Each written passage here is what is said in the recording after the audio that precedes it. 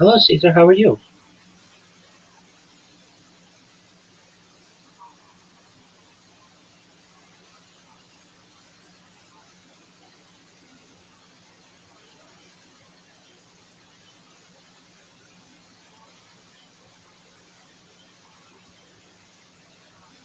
I have.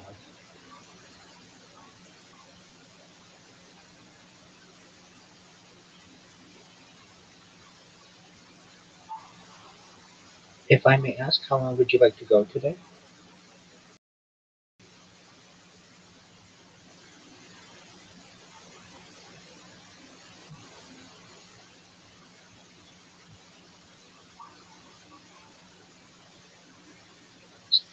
Absolutely. And specifically, what do you think that your audience will find most interesting?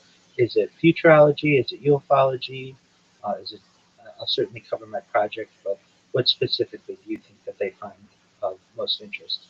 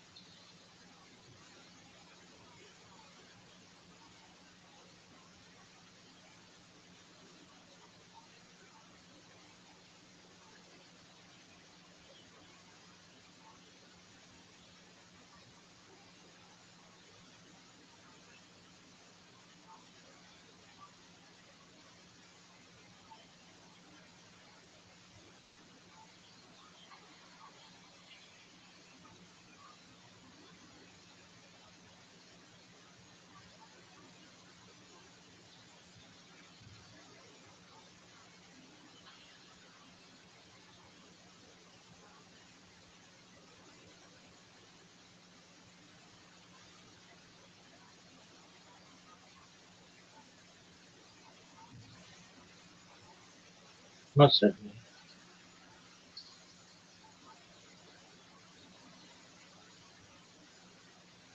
So, if you don't mind, just like a basic outline, perhaps I'll give an introduction of who I am and what I do. I do talk a little bit about futurology and a little bit about uh, the topics that I cover within futurology, life extension technology, and mind uploading technology. And then we can certainly go into some of the more spiritual aspects of humanity and what we believe as Jews and what perhaps just overall from a humanitarian standpoint or humanist standpoint is believed. And yeah,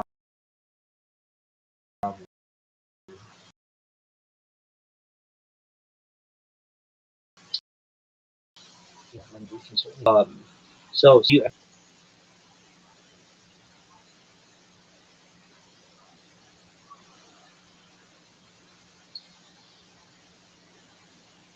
okay?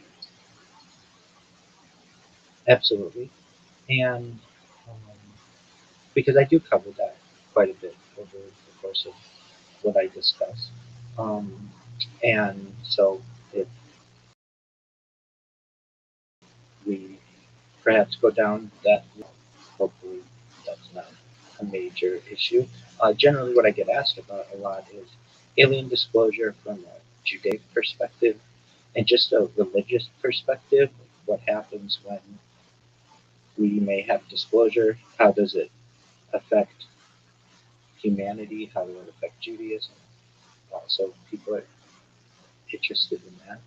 And um, then, let's see, um, we can certainly get into like what would happen if we had alien disclosure and give kind of from a Judaic perspective, a speculative perspective of what that may be.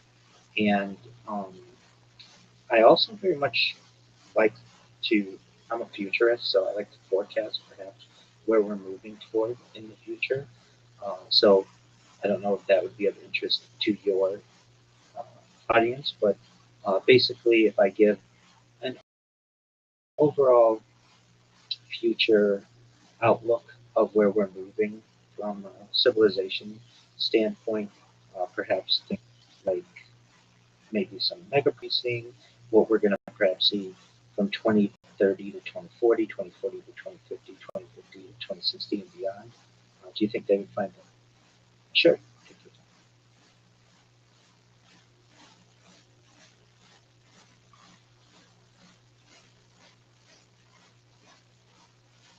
time. Yeah, 2030 to 2040, 2040 to 2050, 2050 to 2060 and beyond.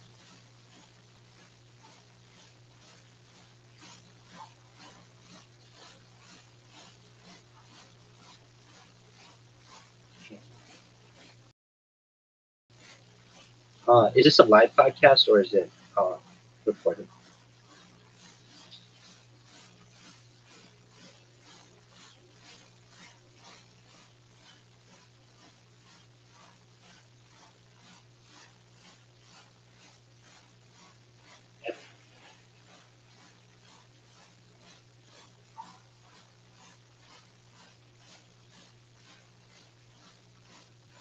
Excellent. And as I understand, using Riverside, uh, I stay in the room after we're done and let it upload, correct?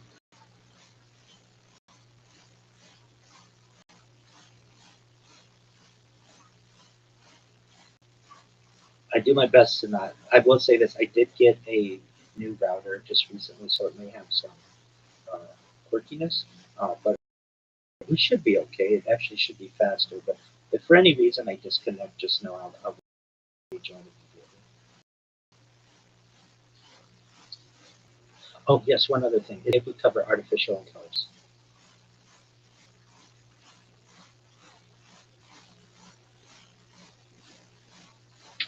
okay, excellent. Well, I am ready when you are. God willing.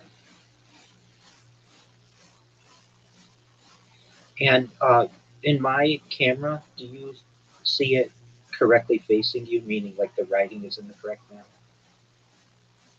Excellent. Okay, great.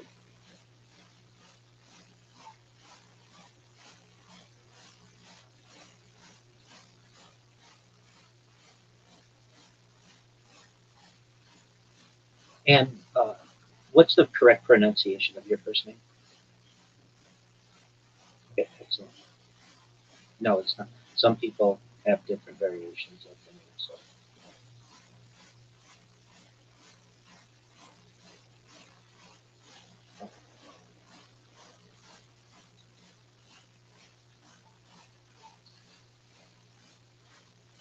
absolutely. Firstly, thank you for the opportunity to be here. My name is Rabbi Rothschild. I stream my life 24 hours a day, 7 days a week, 365 days a year for world peace. And it's a privilege to be here with you, Caesar.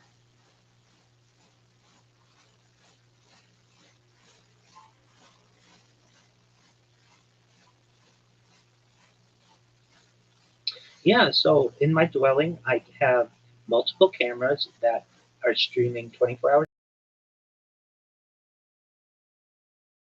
a day, 7 days a week, 365 days a year.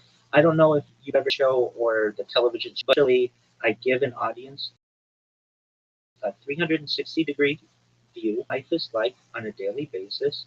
We've seen over the course of the last more than 4 years that I've been doing this, the death of a queen, the birth of AI, the coronation of a king, and everything in between. This is really like a timeline or a time capsule of human achievement. And I think that it's an interesting project. In the past, I might have been a diarist, someone who writes in a diary, or a journalist, someone who writes in a journal. But in the modern age, I have the opportunity to utilize video as my medium, which I do, to give people not just a portal into what my life is like currently, but I think that I am telling a story not just about my life, but about human existence that may be studied by the people of the future.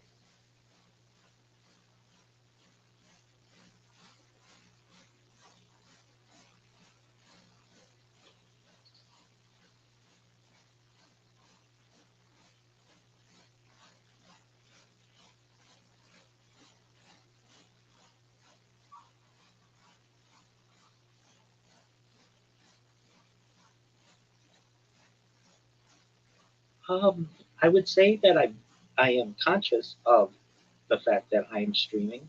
But in terms of wasting time, I think that even that may be of interest to future generations of people. So I don't rush anything necessarily and give people really a 24/7, 365 view into my life. And just like I would have understanding as a viewer that within my own life, and thus we see all the good and the bad that happen with an individual, whether it's laughing and happiness or sadness and frustration.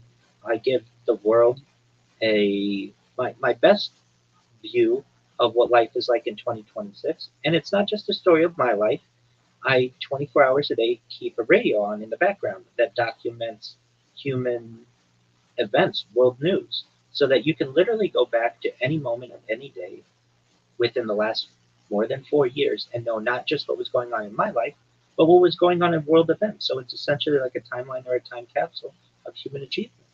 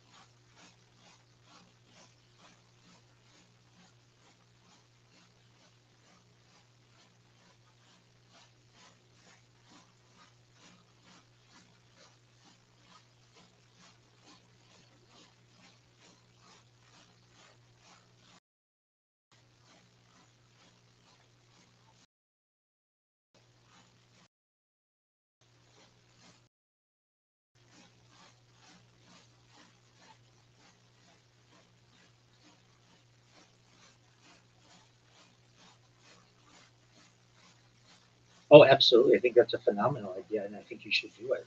I think it would be beneficial for you, beneficial for the interviewee, and for your audience as well. You would basically be documenting life as someone experienced it, and the wisdom that perhaps would be lost would be preserved in your podcast because you had the foresight to be able to archive it. And especially today with data centers and servers throughout the world, the odds are that this type of information may be able to be saved indefinitely, which is really an exciting premise. In the past, much of the archive or the archives of human history had to be like what you're saying on stone or on metal or something that was perhaps able to undergo fire and theft and perhaps some types of breaking or other types of environmental stresses. And we've only gotten a snapshot of what life was like in ancient times and since then. But with the advent of video and the ability to archive data, the opportunities are endless. And you'll be able to preserve that wisdom not just for the 21st century, but in centuries beyond, which I feel is a really exciting premise. So um, I would say I think that you should do that. In addition to the normal podcast that you do, I think that you'll find a lot of value in preserving the wisdom that would otherwise be lost.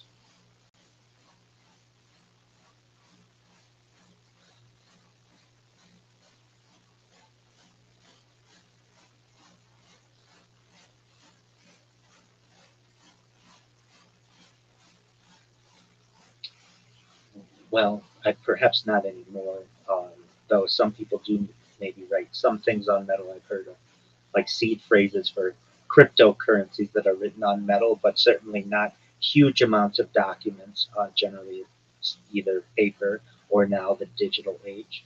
It's just probably too difficult to be able to source that those types of um, materials, and then to be able to preserve them. I mean, just think if you wanted to write an entire book on perhaps stone or metal, you'd have to store it and it would be very difficult to do so, especially in the modern age where storage can become an issue. But with the idea of scanning it or archiving it from a digital sense, the opportunities are endless, especially with the growth of the digital world.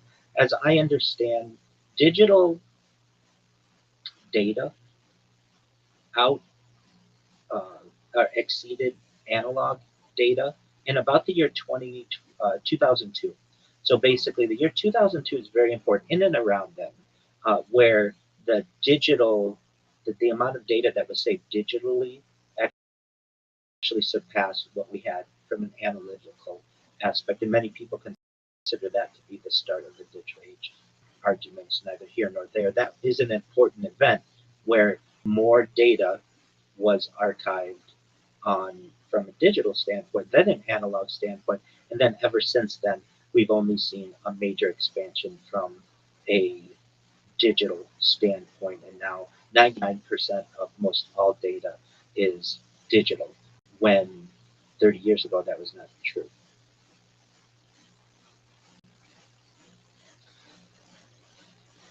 Well, that's an excellent question. How are these things preserved? So we have certainly organizations like Google or Amazon Web Services that have servers that have redundant backups. So there are different locations around the world that where these servers are located. So in case there's any kind of major malfunction or a war or perhaps a major environmental issue or even perhaps a meteor impact, if one of these server facilities were to either be put offline or destroyed for whatever reason, there are redundant backups around the world. So really, it would almost take the entire Earth, something catastrophic occurring. And um, I'm someone who I have certifications in big data, and specifically from Amazon Web Services, and I'm quite impressed with the amount of redundancy that these organizations have created in case anything ever happens. And it's really inspired my project as well. I'm not satisfied with just having one stream going at any given time.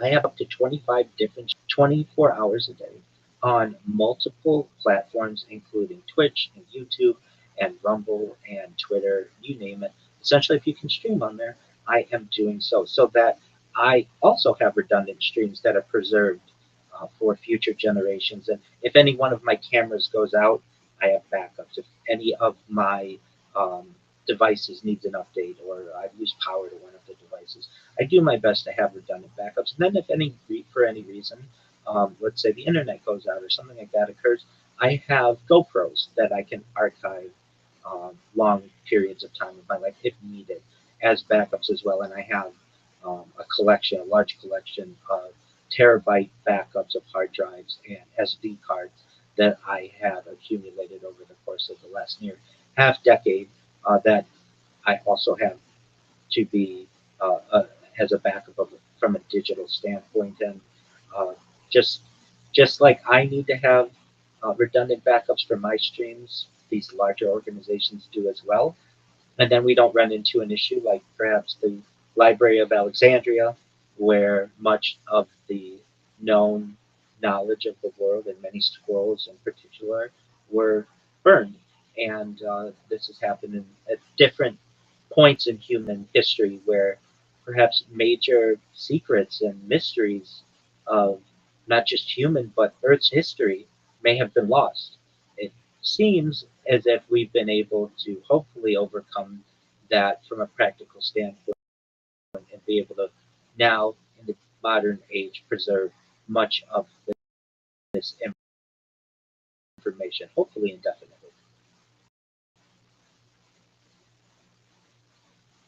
That's correct. Much of it is a mystery. Now we do have some like Egyptian history, religion texts that were able to be saved, but many of the scrolls there were not.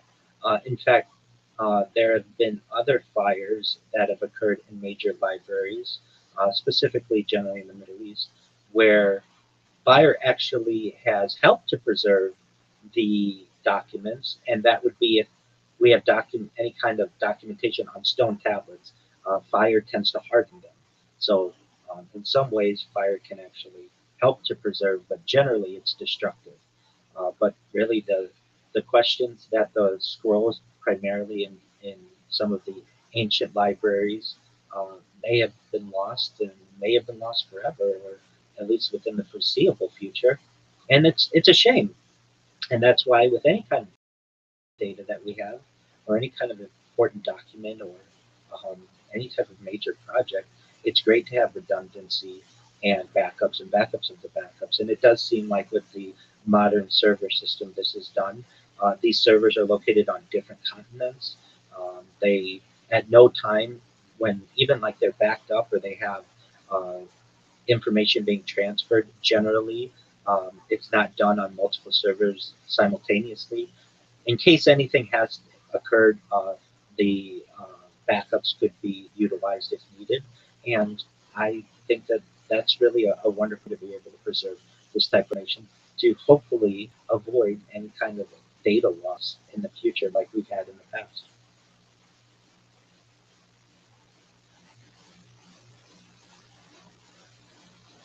Most certainly.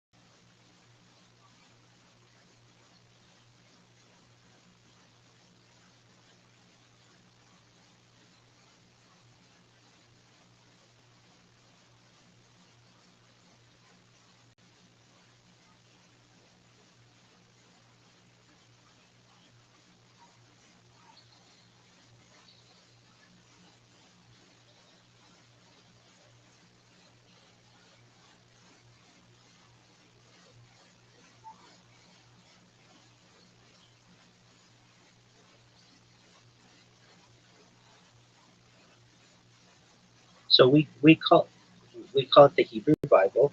And just to lend some clarification, uh, the the Book of Thomas, or the Gospel of Thomas, was discovered in Egypt in 1945.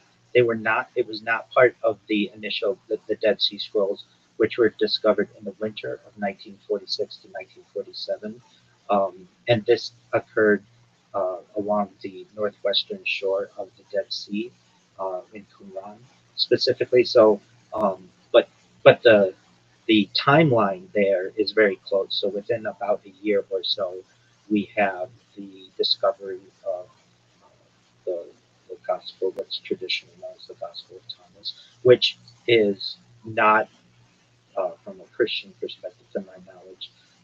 It's a non-canonical Gnostic text, um, and then we have the Dead Sea Scrolls with their discovery in between 1946 and 1947 by which is just an amazing story. Bedouin goat herders. I just think that that's just a phenomenal idea that some goat in a cave near an were able to find the Dead Sea Scrolls and then really be able to find some fragments of the Book of Enoch that were discovered within that, and generally they're in Aramaic, and uh, these are these are also, at least the Book of Enoch is not part of the Hebrew Bible, but it is.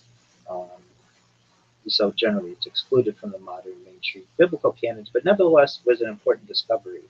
And with what you're saying, these are discoveries that occurred within the last 100 years. And especially with the advancements in technology, with things like LIDAR or ground penetrating radar, there may be other secrets that still exist in some of these areas. And you brought up another really important point. Why weren't these included in traditional religious canons? Many of the reasons had to be for diplomatic reasons. Some of them had to do with consistency reasons. Uh, some just really had to do with uh, perhaps ensuring a certain doctrine was followed. And the people who made these decisions generally were groups of learned men. Women were generally excluded from these types of discussions. And it's unfortunate that it wasn't really a democratic process. It was very much either an aristocratic process or certainly a theocratic or body that made these decisions. And who is to say that they were the correct decisions to be made? And again, important documents don't still exist, and some other perhaps cave somewhere or underground. And many of these areas where these items are preserved are either like UNESCO heritage sites or they're protected by one government body or another. And the ability for archaeologists to really be able to find more similar types of documents is sometimes limited. And hopefully, in the next 100 years or so, if anything else still does exist, we would perhaps be able to discover it and share it with the world because much of this information is very interesting.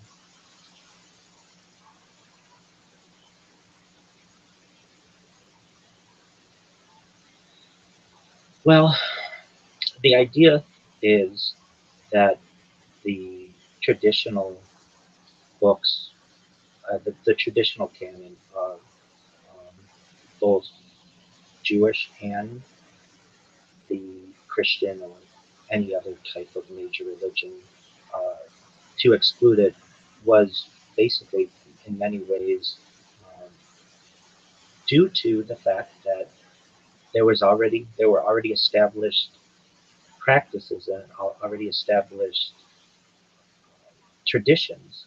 And while it is something that really mainstream Judaism and really, as I understand, most Christian denominations reject from the biblical canon, it wasn't just for one reason. There's contested authorship and dating. So the um, to give people an idea, who was Enoch? This is the great grandfather of Noah, and there's the thought, most certainly, yes. And so scholars agree that this book was perhaps compiled by multiple authors. We don't know who they are, but generally between 300 before the Common Era and the first century of before the Common Era. And perhaps there was some prophetic inspiration that was believed to have ceased perhaps around 450 before the Common Era. From the Jewish perspective, scholars excluded it.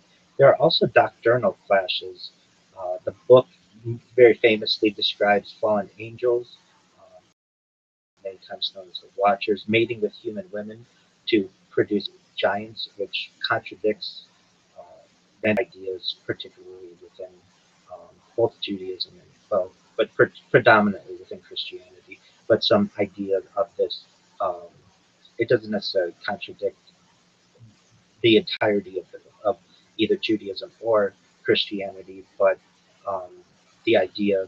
at least within, as I understand Christianity, that angels are non-sexual beings. There is some contradiction there.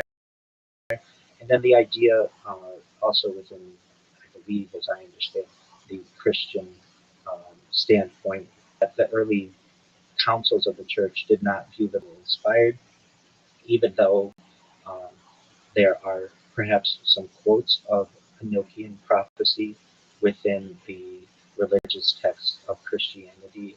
Many of the councils determined that quoting a non-biblical text did not validate the entire work as scripture. So generally, it's considered apocryphal. And though there is what you were saying, one Christian group that does consider the Book of Enoch as canonical scripture, and I believe you're correct, it's the Ethiopian Orthodox do lend that credence to the Book of Enoch. But generally, within Judaism, it's it's not part of our Hebrew Bible, and generally within most Christian denominations, it is not considered part of their religious their canon. Though um, some do consider it apocryphal. Most certainly. Um,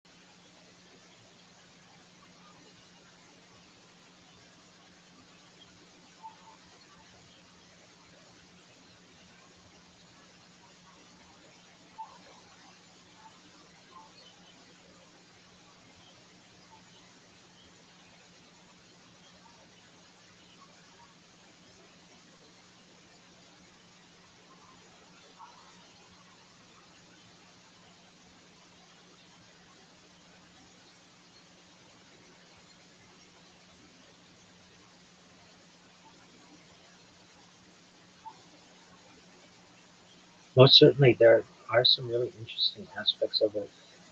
Also, the origin of demons. Generally, mainstream scriptures don't explain where demons come from, but the Book of Enoch offers an origin story.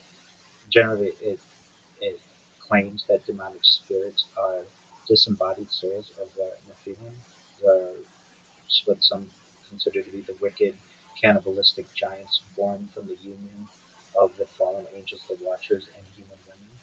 Um, Having been found in the Dead Sea Scrolls, the the complete text was thought to have been lost in Europe until it was rediscovered in Ethiopia in at the towards the end of the 18th century, um, and then to be able to find multiple fragments from the book in Aramaic among the Dead Sea Scrolls towards the mid 20th century provided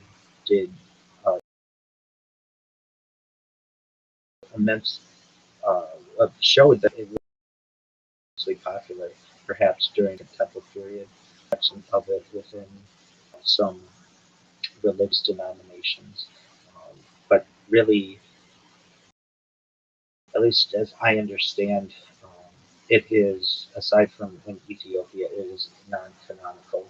And the idea that we can perhaps get into of where the the origin or where we get some of these I would say that the idea of fallen angels might be of interest.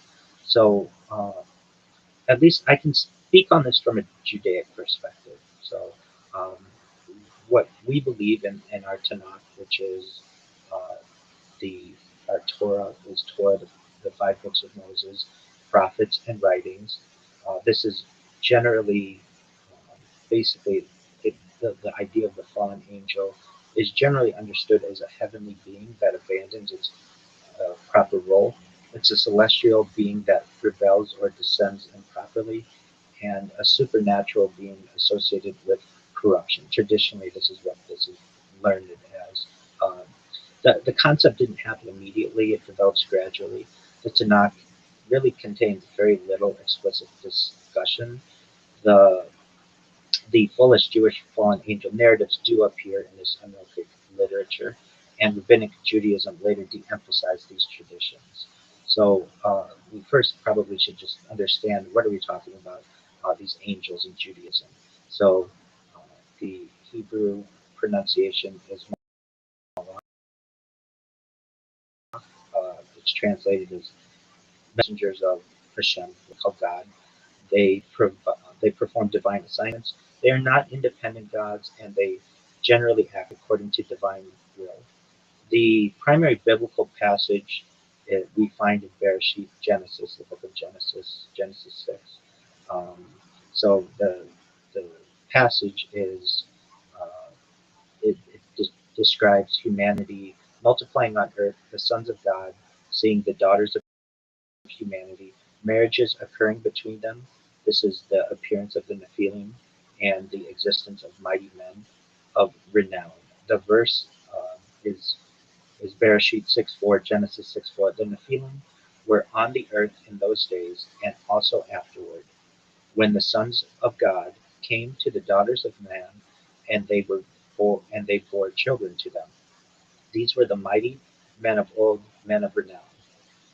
So the idea, some key terms in here are sons of God, certainly Nephilim. This is many times translated as fallen ones. Those who are fallen giants in traditional translations are violent ones. And the great question exists: who, like, were the sons of God angels? Uh, Ancient Jewish interpretations generally argue sons of God does mean angels. Human women were the daughters of men, and the Nephilim were the offspring. There is another view of this that this could be human rulers. Many rabbinic authorities later argue that sons of God means rulers or nobles. The biblical text never explicitly, it does remain somewhat of a mystery, both until today. Now, as we discussed a little earlier about the interest in this in Second Temple Judaism, there's this idea of the development of the Watchers. So basically, when we talk about Second Temple Judaism, we're talking about between 500 before the Common Era and 70 of the Common Era, essentially the fall of the Second Temple in Jerusalem.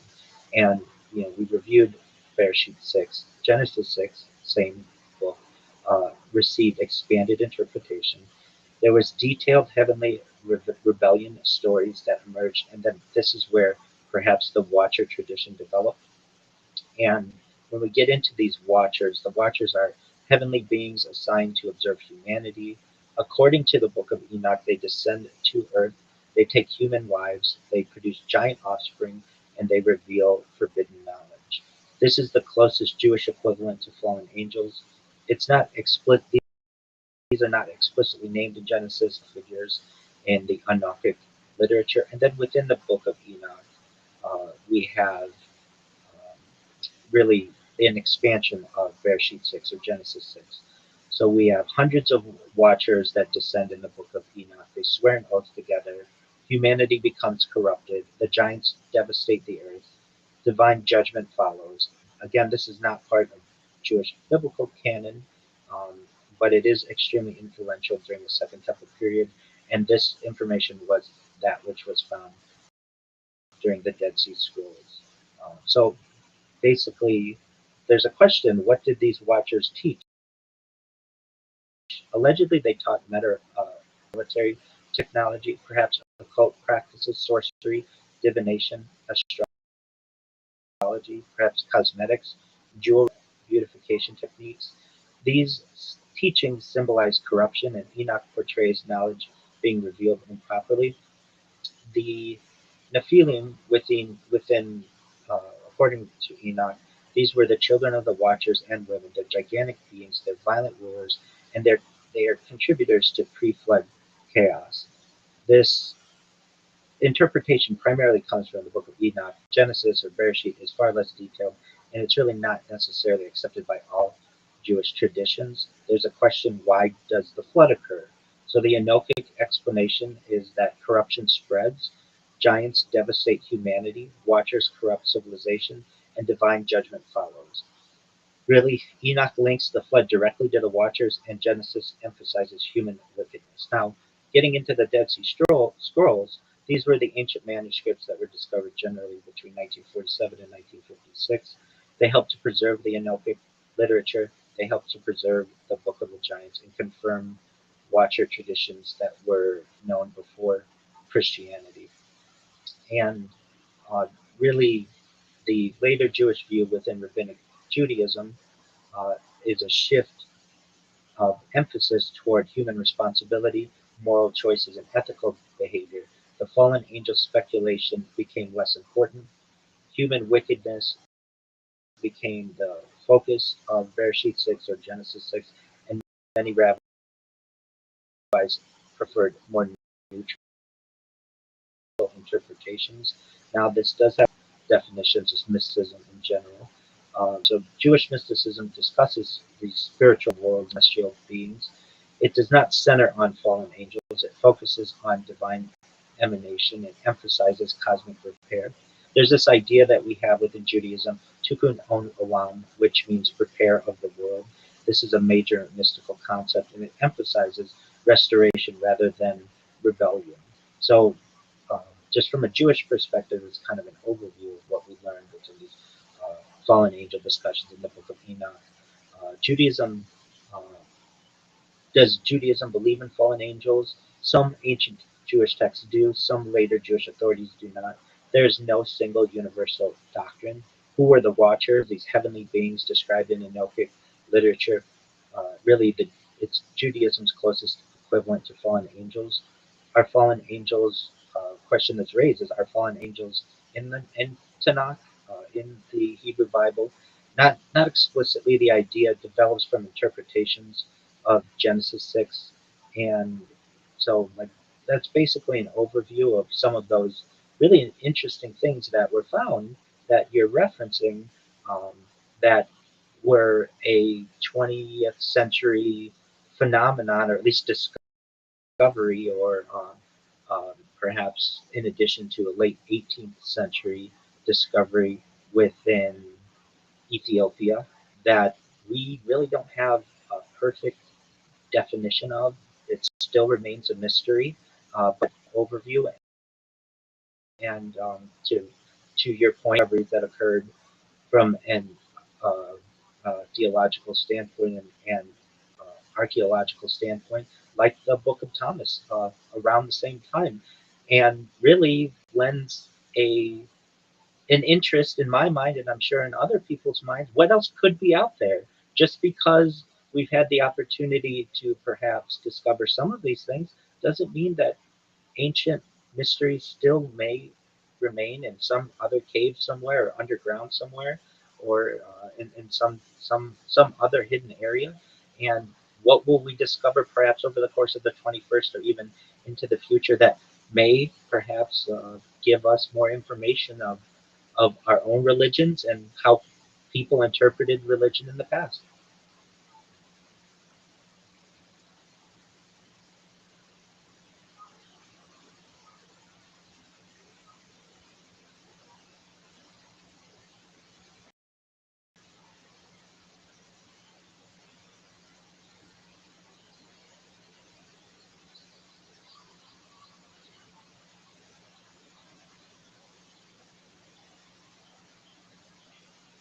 Well, uh, we could say that, yeah, they're heavenly beings assigned to observe humanity.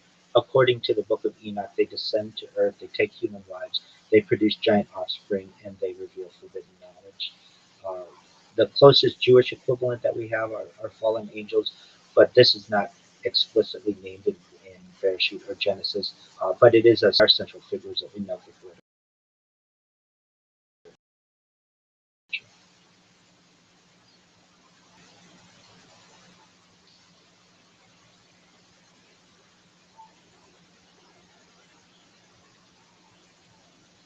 Well, the first question was Noah considered a purebred human?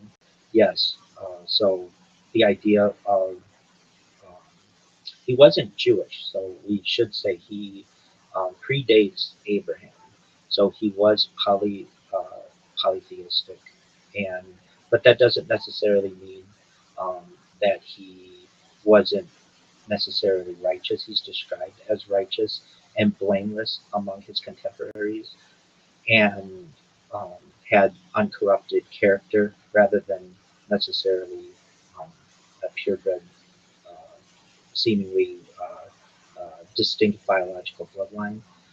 Some texts do suggest that his lineage was physically unblemished and preserved from contamination by fallen angels or the Nephilim. Um, Now, the Nephilim, I think the second part of your question was were the Nephilim wiped out in the flood? Was that your question? Excellent. So, according to at least biblical narrative, all the Nephilim alive at the time of the flood perished in the waters. The Hebrew Bible notes that they reappeared after the flood, leading to various theological theories on how they or their genetic traits return, such as through the wives of Noah. There are different theories that emerge. The topic generally of like how giants reappeared in the Bible has been widely debated by theologians and scholars for centuries. Some of the theories are a post-flood union theory. This view suggests that additional fallen angels descended after the flood and cohabited with human women, creating a new generation of Nephilim. There's a genetic carrier theory. Some scholars and commentators propose that Noah's sons or their wives carried the Nephilim genetics either actively or as dormant traits through the ark, which perhaps later manifested in subsequent generations. There's a legend or exaggeration theory. Some historians and biblical interpreters believe that Nephilim became a generic term for exceptionally large warriors, like the Anakim and Rephaim in later generations, which suggests that the fearful report of giants, specifically what we find in Numbers, was perhaps exaggerated by Israelite spies to discourage the conquest of Canaan. Uh, there are some different interpretations, and then the idea perhaps of the survival of King Og. Some ancient Jewish traditions, including some commentaries, propose that King Og of Bashan physically survived the flood by clinging to the side of the ark or by having a stature so immense that the waters only reached his ankles. But generally, the idea is that the Nephilim who were alive at the time of the flood perished, and the idea of Noah generally is considered he was fully human, and while not Jewish, certainly was considered to have some righteousness.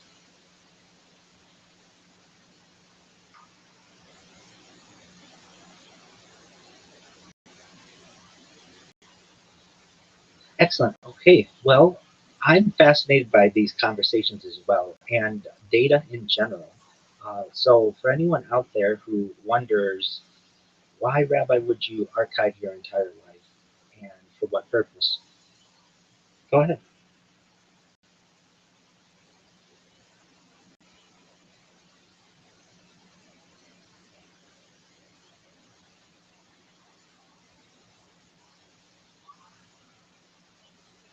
Oh, most certainly. So, first and foremost, the easiest way to view my life 24/7, 365 is to type Rabbi Rothschild, RABBI space ROTHSCHILD into YouTube and filter by live. I cannot emphasize that enough. You want to filter by live because then you can view many of my streams at once, a basic multi stream as opposed to just one angle. And you can view that multi-stream 24 hours a day, 7 days a week, 365 days a year. Additionally, you can connect with me 24 hours a day in discord.me/rabbi. I take questions on religion, on secular topics. I lend pastoral support to a community. I certainly help people with issues from employment to relationships to positivity. We play games, we watch sports, we watch movies. If you are ever out there and you're looking to connect with someone, come to my Discord. I'm always available 24 hours a day. I will do my best to be you in any way that I can help. Moreover, you can find my social media at linktree.com/Rabbi Rothschild. And I mean it when I say I think it's arguable that I have more social media than any person on earth. I have over 100 YouTube accounts, over 200 Instagram accounts, over 500 Twitch accounts, over 1,000 TikTok accounts, over 2,000 Twitter accounts, over 5,000 Blue Sky accounts, and over 10,000 Kick accounts. When I go viral, God willing, I do. Anyone who hears what I'm saying, including you, Caesar, and anyone else, I want to take away all of your problems, perhaps, if you've ever had them financially. I want to give you the opportunity to have generational wealth. I want to be able to monetize my streams and my social media and to be a spokesperson for different organizations, take all of that money and be able to give it back to individuals so that you have generational wealth, that you all are able to start charities and philanthropic organizations of your own, and God willing, someday perhaps be able to ensure that your family never has to worry about anything and can focus on that which they find to be of enjoyment. Moreover, you can read my writings, which are available on my blog, which is rabbirothschild.medium.com. I write certainly on topics, but really what's a fascination to me is technology, is AI, is futurism, even perhaps into the very far-reaching aspects of humanity. I love to talk about topics like anti-gravity, antimatter, faster than light travel, faster than light communication, things like perhaps space elevators, space tourism, terraforming of other planets, interstellar travel, technology like perhaps teleportation, telekinesis, telepathy, ideas like Santa Claus machines. Many people don't know what a Santa Claus machine is. It's essentially a replicator that you would see perhaps in some type of Star Trek episode that is a 3D printer essentially connected to all of the different elements of the world, or really of the known world or known universe, that can create anything that you want at the push of a button. So think of a 3D printer, but instead of using plastic, it can use anything.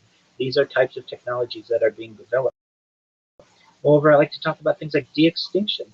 People don't know this, but the first de-extinction has already taken place from one, depends how you want to define de-extinction, but what we're talking about is a type of species that was once extinct and at least bringing it back to life or being able to hybridize it in some way to be able to at least take some of those once prominent genes and be able to insert them into a living species.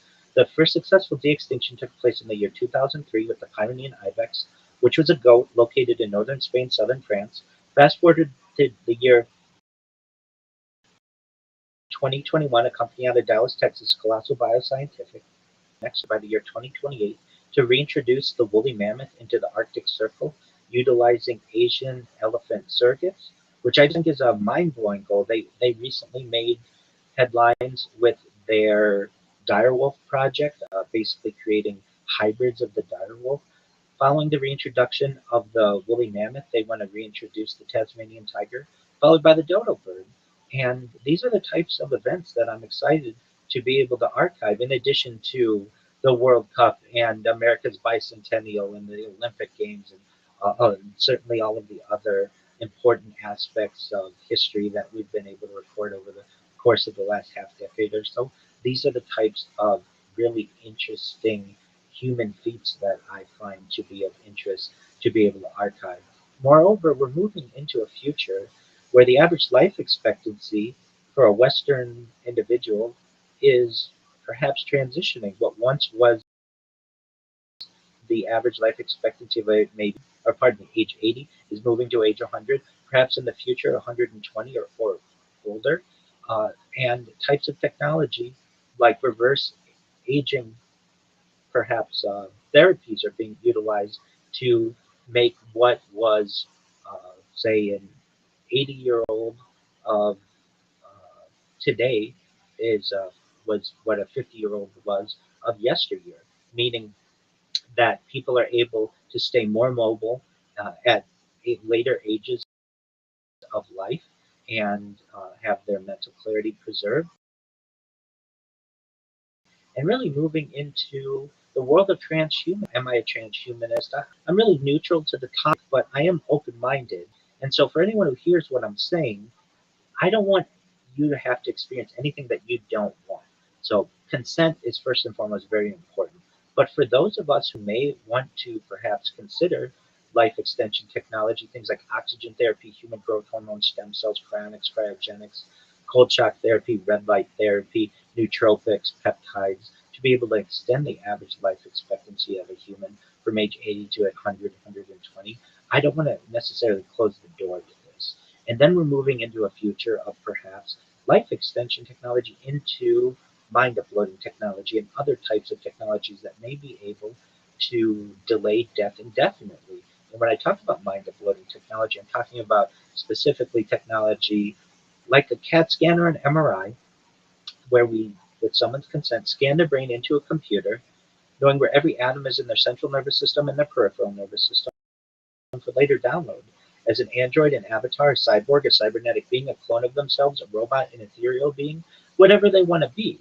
But what I'm saying to you and saying to your audience is that within a generation or two, or perhaps even this generation, we may have some people who may have the opportunity to either delay death indefinitely or be able to preserve life and have some type of digital immortality, which I feel is a very exciting opportunity for those who want to experience it. For those who don't, I think that you should have the right to be able to live as long as you want without any type of forcing you to do anything that you don't want. But the idea that is that, and many scientists have predicted that the first person to live past year 200 has already been born, and perhaps much technology may be able to be used to allow them to avoid death indefinitely. And that to me is a really exciting opportunity. Moreover, types of technology like revivification. What do I mean by revivification? I mean people who were once dead being able to use technology to perhaps bring them back to life. Now, some people may say, how is that going to happen? Their body's decomposed. Is it their real brain? Those are questions for the future. But essentially, the idea is that we may be able to reverse engineer someone's DNA and put it in a clone of themselves, and perhaps using either photography or video or even just audio, some type of recording of them, be able to create some type of version of what their personality would be, perhaps some of their memories, and be able to bring back what we would once have considered to be a dead individual into some type of living condition. Now, is it the same person? Is it the same soul? These are all that are not for me to decide, but um, these are opportunities that perhaps this generation and the coming generations will have to at least may have some experience with. We already see in small mammals memory transfer from one animal to another. Essentially, you can take mice as an example and put them through a maze. You take mouse A, it's able to complete the maze, correct, and then using types of brain computer interfaces or um, really generate the memory that of the neurons, the idea of the proper path through the maze, and transfer that into mouse B, and mouse B is able to do the maze the first time exactly correctly. That's considered in many ways a successful memory transfer. And if we can do that with small mammals, who's to say we wouldn't be able to do that with humans in the future? We're really at the precipice of something really amazing where we are evolving from one type of traditional Homo sapien into some type of hybrid individual that is able to extend the normal life expectancy that it once had, that is able to perhaps delay death or reverse age, and then perhaps be able to transfer memories, personality, and other aspects of what we consider to make us human into another being, and perhaps be able to avoid death indefinitely and create some kind of indefinite digital immortality? These are just extremely important questions that I don't necessarily being had or don't hear being had. Generally, people are more worried about how many Instagram followers they have, or perhaps what their favorite restaurant is, and that the review of that.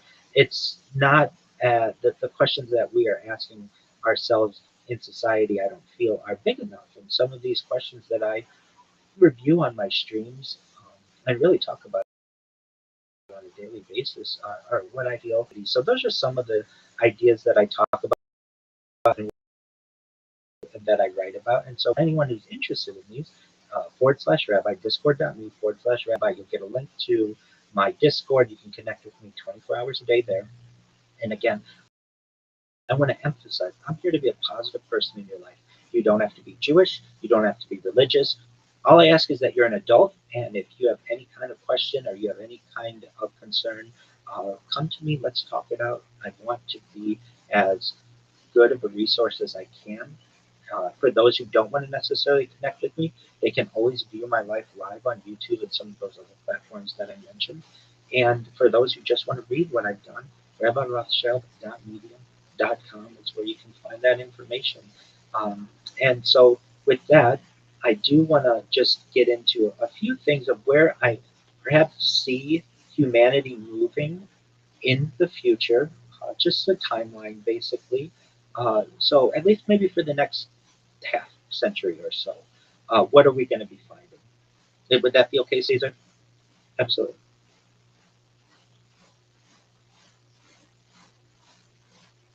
Go ahead.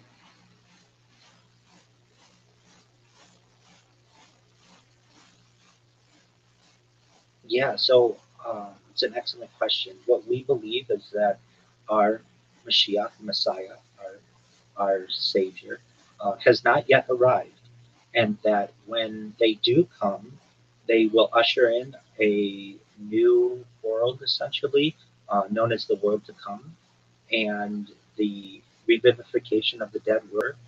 For those people who have already passed, there is a period of the first 11 months of death generally.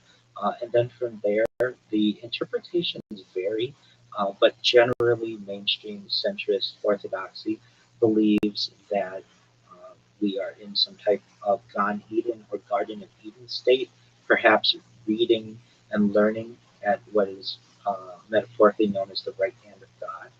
And the idea that perhaps the Messiah figure, Mashiach, will one day come and deliver um, humanity into this world to come, will essentially usher in a world that may be able to avoid death altogether, which would speak to exactly what you're saying. Like, is there some type of um, uh, indefinite future for humanity?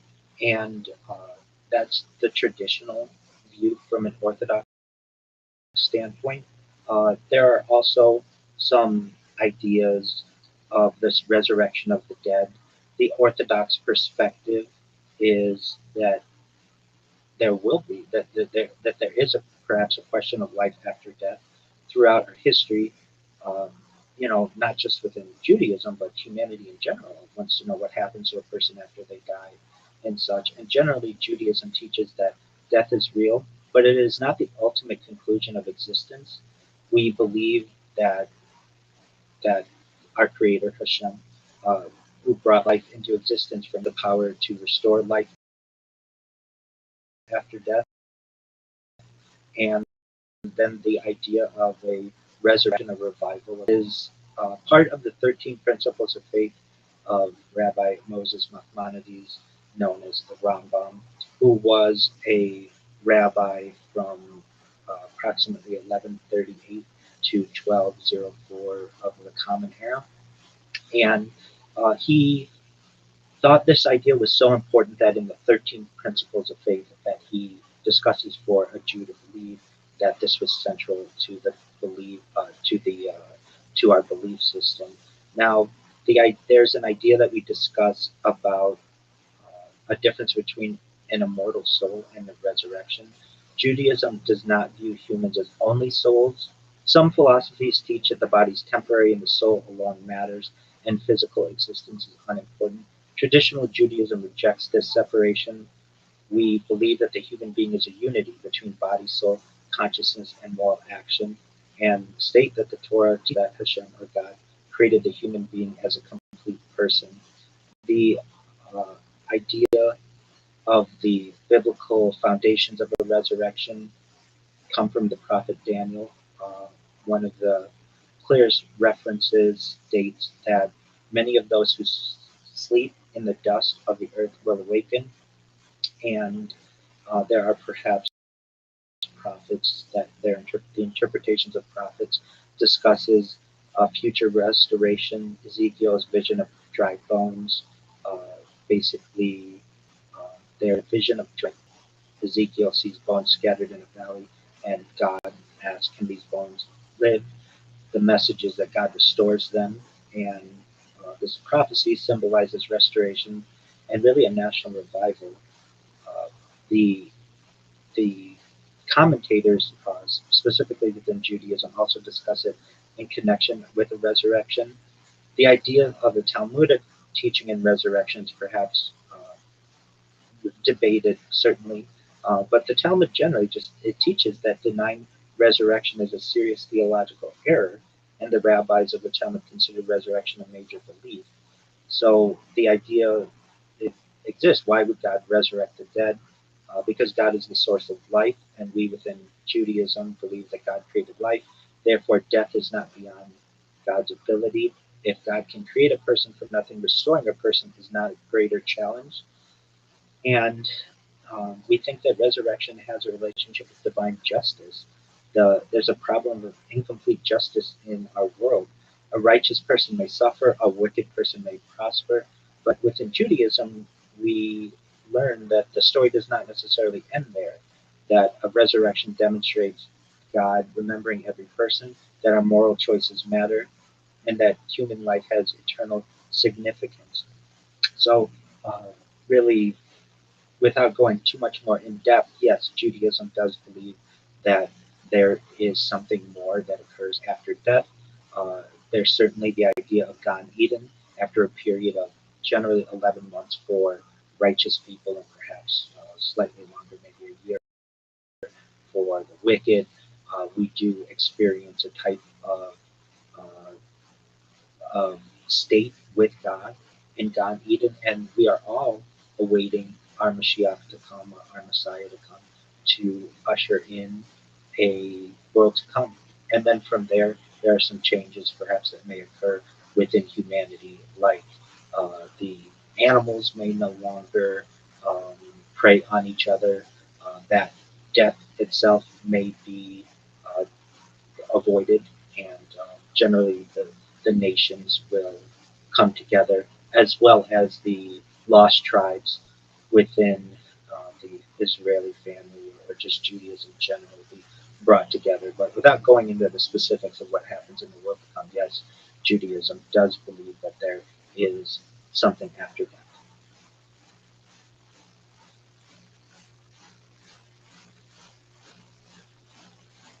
Well, it's an excellent question. I don't necessarily see them as conflicting. The idea of a resurrection of the dead is very similar to what I discussed with revivification, the idea of bringing back someone who was once dead uh, back to life. The idea of the uh, the unknown exists within the scientific field as it does somewhat within a religious field.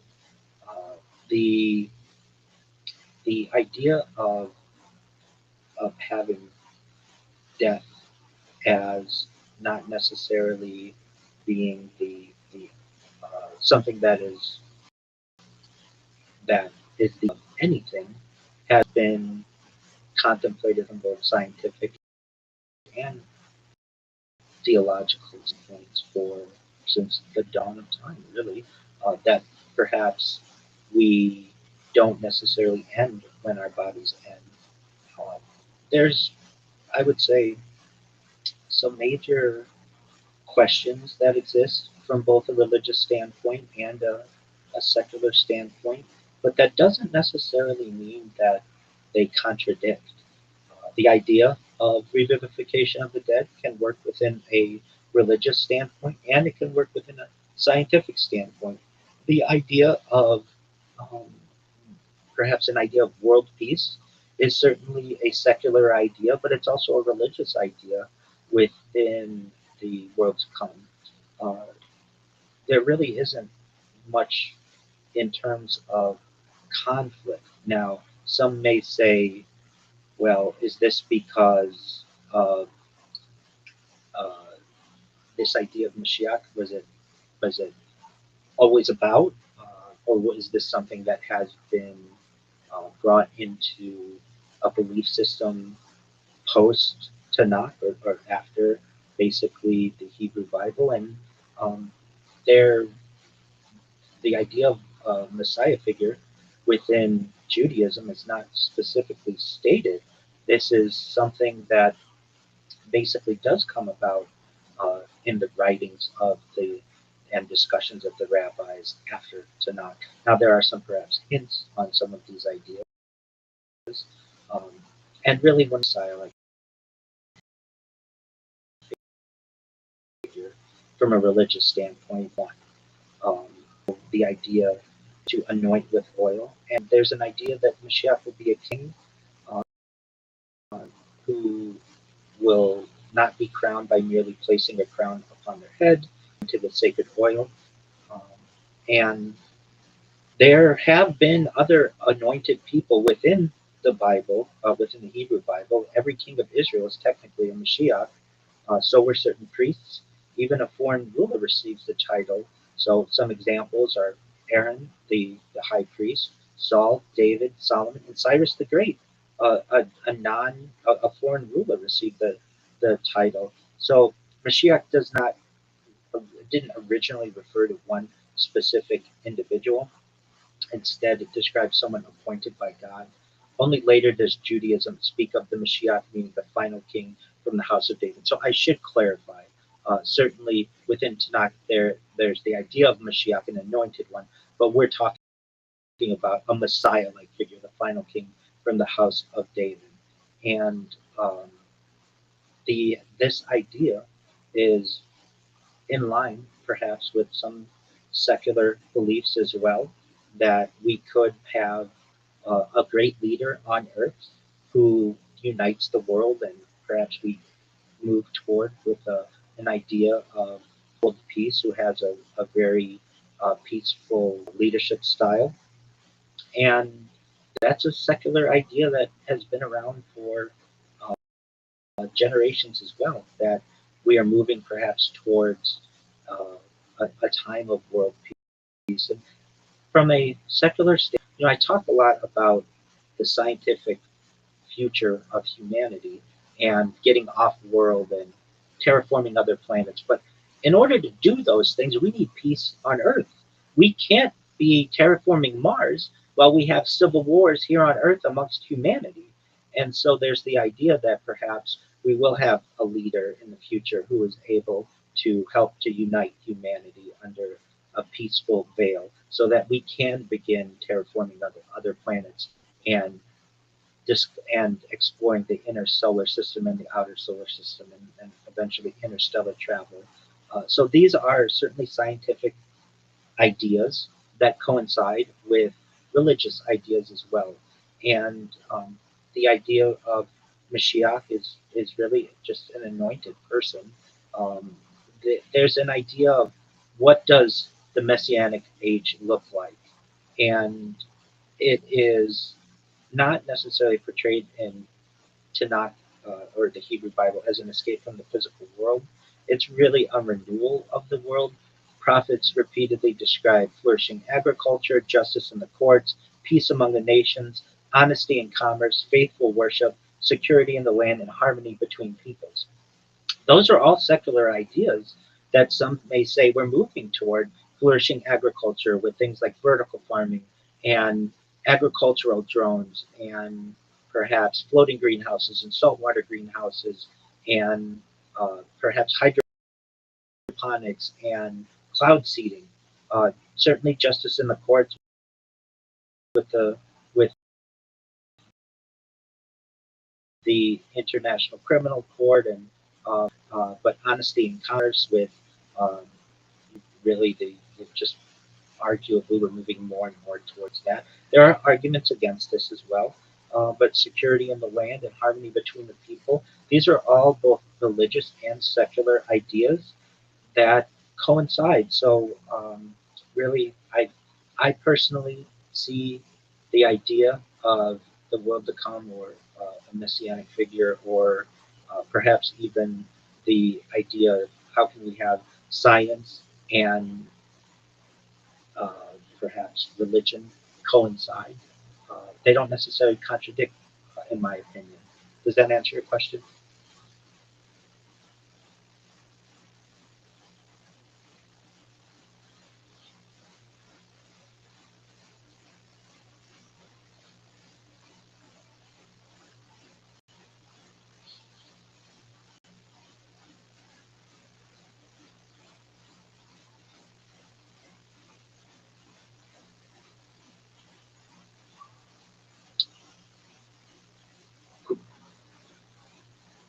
Great question. It depends how you want to define AI.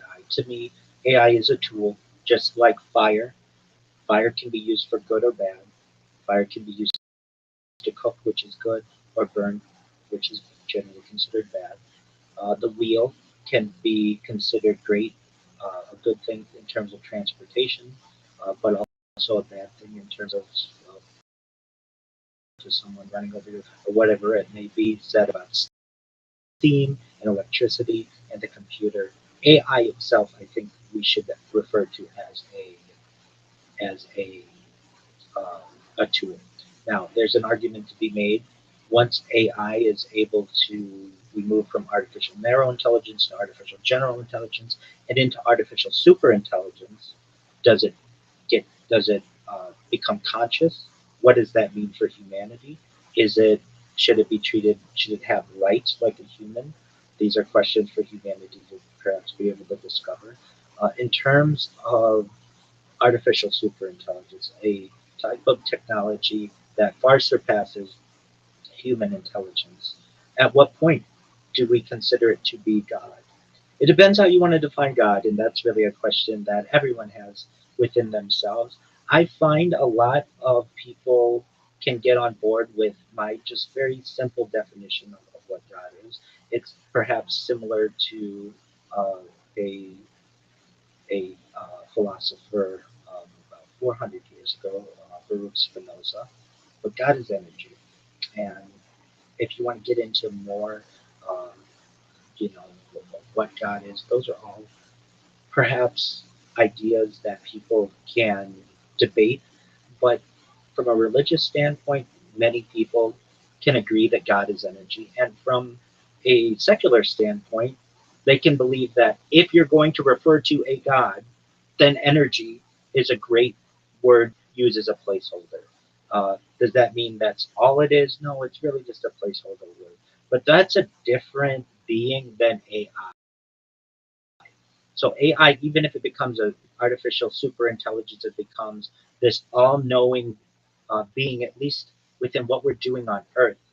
That doesn't mean that perhaps extraterrestrials or other species around not just the galaxy but the universe are don't already have their own AI systems that are far superior than that.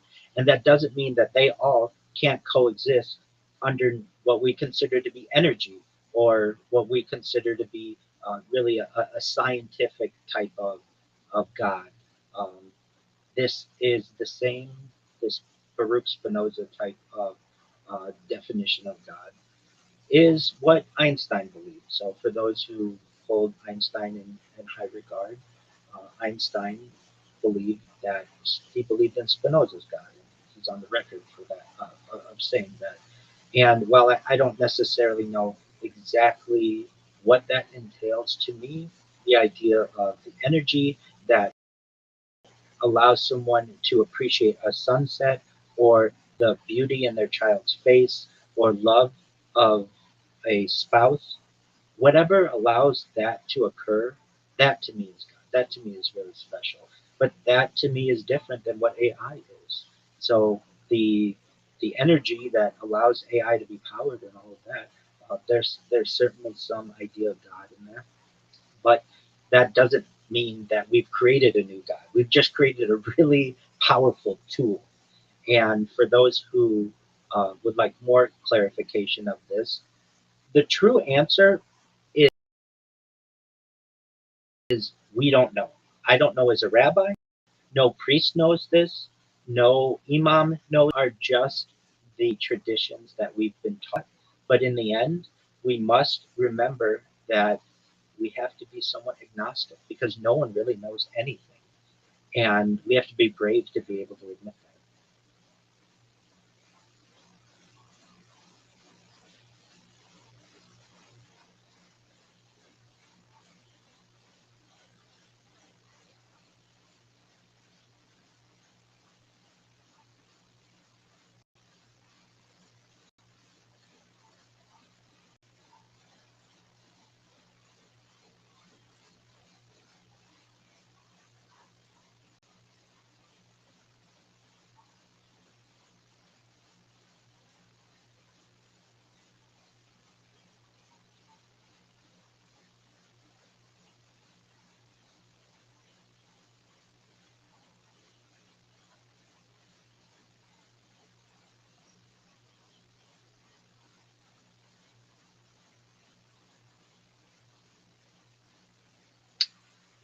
Yes, I can understand how you believe that.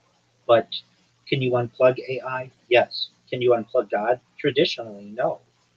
So that's one major difference in it.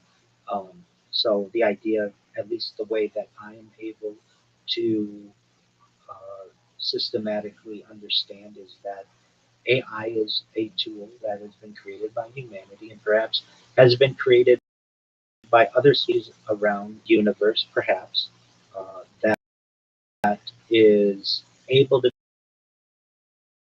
be controlled.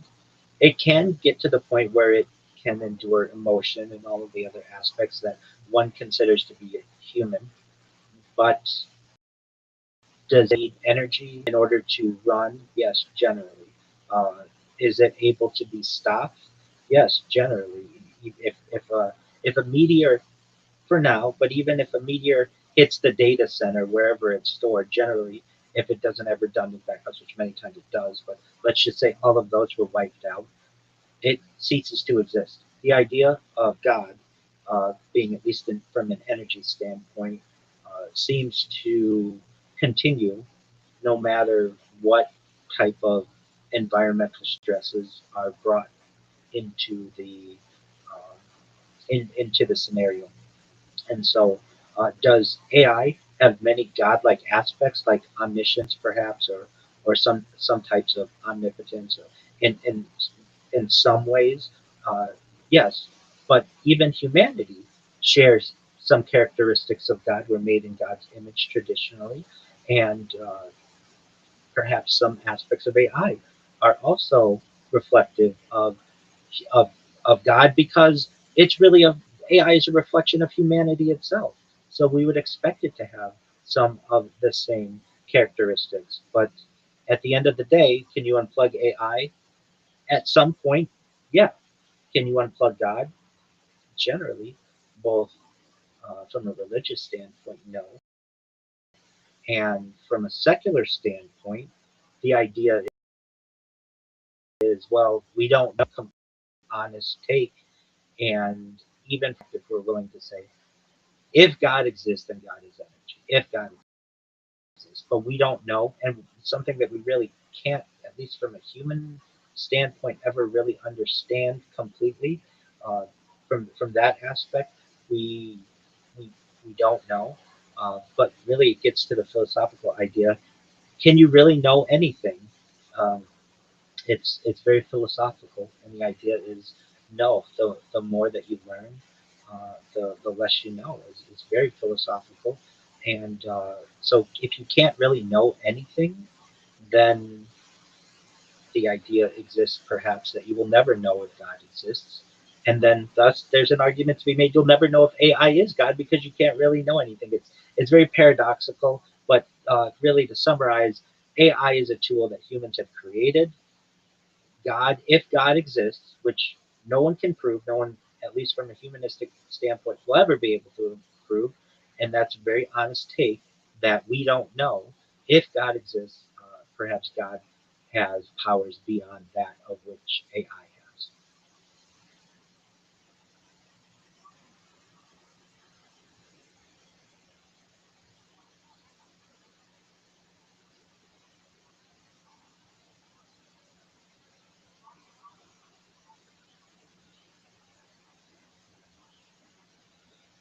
Yeah, um, it depends how you look at it. The idea, generally, come Genesis, really meaning that humanity was uniquely designed to reflect God's character, relational capacity, and purpose on earth. Um, this generally is the consensus that this represents a spiritual and moral likeness rather than a physical one. So when we say, at least from a Judaic standpoint, we believe that God is incorporeal, like basically God doesn't have a body. But we still can understand that God created mankind in his own image, and in the image of God who created us, generally it goes into the idea of male and female. However, this, as we can see in the modern age, um, many people feel that that might be a limited scope. And if we really move into a world, uh, the future, and someone can perhaps be a man for 100 years and then maybe want to upload their mind into a equivalent of them, well, then perhaps that's some type of transhuman like opportunity that wasn't foreseen in the Bible, and that the idea of the Bible may be for an epic or like a time, it may have a time and place on earth and may be well respected. But as we get off planet and as we begin to perhaps just explore the stars, the idea that the Bible have very bearing on us as be interpreted as perhaps familial traditions is yet to be decided. But uh, as we have seen, the idea of God making man in his own image generally is that the human race was granted a particular likeness of God, but it doesn't mean that we were granted everything from God. Just there's a particular likeness there, and that uh,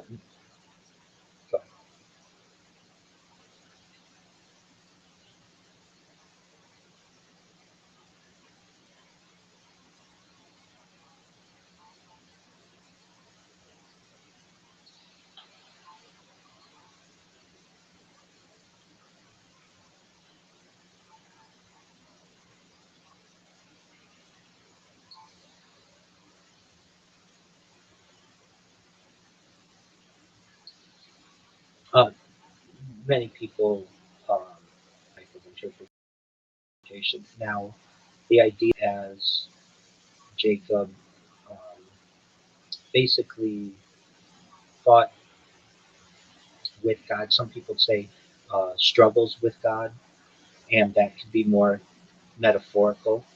Um, the the idea is that it perhaps could have been a uh, not God necessarily, God himself. Perhaps it was a messenger, but there's certainly the idea that this stranger, whatever it was, asked Jacob for his name, and by answering Jacob, he essentially that he was manipulative. There was a and the figure who Jacob eventually realized was God himself gave him a new name, Israel. And so God explained that the new name meant he struggles with God, which is what Israel means. Um, and the idea is because you have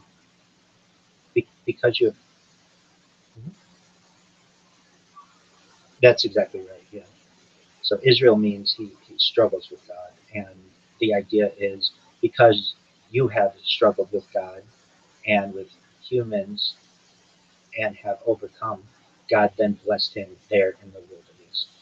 So the idea is, could a human defeat God from a realistic standpoint? I mean, traditionally you would say no, it's impossible. God's all powerful and all knowing and all of those things. So perhaps this is metaphorical, and this is there was a mysterious figure who Jacob eventually realized was God. It could be metaphorical as well. But yes, the country of Israel, the nation of Israel, takes its name from this event, meaning he struggles with God.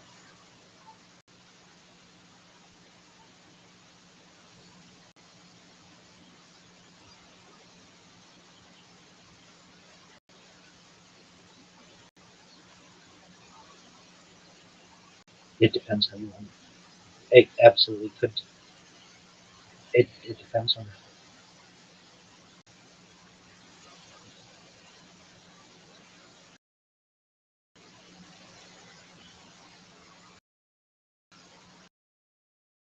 most certainly. It's up to interpretation. Um, wrestles or fights with God. Um, it is metaphorical in some ways, because could a human really fight with God or struggle with God? Uh, Perhaps if the idea is that when going into the wilderness and the mysterious being that appeared and engaged with Jacob in an intense wrestling match that lasts all night uh, could be some type of internal struggle that Jacob was just experiencing. Uh, Really, we're looking at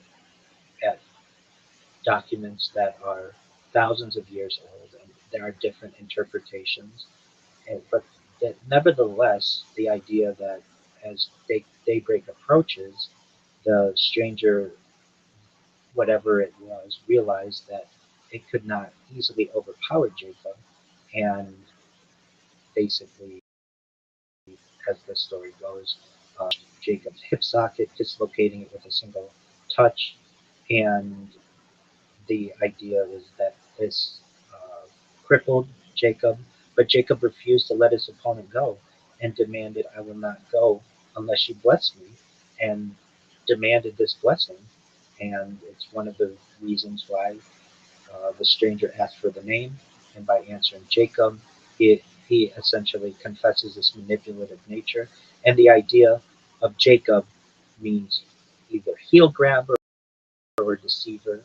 Uh, but that name was then changed to Israel, meaning struggles with God. And the idea of struggling with God from a physical standpoint, as some understand the text to be, but also could be a metaphorical standpoint. There are people who have their own personal struggles with God every single day, or whatever they want to consider it, struggles with life, struggles with themselves, and thus the name of a humanistic struggle with perhaps God in one way or another may be apt or appropriate.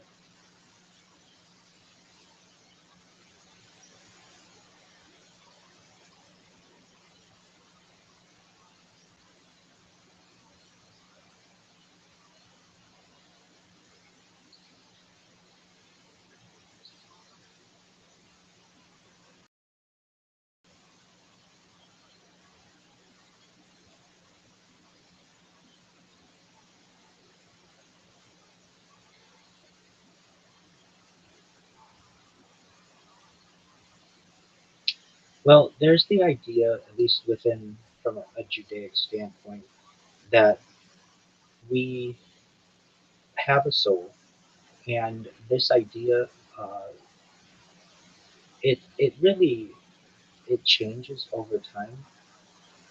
So the idea of the soul before someone was created um, gets into reincarnation.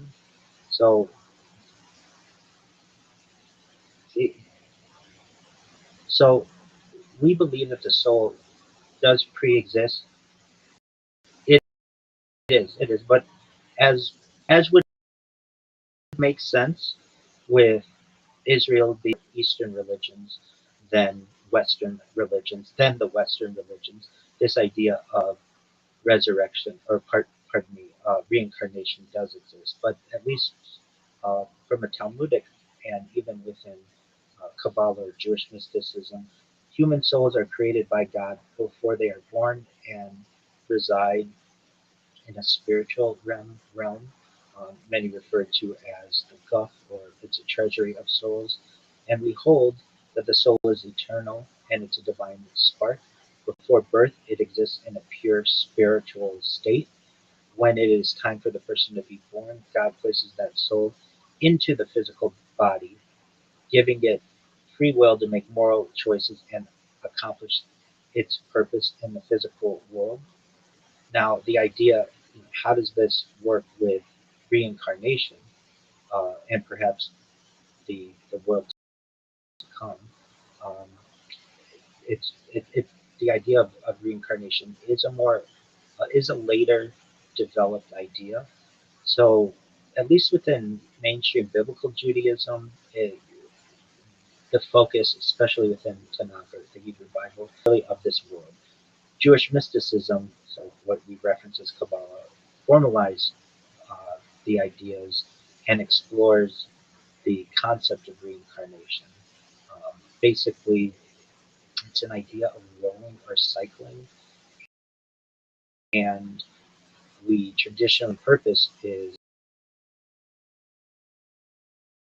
souls return to earth to rectify mistakes and fulfill specific commandments. Else, the concept is that a single soul can inhabit multiple successive bodies until it completes its unique divine mission. And many people find comfort in this, that reincarnation explains cosmic justice, offering an explanation for why good people suffer and providing second chance to achieve spiritual perfection. Now, there's the idea that we talked about a little earlier, the afterlife or Olam Haba. It's basically the world to come. The afterlife uh, does have the idea of that Gan Eden, what many people in other traditions can call heaven, but it's not exactly the same. It's really a realm where the soul enjoys unmatched spiritual closeness to God and reaps the rewards of good deeds. There is a refining process, a temporal state of spiritual cleansing, as I mentioned earlier, 11 months or a maximum of 12 months, where the soul its earthly attachments and sins, then the ultimate future, which is the resurrection of the dead. Now, at least the idea of the soul existing before the it enters the body does. But to be completely candid, no one really knows. These are just traditional belief systems. But from what you're experiencing in your location, uh, the idea of the soul existing before it's in the body is consistent with what we believe as Jews.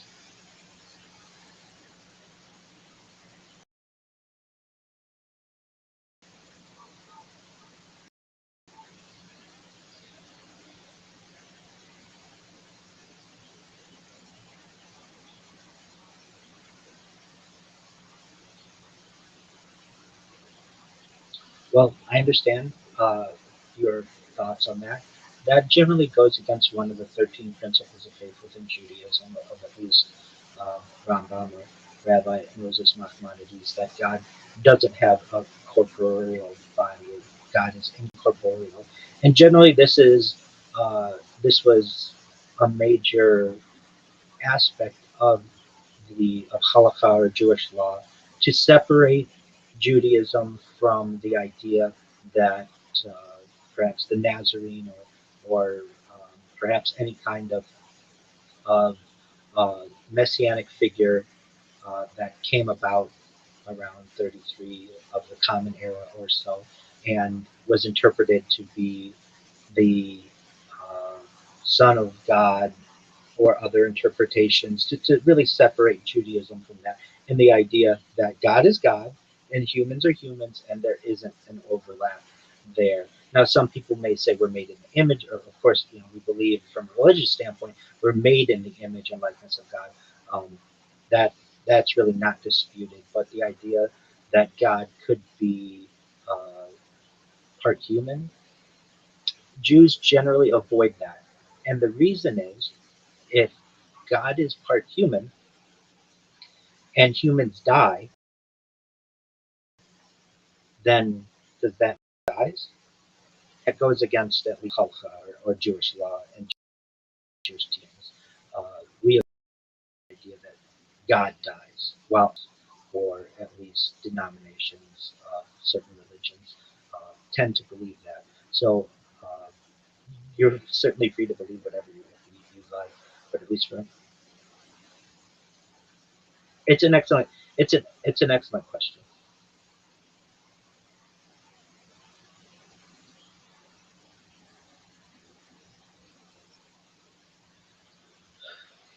Uh, well, it depends how we define the spiritual dimension.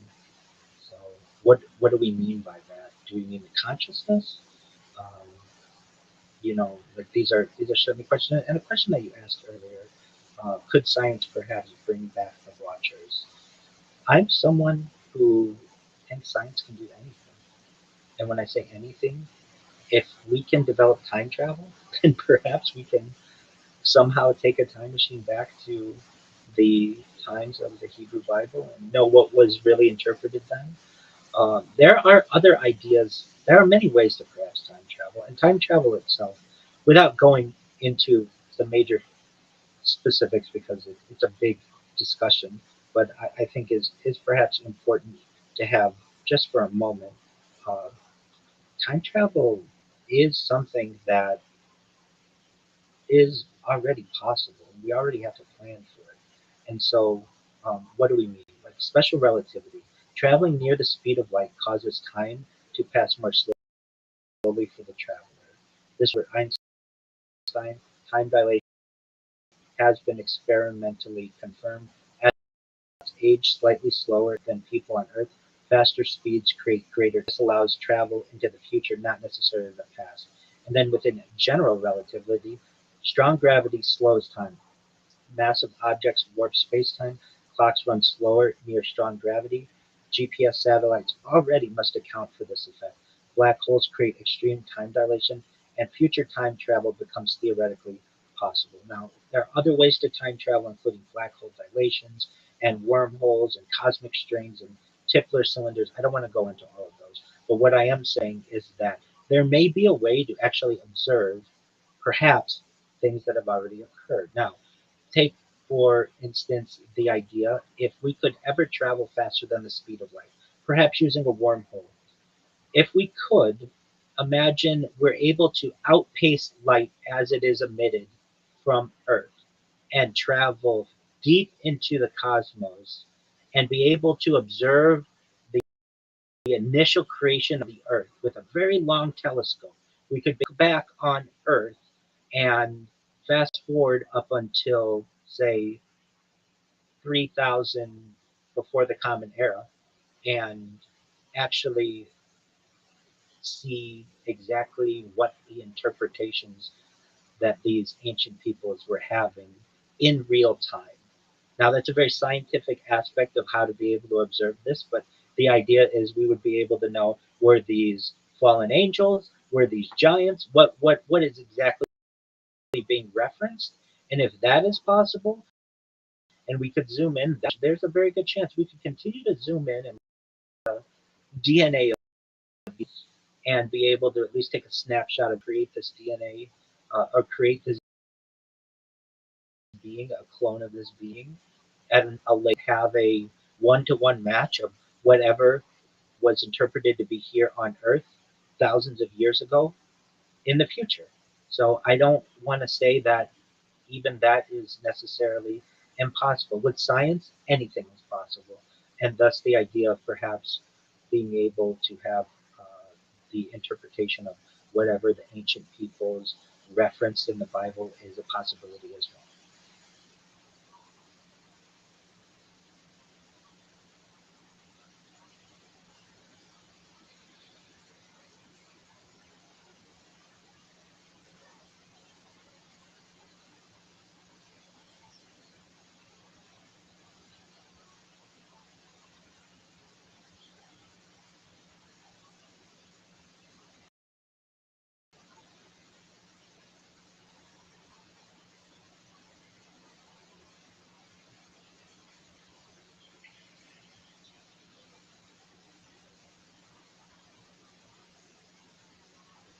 If I told you that I believe that Adam and Eve were the only two and everything went exactly with what we find in Bereshit in the creation story, I would not be truthful. And any rabbi who tells you that is either being irrational or they're being untruthful. So the way that I've heard this interpreted in class and even spoken about it is that perhaps the idea of creation is metaphor. There are interpretations that perhaps Earth might be 7 billion years old or something like that. And that the ancient people, not to say it was a one-to-one correlation, but they were just doing their best to be able to perhaps give a story as to from where they came.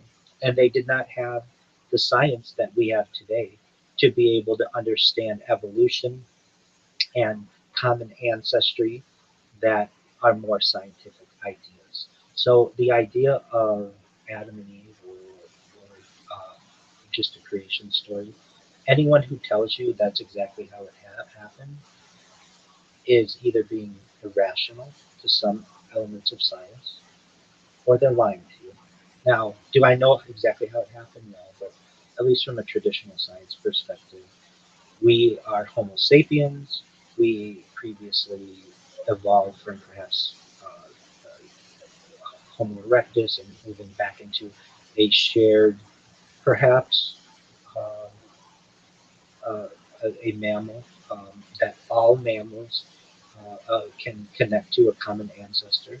And then from there, common ancestors with birds and reptiles and amphibians and fish, and moving that even further back to common ancestors of uh, prokaryotic bacteria, perhaps. But then what I'm open to, and I don't hear discussed very often, but it's especially within scientific perspectives of science, is the idea of panspermia, that perhaps life came to Earth off-site, either from a meteor or perhaps from another species, meaning like an extraterrestrial. We have extraterrestrial origin, and this is something that I don't necessarily dismiss either. That Earth itself could be a zoo, just like we have zoos where we study animals or have animals in the wild and we tag them. Perhaps some type of extraterrestrial or multiple extraterrestrial species are doing the same with humans. And this is in line with really more modern day whistleblowers. Uh, One who I'll reference is named Chaim Eshed. He, for those who don't know, Chaim Eshed was the former head of the Israeli Space Agency, and he disclosed in 2020 that there is a perhaps galactic federation that alleges cooperation between extraterrestrials and humans and lends credibility with his background. He's not just a scientist, but he was also a brigadier general within Israel. He's one of the top 24 military officers within the entire Israeli Defense Force at one time. And he wrote a book that references this story and that perhaps we aren't alone. And much of Israel is a secular country and has secular ways, and many people believed in this story, or at least lend credibility to these claims, particularly because Khamashed uh, had nothing to lose. He was in his 80s when he made these claims, and more recently, actually, up until last month, last in June of 2026, still alive, 93 years old, and did not recant anything that he had said. That he still believed these ideas that uh, perhaps there is a galactic federation and that multiple extraterrestrials belong to it, and humanity is being observed, and contact is limited because humanity is not ready. If that's the case, and perhaps humanity was seated here, something that's known as, there are other interpretations of what to name it, then the entire creation story somewhat has to become a metaphor. But that doesn't mean that it can't still be part of our family traditions, or can't be part of what we understood ancient peoples to interpret where we are today, or how we got to be where we were. If we didn't have an answer and we didn't have all of the knowledge of evolution and perhaps panspermia or guided panspermia or any of these things, and our children ask us, did we all start? The idea of Adam and Eve would be a completely reasonable beginning from a non scientific perspective. But with the advent of science, and especially within a scientific mind, as I have and many of my rabbinical colleagues have, in public, and a much more growing contingent feels that much of what perhaps is in the Bible is either up to some extent has been interpreted. There's no doubt about that, and that much of it may be metaphorical. For those who believe that it is absolutely, completely the 100% truth, well, there are some, what some people would reference as some perhaps contradictions, and those are difficult to grasp, and there are paradoxes that are difficult to grasp. I mean, one of the major paradoxes that exists within these ideas of God that I've struggled with, but everyone should struggle with if there is a God. If God is all powerful, this idea of omnipotence, could God create a rock so large that not even God could lift it? This is what's known as the omnipotence paradox. So let's think about this. Okay, God can do anything because they're all powerful. Okay, so could they create a really large rock? Absolutely, because they're all powerful. Could they create the rock so large that not even they is? It's one of those things where your mind goes, does not compute. It want to believe that everything in Scripture is exactly correct. You will run into paradoxes that cause your brain to at least have some type of mystery. And some people may say that's some of the beautiful aspects within a religion or within a faith. At least within Judaism, we believe a lot of these questions will be answered within the Messianic age, that there will essentially be layers of mystery that will be peeled away, almost like an onion, so that we can get to the core aspects of truth and what was interpreted. And perhaps the creation story will be able to be will be able to happen as well. And for anyone who's listening, uh, I'm a I'm a modern Orthodox Jewish rabbi, but in many ways I consider myself to be postmodern Orthodox, because I understand with these claims of Chaim Mashed of the Israeli Space Agency, this brings in a lot of questions that really are outside of traditional religious thought. But additionally, I am member and have been a member of Hasidic dynasties as well, and Hasidic synagogues or shuls including Chabad, which is probably the most public of these. And I've brought these questions to my rabbinical colleagues, and they don't necessarily want to think that the Bible isn't all truth, because that's a really nice thing that we've believed our entire existence and going back to our ancestry. But it doesn't have all of the answers. For science does have many of those answers for which we're looking, and there is a growing contingent that understands. I mean, and I've heard it within my own Orthodox synagogues, uh, rabbinical colleagues stating that creation could be metaphorical, and the,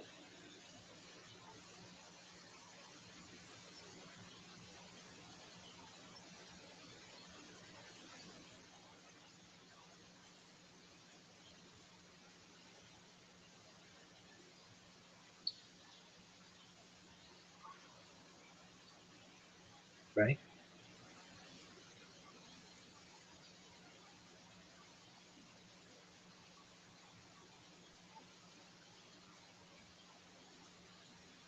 It's an excellent question. It's an excellent question.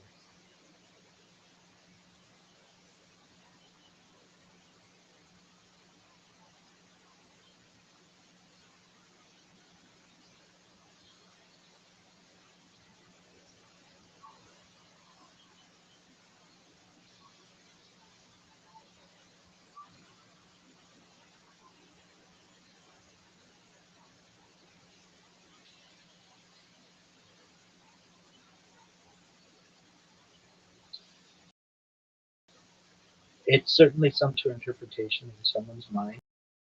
Certainly, um, the idea that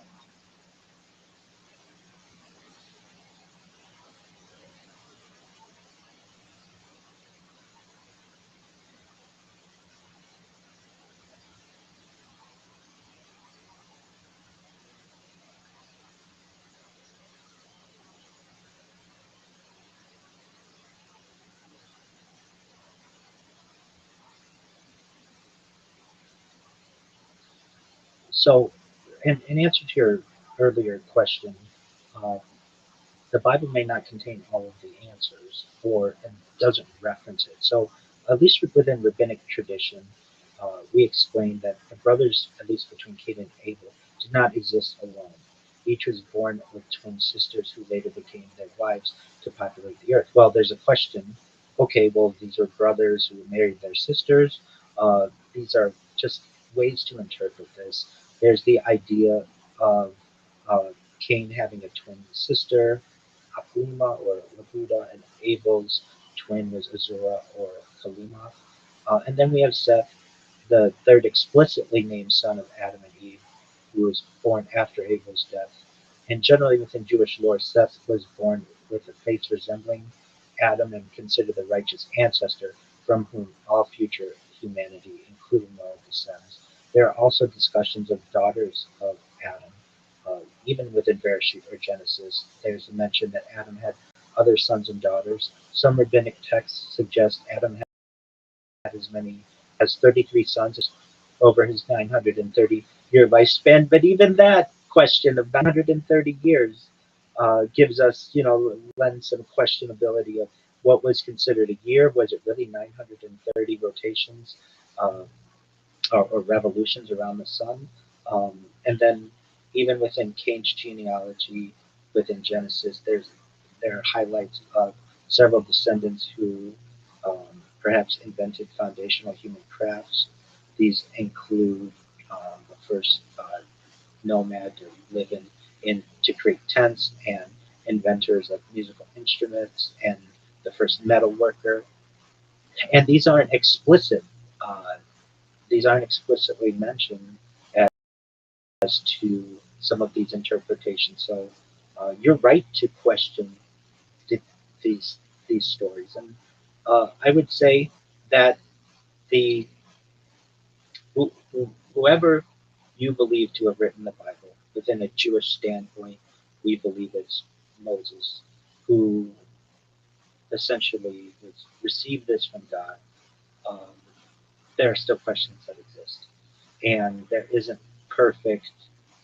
There isn't there are questions, there are mysteries that exist, and many ways from a rabbinic standpoint that we interpret this as either perhaps not everything was written, that there were things that were to be assumed, or perhaps for whatever reason, perhaps to give religion or creation even more of a mystery than it already has. If they were that some of these stories or some of these individuals were omitted.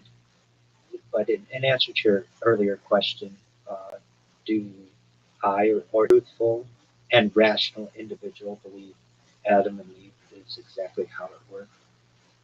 The probabilities are extremely low of that, and moreover, the probabilities of it being metaphorical are taught within Orthodox Jewish circles, and I would say uh, even if Moses is the person who wrote this, he was just doing his best, and perhaps God, in the interpretation in Moses, in explaining this to Moses, felt that going any more into specificity was beyond the knowledge base of what Moses could comprehend. Meaning, maybe Moses couldn't understand evolution and shared or common um, ancestors, and getting into perhaps the idea of panspermia or whatever the interpretation would be. The easiest way to do this is to say there's Adam and Eve, and everybody basically comes from them.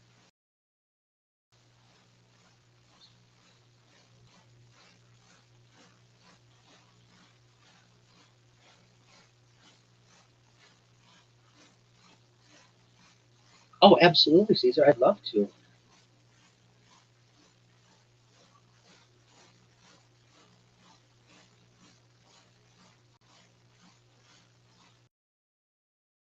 Yeah, that's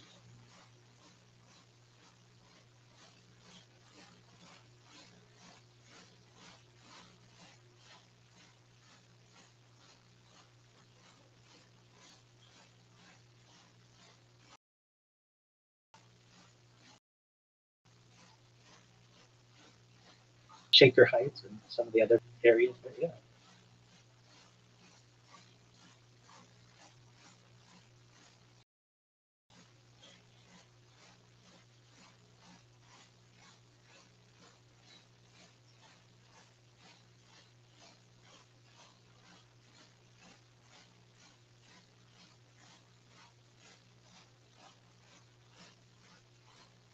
absolutely, 100%. Absolutely, yeah. And for anyone who is interested, I speak extensively on the Chaim Eshed topic on another podcast that just aired within the last week or so on the Jeff Mara podcast. So anyone just YouTube Jeff Mara podcast, and you can see my discussion with Jeff from mid July. And I would love to, with you, Caesar, go depth with that story because it's fascinating, including kind of Shed makes claims about the Trump administration knowing that there's perhaps some kind of course, galactic federation, some of the ideas of what's going on at um, at Skinwalker Ranch. He makes claims to the idea of what's going on Mars, perhaps. And very interesting, just happened last month. As I said, he basically went underground, so to speak, for like 5 years. And between December of 2020, we had an interview with Uri Geller, for many people know from Supernatural Claims, and which we won't go into right now. But basically stated, Chaim Mashed stated that he was visited by some kind of men in black figures who told him basically to not talk about this. Even at 87 years old, he decided that it was in his best interest to not. But apparently, at age 93 or so, he was willing to talk about it. So, yes, I'd love to talk about that topic with you in depth. So, yes, whenever you'd like, feel free to contact me. we will make arrangements, and I would love to do this again, Caesar. And before we close, go ahead. Before we close, do you mind if I remind people where they can find all of my social media and such?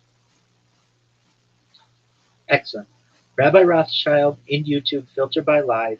You will find more content there than any other creator.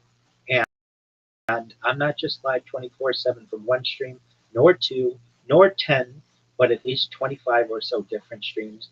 If you type in hashtag viral rabbi, you can put that in any social media and find more content than you will ever find on any influencer ever.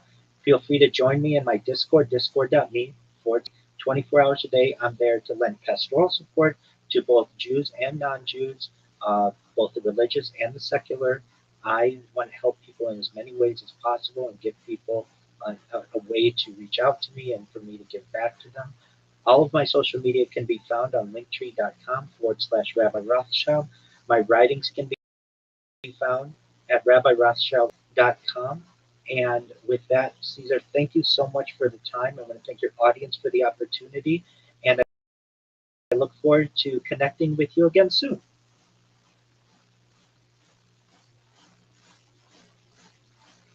I do as well. Thank you.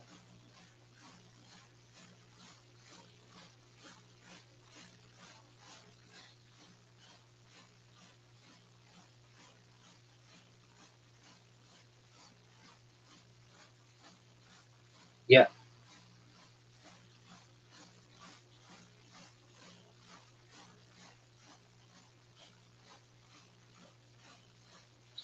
sure. Hold on. Just type in linktree.com, linktreee.com, and then /RABBI, and then my last name, Rothschild, Rothschild, Rothschild. And, and then, yes, and you should see like a pink thing. If you're not, yes, I put, yes. Yeah, so I do that just as a joke. I do that as a joke. That so when I was a kid or like younger, being a pimp meant a cool person, and so perhaps that throws people off. But yes, it was always like a cool thing, like a guy who was like almost like I could say warning. I could put not warning either. That throws people off where it says warning. But then when you get to know me, your person is really cool. They talk about religion, they talk about science, and from there you could. But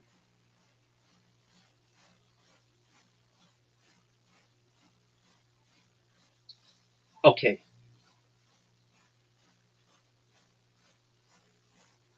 okay, excellent. Well, so sometimes YouTube gets rid of my streams. Um, do you see where it says more than, it's the first link, more than 18 simultaneous 24/7 YouTube live streams archiving the life of Rabbi Rothschild, real life Truman Show? Okay, if you click that, and now look how many,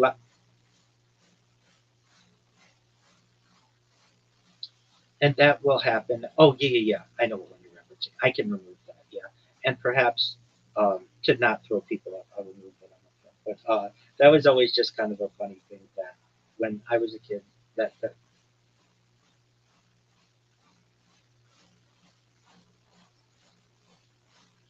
most certainly. Now, that link that showed up, that first one that says more than 18 simultaneous 24/7 YouTube live streams, did that open up for you?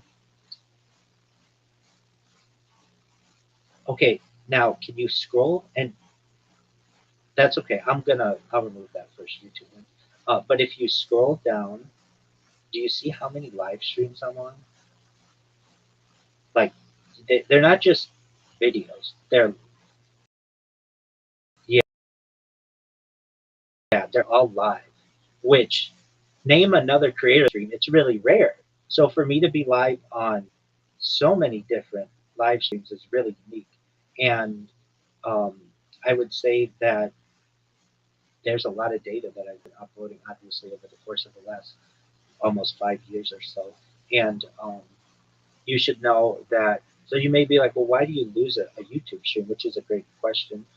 Because I'm live streaming my life, a lot of times I get copyright strikes that I don't even mean to get. Like, for instance, we had the World Cup final on Sunday, and I wanted to watch the World Cup final. So I have to turn the sound down. But as I'm sure you're likely aware, that YouTube has an algorithm, and if it can detect that you're playing copyrighted content, even though I'm not showing it on my screen, it's just in the background, I can get a copyright strike for that.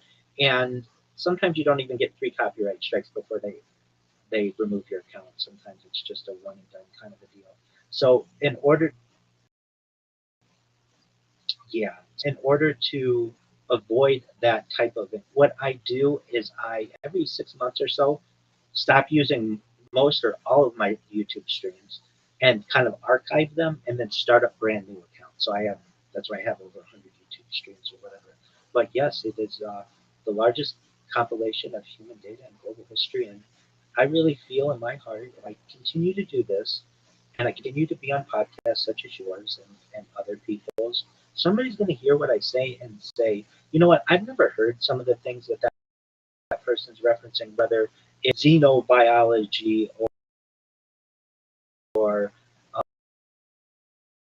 Santa Claus machines. And they're going to look into what I do, and then it's my friend's going to tell a friend, and it's going to be a global phenomenon. Look, I've been doing it almost 5 years now. Hopefully, I don't have to do it for 10 years. I have the plans, though, to do this for the rest of my life. And eventually, somebody's going to find out about what I do.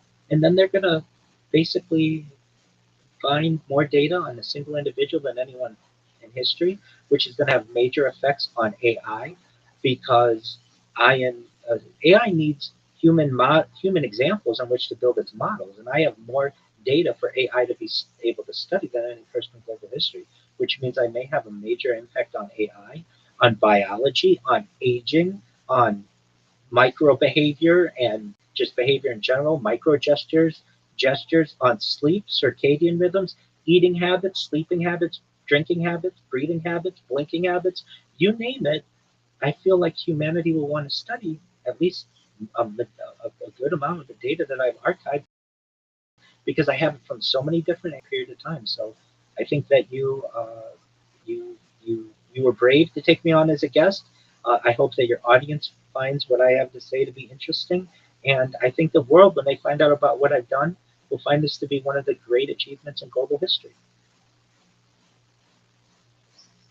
God knows.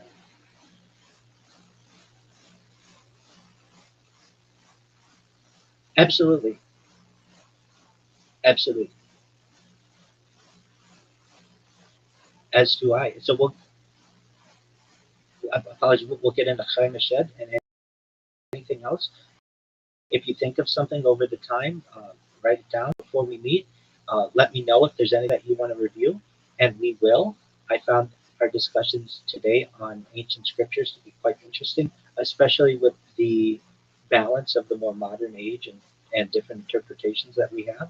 And I look forward to October. Do you want to put something on the calendar now, or do you want to wait? No issue at all. Absolutely.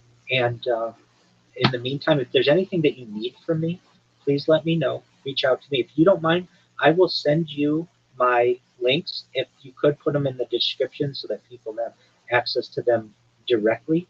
And again, if you need anything in the meantime, let me know. If not, let's plan on this fall, okay? Thank you. You too, Caesar. Bye.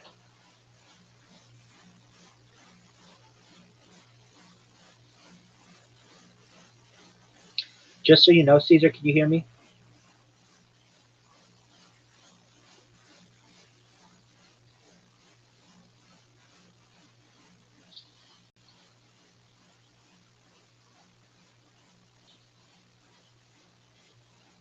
Oh, man, that was great.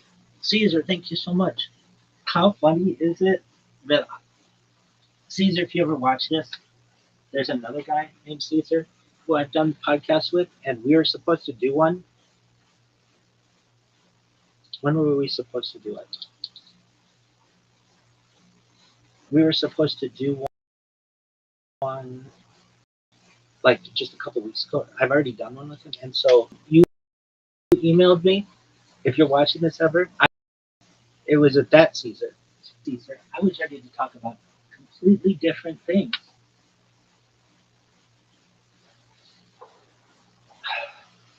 That's why I had to be so like. Wait, what's your, what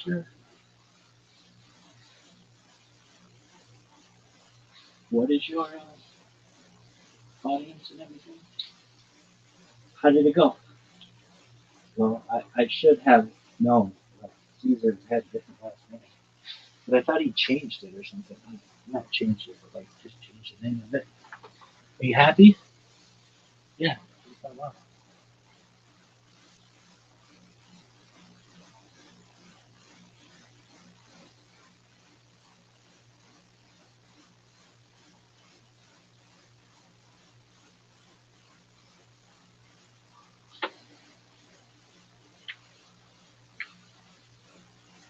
Are you happy? Yeah, dude, it was good.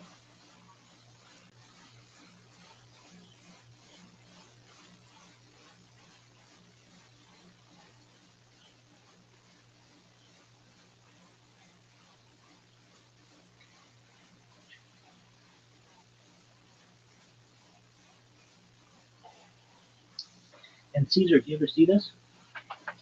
You should definitely ask with old people. That should be a thing. I don't know what you want to call it, but it's like before a person dies. I don't know what do you call that? It's like memoiring or something. That's what it's memoiring. Like a memoir podcast would be really interesting. What? Yeah. Is there anything that you wish would have gone differently? No, it was fine. Oh, was just fine, not good? No, it was good. I'm happy with it.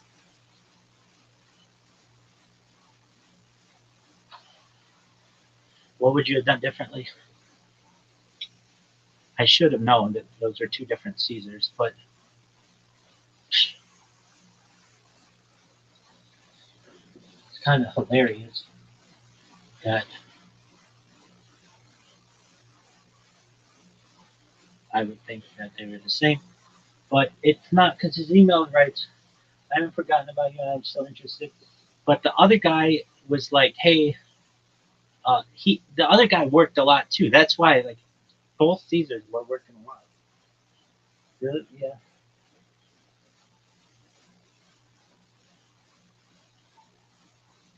Are you happy with how that went? Yeah. Have you ever been happier? It was good.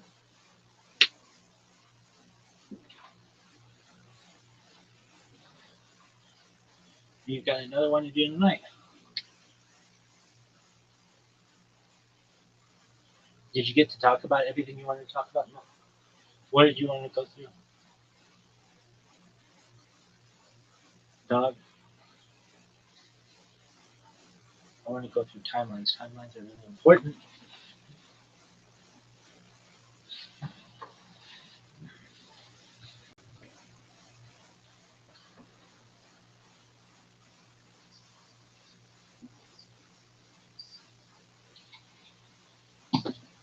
Are you okay? Yeah. What do you think of the internet? Internet was good.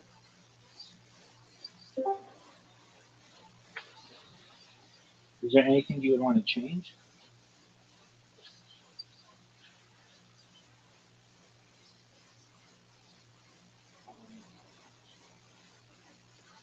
No. Yeah, I wish it was in there.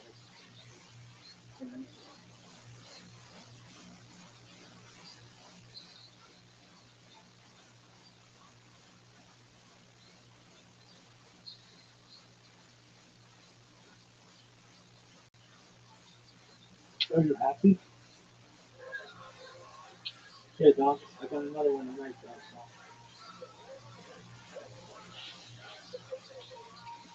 So. God willing.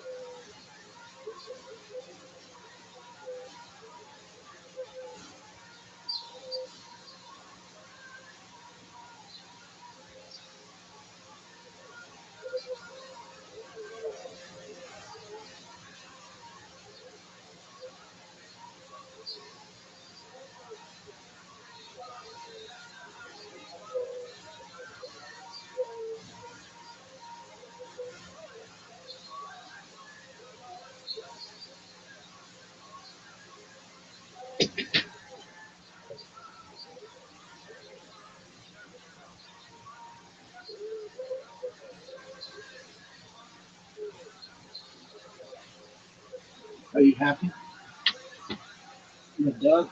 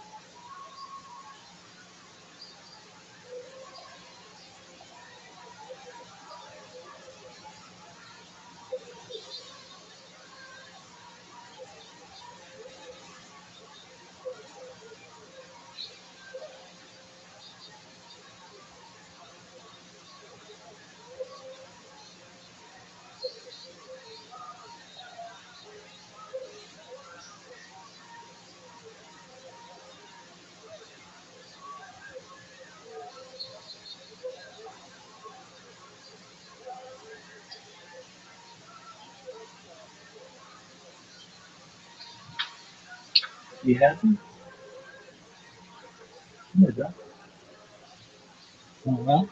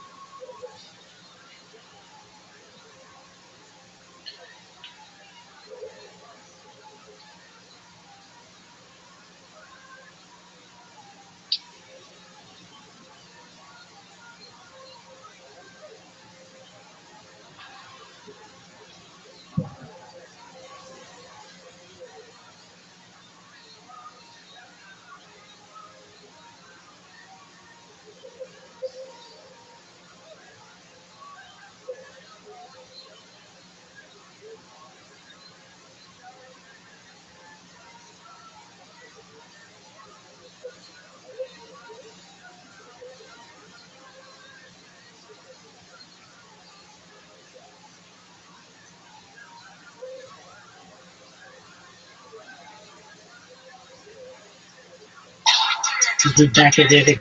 It's a fun on the kid. Yes, it's really the fun in the kid. What's up, buddy? Well, I'm just here, my friend, fresh from Los Angeles, our old stomping grounds, Venice, California. I go there on Wednesday. You go there on Wednesday. Venice. It's not Texas, buddy. I found myself when you're in Los Angeles and you're in Venice, you're gonna see a lot of homeless still. Young lads, or is it just you haven't been back and you forget? I think Venice and California. I think Los Angeles has gotten way worse. Yeah, and I think that these kinds of things kind of percolate. I'm driving around, traffic is crazy. It's ugly. The less cement, a lot of. Yeah, and I have a soft spot for California. I love the weather, blah blah blah, the beach. But you see these local politics, man. It's very real. They don't know what to do about it. This shit is already out of know why? Because Skid Row is ready for this. 55 blocks now. Skid Row is 55 blocks.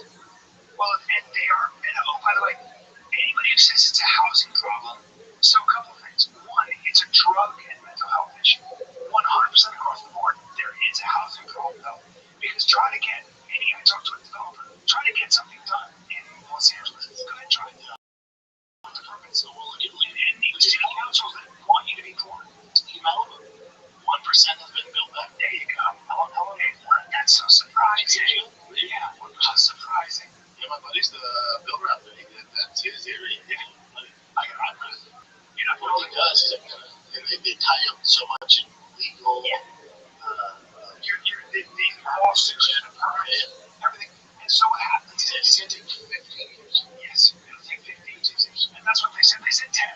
It's going to take 15 because it's in Los Angeles. It's their city council. So it's Sacramento. So yeah, just a shit show. So you were in LA. They made me appreciate that. Yeah, it's just different. It's different. I still love LA. I did too. So you went to LA and then you went to Baltimore. I then went to McCombie's in Timonium, Maryland, sir. Not Baltimore. It's outside Baltimore. Yeah, it's like joke on stage. So I was like, Timonium, what's up, man? Hey, woo! You know, I was like, man, you want to have a good time. You gotta drive 2.5 hours that way, man. That's it. You know what I mean? Baltimore, man, but you drive another hour, man. That's where it's at. It's nice. That's where it's at, bro. And 2 hours, woo! Yeah, do you know what I was doing with Yogi's years ago? When I was doing Yogi's, I was like, trying to find coffee. So I was scared I took it not far, 34 blocks from where I was staying at the country there on like the boardwalk. Yeah, I go 4 blocks. I'm in this Spanish shop. I can't do it again. Wait, I keep talking. This is not good around here, man. No, I think this is not the place. You know, you were joking before I started like almost like the wire where it's like, this is like the wire where you're at. Like, really, like, you do not want to be around here. There are parts of Baltimore. Yeah, Check this. There are parts of Baltimore that time forgotten. And they are every bit as poor as Haiti. And I'm not joking. And then that place around the boardwalk, like where that baby is, amazing. Certain parts of Baltimore. Certain parts. Well, I'd like you to choose to do more than amazing. I long radius. Yeah. Amazing, strong. But we're here. You know what I mean? We're here. We're doing it. Yeah. And then the rest is suburbs. Did you watch the fights? I did. I only watched. I watched Kid here, and that was tough. But he's what's it called? Is that what it is?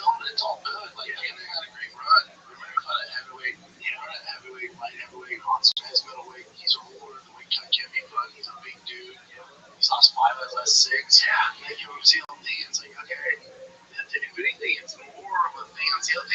Like you're supposed to take that guy out. Yeah. Like, this was set up for you to, like, make your name for yourself. You can get it done. But Kennedy's a very rugged, fucking rugged. He's a tough guy in the office. Yes. For anybody. Yes. He's just a tough guy you don't want to fight. Yes. So Trump doesn't count. But the whole thing of all this, like, I know you're not balls deep into it. But really the takeaway on this card was, like, the UFC future is so bright, we need shades. It's so bright, we need shades, right? Like, you should watch this this. You should watch this with shades on, because the future's bright, dude. Because my buddy said it's a tough sport to be a fan of because He's gay. You watch World Cup. He said he's getting into different like fighters, and then it's just the turnover rate is a lot. Oh, I see what he's saying. Yeah. It was like he said they've got to figure out a way to make me like into the fight. I want to hear about their stories, not just the UFC. Well, we talked about this before. He's a casual, but there's again, now you have to search for it. I'll give him that. You got to search for it. Yeah. But again, in the future, if you watch UFC COD, which is what they call it, UFC #COD, it is fucked up. So are you being facetious right now? No, I mean, not. Okay, so it's bright. You need shades. It's bright. You need shades. Why do you Especially if you watch UFC COD, go back to that. So can I just tell you the UFC COD, dude, I can't love them anymore for doing this. Now, here's the thing. Was this done by mistake in some way? Bro, UFC COD went, shit. Or like, you know what would get easy? Put in UFC COD. That's correct. UFC OCK. He's like, yeah, dude, I think. and that's Oklahoma. UFC OCK, also UFC COD, which is awesome. So it went numbers. But so Fatima Klein, she's 2 fights away from the UFC base of strawweight division, savage. Tommy McMillan, Tommy Guns, he's a Sugar Sean kid, 2 fights UFC from Montana. Superstar written all over. Really? Superstar. Really? Like Dave Dibbs? Yeah. He's him but cooler. Wow. He's him but cooler, better tattoos. Yeah, I think they has it. Austin Bashi is going to be a beast, even though he lost. Israel Elliott, savage. Damian Anderson from B Team, savage. All young kids. Again, you're going to have to do your homework and look it up. You might have been familiar with Fatima. You sure as fuck should know. Who's the kid giving him the finger? What was that? It's Tommy. Yeah, he's Tommy. He made it a fight. Like he made it. He was also first fight fights ever in 3 rounds. And then shit, you see, most fights ever, most punches landed in 3 rounds. So, and then they had legit bad blood. And as he's beating his ass, he's flipping up, going, talk shit now. Talk shit now. Like, a genuine fighter. Yeah. And today's UFC, you get athletes. This kid is a fighter. He's a beast. Fantastic. The gangster. He is not a kid. He's beat all the Muslim. He was not Mexican. UFC no chance, which is, next month. No chance. Jesus. You check the boxes, bro. All boxes. 135. 145. 145. Wow. Checks all boxes. Yeah. That's the take for this. Like, you watch that, if you're a UFC fan, we need shades. Yeah, UFC COD. Okay. We need shades. That's good. All right, good. I'm ready to hear that. I'm going to go home and watch that right as soon as I get home. Because Tommy McMillan, you love him. yeah, I bet.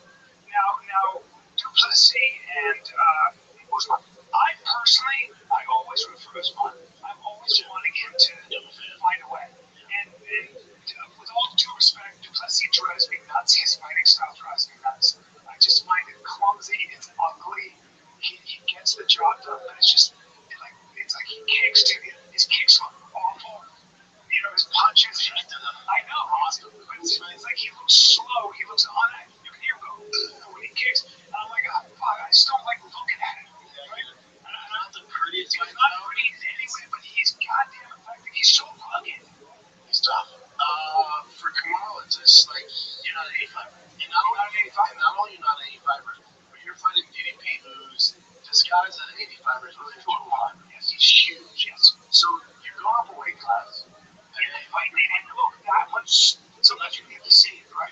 DDP was 20 pounds heavier at least. And when he stepped in that, And just a physical dude. Oh, come on, he's a shot. stuff in the takedown. Stuff and stuff. So, why don't you just sit and train with this huge man at 85? Oh, did you get beat up all 5 rounds? Weird. I'd love to know. And Trevor Whitman's master of the stuff.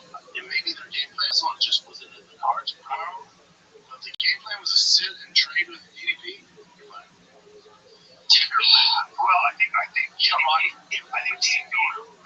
Usman shot it and just felt that so that he was like, there's nothing to be done here.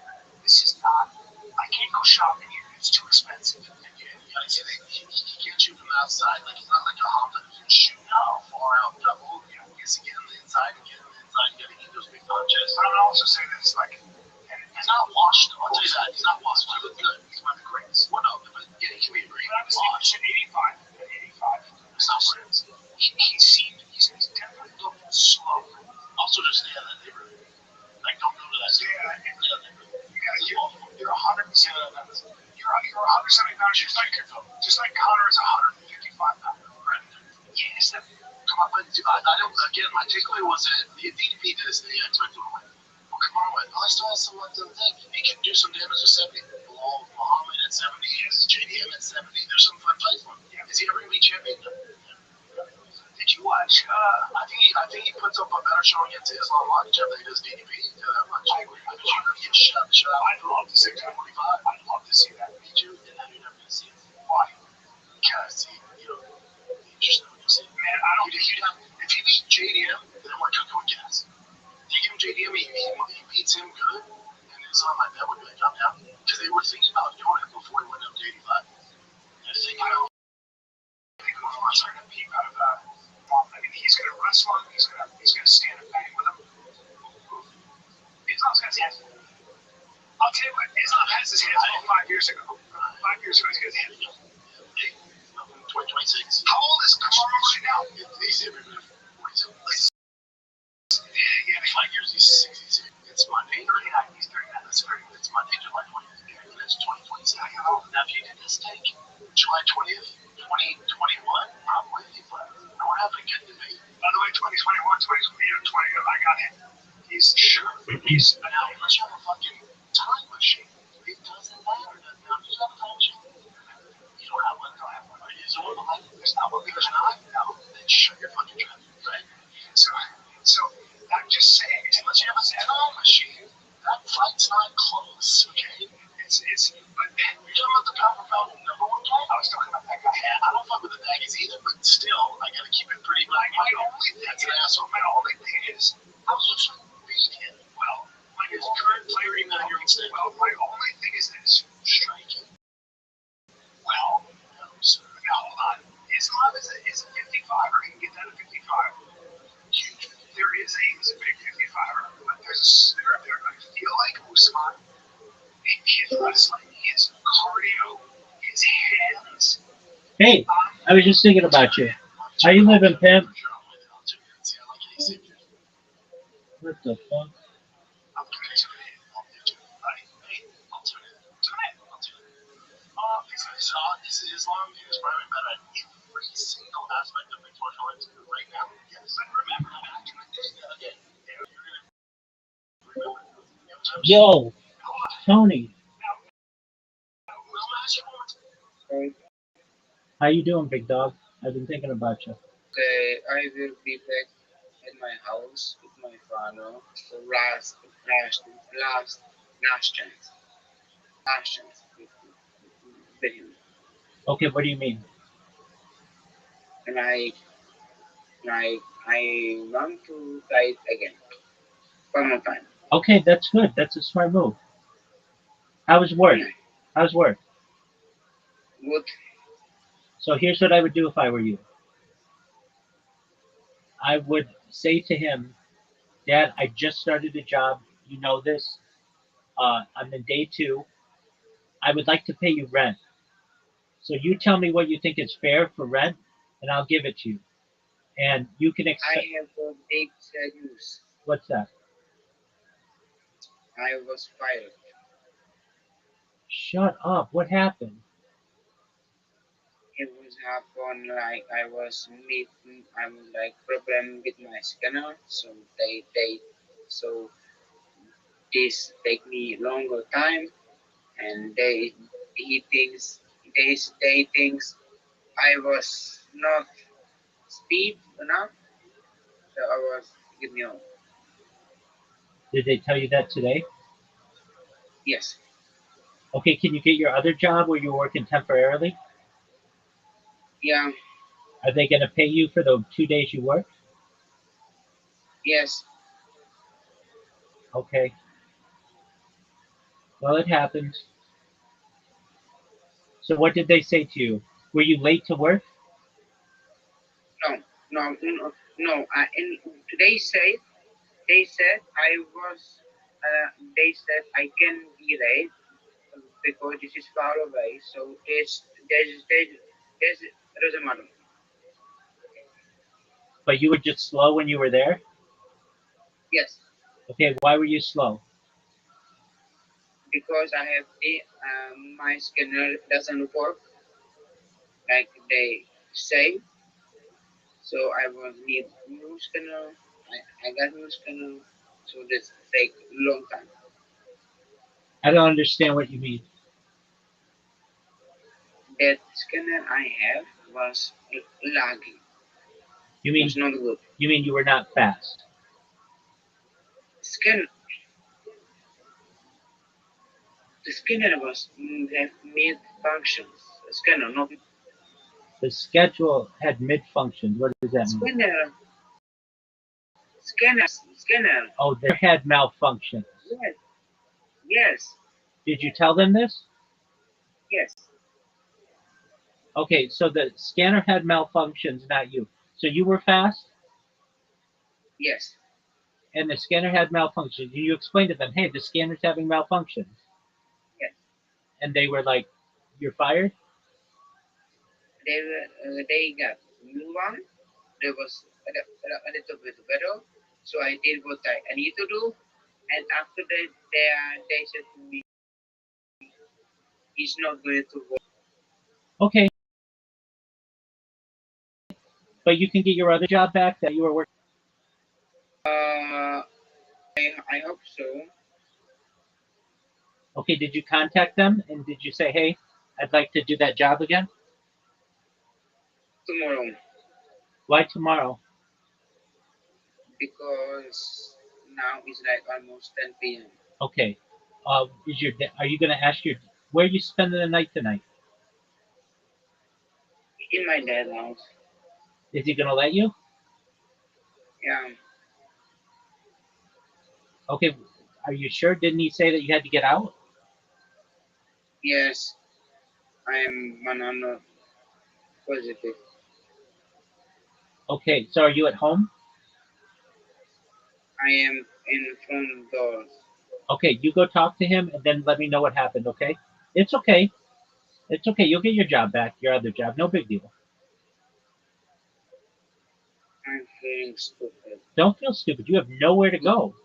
You have nowhere to. Venus, He doesn't like win. ever.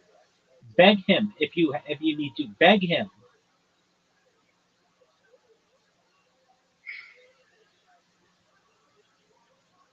And then let me know because you're going to need support, okay? Yeah, All right. We'll I see. have I have a big interview for next week. I have the boss of police on main city for next week. To be a police officer? Boss of police. You're not going to be the boss. No, I have interview with him. To be. Interview, podcast interview. Oh, podcast interview. Oh, that's a big thing. Okay. Okay, but let's not worry about podcast. That's really cool, though. But let's not worry about that right now. Go beg your dad while he's still awake, and then let me know what happened, okay? And and I hate my grandma. Yeah, So much. your grandma's a bitch. But wait, let's just say this. I just said that to make you laugh. She has dementia. She can't control it. But that woman sucks. Yeah, yeah. Was she mean to you? No, but she was cold. What a bitch. All right, go win your dad over. Come on. Okay. And then come back in here and let me know how it went, okay? Okay. All right. Talk to you soon. God willing. Take care, people. What time Let's hope for Tony. Come on. Two times? I don't have time. Here's my deal. Okay, then go. No, hold on. Now go. If you remember, in the third round against Kamzat,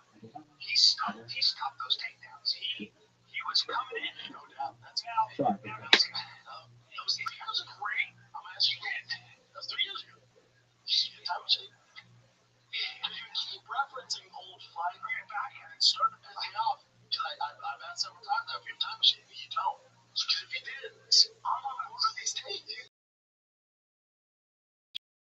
You're on board with these tapes. But you don't have one. He's 39. The old time greats, arguably. I was not saying that. Yeah, but there's arguing he's the best welterweight of all time. You can say that. There's 100% a strong scholarly. There's a scholarly debate that he is maybe best 170 of all time. Some people put him over GSP. That's fine. There. Sure. I don't, but that's fine. But we're talking about July 20th, 26th. Now, you keep bringing up old shit, right? I just believe in the last dance. It's called the last dance. Did you see his last dance? I did see his last dance.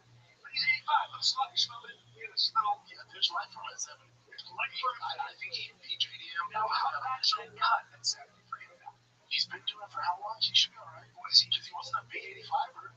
He's not as massive 85er. Those boys, those real 85, Hamza, Strickland, I saw Strickland 230. I think 85ers are big, Bubba. 85s are big cats, really. DDP, big. I saw DDP next to Michael Bisping. Michael Bisping walks around at 220. Michael's a big guy. DDP, big. Oh, that's how I met up with I met up with Nick Sage, Chris Curtis, and the boys on Friday. Yes, they were in Austin at Waste to Will. Saul Shader. Yeah. I can't give the exact details on what Nick Sage told me about Hamza. You know, Hamza was in the camp. Yes. I'll tell you off air. You're gonna love it. It's juicy. It's juicy. Oh, it's fun. Really? Oh, it's fun. Now, I wanted to shift gears. Did you see after Swicky went to him? I would never bet against Strickland. Never again. You never bet on Strickland again. Would never bet against Strickland again. Against Hamza. Interesting. Never. I'll never do it. Interesting. Never. Really? It is juice. Oh, I can't wait. Oh, you're gonna love it. Oh, I can't wait to hear this now. Oh, you're gonna love it. Now, Nick has come in. I can tell you right now. I want to hear, but wait, I'll ask you one question. Did you watch my boy Cody Chaos Covington? Is Armin? Beat Armin? Yeah. 5 point. Yeah, he's a freestyle wrestler, so Armin didn't come from that background. Really? Okay. So notice he wasn't like picking up slam or like dismantling. He played the game and beat him in the game. Oh, I mean, that's Cody's thing. So it's a different style. Yeah. I mean, like the points and all that. Like, notice he was getting points taking the back. Yeah. That's reverse and stuff like that. Like old school. Yeah. Folk wrestling. That's what he does. Like, he was an All-American at Oregon State Division 4. So he's no joke. No, Cody's no joke. Like, Armin doesn't have an extensive background like that. That's interesting. And Armin also, Cody's bigger. You know, like his coach is a gold medalist in the Olympics. Armin, he's like, if you get the Olympics, I've heard people say it. I've heard people, yeah, his wrestling. No one's ever said that around me. Ever. So he's no better, right? They know better. And they say it around you, and it's a fun time. We're all talking about it, right? You guys talk about his Olympic dreams. Yeah. Around me, that conversation goes nowhere because it's not a fucking conversation. You shut it down just like that. Oh, I won't even entertain. You know what I would do? I would leave the party. I'd go, but Armand's wrestling is supposed to be top notch. I go, oh, you guys should make merch. They go, why are you interrupting us? Our take on Armin Wrestle for Olympics. You guys should make merch that says we're casuals. And it would sell really well. And I'm going to leave now before I get upset. Okay? Now tune in to Big Round Breakdown on Ring Central and learn something about the goddamn sport before I come back next time. This is getting you over. It's such a stupid take, right? It's so bad. No, listen, Armand gave it. I asked him, what's kind of like, you guys don't count right now. I asked him the same question on Monday show. I hang out with Olympians, careful. Yeah, sure. Do you guys have a time machine?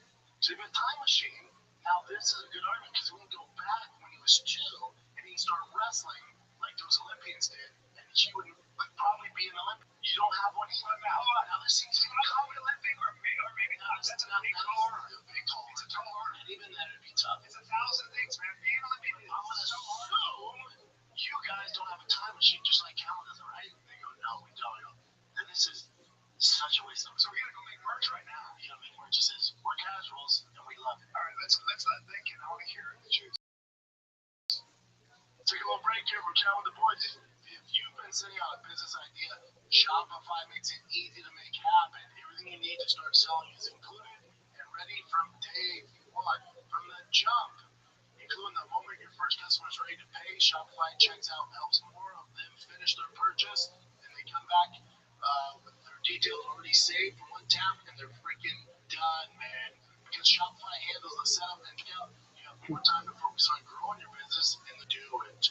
Shopify powers millions of businesses worldwide, from household names like Mattel and Gymshark to small businesses just getting started. Nothing stands between your idea and real business, so make it one. Cha-ching at shopify.com/fighter. That's your free trial at shopify.com/fighter. I'm watching Naked and Afraid of My Girl and they're in Colombia in the jungle. And it's the fact that women are straight up manhandling caimans. I'm like, caimans are kind of pussy. Well, caimans will not eat them. They can 20 feet, they won't eat caimans. It's pretty weird. So in the Amazon, you can swim with a 20-foot caiman and still fuck with it. And they're kind of small and they're kind of pussy. They're not small. Well, the ones out in Colombia. Yeah, they're smaller. Bring up a black caiman right now. We're talking about having on the black. Yeah, bring up a black caiman. Take a look at that last on chance. Now bring up, like, look at that thing right there. Watch, look at that thing there. Now we're talking about, see that, that's a black caiman, dude. That's how big. Yeah, that's way different than the one that I was. That's how big they are. But that's an alligator. Yeah, but somehow they don't know what's the difference between an alligator and a caiman. Well, caiman's not an alligator, I found out. Well, it's all part of the same thing, but the two crocodilian species, three, they don't fuck you up. So you have a crocodile, which is a freshwater crocodile. Then you have the saltwater, and you have the Nile, and they will actively hunt you. And the crocodiles straight up bully alligators. Oh, yeah. Like, especially in Florida. You ever seen that video of the crocodiles will kill you? So it says the most notable differences include location. Alligators are only native to southeastern United States. I didn't know that. Here in China, caimans are found in central South America, such as the Amazon. Size: most caiman species are relatively small, ranging from 3 to 8 feet long. Yeah, alligators are much larger. Like, Florida's got the biggest one that I've ever seen. Like alligators? Alligators? Oh, yeah. Like, you can play golf on the golf course out there, they're just straight fucking going down chin on the course. The belly armor don't care, decent jaw, same aggression, caimans are generally more aggressive. Here's what makes a crocodile so fucking dangerous. They will sit, and you'll go in the water once.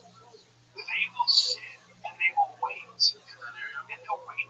They'll literally wait almost a month sometimes before they hit you. Sometimes they'll just be like, I'm not gonna get him yet, and then they take you. Yeah, I think alligators look the best. They do look sick. They have the cool look happy, like smiling. Yeah, they're pretty cool. Like a Nile, like a saltwater crocodile looks evil. They do. They have those skinny, stupid noses. Horrifying. Horrifying. Giant skulls. The alligators look like dinosaurs. Yeah, they are. You look at a bullshit caiman on the right. Yeah, look at that wide body gator on the left. I love me a nice wide body gator. Yeah. Crocs scare me. Probably won't with you that much either. I mean, the dinosaurs get the gators. Yeah. Sometimes you get attacked, but for the most part, like, you kind of gotta be annoying the shit out of it. Yeah. During mating season, they're pretty nasty. And a woman was jogging and then put her leg over the thing, and then a croc grabbed it, alligator grabbed it, rolled her, and she was found with no arms and legs. So it was chalked up to the game. Yeah. And they're usually going after smaller people, like older people when they're walking their dogs. Sometimes the alligator come up and grab the person. Yeah. Dog runs out of the way, and the alligator chalked it up to the game, and then you get pulled in. Yeah, I like a nice blind nose gator. Gotta love a blind nose gator, dude. Yeah, I love crocs. I was just clumsy. Crocs will just actively knock your butt over. They get smart. The big ones will get smart and attack both. There's one in Australia. If we shut up alligators, why do you have a bandit on your tongue? Oh, I told you, Jason. I shot in. Yeah. Yeah. So we're wrestling.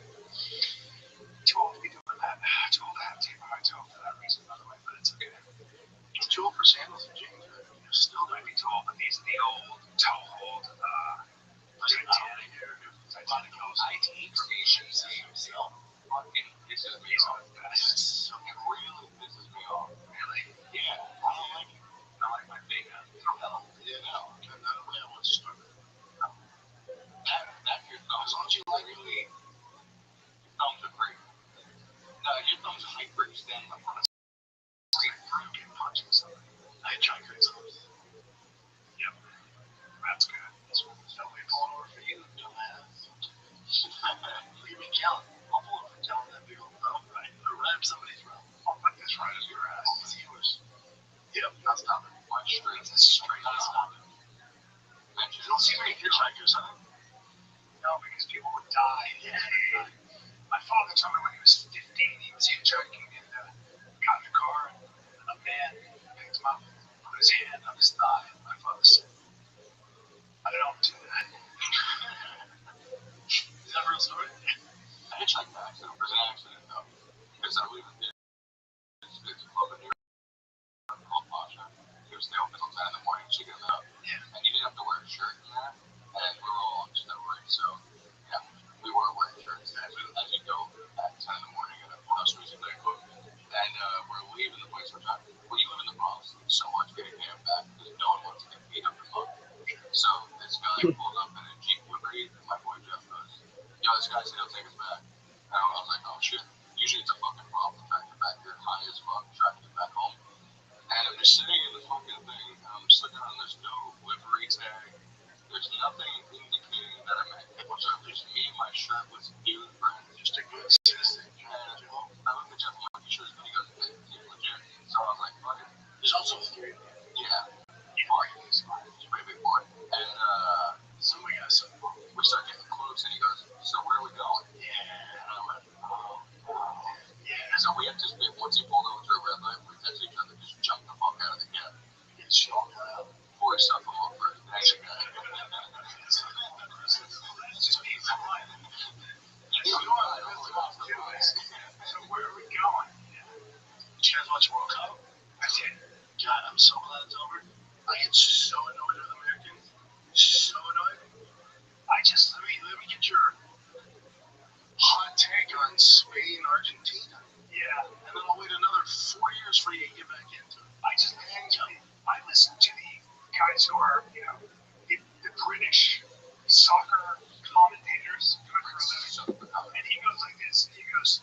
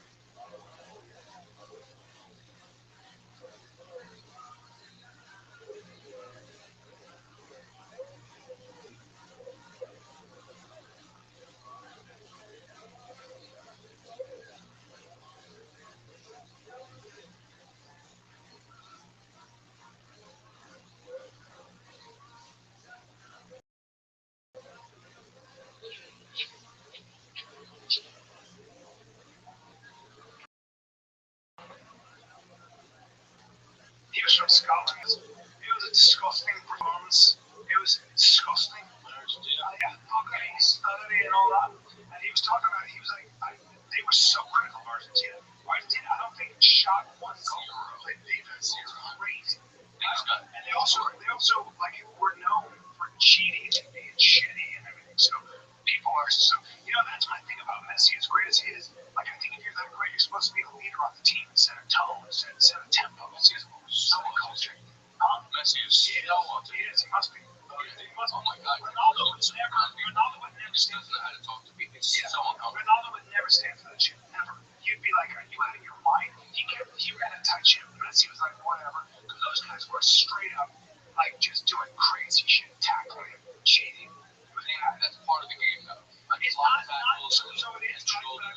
listen to these guys talk. They were like, that was way beyond the pale. It was just shitty. It was like, and you lost anyway. Spain needs an Oscar for. Did you see the guy who looked like he got hit by a fucking car? Oh, that's. Are you kidding me? They go to the same fucking acting school Broncos. I love it. I can't stand it. That's my one problem with soccer. They all act like they got hit by a fucking truck every time someone's slightly touching them. I think it's good every 4 years. I mean, it was fun. It was fun, but if it was every year, it'd be over. Well, it's regularly every year. Yeah, no European Championships. Well, there's a Copa Cup that's South America, then there's European Championships, but the world's not rallying around that. Yeah, America's getting a lot of America. America's the only country that doesn't have that much of a shit. Yeah. But world's wide. The whole world. In India, you have to see how many people watch cricket. Cricket's actually probably bigger than baseball. It's huge. It's huge. Cricket is one of the biggest sports in the world. Yeah, those games. But it also shows you how Americans are in sports. You heard what happened with the Americans in cricket. Yeah. So I didn't even know we had a team. And our team basically beat Pakistan, which is the best team. And they all had to take paid time off. They all work at Oracle. They're not actually full-time professional athletes. Yeah, look how good America is in sports. So we are part-time Oracle employees. Did you get that? It's for 3.5 million fans. We're getting 2.5 million. What? Yeah, that's crazy. That's what? I'm amazed at that, actually. Yes. But you're too. That's not interesting to me. No, the one that interests me is hockey. I would never think about Russia, Mass, Sweden, Norway. Those are small countries. Russia. Russia's so big. Russia, Canada.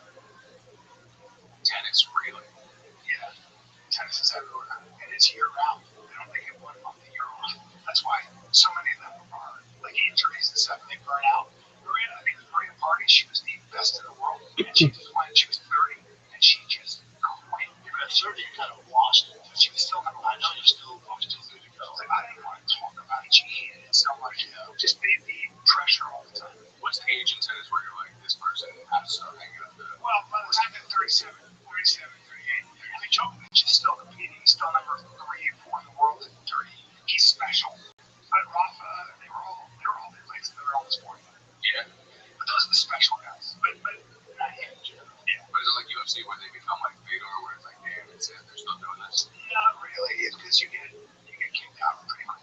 But now the way they're hitting, with the speed and the way they're in the air when they're hitting now, it's like it's just a power game. I feel like we should get into cricket. I think you can say, dude, those games go on for 3 days. Could you imagine Aaron Judge or Otani hitting a fucking cricket ball? Oh my god. That ball would never land. I don't know. So, like, some of it, yeah. I don't know. It'd be a small learning curve. They come on. Soccer in itself is interesting because it's not just about scoring goals. It's your touch. It's your touch. Like where you place the ball and you pass it. Like that's a touch. That's a feel. Like so like Messi's so good at putting the ball exactly where it needs to be for his player to head it in or something. And you also got to give them credit. What other sport? I mean, basketball, you're running a lot too. But like, what other sport are you sprinting for almost 100 minutes straight? Yeah, they run almost 8 miles. Yeah, 10 miles. That's fucking insane. Did you guys talk? You guys talk DDP and Give us your take, though. Yeah, it was kind of sad at the same time, but it was like Usman was like Leonardo DiCaprio and DDP was like the bear in the Revenant. Yeah. It was not good. It was. What do you mean? There was so many times where Usman got so concussed he didn't know. Yeah. He just got brutally. Like the fact that Usman at a certain point DDP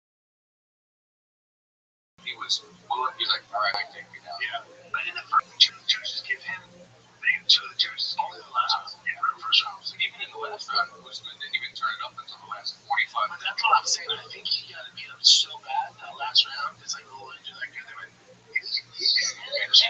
think we can lose. If you look at the Counter Strike numbers, like DDP still had more and hurt him now. Yeah. A lot. Yeah, so it's like, I guess you give he was big brother him the whole time.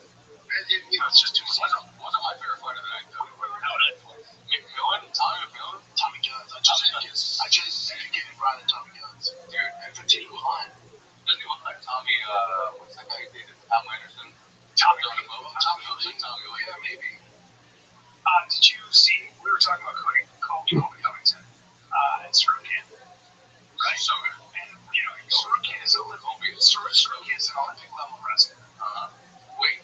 Sugar came to the window. I said that he was like, I know he's not dying.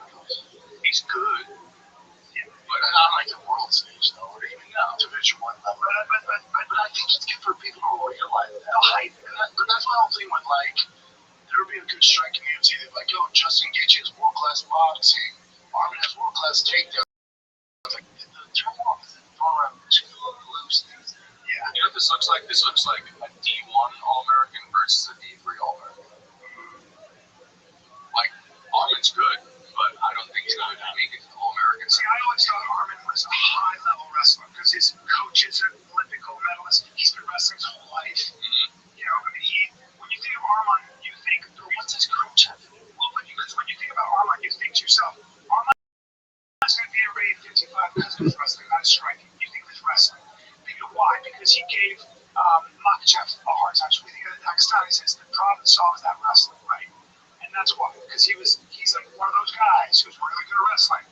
And I think that goes to what Brandon's saying. Like, when we say people, whenever they're not world class sometimes, they don't see way too much. Because you see what he just did to Armin? It would be so much worse with Jared Colby. That's a techno world limit. You're talking, and then Kobe's not even. How they could do Kobe can sniff him. I mean, it's not even. And Kyle Dake is one of those people that it was hard for him because he was in Jordan Burroughs' weight class. So sometimes he didn't even make worlds. But like people are saying, like, I think this weekend they're doing Jordan Burroughs for Sean Brady. It's like, I am more interested in watching fucking the girl from Juno because Jordan Burroughs is gonna just mollywop. It doesn't make any sense. Jordan Burroughs was big enough to. How much is he weigh when he wrestled? I think he was Sean Brady's way bigger. Wasn't Burroughs at 55? Sean Brady can be 300 pounds, ripped muscle, and you've been around sport too. Burroughs versus Brady is like the equivalent. No, I'm not gonna have me. I'm not gonna be you. No, it's okay. No, it's okay. Man, Burroughs won. I think 163. Oh yeah, 74. 174. Fuck, he's okay. He's on 3 and a half your hands. Yeah. Yeah, the French is 57. You're gonna have your hands. You're gonna have your Joe Burroughs has a huge size. You're gonna have your hands. And if you think he's not cutting a ton of weight to get to that weight class. Yeah. Jordan Burroughs is arguably the best ever. Yeah. You can get Sean Brady one day, and I'll stay home one time. I'll watch it. It's like, I'll tell you. Yeah, all right. it's a tech fault that Jimmy Crowell had a better shot being Ron. oh, it's so much closer. Not even close. Yeah. So much He closer. at least had a shot. Like, there's no Hail Marys in wrestling. Now, have you seen what Jordan Burroughs does to people with that last double? You know how fucking good he is at wrestling. It's white belt versus black belt. Even that's not a fair comparison. No, not at all. No, it's first level jiu-jitsu guy, first day of class versus black belt. I like the greatest one. 2 times. Two-time Olympic gold medalist and 6-time world champion. Jesus Christ. They do it for the views, but I'm sure when they call him Jordan Burroughs, he's like, yeah, I can. Well, do you know what this sounds like to me? This sounds like they just want to get Jordan on it. Yeah. So they just want to just put him with a name that you're going to know. He comes from a wrestling background. It's jiu-jitsu. Who's Sean Brady? I thought Brady was a wrestler. I thought he was a wrestler. Sure. Well, that doesn't Look it up. He wasn't a Pennsylvania wrestler. I thought he was. That doesn't make any sense. He didn't have any college wrestling. Let's take a little break here and listen. Y'all know my teeth are a disaster. I was always ready to upgrade my routine, especially with my teeth. Recently I heard about Loreen Co., a chewing gum that actually makes your teeth. Every time you use it, I said save less. Your boy needs this. Loreen is better for you. Chewing gum that uses the same mineral your teeth are made of to support daily enamel health.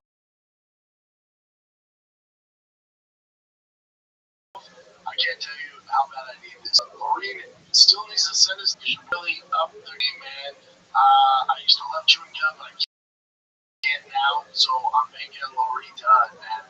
It feels good knowing it's making my teeth stronger. It's a totally effortless way to make sure you're taking the best care of your teeth possible.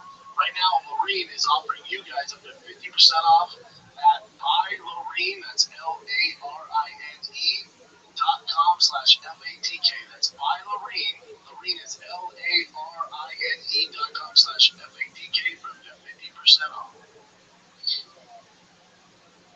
What time is it? I thought he was affiliate, like a high school wrestler, like that same wrestler or something at least. Why you can put him against Jordan? That's a name that Jordan is going to just beat very easily. They're not going to. So they get the eyeballs from the MMA community. So the MMA community goes, Sean Brady Watson versus who's this guy? Who's Olympian? And then they watch Jordan Burroughs jaws all over the fuck. And I'm like, oh, that was dope. I like Jordan Burroughs now. Yeah, that's what they do. Okay. Wow. I'll see him set up Burroughs versus Dave. Correct. Yeah, that's what you want to see. Now Sean Brady doesn't even have a high level wrestling pedigree. If we research this, and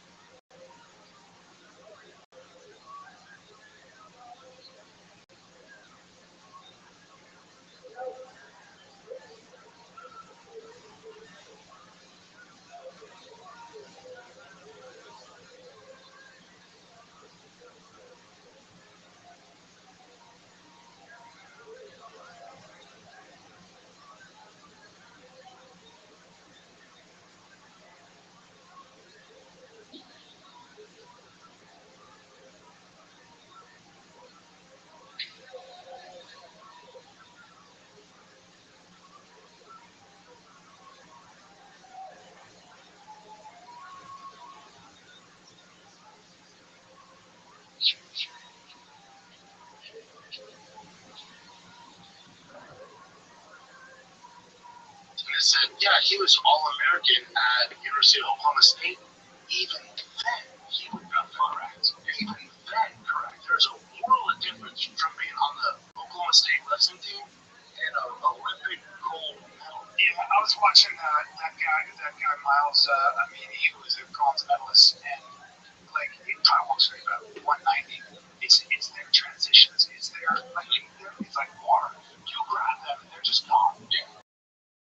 There's nothing you're doing. There's nothing with your head. When he was like,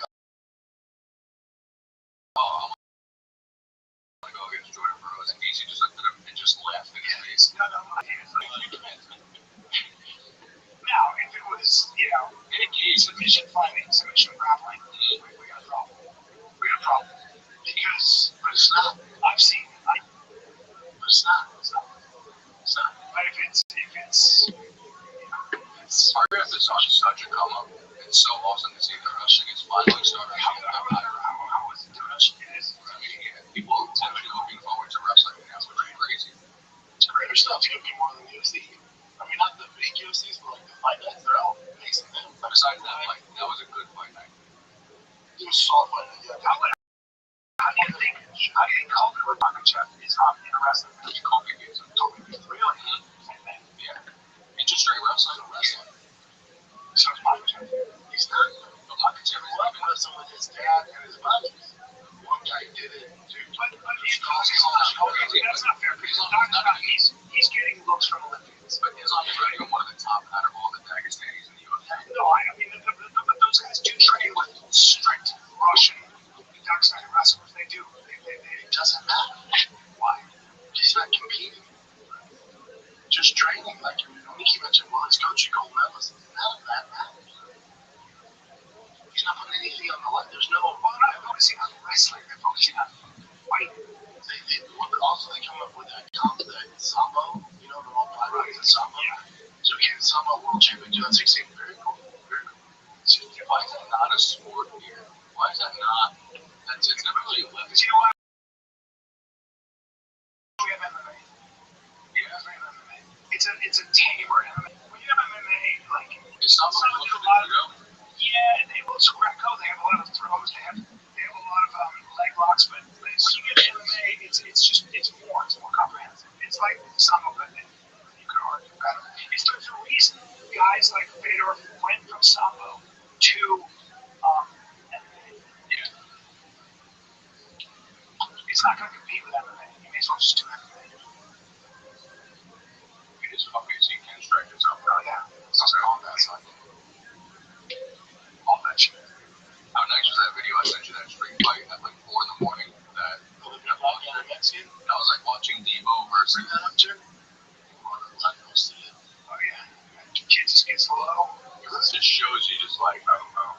He sent it to me. He was like, let's talk about some kind of kid. And I watched it. I went, I don't get what there's this. I think the most part. That's how that goes. I said, I don't get. That's how that went. Not a shit black guy versus a kid. It's black guy. Harder with less effort made. Here is the quiet truth of fighting. All else is never equal. Skill does not argue with the machine and finds Here's the thing, just like sucks. This might be you go out by yourself without your friends. You notice when he went down, all of his friends stopped him from finishing the fight. When the small guy went down, he had some friends of them. They let the big dude try and cross him. never stops arriving. He just got knocked out on his feet. But it was like Mortal Kombat fatality. All the time. I can't believe it's not a thing. I would say I can't believe it's a thing. Like, it's trending. Yeah, the kid that has a boxing background, lit up the big, slow black guy. Yeah, cool. But also another reason why even if you're a trained fighter to stay away from this kind of shit is right after that, someone with a ring on their finger just clocked them on the side of the mouth. And yes, has to get stitches. His whole lip cuts on him. Yeah, because it doesn't matter how good of a fighter you are. Like, it's a street fight. That's the problem with it. That if you notice, he gets knocked down at the beginning, he gets caught, kind of like all down. And no, they let the big dude just start wailing on him. But he looked like he said he has a wrestling background, so he's like, I wasn't too worried. You guys did he wrestle in high school? But when he knocked their friend down, all of a sudden they're like, whoa. There was some, the black dude actually let the small dude up. That was the thing. And then, is that what you're saying or not? We tried to hit him, but he just got up and punch him with it, even though sorry. He threw and fell. The other guy's also he's down, so he's not going to. When he knows the idea of punching, yeah, that's what they're saying. And then later on the block, I goes, I'll let you up. Which he kind of did not. This is in Houston. Tough for a fucking kid, bro. A mountain is larger. Just a lot of philosophy. I guess some of the stuff is good for people to see, but yeah, the trained boxers can line up the experience. Destroy. I can tell you how a real boxer will line up at. He's a young bro. Young shooter, he's just getting started. That's so funny. Yeah, Voluntary doesn't. You see a fight with like that kid is in the bathroom, and I think the kid was Samoan. This little kid is really crisp with his punches, just like here. And the Samoan is like, good, and it just grabbed him on the body. Picked him up and just threw him over. And just spiked him. The kid was out. There is that too. There's a problem too with street fights. If a lot of the boys there and you pick someone up and slam them, you're getting them between society and it's just go fast. This is why remember that Lamar was like, remind myself 260. Like that. None of it matters. No, especially against Mighty Mouse. But you can't fight. He can. That's his lane. He's gonna get behind you. He's gonna something. He's gonna do whatever he wants to. You're not gonna touch him. He's gonna get here. It's like for us, it's a hobby. We've got Devin Morat. Devin Morat's he's 290 pounds, 6'6", crazy strong, and for us, just got him in what's called an ankle kick. Yeah. Like Did you see Mighty Mouse rolling with KSI? KSI's a really big dude. Like, I thought he was. And KSI basically like, I want to see how long he can last. I don't even think he lasted 30 seconds before DJ had him in, I think he had him a triangle up on the top. But yeah. Remember the YouTubers doing a few YouTube boxing events and got tapped out into So what is that crazy? It doesn't have to be the crazy. If it was just the guy from the Contender Series, the exact same thing. It's just what they do. Yeah, it's like this man's spread being outshot by a professional sniper. Yeah, that fucking guy does it. He let him start in the mountain. Oh no, he has no technique. He has no idea what he's doing. Oh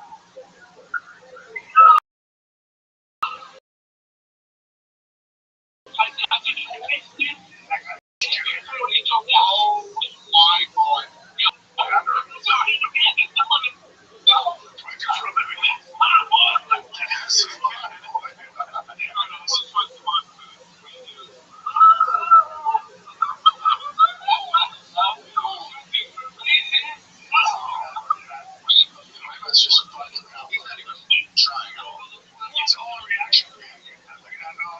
That's not good. That sucks. That's much. Here we go. Here we go. 17 again. No way. I was trying to run.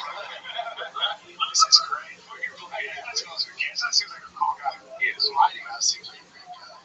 Would you? Kind of faster. Faster. Oh, just my handle. Yeah. That's right. I think it's really funny about like I think it's really good as a man to go into a room where if you've never trained for wrestling room or jiu-jitsu boxing and just get humbled. I've done it all good for you. I've done it all for your ego. I've done it with boxing. I've done it with jiu-jitsu. I've done it with wrestling. It's just a different thing, man. I'm sure you've done it when you wrestled back in the day where you like went against school where the kid looked like Harry Potter. I went to Dan Gable's wrestling play with you. I went to Dan Gable's wrestling camp and I would go to wrestling camp every summer. And I would when you get some dude, but when you go to Dan Gable's wrestling camp, you get these kids from Oklahoma, these farm boys, they've been wrestling their whole life. And go back door. Enjoy that shit. Enjoy that shit. Yeah. But then I mean we wrestle with the whole guys sometimes they come in and just like, talk with us. Like I was like, oh my lord. Yeah. But when you wrestle, even you know that, you know where you are. That's what sports are like that. It's amazing. All sports are exclusive. Yeah. When you first started, was there ever someone where you're like, shit, that humbled me? When you first started training? You box with guys, real boxers. Yeah. Yeah, I mean, yeah, but it's like we would go against Gabriel Williamson, who's He was like lights up. You're like, all right, if it was a real fight, I'd just take it out. Sure. Yeah. There's that. I think we were talking about against smaller wrestlers. Shit, of course. You know, like controversy or something like that. But it's all sports. All sports.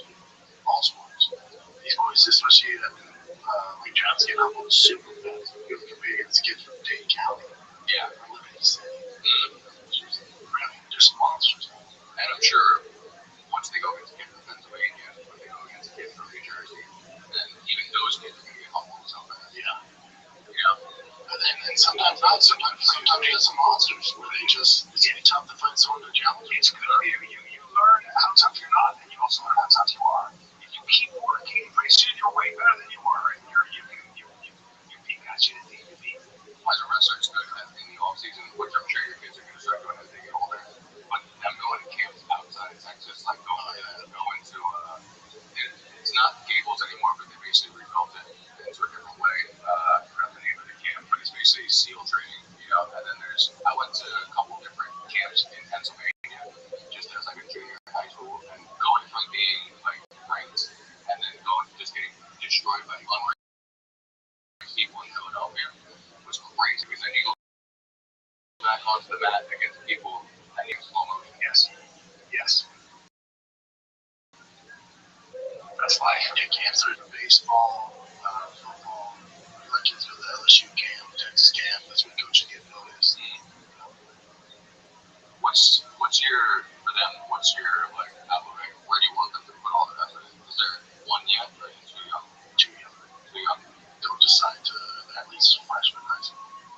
Your kids are tall enough. I don't do it. Yeah. A lot older. Yeah, you don't want to stick with a specific sport to at least freshman. The problem is like draft is so competitive. You gotta be a super long football and baseball. Two sports. It's so competitive. Really, those kids can't be a baseball career. As you get older, that don't go hand in hand athletic wise. That's why it's good. Because you're not getting the full of sports right. Yeah. But also, if you want to take football seriously, your son's he's already gonna be tall, guaranteed. But they're gonna start putting on a lot more muscle and that, which is not good when it comes to baseball at all. Depends. You want your arm, like in baseball, you want your arm to stay with. Depends. It's not great. Like, when I was younger, I could throw a ball harder than I do now because I chose everything. Yeah, but now with the trade and stuff, like now those days of like you're gonna be muscular baseball players, like you're just pretty fucking muscular. He is very muscular. Trout's pretty muscular. Stanton's huge. Chad's a big cat. Chapman's a giant pitcher. So like it's changed a little bit because you get real athletes in MLB. Mentioned 475. Yeah, the guy was a catcher. Kevin didn't tell me. I think he's a pitcher from the NTR. He's a pitcher. I met him. He's probably 6'2", 6'3", 250. He dumps 700 pounds off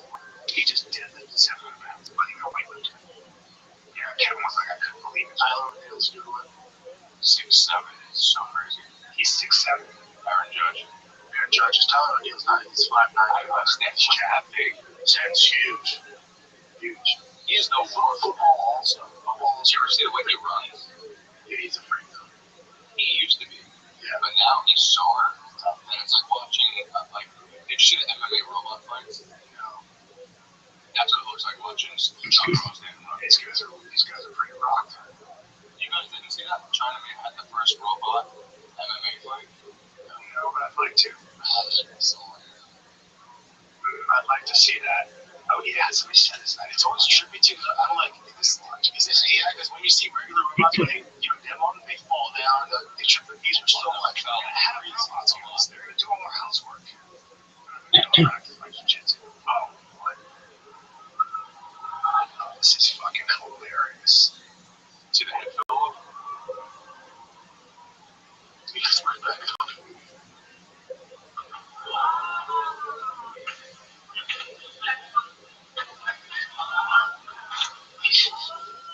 It was like two people running the controllers on the new UFC. Yeah, weird. But I don't know why you care about this. People in China love seeing weird shit. Yeah. I care about it because I think about what their mindset and some theoretical mathematicians are saying. Which is that no, what they're saying is that in the Matrix, like we started that way, and now we're this. So when you're watching the UFC, you're watching the advanced version of that in human form. I just don't like it. It's looking the reader too many times. But what I'm saying is that those machines, like, we are producing better machines. We've been in this loop. So this has been going on from the beginning. It's so fucking weird. What do you mean? So you know how we're making better machines with AI, right? And we're making robots. And so you just saw that in 10, 20 years. What do you think those robots are? Well, they're going to be insane. They're going to be human. They're going to look human, right? They'll have skin, all that, right? That you and I may already be an advanced version of that. And we, as these robots, these released robots, are doing this, right, making better versions of us. So we are the most advanced version right now. Theoretical mathematicians are saying this. We are already the highest version of this. So you're saying that, like, we're creating this and they can create something even better than that? Yes, we are. So we will have in 20 years, whatever it is, and time, of course, is just, it's not how you and I think of it. It's a relation between two mathematical bodies. So in 20 years, quote unquote, we will have versions of ourselves that do everything better, physically and everything else. Now, will they have consciousness? That's the question. What is consciousness? And there's also what's that theory called where we're going to combine, basically, it's just going to be one will mesh with machines. Already happened. Neural link and all that shit. Are you a fan of that? Do you know what you know about it? I don't know. I'm not trying to think of it. I don't know what to say about any of it. I don't even know when I hear theoretical mathematicians tell me that this is, we are already in this simulation. I know the Buddhists do that crazy thing where they say, okay, yourself, you don't know where you are. Like, if you think about the fact that you can witness where you are, we have this consciousness that can witness this avatar going through all these things, physically and emotionally and mentally. Then who is that? Who is that? Where is that? What is the consciousness? Where is that person watching you from? What is that? Like, so you have a self, right? We all have a self that we protect really carefully, like this cubic space. Like, I eat a certain way, I know that. That's not you. That's the avatar you operate. It's fucking, this shit blows my mind, man. It's like, it starts to mesh with Buddhism in a weird way. I like the idea, though, of things like Neuralink for people they want to hear blind, just the people who are paralyzed getting their usage of their limbs back. Absolutely. I have a friend that he was on my wrestling team when I was in high school. He ended up having teeth ended up falling in his head, and he's paralyzed from here down. One of the fucking nicest kids, amazing athlete, amazing wrestler. But it's just like he had just a neck injury that really destroyed him. And that's what you want. You want to figure out the Yamanaka factors that's the craziest shit. Where the stem cells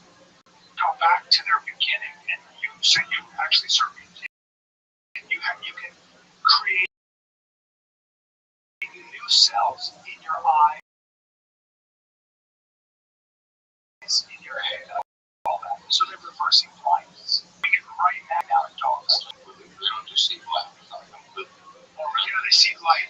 That's why they don't take your eyes out. They just take your eyes out due to infections. The problem with taking your eyes out is the cones in your eyes regulate your circadian rhythm. So when you look at light, it tells you when it's time to go to bed, when it's so you need to be able to gauge light and dark, otherwise Mr. Beast did that video where he cured 50 people's blindness. Yeah. He got mad at him for some reason. He's awesome. Yeah. He's awesome. He cured 50 people's blindness. He was just on Rogan. Did you listen to him? No, was it good? I have no clue. I'm not a fan. No. He just does not. He looks like a robot. There's something going on there. I can't put my finger. I'm like, I don't know. I don't fuck with him. Like you don't like him, or you just No, I just not. I don't know what it is. There's body just like that. Yeah, I don't know what it is. I'm just like I see him on Rogan. Like skip that one. Yeah. I don't know why, but I agree, and I don't know what you mean. I don't know. I don't know why I agree with you.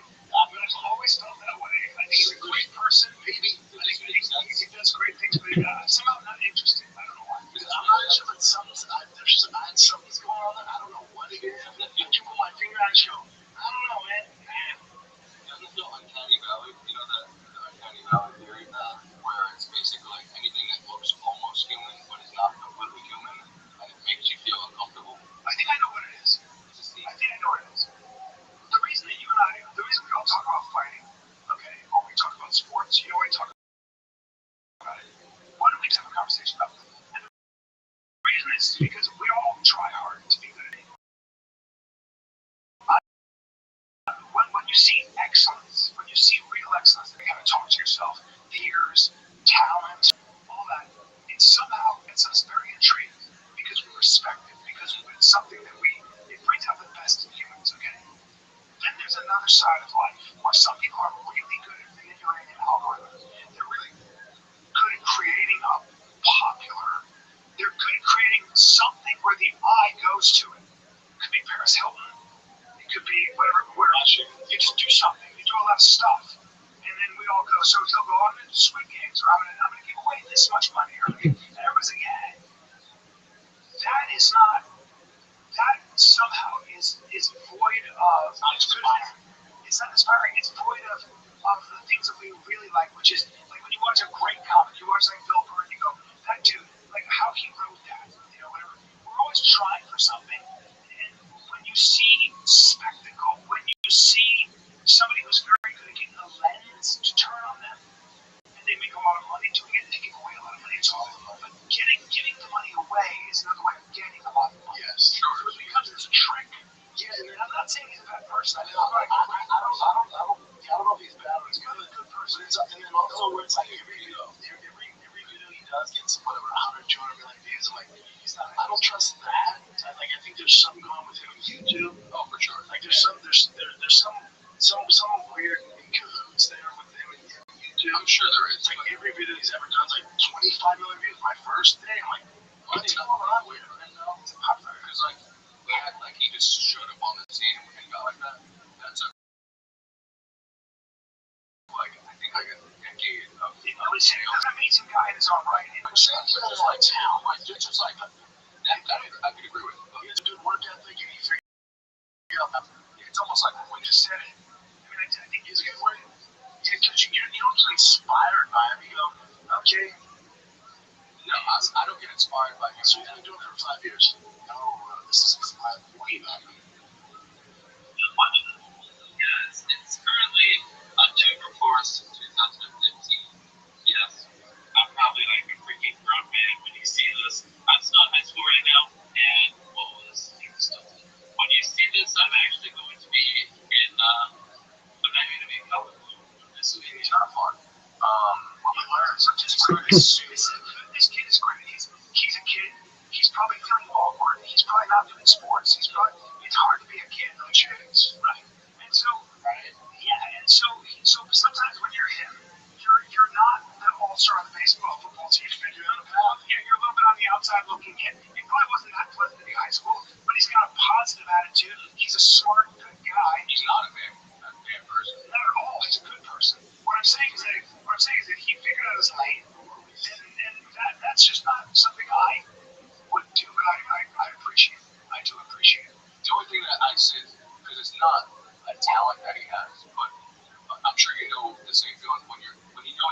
try a joke on stage, and like the crowd laughs, but you still didn't get it out right, and you're just like, I know that's not the way it's supposed to be, but the crowd knows they have an idea what I'm supposed to be saying. Right. That's kind of what he did, basically. What he explained is when he like it was just every day and figure out what went wrong, changing stuff. Like, yeah, it's not really a talent that like I look at it as like, wow, that's a talent, but he does have an eye for his art. Yeah, he's doing something well. Yeah, he's crushing it. Brandon, I need auto parts, but I want a friendly staff. I want to be able to get my brake light fixed. I want to be able to get my battery checked while I'm in my car. I want windshield wiper wash. Dude, we got you at O'Reilly Auto Parts in the business of keeping that stupid Tesla on the road. Alright? O'Reilly Auto Parts offers friendly, helpful service and parts and all that you'll need for all your maintenance and repairs, no matter what piece of junk you're driving. They got you covered, man. So with your car expert or rookie, you'll find the professional parts people at O'Reilly Auto Parts are knowledgeable, helpful, best of all, super friendly. Alright? They're your one-stop shop for all things auto and do-it-yourself. You can buy what you need in-store online. Stop by O'Reilly Auto Parts today or visit them at O'ReillyAuto.com/fighter. That's O'ReillyAuto.com/fighter. Hello, and welcome to Pluto Phone. If you know the name of the movie you'd like to see, just stream it for free on Pluto TV. For all your blockbuster favorites are landing all summer long. Catch Anchorman, The Legend of Ron Burgundy. Fantastic. The Matrix Trilogy. Mean Girls. Titanic. I'm the king of the world. And so much more. For Showtime's press nothing. They're free 24/7. That is so effective. On Pluto TV. Stream now. Pay never. Have you ever thought, this water is too wet? This beach is too sandy. Welcome to Beach Too Sandy Water Too Wet. We do dramatic readings of the most wild and off-the-wall reviews on the internet. We read great reviews about everything from Vegas weddings, matchmaking services at Trader Joe's, to caves, toddler beds, and Spirit Halloween. You won't believe the things people think absolutely must be said on the internet. How else would everyone know that some caves don't have bathrooms? We hear about the good, like the time a couple was happily married in a Vegas dance. And the bad, like people stole from pets on the streets. And the ugly, because when there's sunglasses, Triple G selling bars, and pretty late. Join us every Wednesday wherever you listen to your podcast.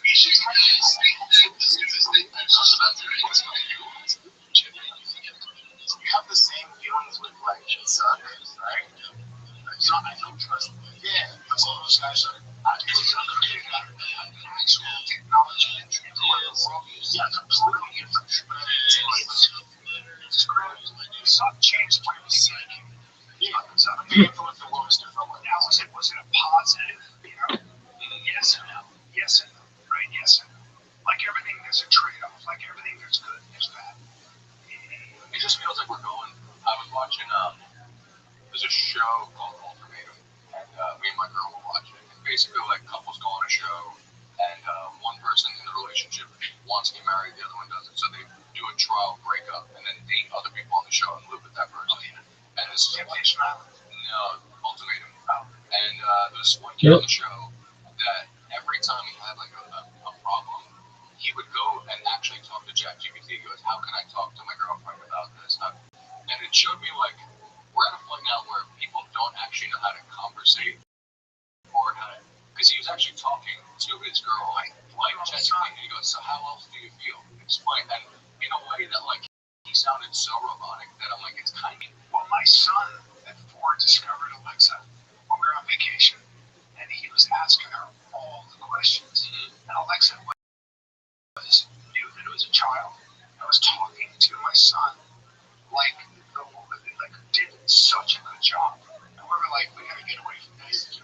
Now it's like that gray matter in your brain that makes you a social creature. It starts to shrink at a certain point, and then now you're just like, you're just another fucking robot. You're no different. Like you're talking like AI, you're answering questions that way, which is not good for a human-to-human relationship at all. I always go like this too. Like they ask where you have all the answers, but it's not. We're not necessarily. We can't live on just answers. It's not. It's like that old saying. You've got all the information, but you're not any closer to the truth. It's like okay. Yeah, this guy was dating this girl, his own girlfriend for 4 years, and at one point on the date he goes, "What's fun to you?" And I'm just like, what kind of fucking role after 6 years? What's fun to you? What do you like to do for us? Yeah, And she went, "Can you talk to me like a human? Like, how do you feel about that?" And I'm like, "My God, what is happening?" That's what it's been trained to do. You ever had somebody do this? What are you excited about right now in your life? Hey, you just, I don't want to talk to you. What's your why? Fuck up. What's your why? Fuck up. That's my wife's. That's awesome. So what's your why? What's your why? And if I were to seize the day, I was at coffee with these young gals. I went to coffee with these young gals in Venice, and they go, "So what are your goals? What are your goals?" Yeah, and I went, "You're not like I'm 60 years old. Give me my coffee." When I said leave it, they went, "Hey, that's amazing." This was about 5-6 years ago. So It's sad because you're 60. What do you mean your goals? but I'll tell you, let's goals at 60. Don't be interested. If I have a dream board, get the fuck out of here. Nobody's going to see If anyone doing that stuff on a stream board, anyone who's actually doing that, they're not going to tell you, you know, they have goals and shit. They're not going to tell you. They're not going to run up to them and go, "What's your why?" It's like, you gotta get out of my box. That's very new. My father, I don't do it either. my father's generation, your father's generation, they never spoke that way. My generation doesn't either. It's these younger kids. And then being outspoken about your mental health. You see these bosses, they were like, these bosses, you see this manifest. You see these bosses now, there's people taking mental health days. And bosses are like, "I can't run my company with this shit." What do you mean a mental health day? Suck it up. Yeah. Had a chance to? I guess so. What else you got?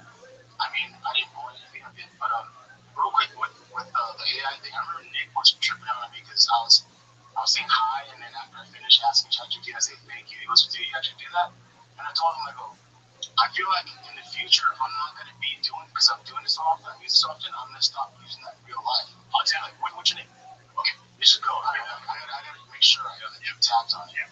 I see it too with like married couples where they talk to their kids. Like the last thing I always say to my kids is, "Oh, always so." See my wife's also. Love you, I love you. Yeah, grab pizza. Click. I'm like, to your point, I think that's because of tax, because of AI stuff. The way they start communicating, I'm like, that is wrong with it. If Michael hung up the phone on me without saying that, I'd call back and like, "The fuck?" I'm like, what happened? Yeah, what I do? What the fuck happened? Yeah. What's wrong? It's so weird to me. All right, kids. Let me show you this real quick. So Shane Gillis broke the world record for the most tickets sold for an individual, I guess, entertainer. 79,000 tickets. That's so fucking dope. So cool. 76,000 tickets. Shane's the man. Which is fun. Gillis is now the proud. Shane Gillis is now the proud world record holder for most tickets ever sold by a solo comedian with 76,212. This is a comedy show, folks. This is not WrestleMania. This is not Muhammad Ali. This is Shane Gillis telling jokes.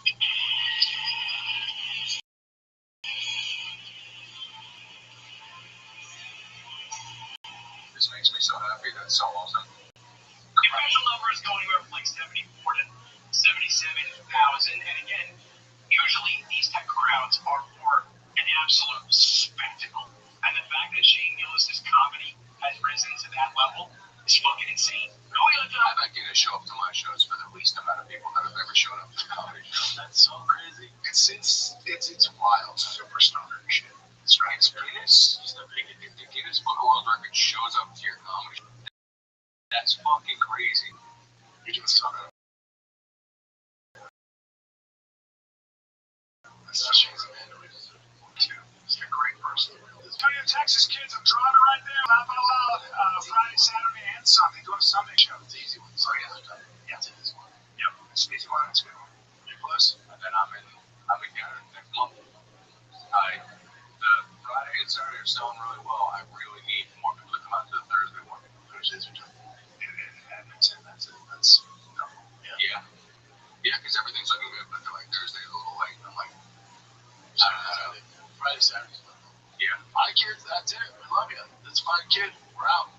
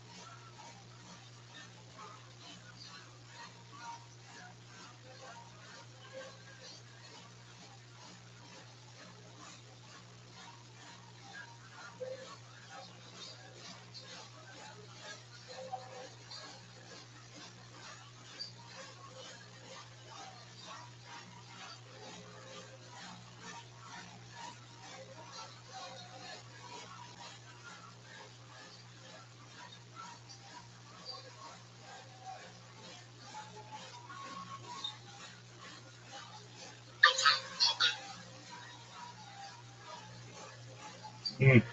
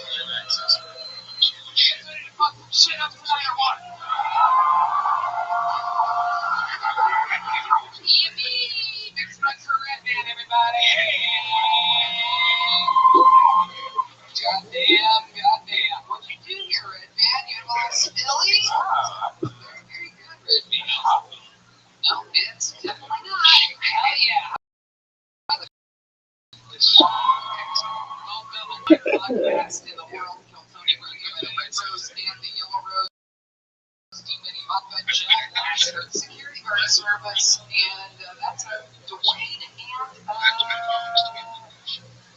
somebody else over there. I'm gonna hand the Austin security guard service giving us safety. I'm sorry. My handwriting was good, but and I'm gonna hand the band, everybody. That's the screwball peanut butter whiskey Phil Sonny band. God damn it, that is Michael Gonzalez on the drums. Paul Deaver on the horns all the way over here. That's Steve Madness on the bass guitar, everybody. And the man that put it all together, the great John B, is available. He has his own clothing company. It's unbelievable. That's the Screwball Peanut Butter Whiskey by Screwball Peanut Butter Whiskey. The best goddamn peanut butter whiskey on the planet Earth. Here's a little bit more from the amazing countries that made today's episode available for you here right now. Hey y'all, does it make sense for the same company that controls half of online retail also passively eavesdrops on your private conversations at home? What about the idea that a single company controls 90% of internet searches, runs your email service, and gets back to track everything you do on your smartphone? Big tech is more powerful than most countries are, and they profit by exploiting your personal data. It's time to put a layer of protection between your online activity and these tech juggernauts. That's why we use ExpressVPN.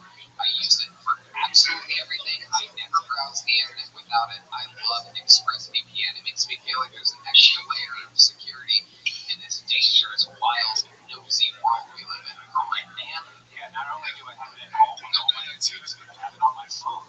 Think about how much of your life is on the internet. Sadly, every site you visit, video you watch, or message you send gets tracked and data mined. But when you run ExpressVPN on your device, the software hides your IP address, something big tech can use to personally identify you. So ExpressVPN makes your activity harder to trace and to sell to advertisers. ExpressVPN also earns 100% of your internet data to keep you safe from hackers and eavesdroppers on your network. That's why ExpressVPN is rated #1 by CNET, Wired, TechRadar, and countless others. What I like most about ExpressVPN is how easy it is to use. You just download the app on your phone or your computer and tap protect it. So stop handing over your personal data to the big tech monopoly that mines your activities and sells your information. Protect yourself with the VPN that we trust to keep us safe online. Visit expressvpn.com/Kiltony. That's expressvpn.com/KILLTONY to get 3 extra months free. Go to expressvpn.com/Kiltony right now to learn more. Hey y'all, contrary to current headlines, several industries are heading for a hiring boom this spring, including e-commerce, healthcare, and not surprisingly, hospitality.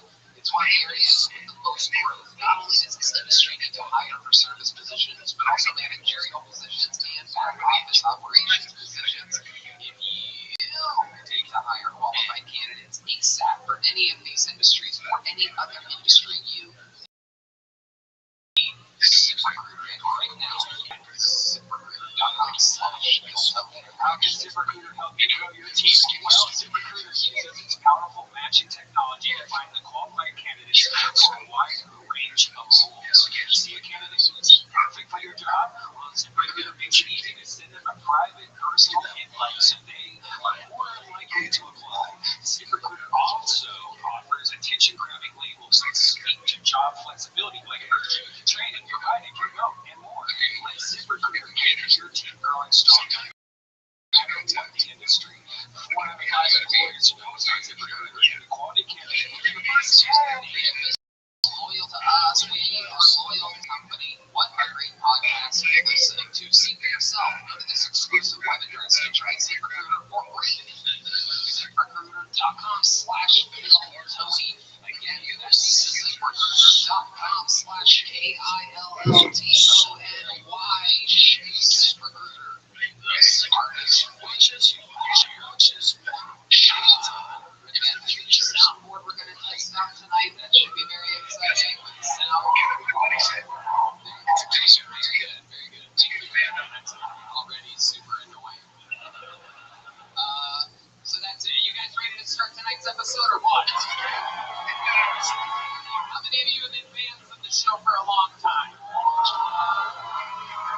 Well, then you're in for a special treat. This young lady was a regular on the show at 19 years old, 8 years ago. Since then, she flourishes. She sells out all around the world. Ladies and gentlemen, former Kill Tony regular, legend of the game, the great Allie McCoskey, everybody.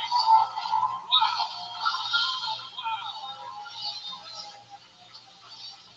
Allie McCoskey.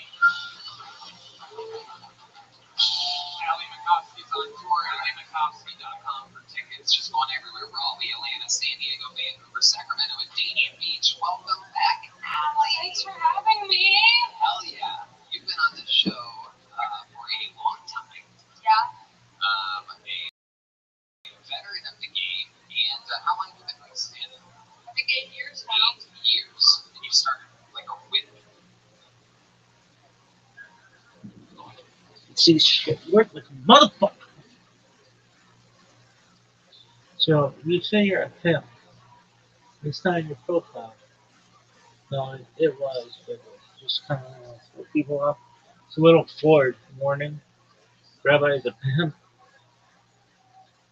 Yeah.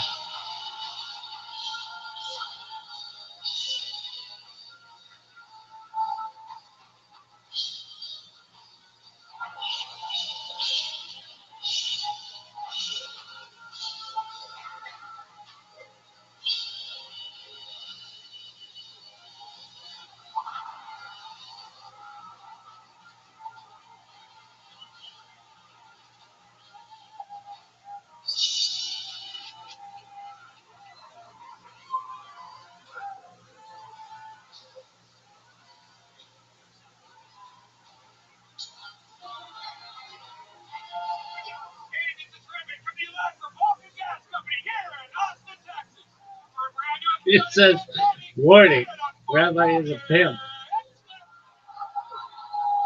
Yeah.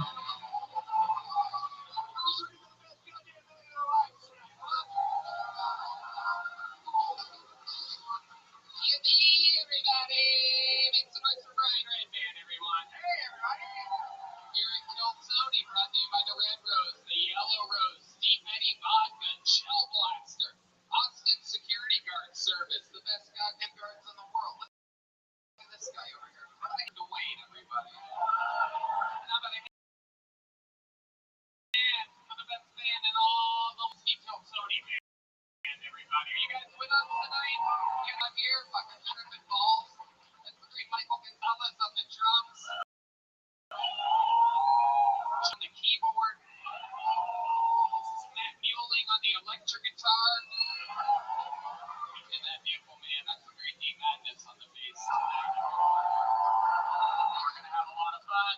Before we start tonight's show, here's a little bit more from the amazing sponsors that made tonight's episode available for you here, right now. Hey all, here we are, 2023, this new year. You've got goals, and Factor is here to help you achieve each and every one of them.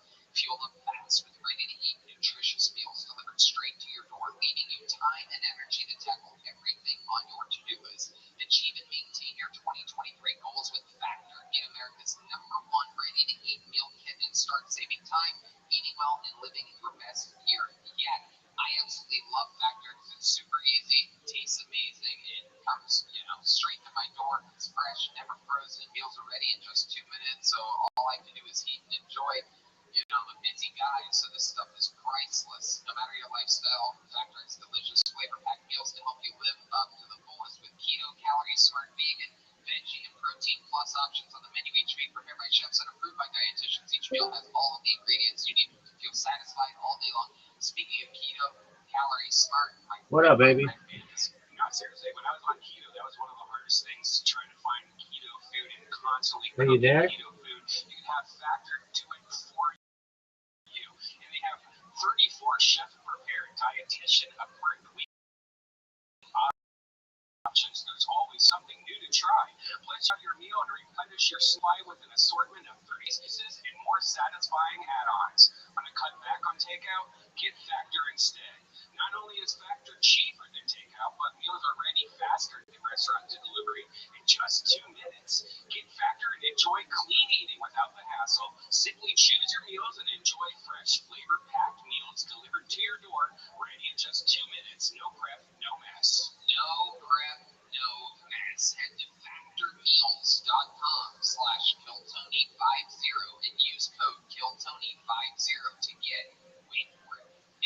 off your first box. That's code KillTony50 at factormeals.com/KillTony50 to get 50% off your first box of food. One last time, factormeals.com/KillTony50. Get healthier, be smart, and do it fast with Factor at factormeals.com/KillTony50. Code KillTony50. The biggest clouds, the coldest smoke, the smoothest experience. If you enjoy smoking the good stuff or CBD but hate the throat and lung burning, then you gotta check out today's sponsor, Freeze Pipe. Freeze Pipe makes a unique line of freezable pipes, bubblers, bongs, and more engineered to cool smoke by over 300 degrees. Freeze Pipe is your answer for the smoothest way to light up. I gotta tell you, I've been doing a lot of yoga lately, a lot of cardio, and I think I'm in the best shape of my damn life. And I have always been an extreme blunt smoker. You know, I'm friends with Snoop Dogg and those types of people. You know, the blunt in the world, if you know what I'm talking about. However, lately I've been using this amazing to keep my lungs clean and super clear, under control. And Freeze Pipe is the best way to do it, Red Man. You've been doing this yourself. Oh yeah, I love it. I've been using it every day. The secret is the freezable glycerin chambers that come on every piece. Pop one of these in the freezer for 1 hour and empty smoke. It passes through this icy chamber. It instantly cools it down for dramatically smooth and chilly toast. Glycerin is a non-toxic fatty gel commonly found in food and sweeteners. It freezes quicker than water and stays frozen longer. Putting ice in your bong is one thing, but chilling smoke through a frozen glycerin chamber will change how you light up forever. With a 4.4-star rating and thousands of reviews, check out Freeze Pipe's entire line of high-quality glass at thefreezepipe.com and use code TONY for 10% off your order. That's thefreezepipe.com and use code TONY for 10% off. Shop today. Your throat and lungs will thank you. Are you guys ready to start tonight's show or what? Man, oh man, this is just one of those weeks where I just can't believe it. 3 paid regulars, 3 unbelievably great comedians of our modern time, of all time, 3, all at the same goddamn time. Unbelievable. How excited I am. 3 of my favorites. Make some noise for Punky Johnson, Jim Florentine, and Eddie Pepito. Wow. Saturday Night Live, Punky Johnson. The great Jim Florentine, Eddie Pepito. Punky motherfucking Johnson. Guys. Wow. 3 of my favorites all at once. We've all worked together forever. Punky and I worked at a comedy store together fucking a decade and a half ago. She is now one of the stars, truly, of Saturday Night Live. How cool is that? She used to get me so drunk, you would not believe it. I would stand at her bar at the front of the comedy store, literally the front patio, and I would sit there and we would get drunk as fuck and talk about how maybe one day we could fucking pass out little leather joke books to people trying out stand-up and shit. Dreams come true. How about a hand for the great Eddie Pepitone, ladies and gentlemen? And again, Eddie's all over on tour, right, Eddie? You just finished a weekend here. Where can people get tickets for your shows? EddiePepitone.com. Perfect. I said it better myself. I wish you had some videos. It's a great town, and thanks for coming in. And I'm going to hand for the great Jim Florentine. Yeah! These guys have all done this show before. Jim and the podcast, Everybody is Awful, available everywhere. Jim, you're the fucking man. I've been listening to you forever, since I was a little kid, listening to Howard Stern and fucking however long ago that was. Yeah, it was a long time ago. Yeah. Thanks for fucking aging me. I appreciate it. Oh yeah, no odds, man. I appreciate it. Oh, yeah. And this is my first time doing Kill Tony. Oh, it is. That is crazy. I feel like he's that's wild. Well, I feel like you've done it before. That's probably a really good sign. How many of you know what the fucking show you're at right now, even? I know that over 150 people have been signing up every single week for the opportunity. They're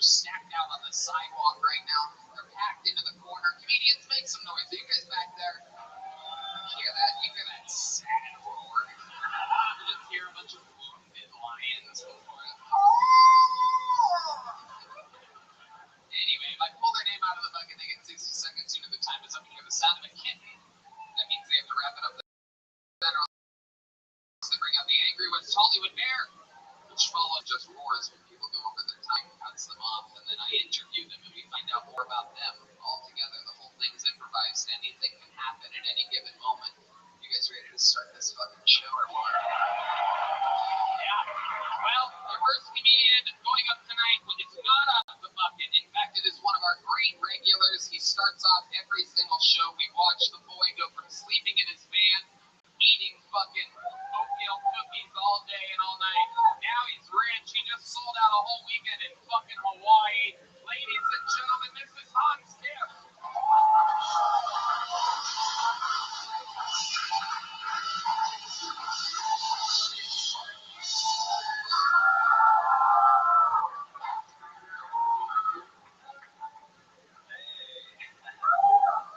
I love Texas because everyone has guns here.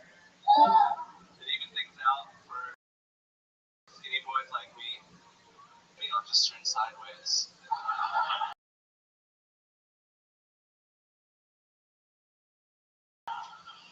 I thought of a day in it, sitting on a side thing in my butthole.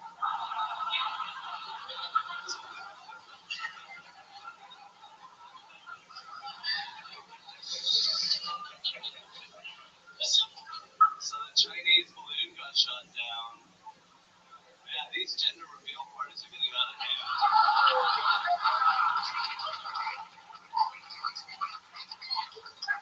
You know it was a girl because there was no confetti in it.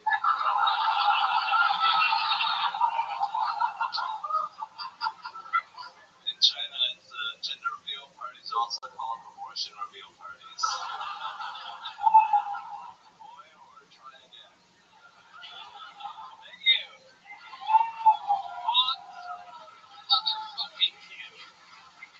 Coming in strong, fresh off of Hawaii. Hell yeah. You're living that life, Hans. Yeah, thank you, Tony. I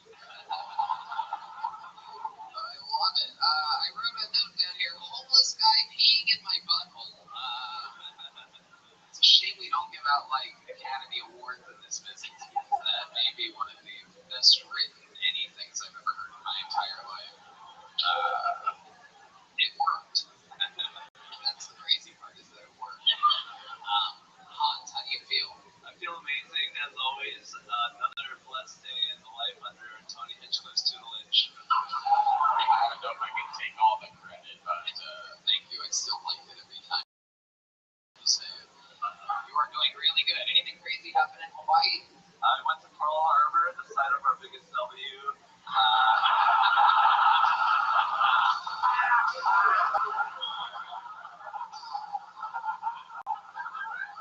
Was that you guys that did that?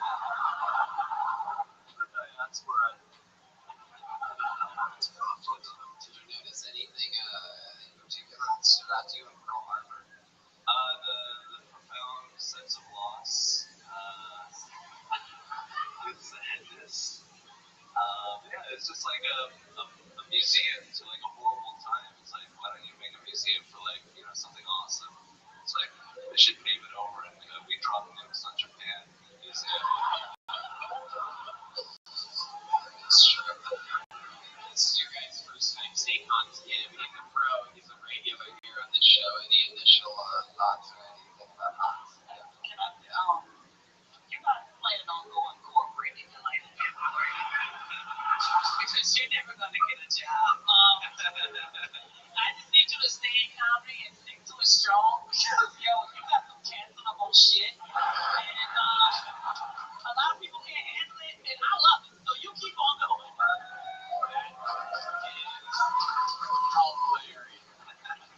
That is true.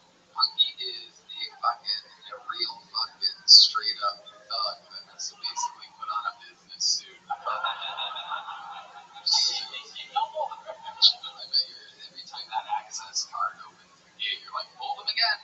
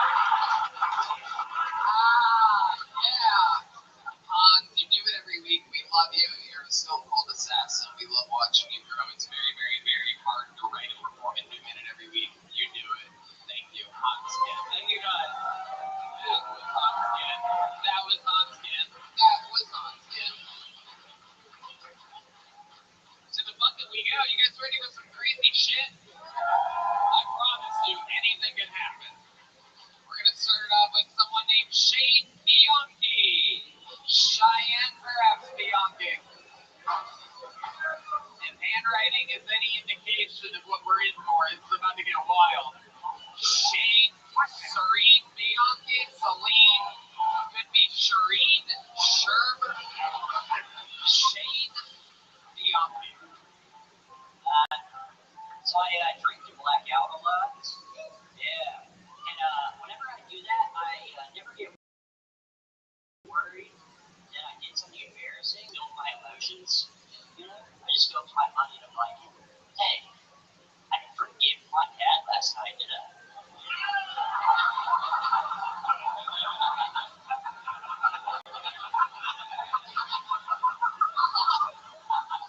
And he's just like, nah, you just needed your up now. And I'm like, thank God. I found out recently that big feet means big penis. Yeah, and that's true. I want to call it Bigfoot instead of fat cockwalks.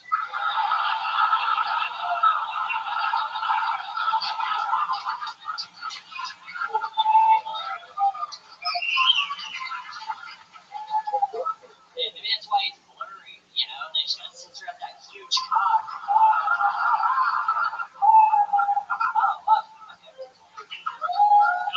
Shane Bianchi? Am I saying that correctly? Yeah. Shane Bianchi or Shane Bianchi? You don't care how people say it? Absolutely not.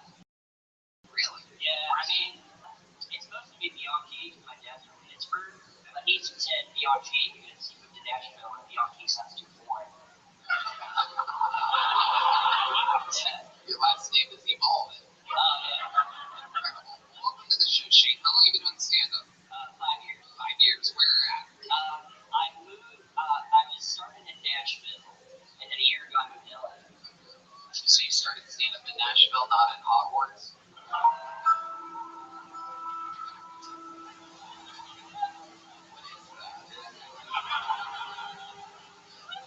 Maybe excited about something right now. Oh, there it is.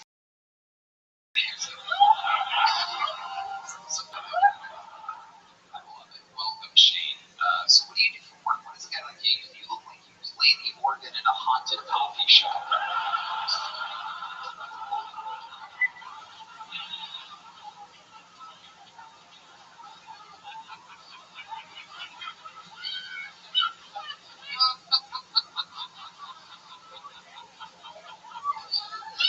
John Dee's live on the keyboard. And haunted coffee shop music. Who wants to get back?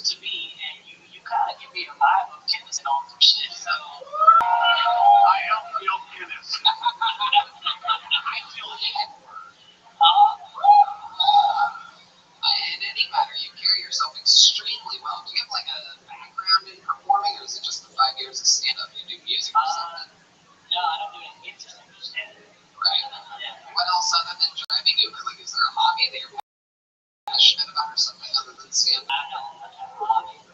How old are you? Like 25. I told you he's a fucking weirdo.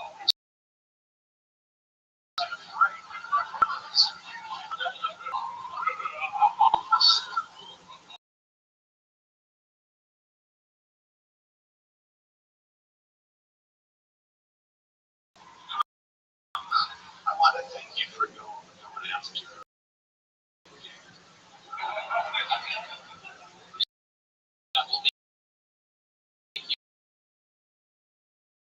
Money into the notepad and goes, can't walk. Oh, no,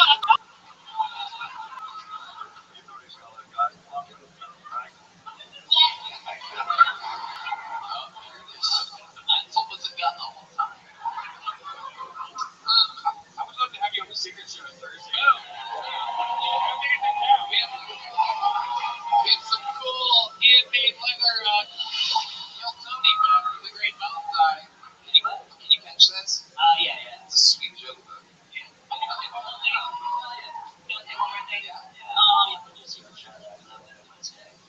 Oh, well, that's just a sad ending. You could have said that after the show. But I mean, you're still live, my friend. Showbiz right now. Yeah, what an energy killer that was. Give me the fucking joke book back. No, I'm kidding. Tony's got to get back to LA. He's got hobbies. So he has everything.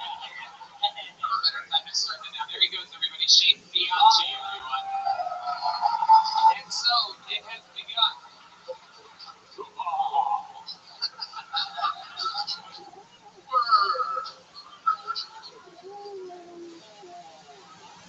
This is a Chrysler series. All right. Philip Abraham, you are next on Kill Tony. Get out of the bucket. We love meeting newbies here. A lot of sign-ups lately. You guys having fun out there? How do we feel lots? Drink up, my friends. The night is young. One more time for Philip Abraham.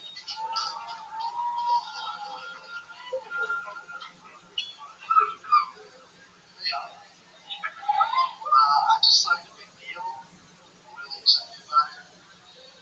I feel pretty comfortable with y'all. I signed a deal with HBO the other day.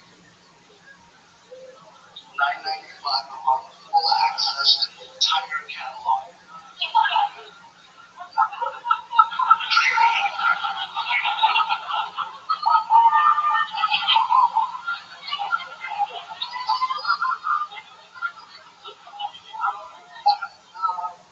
So I'm not getting casual relationships. I just had a one-night stand that went pretty bad.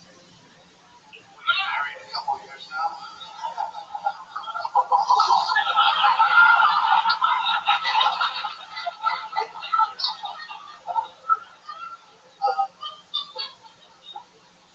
So when I was a kid, I asked my parents for a skateboard, and they said we couldn't afford it. So one night late at night, I snuck out of bed. I went to the garage, and I got some wood, got a hammer, and I went up to their bedroom. Wow. Philip Abraham, everybody, making his what we do believe is his still top each day. You correct? I was expecting someone scarier, Shane Bianchi. Somehow, here comes the comedian who looks you directly in the eyes while doing punchline. It's incredible. Are you Shane's dad from Nashville? So, Philip, let's talk about it. This has to be what, your first time doing stand-up, right? 3 weeks. Okay. First of all, you have to literally use the oldest joke of all time, the HBO joke, which I have heard it for 16, 17 years continuously. I can't imagine how long the two legends, I'm sorry to give your age away, 25 years. I've got 25 years. right? I mean, like, continuously. So yeah, 45 and he heard it. So, I mean, I'm pretty sure that predates even HBO, and somehow you were doing the HBO joke. Columbia Broadcasting Network. I'm kidding. What? Columbia Broadcasting Network. 1950s. Okay. Jesus Christ. Alright, so you've been doing stand-up for 3 weeks. You're doing some old-ass fucking bullshit like jokes that you read out of a joke book right now that you're scared. So let's talk about what you actually could be talking about. Do you have any jokes where you actually talk about something that your perspective on, like, what ethnicity are you? Let's start there. You look. He looks like the bad guy from Indiana Jones, like coming up. Very good.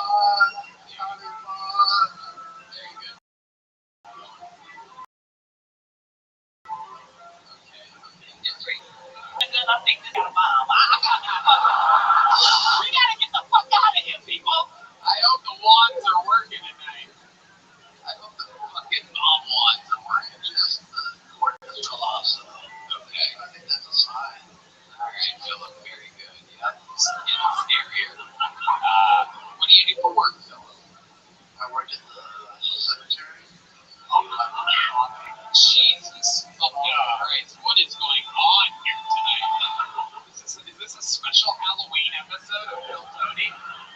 Someone pranking me right now? Well, I work in this cemetery, so... Okay, what do you do for the state? Like that changes anything.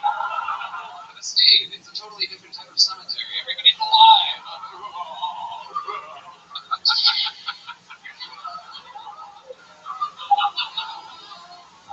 That's stupid. Oh my god, ladies and gentlemen, Rogan is here. Wow. Austin Zone. Jim, what do you think about that? Russell Peters. It is. Well, what nationality are you? South Indian. Yeah, South Indian wavy gravy. John D is hitting us with a little bit of South Indian music there with the left hand. Pretty easy to do if you know the fucking tongues. You know what I'm saying? Do you listen to South Indian music still? Shit, this sounds like the kind of guy that likes a little remix, you know what I mean? Okay. Tell us about the fun part of your life. How old are you? You seem like you could be anywhere between 140 and 300 years old. You seem like you have like a special curse or something. I don't know. 40 years old. What have you done with your life? Do you have a family or anything? Or what's the story? What have you been doing the last 40 years? Just failing a lot. What do you mean? Like what? Let's talk about it. Wow. You've said nothing since you got up here. You did old-timey jokes, and in the interview you said cemetery. I didn't get anything more. I'm trying to find out about you. This is where you would start finding out if you can fucking write material in an art form. I know. Like what? Writing obituaries.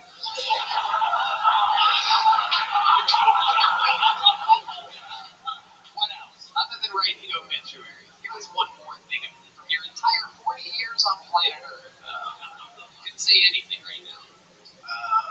Ice cream shop. Ice cream shop.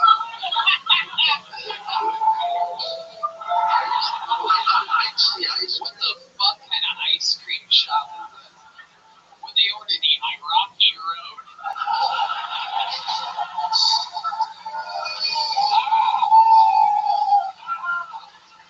I'm on steroids.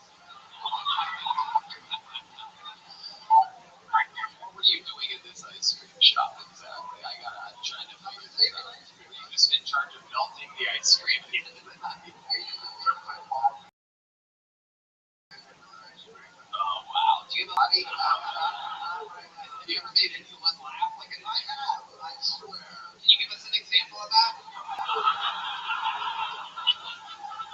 Can you tell us about that time? Can you sort of lay the scene and then we'll be like, that was funny, or we'll be like, fuck, he did it again, the thing that he does. That one guy did that one thing the one time. Tony was really trying, but I want to say one thing, okay? I'm gonna be supportive because we've been shitting on you. Okay.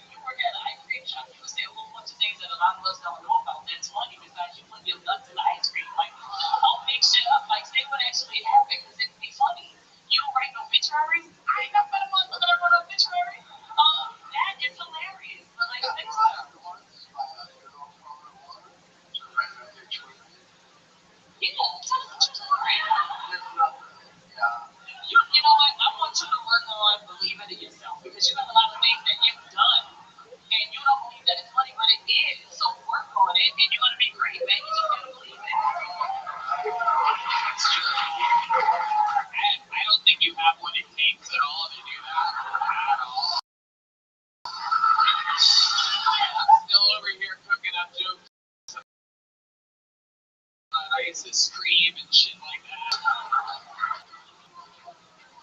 It's guilt outing. I'm getting kind of reminds us of our friend Ty Rivera. Are you a little bit, what's your sex life like? You gay? You're not fucking anything, but you're not saying you're not gay. You're just afraid your South Indian parents might watch this podcast and you're gay. Right? Are you gay? No. I mean, I'll tell you what I can get. Like shit, that's gay, everybody. That's gay. Welcome to another episode of That's Gay. No, I'm not. I mean, I would fuck a guy, but I'm not. Ladies and gentlemen, there was the Kill Tony debut of Philip. Can you catch? Philip, can you catch? Yeah, Philip Abraham, everybody. All right. What we got, ladies and gentlemen? Another one of your regulars, an absolute legend, famous for his joke writing and fucking roasting skills. He does it every single week. One of the baddest motherfuckers on planet Earth. It is David Lucas, everybody.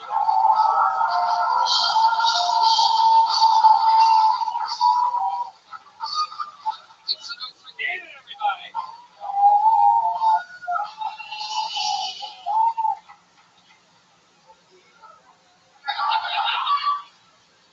I got the new right phone. It's not as racist as the whole life. I tried to type the word nigga and the phone refused to spell the word nigga. It was like, perhaps you mean Nigeria. Or maybe you mean Nicaragua. I mean nigga. The phone was like, definition, please. I was like, Fred, partner, my nigga.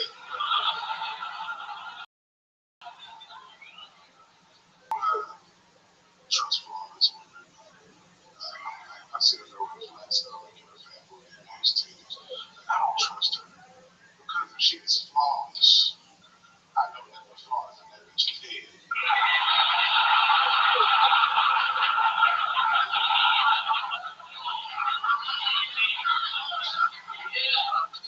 Give me the bitch around the horn.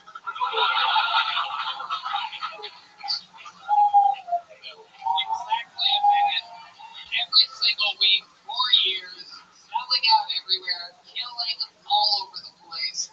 My man. So, what we doing here, you should be laying eggs and being work. Are you making fun of? We got an egg shortage, nigga. We need an egg. Drop some eggs. Ain't no eggs at home for HEB nowhere. We need to get a lot of them, right? Are you calling me a chicken head right now? Calling you an egg, nigga. I love it. So you got a new iPhone. That's cool. How many bytes? How many bytes did it take you to eat it? Those are megabytes. I love you wearing one of Jay Leno's car covers here tonight.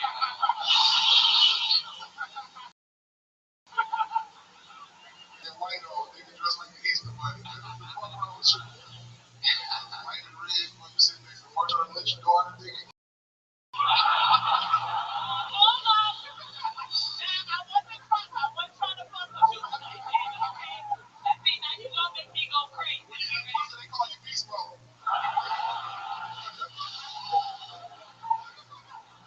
Alright, you got a lot to say for the roles to be stacking up on you like a stack of laundry, nigga. You better get the fuck. Alright, now don't make me come at your ass. Come on, hit you with me, Tony. Let's go, motherfucker. What's up? What's up? You look like you go to the women's bathroom, but you still be standing up. I know. That ain't even a joke, nigga. That's my real life. What's up? I said it's taller than most of you motherfuckers in the bathroom. Alright? You ain't cutting shit in this bitch for pieces of pie, motherfucker. Get the fuck out of here. What's up? It is weird. She stands up to pee. I sit down to pee. Don't ask questions, alright? SNL for Pakistan for Saturday Night Lesbians. Oh, that's where they wrong. That's where they wrong, man. It should be S&D instead of Saturday Night Nights. That's what's going on around here. Well, Big dog. yes.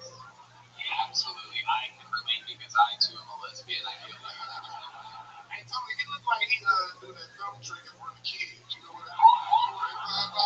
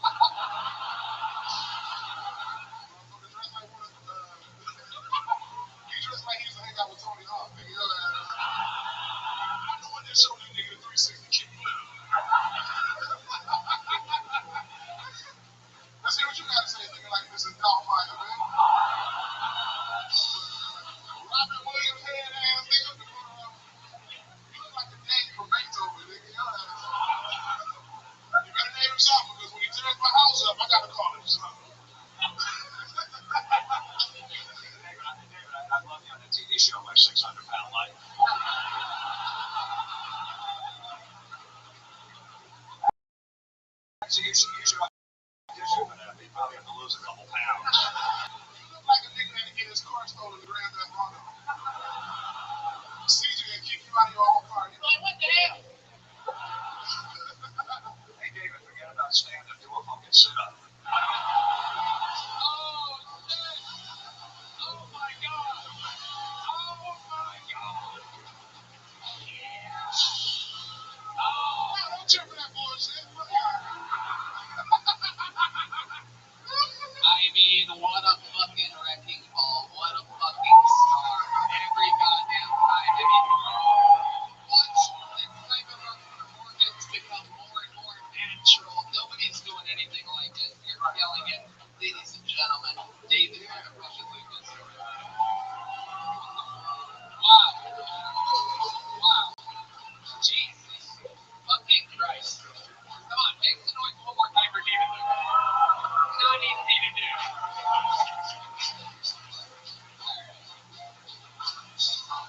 Goddamn. That puts on back to follow. Clayne Willard, or perhaps Kavain Wayne. I mean, Clayne, it starts with a K. Willard. KDA? K. Jane Willard.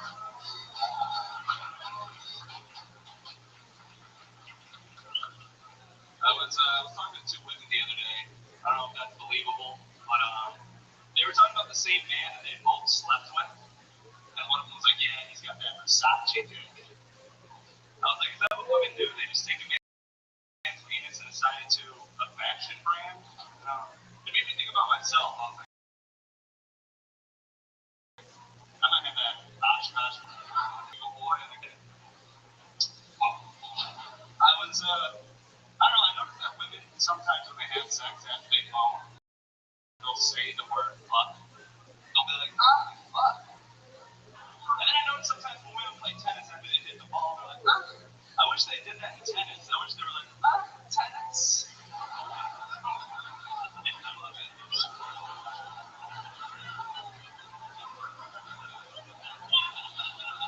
I'm about to start doing that in my life, you know? Comedy.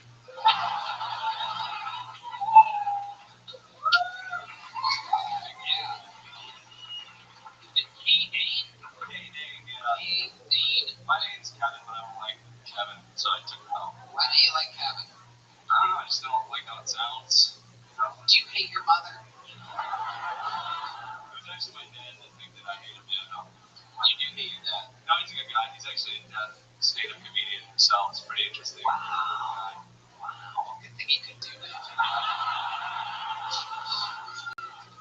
Stupid. You did row, you know what I mean? You gotta make that joke.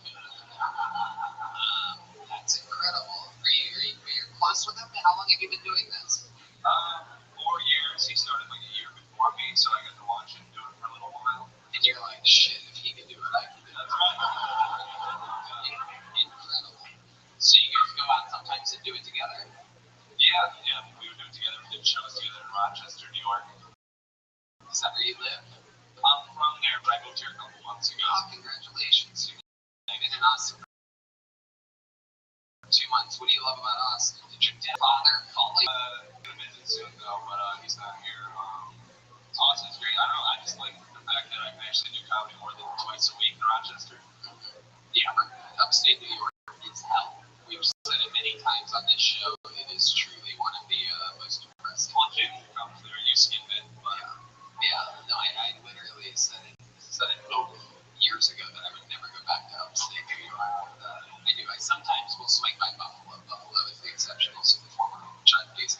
Let me ask you this: is your dad like really deaf, or is he just kind of deaf? deaf. Like if there's a siren, then he can hear it, but he can't really know what it is. You know what I mean? Does he do like how does he do stand up if he doesn't have the timing of the audience so at all? Like it sounds like a fucking train wreck. Well, he lost his hearing when he was 13. So What happened? speak mercury poisoning. Oh my god. Yeah. People drank thermometers back then. His brother went away to college and just left some mercury in the room that my dad moved into. My dad was like, what the fuck is this? And started touching it. And Are you serious? So your uncle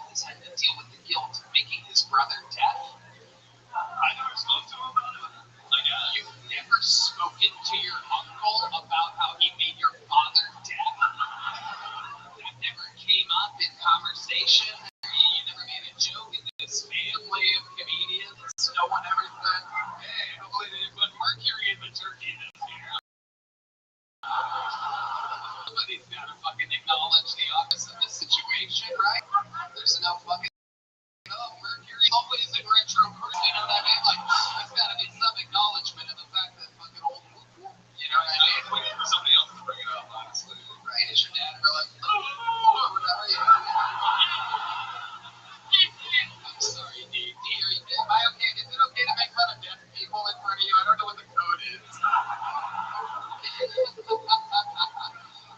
You get along with deaf people, or is that like a thing? Like, do they annoy you? I'd imagine sometimes you guys are in like the same line or the same parking spot or some shit. You got hired by a deaf guy? Oh, fuck yeah.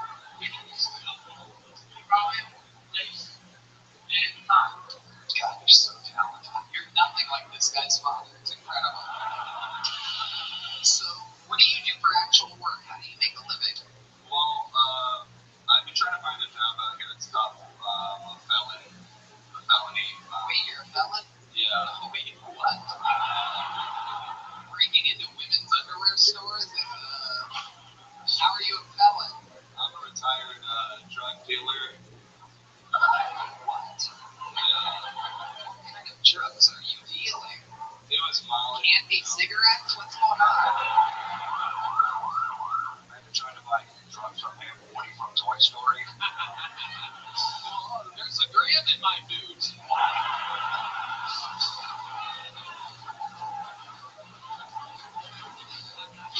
This shit will get you Buzz Lightyear, you know?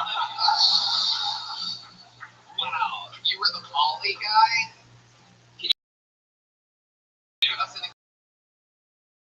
example of like how you would sell drugs? No, it's one of those things where you just, you have it and then it just sells itself, I guess.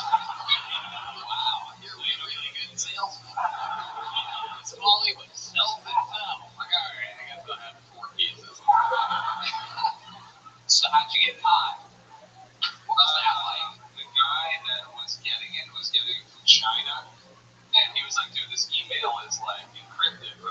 Like, but then, Homeland Security found was watching the emails. Wait, you were sending Molly to China?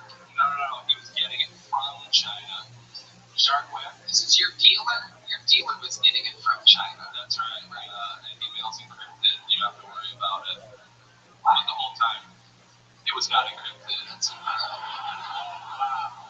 Wow. Thanks, My goodness. Wow. So yeah. Wow. So when they just show up to your door or something like that? You have like undercover cop energy. So if that happened to me and I was you, then when they're like, you're under arrest, I'd be like, no, you're under arrest. I've been doing a sting operation on you guys. It seems like it would be believable. You seem like a very, very straight and narrow. I know, I didn't think of it at the time because I was kind of scared. Yeah, it wouldn't have worked at all. So you can get they look at that record, you can't tell when it was just Molly. It's an international drug deal. Yeah, there's no remorse. It's basically heroin. I might as well be You could be a Lyft driver. yeah, that's a good idea. There you go.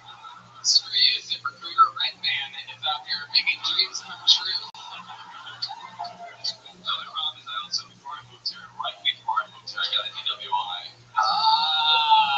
The old Rochester special. Nothing better living in a place where there's nothing to fucking do. Just get blacked out and fucking. How'd you get a DUI? Did he catch you? It was one of those days, where you start drinking at noon. One of those days where you start drinking. Some of us have fucking careers now. Well, yeah. Okay, so what happened? You start drinking at noon, And then, and some young date broke your heart. no, I was Dave? Dave got his drink all day, and I went to drive home at 11:30, and I wasn't following the rules of the road, Oh, very good. That's one way of putting it, sure. Anything you fucked up on? Well, it was funny because I didn't even get caught by the police. I was driving so recklessly, a guy, was like, I'm just gonna follow follow this guy and call the cops on him. Oh, shit. You got citizens arrested. You know you're drunk when some guy's leaning out of his window like, woo, woo. You're fucked, bro. I'm gonna follow your ass off all the way home. Yeah, I was literally 1 minute from my house and he was riding my bumper. I got out of the car. I was like, what the fuck, dude? And then he didn't say anything for like 10 seconds. Then he turned around. He was like, I'll just let them deal with it. The cops pulled around the corner. Oh, Willard, well, congratulations on getting on this show. Anything else for Day-Day? You guys you want one of these, Day-Day? It's a joke book. There you go. There you go. Day-Day, look at that walking off with a joke book from the great Valentine. Check them out on Instagram, Ponezeye. No Jared David tonight, correct? He's not here, right? Is that right? No Jared? There is no Jared. Right. But, ladies and gentlemen, we have another golden ticket winner who's never even performed here in Austin. He has a golden ticket in forever. We met this young man in Seattle, Washington, I believe it was 5 or 6 years ago. Literally one of the very few golden ticket winners ever in the history of the show. Here for his Austin Phil Tony debut. Make some noise for Todd Royce, everybody. He's a funny guy. You're in for a special treat. One more time for Todd Royce, everyone. Come on. I'm wearing a brand new shirt that I just ordered recently online. The guy actually called me and said, hey, Todd, you ordered a 5XL. Want to make sure that wasn't a typo. It's a typo. No, it's probably type 2. A friend of mine told me the other day that these glasses make me look like Jeffrey Dahmer never stopped eating people.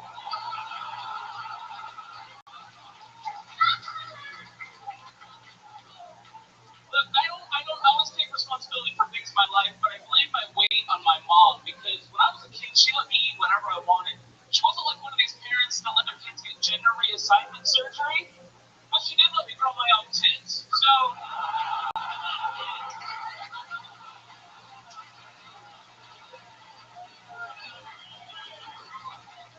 the ladies love a peck bob. I do it for them. And I'm sorry, ladies, I am married. I've been married for 15 years. My wife has seen me naked a lot. Like, my wife has seen my dick more times than I have. Another new minute from Todd Royce, everybody. Very fucking cool.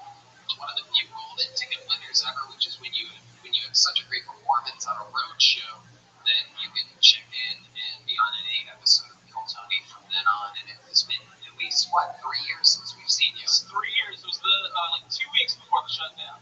Right. Up in Vancouver. Yeah. You've lost a lot of weight. It's good to see that. I have. I'm down 3.5 pounds in 3 years. It is incredible. I've never seen pecs get flexed like that. Imagine the strength of my pecs to have the, I mean, come on. Yeah, I mean, if you could do that with those, I can't imagine what's hidden underneath there. There is a well-shaped, good person underneath all this fat. I love it. I love the way you're looking at me. You love it. Talking to a beautiful, beautiful young woman in the front. Look how many, I mean, there are. There's beautiful women, good-looking guys, a gay guy, I think. Right now, they get some, I don't know. It's just my assumption. It is true. I love it. Todd, you look like a balloon that we would fly over China. Just an American fucking research balloon. Right? Get a Bucky's t-shirt on this guy and float him over there. Let's fucking go. You look like an American weather balloon. That should be my new wrestling name. Yeah. Or a new album or a special or whatever. Yeah. So what's been going on with your stand-up? We know that you're from the Seattle area. We saw you in Seattle. We saw you in Vancouver. Legend of the show. What's going on now? I moved to Las Vegas and then I got fired. And now I just do comedy. Now I'm actually doing a tour that's down here. I'm doing a show here in Austin tomorrow night. What was the job that you had in Vegas that you got fired from? I was working for a granite company. I was doing printing. Okay. It sucked when I got fired from that job, got my 401k and severance check. So Yeah, 401k is like kind of the scale. that's the way. Yeah. That's my new goal weight. Yeah. Yeah, your doctor's like 401k. I like your style though. So how are you making money now? Just off stand-up? Just off stand-up. Can I tell? Like, can I plug a little bit? Sure. Because I got shows coming up in Burbank and San Diego, DC, Philadelphia, Tampa. Burbank, were you gonna be above Big Boy? I will definitely be there. Jim Florence, what do you think about this big I like him, man. He's funny. You headline on the road? Yeah. That's what you're doing? Yeah. And the scene in Vegas, there's a lot of clubs there you can perform at. There's a lot, up and down the strip. I'm kind of working in there. That's great. Yeah. Thank you. Bunch of buffets there on this. Oh, yeah. There actually is now. They've shut down a lot of buffets. Net has come back, and I said, no, okay, never mind, guys. John Albert, You're gonna have everybody. No John Finette references. The only two people here that know that are Eddie and Jim Florence. I used to open for one of my house. Did you really? Yeah, we ate at buffets all the time. So I overeat with them every time, too. I'm like, fucking, I weigh 160. John Finette, an old school comedian who obviously was a very, very boy, and all of his jokes were about how big he was. And the roast writers room a long time ago, somebody made the joke, and I can't remember whoever it was, but they're like, did you hear about John Finette? Yeah, he went on a diet, he lost 40 minutes of I always remember that. Every time I hear John Finette, I think about that joke. Yeah, because if you're fat, you just talk about being fat, and then you lose the weight, you're bummed. Yeah, I have other material that I'm working on about how small my dick is. Is it small or is it just small on your body? I think, well, when I push it in, it does seem to get bigger. So I don't know what it's gonna. Are you okay? She thought you were a lesbian this whole time. She's like, oh, I'm gonna fuck this big bitch. Hey, you know I like a big bitch. I like a big bitch. Honestly, tell like the skinny guys, like you have no excuse to have piss all around the toilet. You know, the person that has an excuse to do it is a motherfucker that looks like this. Like, you have no excuse. Like, why do you hold it when he can't touch it? Like, honestly, I'm a shut up. Yeah, that's right. Like, get your shit together. You are funny, but I don't wonder how you.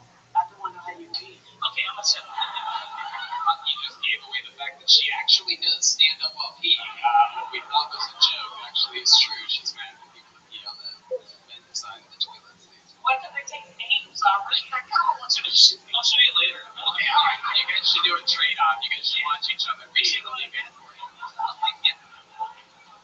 Todd, fucking fantastic. Anything else about Todd, guys? We fucking love you. You're a stone cold killer. Where you from? I'm originally from the Seattle, Tacoma area. Okay, fantastic. They got a great person representing them. Hell yeah. Thanks. And your family's good? Wife's good? My wife's good. What's your wife up to nowadays, right? While you're this, what does your wife do? I'd imagine fucking a whole lot of picking up crumbs in the kitchen or something like that. She's finally putting the TV trays away. She's finally got a chance to clean out the microwave film. She's changed the light, the refrigerator went out. She's fucking doing her fucking rounds at Costco right now, perhaps. What's the wife up to? What does she do again? What does she do for work? Yeah, sure. I'm just trying to think of what jokes. Yeah, what does she do for work? She's a dietitian. Yeah! Big close with Todd Royce, everybody. There you go. What an appearance. That is a true golden ticket winner. For those of you that are historians of the show, that's a pretty big deal. I'm honestly quite shocked that Todd Royce made it through the global pandemic that supposedly we were supposed to be so worried about. But meanwhile, we have got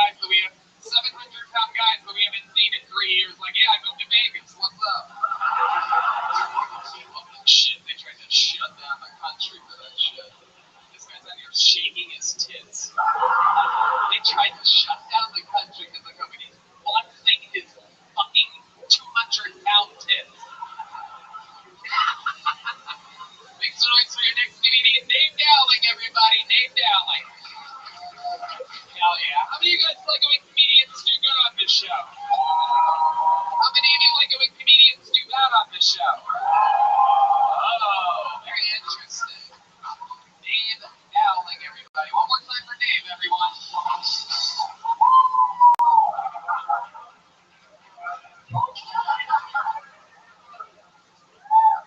One more time for Dave Dowling, everybody. Come on, these people wait all night for this, for a chance to maybe get a minute. Here's Dave Dowling. So it's 2023. It's been a wild year before.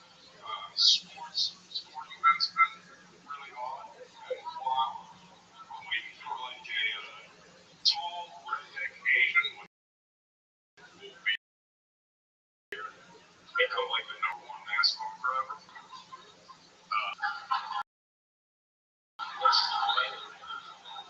This year, yeah, that's the story itself. But it made me wonder too, like, how hard was it to fucking potty train Alan Counter? Like, that had to be a weird one. Anyways, I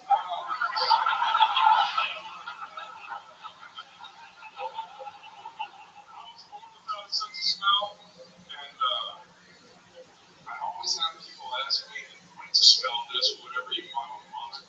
It's kind of like fucking asking me, you know, like your mom asked you if you see that sunrise.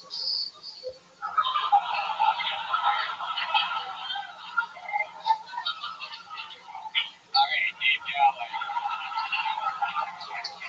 That was done before it started. You really don't have a sense of smell? No, I do not. Well, you stink. I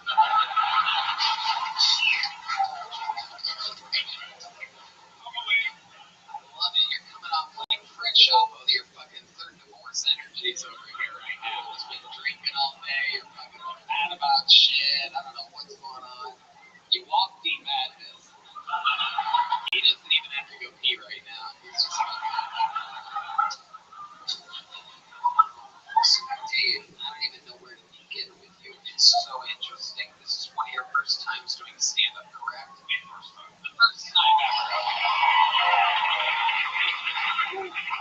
Thank God for that. If you were going to say you were a 10-year vet, I'd be fucking really depressed. So, Nate, you want to start today? You're what, 49? 38. You're 38? You're 38? Are you fucking with me? Are you fucking with me right now? Are you fucking fucking with me, dude? Are you messing with me? The guy gave you this opportunity. You're just fucking gonna lie to me, dude? Are you fucking serious, bro? Have you just been getting your heart broken continuously while working on rooftops? Like, what? How is 38 an option here? Like, just Mountain Dew, like never a glass of water, just straight Mountain Dew? And fucking what? Bread? Like white bread? White bread and Mountain Dew? Just nothing else? Like someone told you that was cool? It never stopped working, no matter how much the job pays? Like, what? There's no way you're 38. You're fucking with me, dude. 1984. Oh my god, we are the same age. I am actually 38. See, me and you, my dear friend, have reverse problems. Oh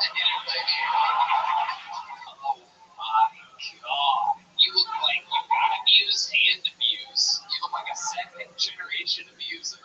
An abuser of women, children, animals, perhaps. Am I correct? I get animal abuse. I'm getting a lot of things. Okay, no. Okay, Dave, let's talk about it. What have you been doing for 38 years? Why do you think you look like a 55-year-old worn out man? A lot of drugs in the past. Ah! One of the original Jackass guys, right? I'm kidding. What kind of drugs are we talking about? Crystal meth, heroin, all the good ones. If you tell me Molly right now, I'm going to kill myself. You tell me you got Molly from China.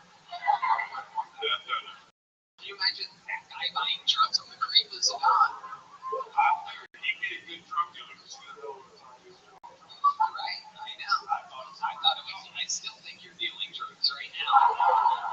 So what do you do, Dave? 38 years of what other than drugs?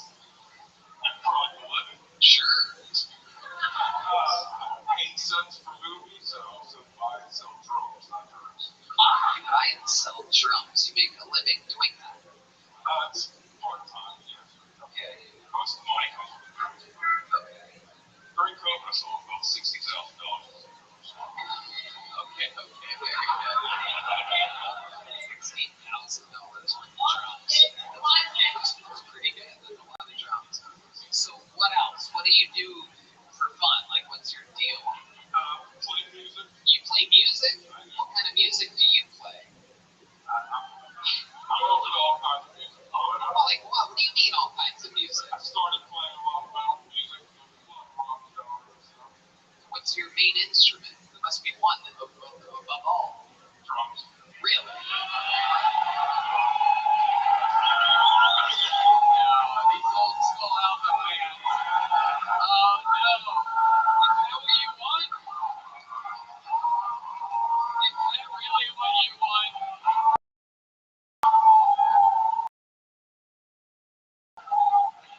Alright. I mean, in a long time since we've done Deep Down, there is a legendary segment on this show called a Mexican Drama where we have a competition in which one human gets to drum solo and they have to try to beat the resident drummer. It's literally never happened before. We've done this, I think, 50 some or 60 some times. It's never happened before. But right now, if this happens, Dave Dowling could potentially be the new drummer of Hilltony. You get to decide, but you have to be honest when you guys vote in the end. Here on this night, completely unplanned, there shall be a Mexican drummer.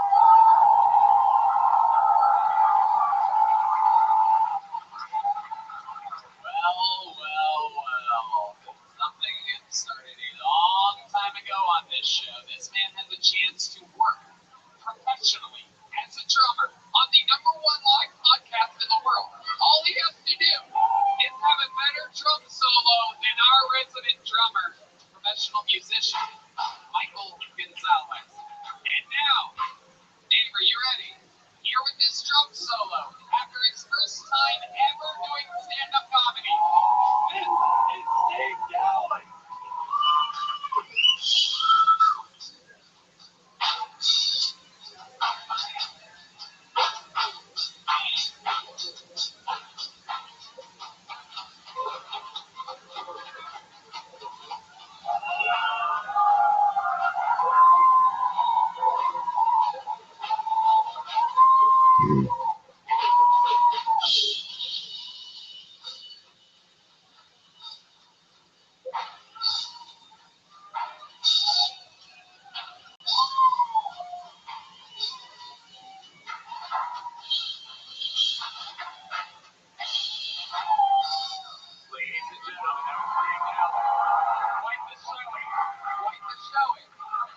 Michael Gonzalez, hamming it up down here.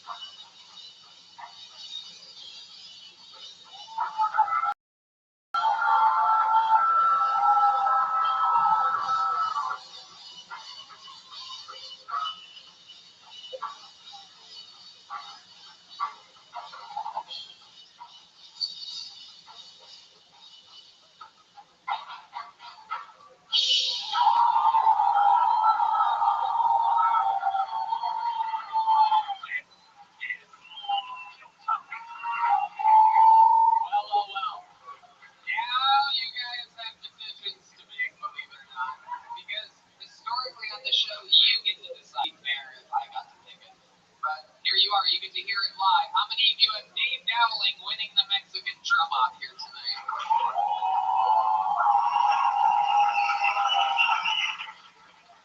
How many of you have Michael Gonzalez winning?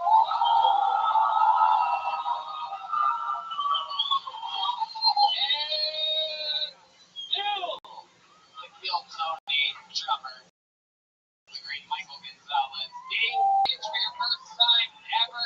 Here's a little joke book for you. Take one of those. That's from the great bones on. That's real Texas leather. Honestly, I thought it was close, man. For real. I thought it was like, oh shit, this is really good. Red Man doesn't have here for No. Before Mike went off stage. Thank you, Red Man. There you go. Red Man trying to get his fucking late Democratic vote in. Didn't show up to the polls, but here he is. I think we should maybe do a recall here, creepy ass fucking Pflugerville liberal. Shut the fuck up. There he goes. Hey, I want to do my absentee vote now. He did good. Not nearly as good as yes. Let's check the great Funky Johnson for I do want to say something. What is that again? Dave Dowling. Man, Dave, first of all, we shouldn't have played with you. You had percussion on your fucking shirt. That motherfucker had percussion written on his shirt, so that means you the heart of everything, because you got your shit. Stop no comedy though, just play the drums. Mike, you played that shit like something like the rest was talking your wife. I was like, ain't nobody fucking my bitch, Oh, you played that shit, boy! I looked out, I saw a third arm popping out of it. I'm sitting up here thinking about what you say is fucking wrong with Mike. Oh, yeah. You're gonna have the drum. Michael's gonna have the drumsticks, the thighs, and the wings. All right. What the fuck do we do from here? You guys want to go back to this bucket, Oh, yes, my friends. And still the chaos continues. Your next comedian, straight out of the bucket, goes by the name of Clint Parker, everyone. Sounded like it was a little pop from the comedy section there. That's always an interesting sign. Clint Parker is next on Kill Tony. Here he comes. More time for Clint Parker, everybody. Here he is.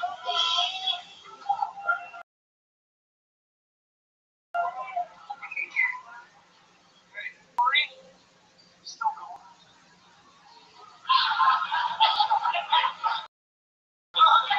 Speaking of the 80s, Saturday nights, spent most of my time whacking off to Ron Shear on USA all night. But it took me a lot longer to get off when it was Gilbert Gottfried on Friday.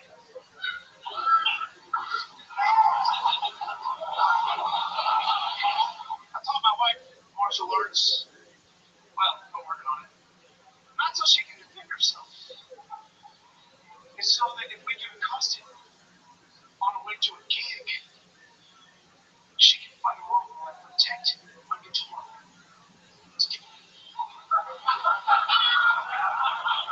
Alright, the only reason I even know about this show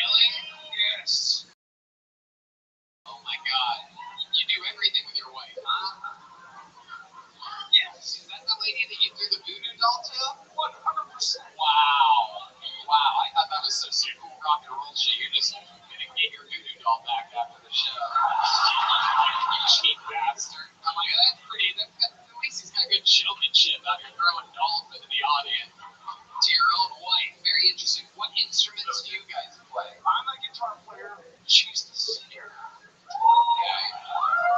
And we do dual vocal harmonies. Okay. This is like a very good. Very good. It sounds absolutely terrible. How long have you been doing this? 14 years. 14 years. Really? D-Madness, what do you think? Do you want to hear what a fucking bunch of Billy goats sound like? Get your wife down here. Get that fucking. Come on down. And her name is actually Melanie, too. That's what's fucking cool about it. It's on there. I mean, your name's Clint. How do you explain that? Alright, why are you here? Well, actually, my first name is William. Come on, Shut the fuck up. Let's hear you fucking. Let's see if you guys are any good at. I'm ready. I got a pick. Very good. Oh shit, Dog the Bounty Hunter also. Hey, come on, baby. Can we get 2 mics? Oh my god, I don't know what show on fucking A&E you guys are from, but give me a few options. That's it, probably. Pawn Stars means porn stars means fucking. I love it. Damn. We see who wears the fucking real pants in this relationship. She needs a microphone. She's the lead singer. Okay. Alright. It's a short mic. Here it is. This is like Meg and Jack White power here. This is incredible. My musician friends love that one. You fucking hack. You, Meg and Jack White power. No. Alright, here they are. Clint and his wife, everybody, live on Kill Tony. I don't know why I'm doing this, but.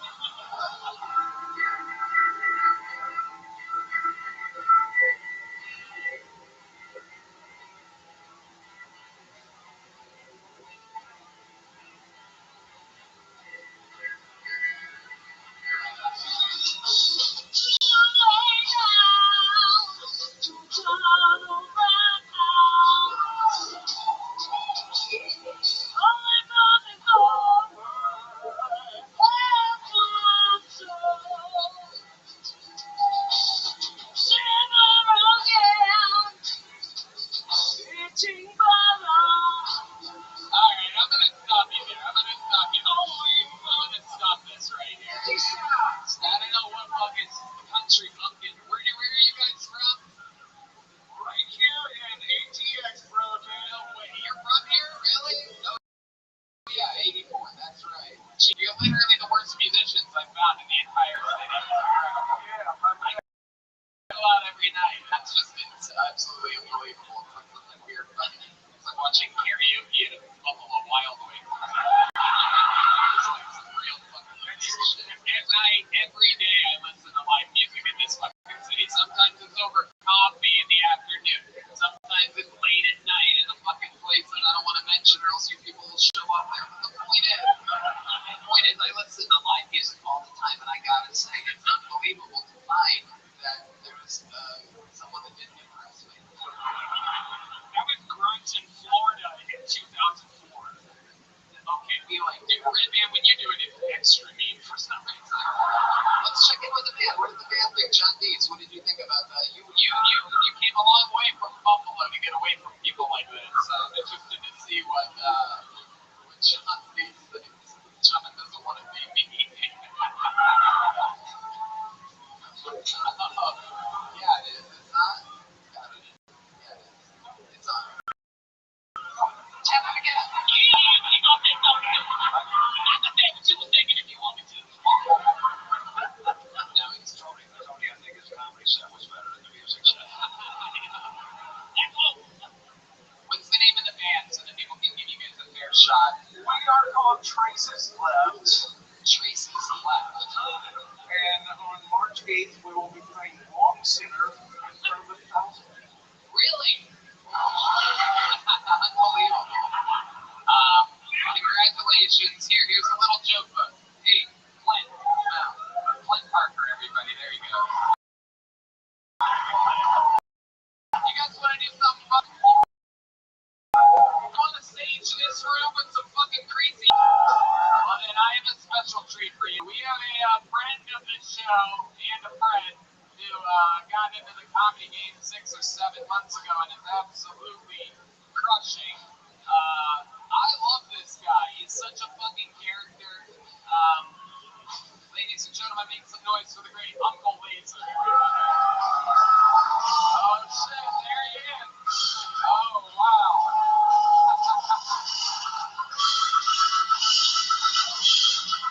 It's really him.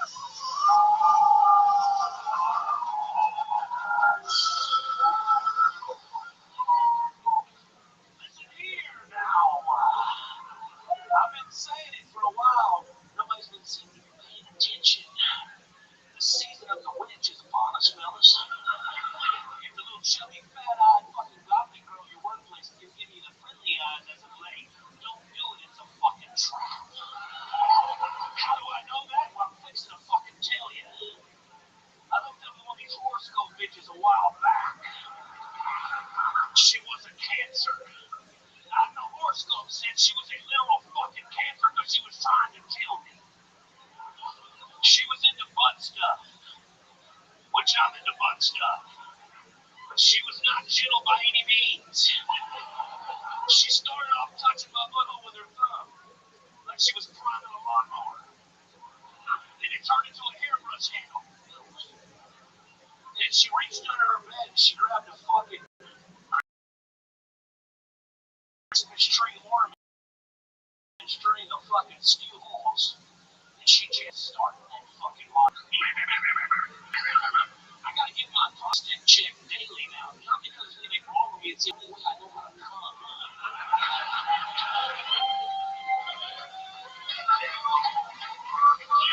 Ladies and gentlemen, you have been Uncle Laser, everybody. I mean, coming in. Tag, tag, tag, punch, punch, punch, tag, tag, punch. Shit, just doing the goddamn thing. I absolutely love it. It is unbelievable you're doing it. Trying. Yeah.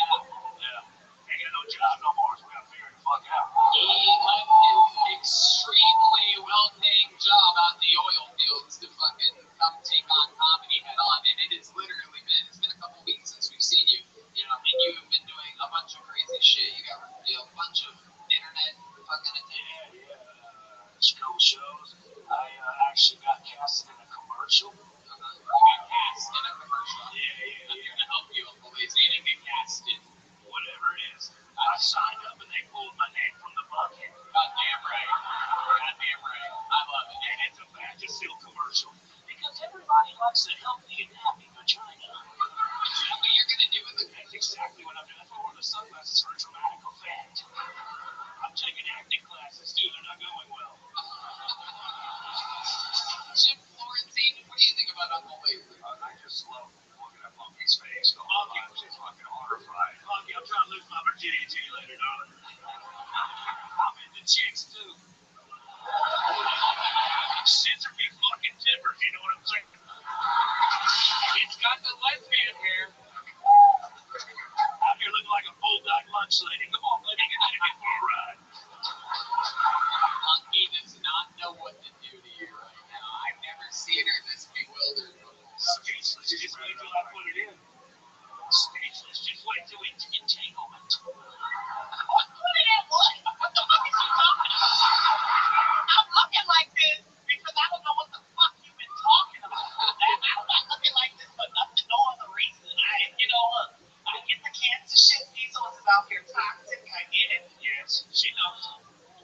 But yeah, you lost me with the butt stuff, man. You of all people, I lost you with the butt stuff. You got a do-rag and a beanie on it. You lost it at the butt stuff? I'm a dyke. I'm a dyke. We understand what dykes do. Okay, anyway, they do dyke shit. Yeah, and the other gays? When you said you could, that's the other gays who do that. Yeah. I've been misinformed, Bookie. I'm sorry. I want to apologize. Sincerely.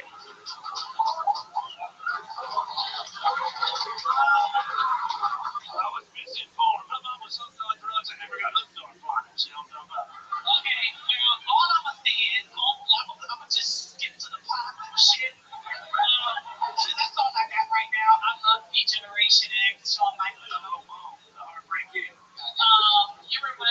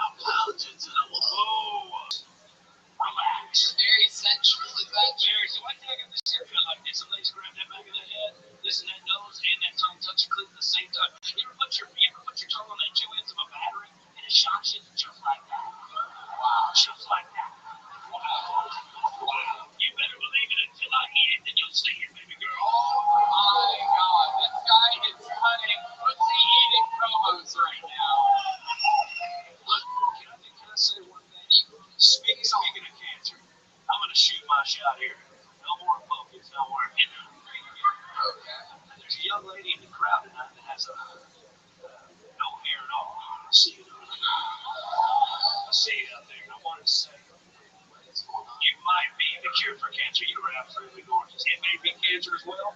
I'll tell you what, I love it. I love it. Wait, sir, are you getting to a point here or something? Or are you just giving the girl? I just genuinely wanted to tell her she's beautiful. She's genuinely beautiful. I think that she looks incredible. That's all I wanted to say. I'm not trying to touch her clitoris. I swear to God, I just wanted to say. You think we believe you after 20 minutes and you trying to turn punky? You think we just think you're being kind to this girl out of the kindness of your heart? I don't even want to fuck you. I just wanted to give you a compliment. I don't want anything in return, unless you're offering it, which is if I see it, I will eat it, and I will be it. You miss 100% of the shots you don't take. I will tell you what. It is quite the wide range of windows you left open for you between Hungy and girl with the shaved head. Yeah, baby girl, I apologize for seeing something the shit out of you. And you shaving off your hair, that's woman power. They ain't got nothing to do with kids. Goddamn right. She's an asshole. It is Baby girl, beautiful. you are beautiful, regardless of what the fuck happened to your goddamn penis, okay? You need crazy, ain't got nothing to do with kids. You a strong ass woman. What the fuck? I was genuinely giving her, You know what? I genuinely wanted to there. No, she might be the cure for cancer. What the fuck are you talking about? Because she's so damn pretty. Nigga, homo. That's not how you cure cancer. Jesus Christ. That's not how you cure cancer. And just because of all that, I'm gonna have Punky send you a video later of her eating her pussy.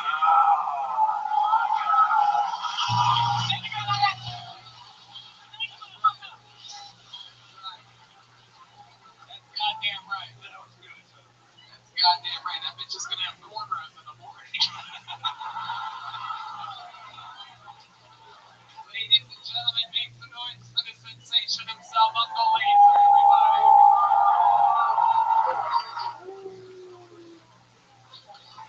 Did we have a female yet? Did we have a single female comedian here tonight? Should we get a female up here, huh? Alright, let's see what happens here. Cole, Chloe, Chandler. Let's see what happens here. We're gonna get a girl up here, representative. Something for Punky to feast her eyes on. How about Mia Chan? This looks like a female's handwriting. Mia Chan. M-I-Y-A. See what happens here. You guys still on? We're getting into the depth of the show now. Here she comes. She's been on the show before. Here she is, everybody. It's Mia Chan.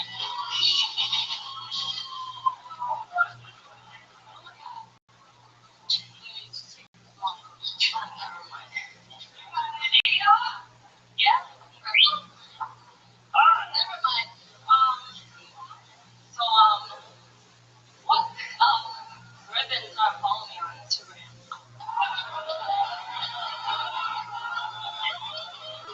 Oh, Dublin! So I'm an illegal immigrant. I've been to 34 states.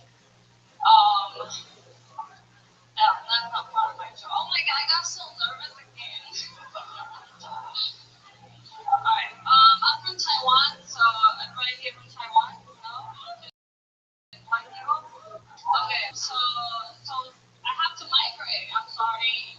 It's like not a lot going on there. So it's like this, okay? If you're retarded, you go to make Lululemon towel. And then if you stay in school and then you finish all your homework, you go make computer chips. And that's like the best you can get. So that's why I'm here. I'm trying to, not just like make products for y'all. Yeah. Thank you. Alright, Mia Chan. Wow.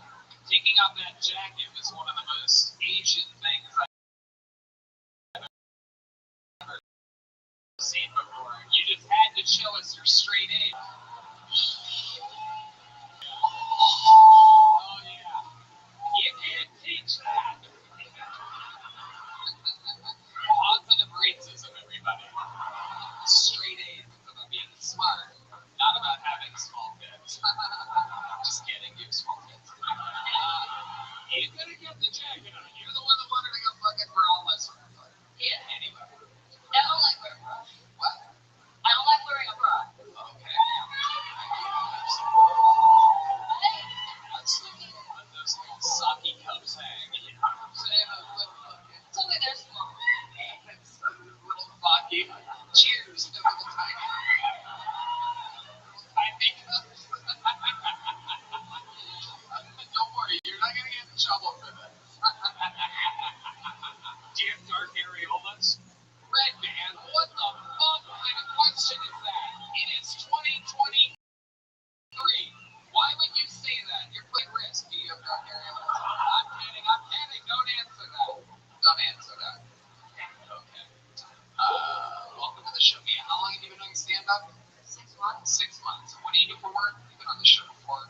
so I go to school still, but I ran out of money to pay.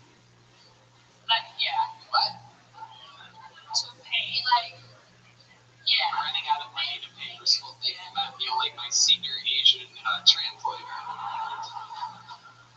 I'm still a student, but like, What do you? English. I Yeah. see you have a lot of work to do. Incredible. What do you plan on doing with a degree in English and English speaking society? Great. Yeah, Yellow Rose. Pornhub sound effect for those of you that don't know. So I teach English online when I run out of money. Teach English to who? Taiwanese. Taiwanese people. Yeah, so yeah, this is like part of my resume. Okay. Last time she was on, she was about to go to court. Remember? How'd that go? That's right. Remind us, what were you going to court for again? Evading arrest? Right. Because you ran from the police, is that right? Yeah. And then they caught you. So you just went to court. How did that go? What ended up happening? So I don't have a lawyer, so they Gave you a public defender. yeah. Right. I lost his number though. Oh, wow. That's very, very unlucky of you. What's your plan now that you have no representation?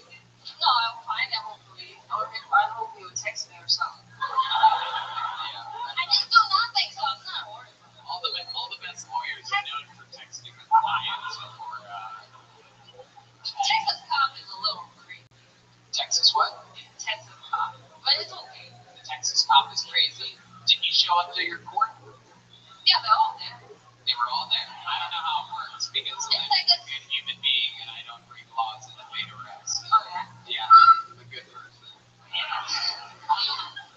It's only a fear, so why she ran from the cops. No, it's just like no, I will talk about this after the court. Okay. You want to talk about it? That's fine. I don't know.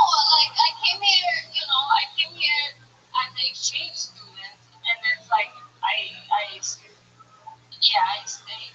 Why is people talking? You shouldn't let it affect you though because you're supposed to be a professional. Yeah, I'm sorry. Right. So I was here. I was an exchange student, and then they placed me in Indiana. It's like the border of Indiana, close to Ohio. It's Kentucky. Just like this Amish people, fat people, just complete. Not your cup of tea. Not your cup No, of tea. it's fine. Yeah, I like it. That's why I stayed. Yeah. Okay, great. Very But it's like I'm still figuring out. It was like Indiana, and then I go to school in LA, so it's like the white and then the liberal, like I'm still learning. Yeah, but I love everybody. I swear to God, this is hot in a way. That's what he says. Yeah, White, yeah. liberal, the same fucking thing. You guys have anything for, what do you think about Mia Chan? I think you should stop putting your business in the streets. That tape that you was running from the popo, and you out here saying stuff, they gonna hit you, girl. They gonna No, I'm okay. We can just like try to just talk to no, girl. No, bitch. Listen. Even if it takes the bed be watching, you need to come up here and talk about other stuff. my parents live there. You know what? First of all, whatever you just said, it was, but I thought it was. Oh, thank you. I thought 30 seconds of it was taking off their jacket. I thought it was like some type of clown act. But I do think that you have potential to really be in this game. You're gonna, because it was funny, right? So if you're gonna talk about you evading the police, that should have been your minute, bitch. Like, because we wanna know. If you're not, like, Really? Because no, you're really going don't do it. I'm just telling you that I think you're funny, and if you really like in a court, stop talking about this, be watching, and you have potential, so stop pulling from other shit and talking about that shit. I've been in therapy, I'm trying to be positive. So I'm telling you, you have potential, and you do your thing, but stop talking about your legal issues, bitch, on national. I hate it.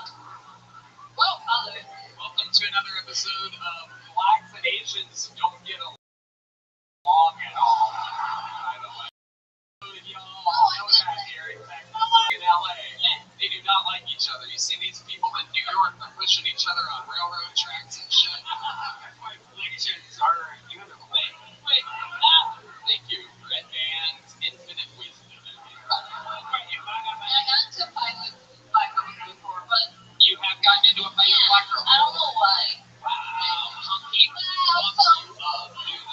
Let's go take it on and go home. They call her Mike Tyson. You almost stepped on that joke, bitch. But my only friend in Indiana was a black girl too, because, you know, colored people. Yeah. One of the worst English-speaking English students I've ever heard. She ran out of money, Tony, that's why. What are you on right now? Huh? What are you on right now? Marijuana? And what else? No, baby girl, that's not just marijuana. Yeah. We don't do, you know, I'm just doing marijuana. There's not a lot of drugs problems in Taiwan. So that's why I got here. You're good. Like experiencing. Have you ever been with a woman before? Sexually? No, I'm with a white guy. I know you're with a white guy.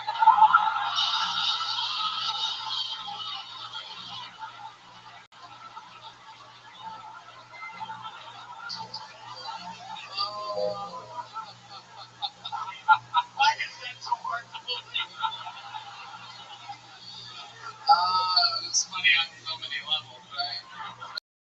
Especially how you said it. It'd be much more. Can you say it again? White guy? Well, now you said it kind of way. Before you're like, I am with white guys trying to fucking. I learned everything from the internet. English, you know. Right. Okay. So right now you're with a white guy, but have you ever been with a woman? Have you ever spent an evening with a female and been sensual with a woman in a sexual type of way? I'm gonna keep doing asking you this until Punky Not really, but I feel like my roommate, they all know what it's about. Okay.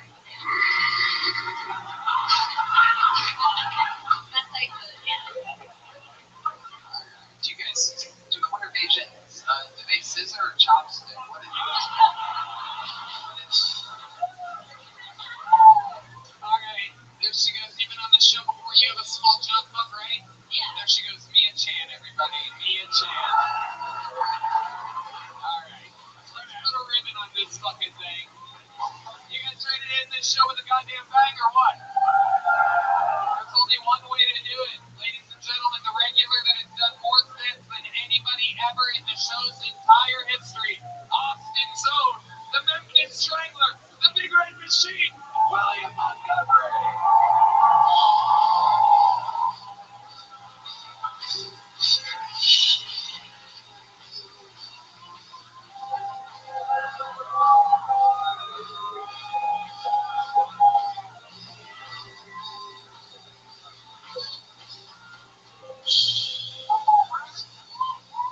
First of all, holy shit, I literally thought that bitch had a gun.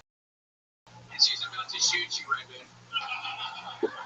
Tony, I've had a really hard week, so I honestly bought 500 fortune cookies. I got them today. I wasn't able to come up with any minute or anything, but I thought I would just read some of these fortune cookies. Just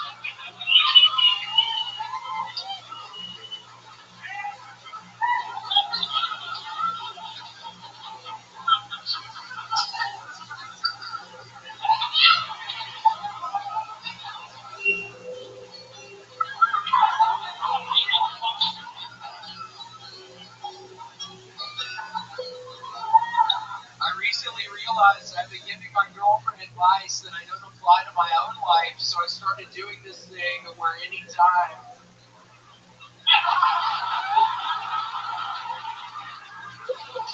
I'm about to give her advice, I just apply whatever that is to my own life. And I've got to say, I've gotten really good at giving myself a blowjob. Holy shit.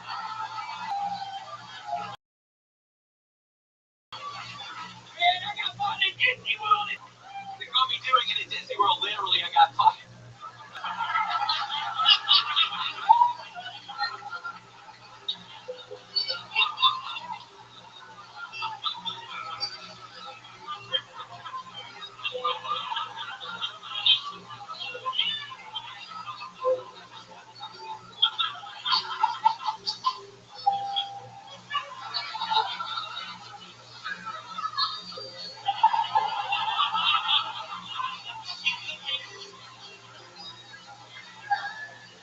Unattractive people are more likely to continue wearing masks post-COVID, and I have to say, my only reaction to that is thank you. Holy shit, have you ever seen those ads? A bunch of fucking hags walking around.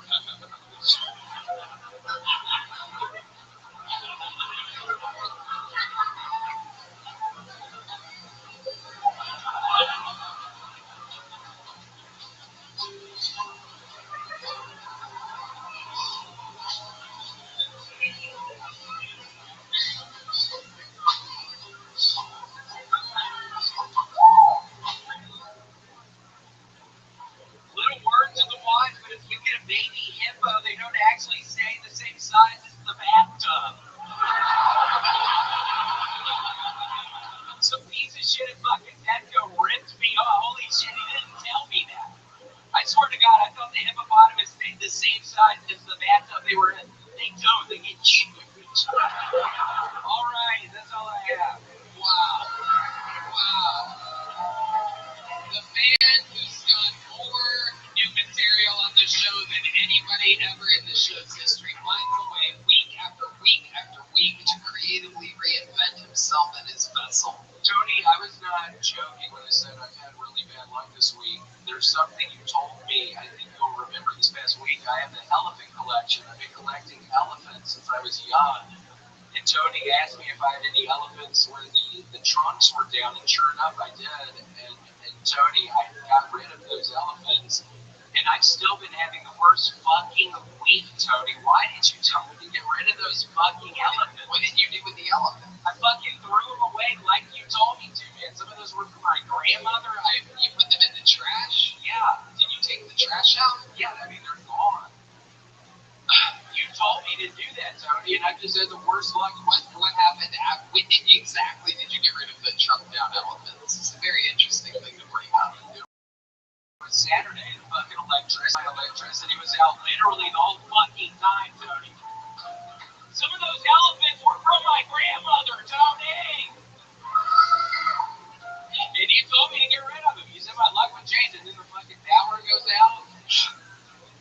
My 500 fucking fortune cookies arrived. It cost me $100 for 500 fortune cookies. Holy shit! I noticed that one of the fortune cookies had 2 pieces of paper inside. Yeah. That's it. Yep.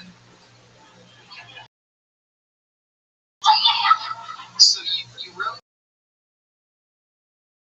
down and then put them back inside the cookies? Yesterday for the past hour before I got here trying to stuff those fucking things. And then how did you get them wrapped up? How did you wrap them up? Back up? Huh? How did you get them wrapped back up? You what?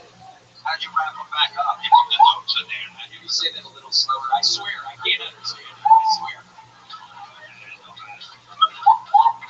You like fucker, why were you trying to give me advice on that shit, man? I have 500 of these fucking places in my house. He's a wild man, Jim. There's no explaining it. The man is out of control. Tony, I swear to God, I caught squatters at my apartment yesterday. I caught squatters, and it was the first time in my life I killed someone where I was kind of justified in doing it. It was the biggest rush. Yeah, he was squatting. I was in the fucking closet. I just waited on his ass. Fucking. How did you kill this guy? honestly, I was strangling some fortune cookies in his. Wow, yeah, it was the first time I feel like I was justified in killing somebody. So that's pretty exciting. How exciting was it? Did you get really passionate about it? It wasn't. Tony, I swear to God, I found the best Oreo cookies. So cookies and cream Oreo cookies. I don't know. The whole thing last night. Yeah, I've never heard of it. Can you explain to us what that is? It's a cream on the outside? I don't get it. Just an Oreo cookie, just the cream and just cookies and cream. Oh, Yeah, I'd never seen that before. It's delicious. It's How- double stuff. double stuff. Yeah, that shit was double stuff. I love it when they're double stuff. Almost more than when I killed that dude.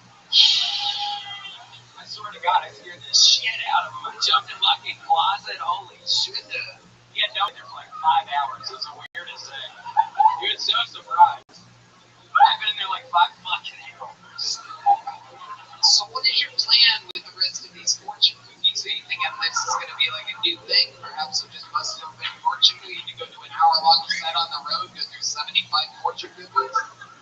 Yes, that's what I'm thinking. I've been having trouble doing longer sets. Yeah, I think I'm going to start doing the fortune cookies. You're the first night ever seen. It's going to be my new thing. I'm going to exclusively do fortune cookie shit after this. Okay. It's like halfway up. Okay, William. So I'm trying to figure out exactly. Is your power back on? Yeah, it's kind of cool. When did it go on? Sunday. Sunday? Sunday. Sunday? Yeah, it's Sunday. No, it's not Sunday. I think it was Sunday. No, there's not a Sunday, William. You know this, right? Sunday. The son of a powerful lawyer. You must know that it's Sunday.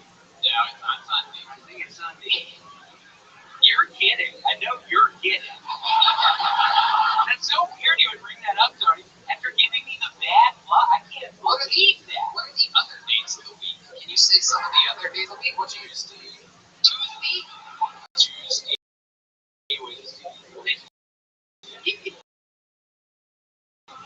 Wednesday, Thursday, Friday. What's Ryan's favorite day? What's Garfield's favorite day? Thursday. Yeah, too. William, you're an absolute machine. Anybody have anything else for William? He does this every week. He's an insane person. He's the present, the future, the past. Find me, people, please find me on Cameo. I was one of the top 100 people requested this past month. I literally had to break up with a couple people a couple days ago. I broke up with a couple. It was the weirdest fucking thing. I don't have one thing to say. Yeah. It is all about the respect of craft and art. Diego, tell people you need to know. So backing up saying, well, so are you? I took that as disrespect. Not disrespect, but disrespect. You need to know people that came up before you. That's great. For sure, I swear to you, as it was leaving my lips, I just thought to myself, this is a horrible hockey series. These motherfuckers paved the way. So I want. Okay. I didn't take her as bad. No, I fucking love that. Okay. I want to bring it up. Thank you. I want to bring it up. I do a jab. So maybe I need to stop. Yeah. But I never gonna stop. William Montgomery, ladies and gentlemen, find him on Cameo, the real deal, the big red machine. Thank you to the Red Room, Benny Vodka, Toe Blaster, Outfit Security Guard Service, Scribble Peanut Butter Whiskey. How long can this place get for SNL and the Comedy Store Zone, Funky Johnson? Andy Pepito. Jim Florentine. Watch their podcast, catch them on tour, do everything that they tell you to do. I fucking love you guys. I can't believe I was able to have this much fun with all three of you here tonight in the fucking greatest city on planet Earth, Austin, Texas. The drawing for Brian J. Email is in. While you all sat there hanging out, he drew tonight's episode. That's what it looks like.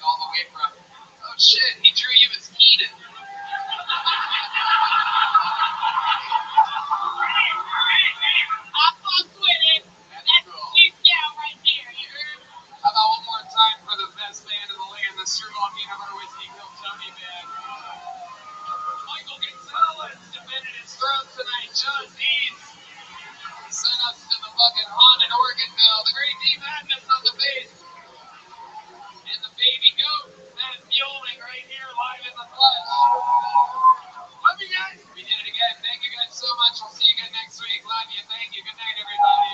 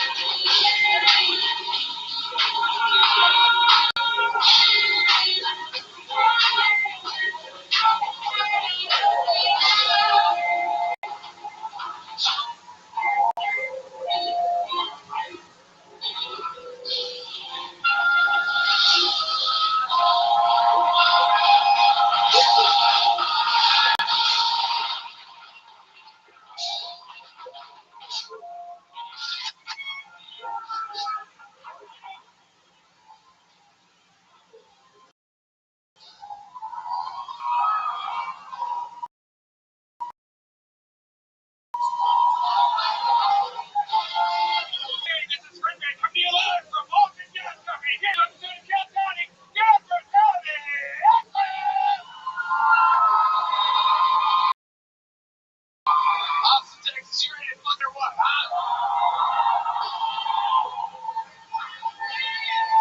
Thanks so much for Brian Redman, everybody. Hey, everybody.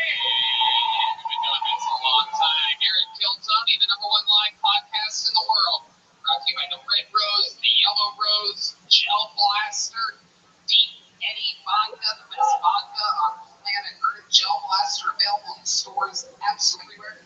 And the Austin Security Guard Service. I'm going to hand for a friend Dwayne over here. That's fine. That's good. Clearly, you ever need security guards in Austin? The Austin Security Guard Service. It sounds like a made-up name, but that's what they're called. And of course, Screwball Peanut Butter Whiskey presents the Kill Tony Band, everybody. That's the real deal right here.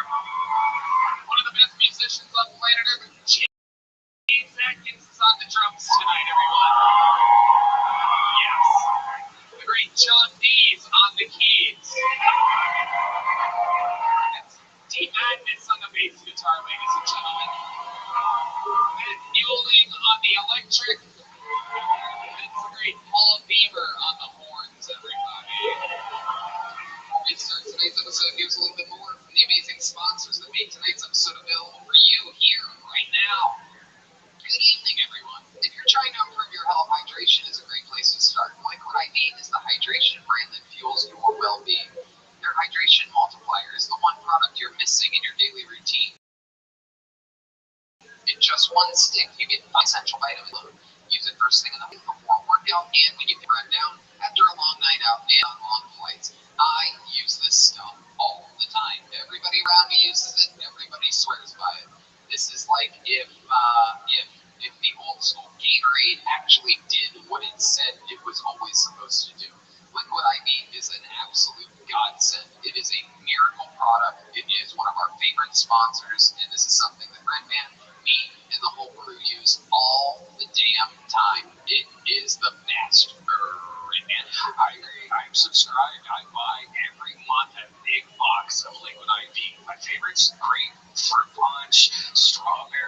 One stick of liquid IV and 16 ounces of water hydrates you 2 times faster and more efficiently than water alone. It contains 5 essential vitamins, B3, B5, B6, B12, and vitamin C. It has 3 times the electrolytes of those traditional sports drinks, and it's made with good premium ingredients.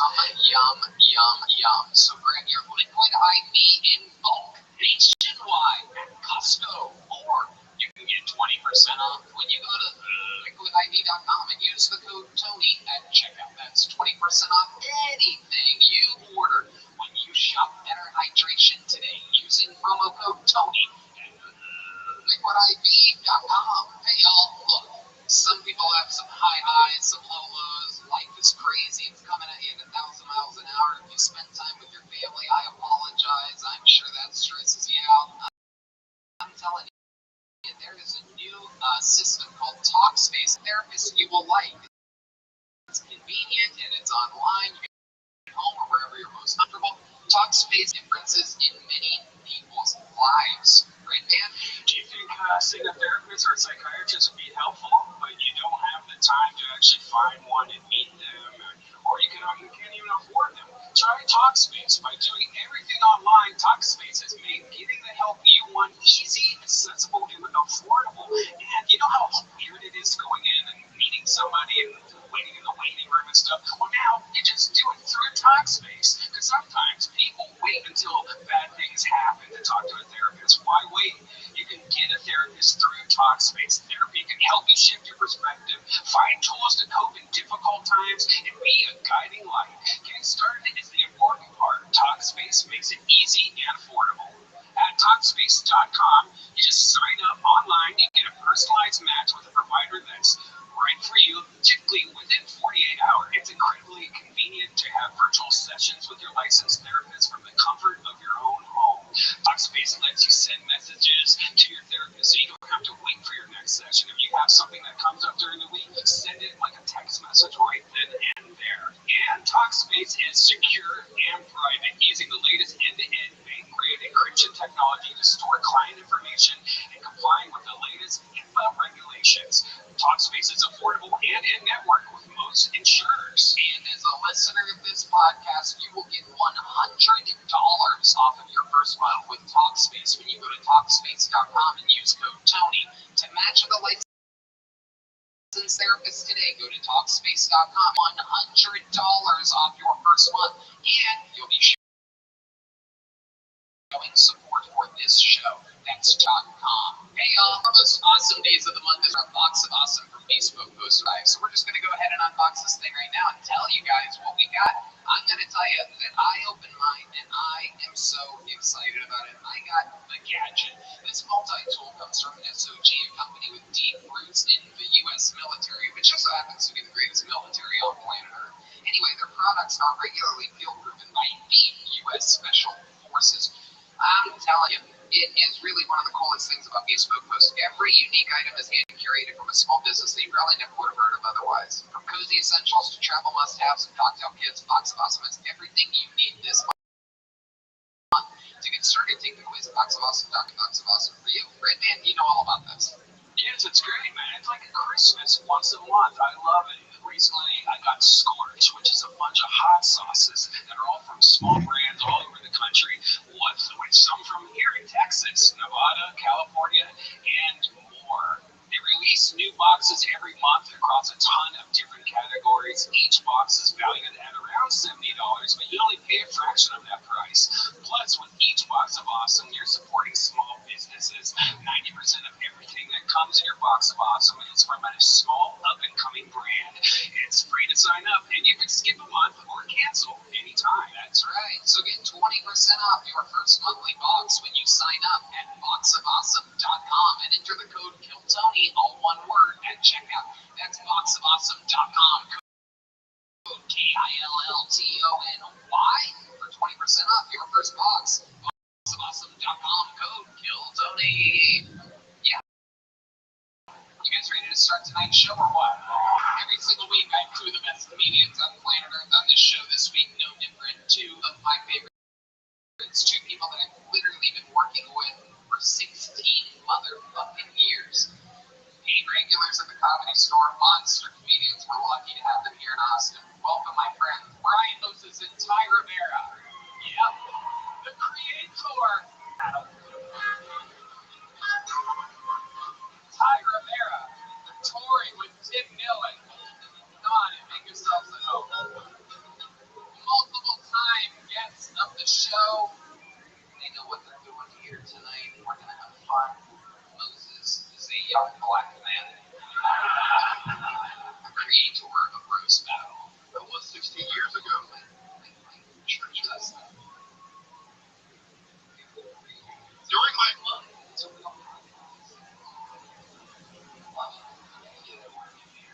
Ty Rivera is here. Yes. You're not going to mention how young I am, Tony? No. Remember the silent film I heard that was blackface, so this feels appropriate.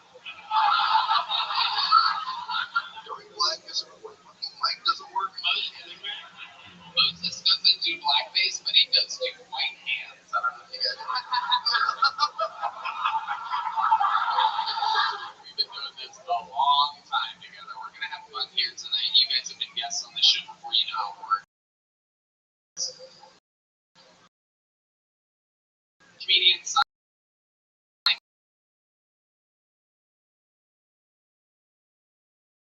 up tonight, over 100 of them. Chance getting pulled out of this fucking stand up. The angry was Tony there.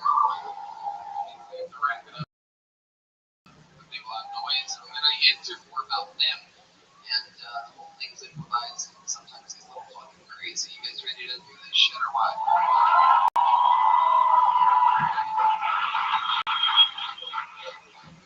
We're going to start the show with one of our regulars. This guy has the ridiculously hard job of having to come up with, write, and perform a brand new 60 seconds every single week. He was once a poor, little, unknown man, and he's off of another fresh, sold-out weekend. Selling out with a Rolex. This is Hans Kemp.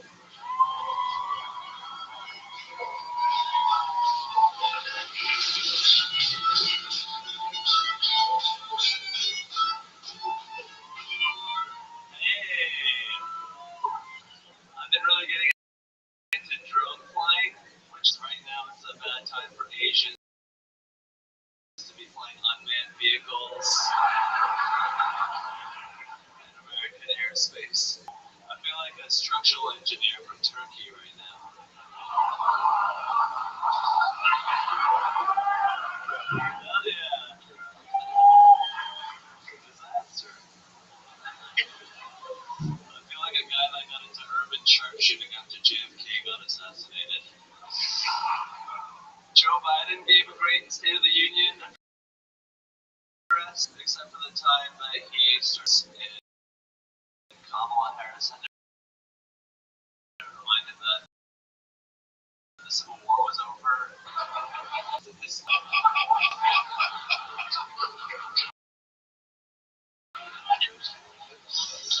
I feel like a lot of what airlines tell us is bullshit, because I've never looked at a plane crash and been like, I hope they all have their trays in the upright and locked position.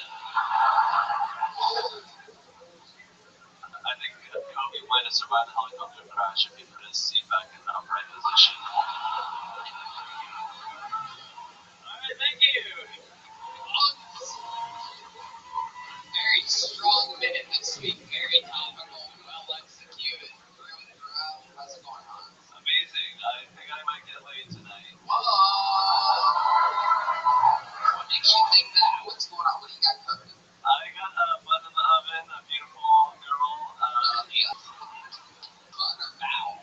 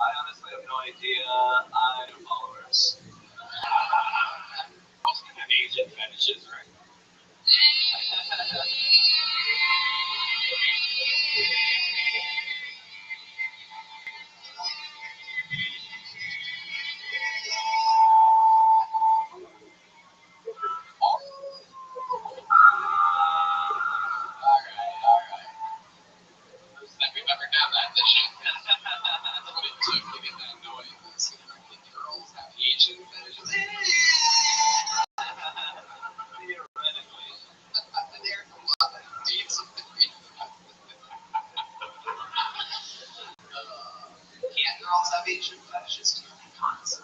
Technically, yes.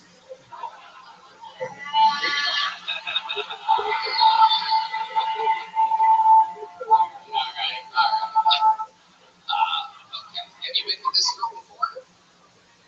For today, yes. Okay. And that always goes good for you. Yeah.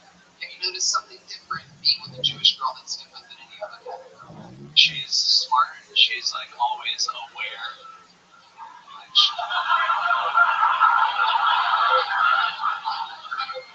Positive racism by Hans Kim. Way to start it today. Positive stereotypes being reinforced. Smart and aware. I love it. What else has been going on in life, Hans? I've just been touring Dania Beach, hung out with some couples, relationships, each other.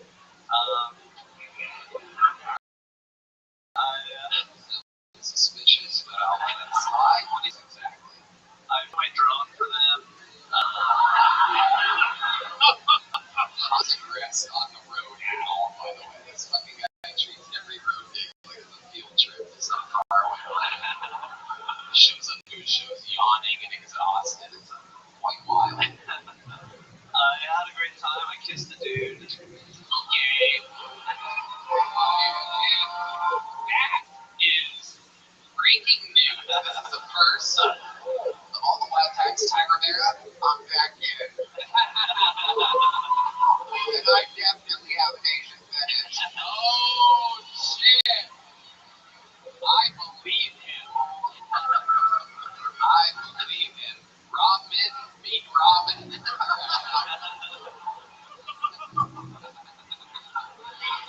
Oh my goodness. What would you do with a guy like Ty Rivera? Can you imagine? I would put it through a metal detector. And then you flip over. Oh shit, I can't even imagine. To get some magnets. I'm already drawn to you. Magnets and magnums. That's gonna be a fucking party. Hans, how did you kiss a guy? Let's talk about this. That's crazy. So I did a little meet and greet after the show, and Meet, yeah.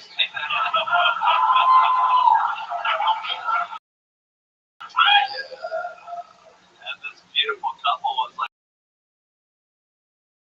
"Hey, if you can kiss her, if you kiss me," and I was like, "We're here with us." Okay, so the girl was hot, so you wanted to kiss her, so you kissed him to get to her. Exactly, yeah. Oh my goodness, was this like a makeout or a little pack, or what would you consider this? So with the girl was a makeout with the dude. I could try to go with a closed mouth kiss, but I think he wanted something extra. So he gave you a little tongue. He did, yeah. Wow, that is wild. Even D-Madness is shocked right now.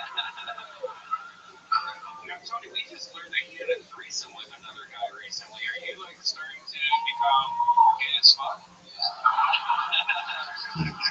Something that you see perhaps becoming a new part of the Hans Kim experience? Are you on both ways? No, not really. I'm pretty homophobic. Okay, there you go. Again, he's brutally honest, so it works out perfectly. In what ways are you homophobic? I mean, not a lot of them. Trust me, the big boy from Oklahoma City is like, no, you ain't homophobic, faggot. I don't know a homophobe out here kissing dudes. That ain't homophobic where he comes from, alright? You know, KC, that's G-A-Y. What's homophobic about? Oh! I blew him a little kiss. Look at these Texas tough guys. I'm about to throw up over here. These guys in their flannels over here. But these are the secret gays. These Texas guys right here. Just fucking on over here.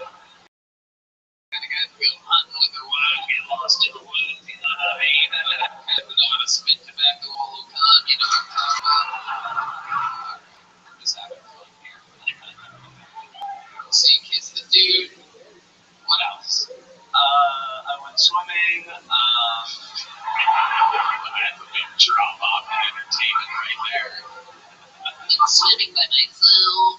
You take goggles. Did you bring your goggles? Yeah, I did a couple laps. My goodness, he takes goggles on the road with him just in case he goes swimming every time. Alright. Well, Han, so much fun as always. Way to get the show started. Thank you, Tony. You did it good. You're a legend. There he goes, the great Hans. Thank you. And like that, it has begun. Constant setting a standard for what the fuck is supposed to happen here. However, things are about to take a turn. Because this bucket tends to give us some fucking wild times. This is where anybody, could be somebody's first time, could be a local legend that's been dying to get up that finally gets pulled. Anything can happen. Your first fucking pull of the night goes by the name of Samantha Minnie.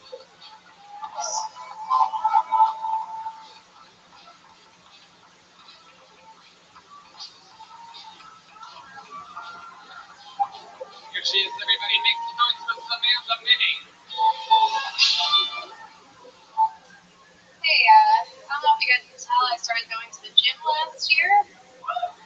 Yeah, I really wasn't made out for that lifestyle. I ended up being in a group chat with a bunch of like gym bros. And one guy texted at 1 a.m. like weeknight games. I was like off after midnight.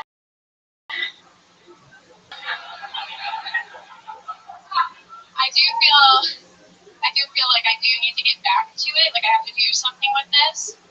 Because right now I feel like the most threatening thing about me is I look like I keep the baby.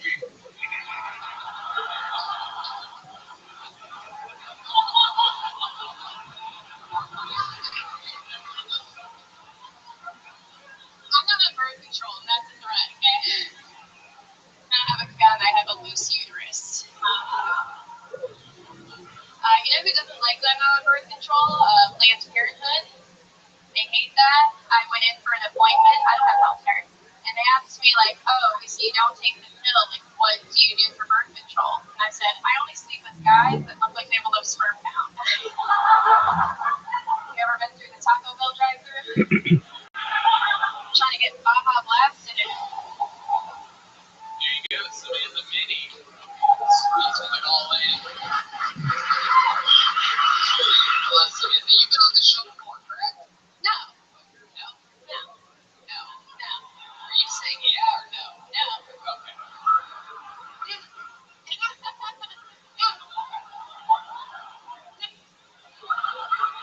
Totally no. Okay. So, welcome, Samantha. How long have you been on stand-up? 5 years. 5 years. Where at? I lived in Buffalo. Oh, the home of John Bees, everyone. What's your favorite thing about Buffalo? Josh Allen. Okay. Yeah.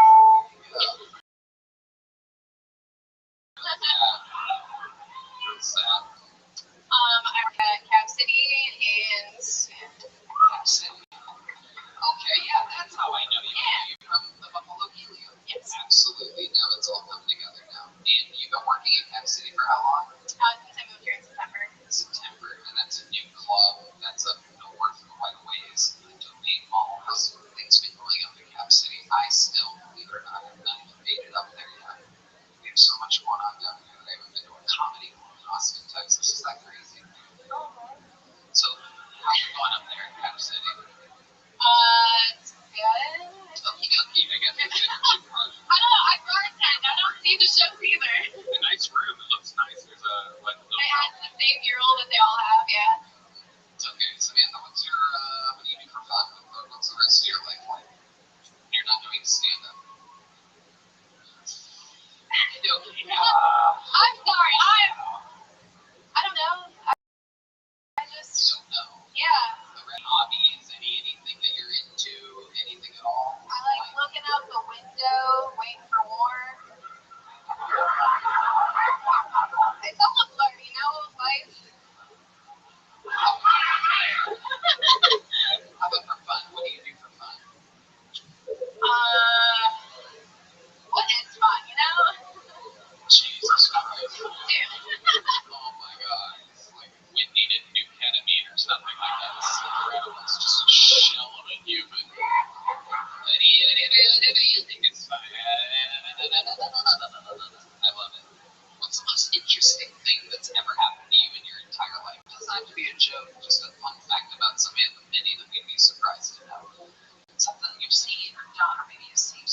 life. Maybe y'all died and came back. Something, anything great, anything at all. Your whole fucking life. Again, you get to reference your entire existence right now and take just one thing and talk about it right now in front of a live studio audience. We'll be right back. First ever, second commercial break in Phil Tony history. We're going to take one right now. It's okay. It's all right, Samantha. What do you think I've done ever? Look at me. I'm a little Christian boy. Like, I don't. Well, Christian boys actually have much more interesting stories than that. At least they admit to giving blowjobs. You know what I mean? No, I exclusively don't give blowjobs. I love it. We are. This is why I don't date women. I'm telling you. I'd rather eat conscience pussy than I have a feeling conscience pussy would have more to talk about.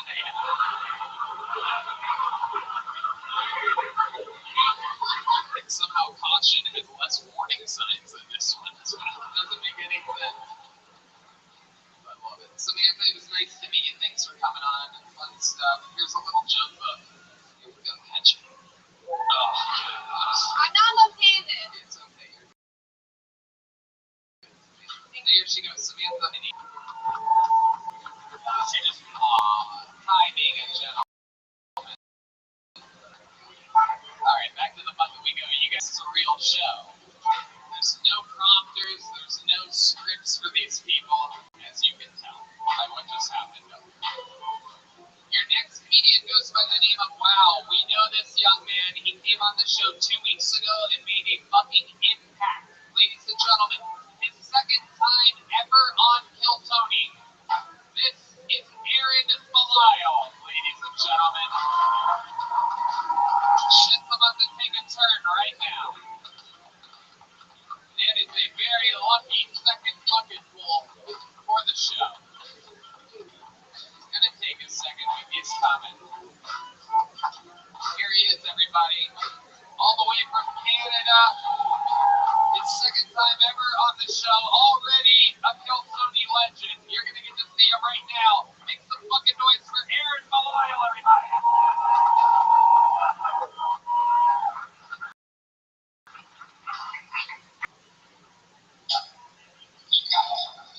Okie dokie, redhead. Let's say, geez, what the fuck was that? Guys, come on, get it together. What the fuck? Alright, ladies and gentlemen, Aaron Belial. Clap for Aaron, everybody.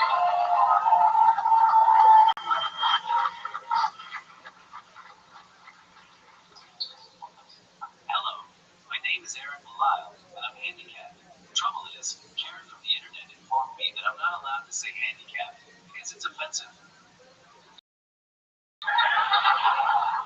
That word anymore. It is offensive to disabled people.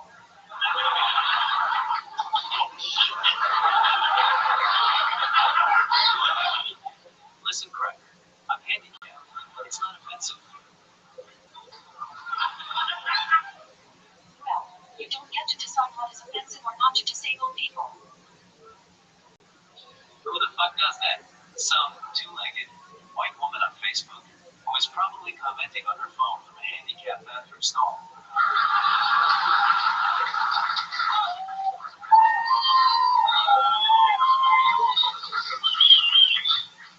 It makes me mad. I try to be accepting of everybody, but these middle-aged white bitches just take it down. Fuck yeah. Aaron Belial. Unbelievable. The second ever minute we've ever seen. He came on and fucking decimated last week or 2 weeks ago. It's good to have you back, Aaron. How are you? What's shaking? What's going on? What have we done covered? A couple weeks ago that we should know about you or talk about you. This is your guys' first time seeing Aaron. Yes, I love it. Absolutely. Right, Moses, what do you think about the great Aaron Belial? I gotta be honest, I've always wanted to see what Tony Nixon would look like with polio. Son of a bitch. But still funny, still funny. Retard Tony.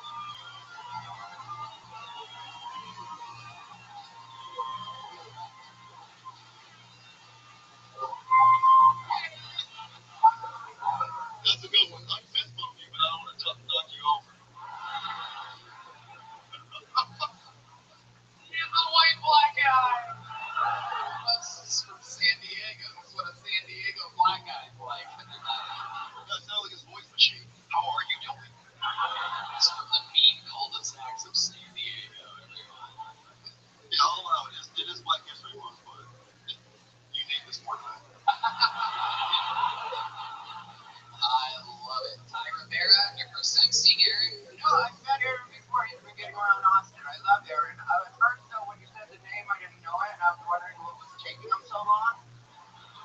And then he came around and I was like, now I'm the asshole. Don't say anything smart, I'll cut off your fucking speaker.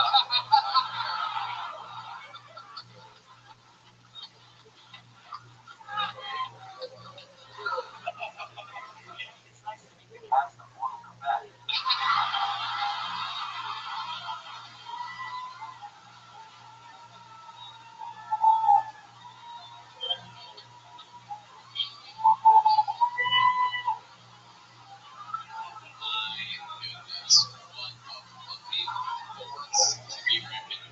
So this is what we're scared of AI taking over.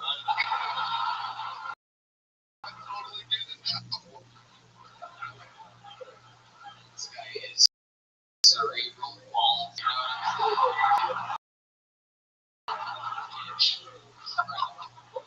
Aaron alive back in the house the second time. I read your jokes, not mine. That's why mine are good.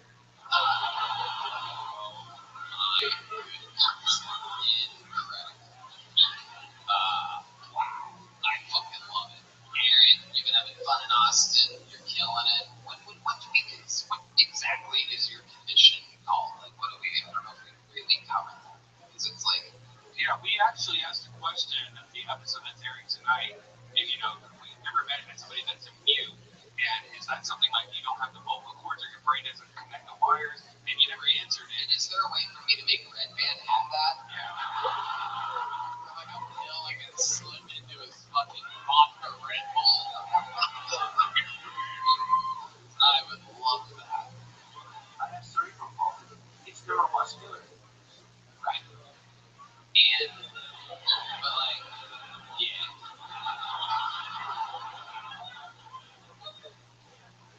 See, you've never, like, talked so long. We should do trivia in between this part. You know, I can't use all the muscles needed to form speech. Right. Right. How about your dick? What's your dick? If you can't talk, you can't say no.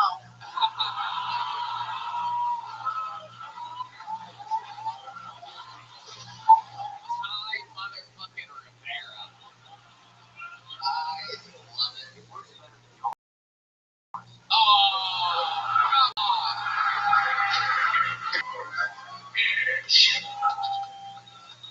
How does he know that? I cannot imagine. Oh my god. Oh my god. I can't imagine what you fucking is like going in. I'm about to come. I'm going to shoot my load on your tits. My sex life is not as bad as you might think. Obviously, it's a lot harder because I'm disabled, but I've been around. I'm cute, kind, and loyal. I'm like a puppy, but when you can legally fuck.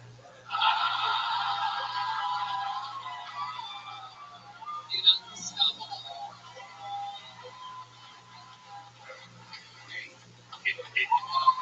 Built for this shit. I mean, legally fucking Canada. I don't think you guys really discriminate. And in sign language, what is the sign for mute? Fuck. And shut the fuck up. ChatGPT wrote that. Put your fucking microphone down and enjoy the show. Okay?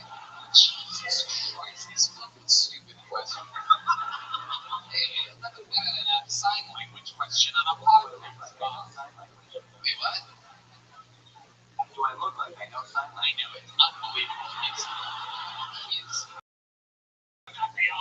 so handicapped. It makes you look like fucking Lance Armstrong.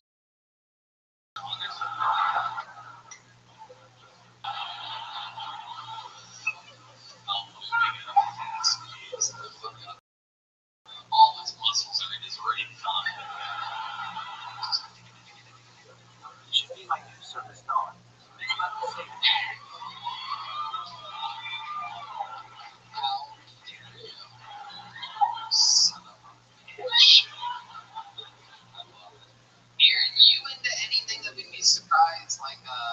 other hobbies or anything like that? Like, fucking collect something or you skateboard?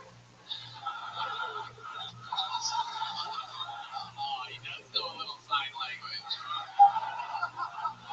Shit, little Canadian birdie just fucking. I feel like you got a little something up your sleeve, you know what I mean? I'm not talking about that left arm, but that's ordinary. What we know. You'll be interested if we were having bird watching. I got some trivia. I lost the answer to that question. Hell yeah. That was a typo. I think Little Help Cuz had on Instagram. So you're out there fucking helping people, creating laughter, which is the best medicine, unless you have whatever you have. Pretty sure there's not enough laughter in the world.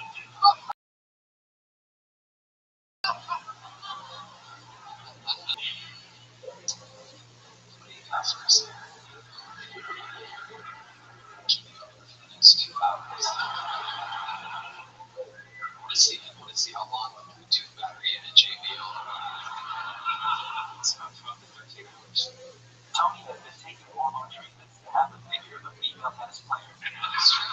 Actually true. And I'm not there yet. Still, I need a lot more injections to get to it.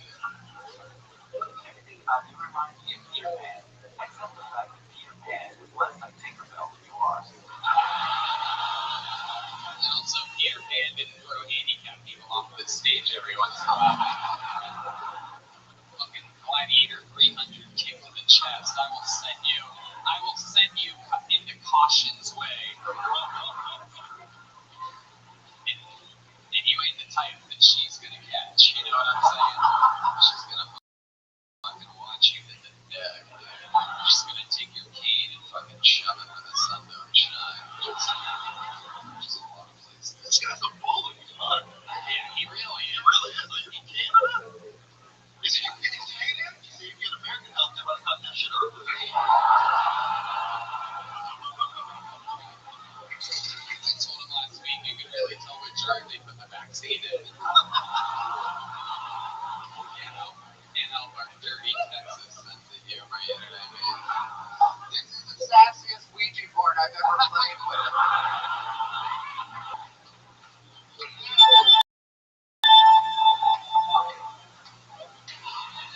sassiest Ouija board. Aaron Malone. Aaron, you are absolutely a star. Let me ask you this. The last time that you were on, I asked you, I was so amazed by you. I literally said, what do you want? And you said, what was it, $30,000 for an immigration lawyer so that you can become an American. In that very moment, there was a man sitting in the front of the front row, a Harvard law graduate, that literally said that he will take on your case pro bono and make you an American citizen. In fact, I found out later after that he broke his girlfriend's heart, and she introduced him to Kill Tony, or he broke his girlfriend's heart, who had introduced him to Kill Tony, and it was his way of trying to impress her to get her back. I can't remember his name. Why did you say that? Oh, it's amazing, because now she knows who we're talking about. The Iraqi Harvard law graduate who's only one ever. So very exciting. She's probably listening right now thinking, wow, he's a good guy. He's helping this guy. Have you heard anything from him? Is that following through? Is there any good news on that front? Is there a lot of questions? Wait, if he's Iraqi, he should probably be headed by Nora.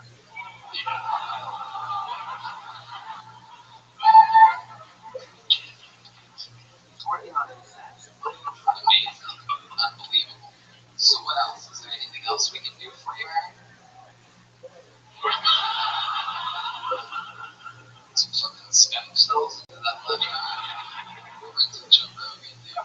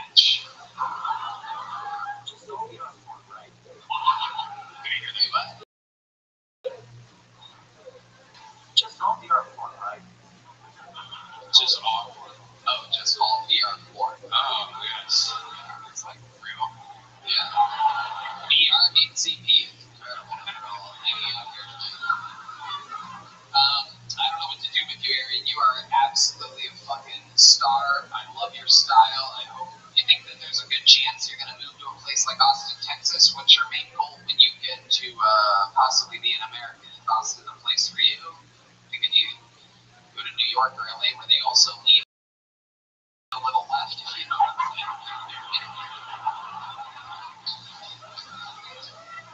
That's the gym. I wanted to be nice today, but I was accidentally an asshole again. You wanted to what? Be nice. Oh, yeah, no, it's I'm not having you on the Secret Show whenever you can. Thursday night, live in Austin, Texas. Aaron Delisle just got a paid gig. Fucking legend. Make some noise for him one more time. Great Aaron Delisle. Hell yeah. Love that shit. Very bad. We go in nowhere. Maybe we should do that. Let's get another one of our regulars up here, huh? Ladies and gentlemen, your next comedian also writes and performs a brand new minute every single week. One of the great writers and roasters in the show's entire history, fresh off of his Super Bowl commercial. This is the one and only David Lucas, everybody.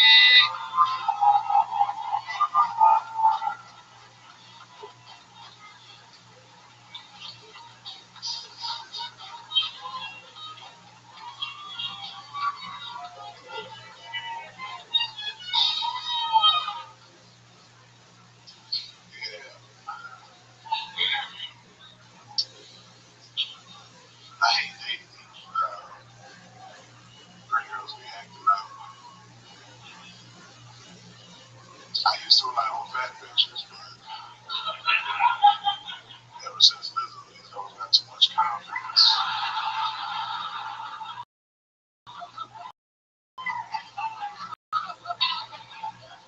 Jigging more bitches out of my head. They got the nerve to tell me they love me. Bitch, you want me to go sit up and go push up? How the fuck you love me?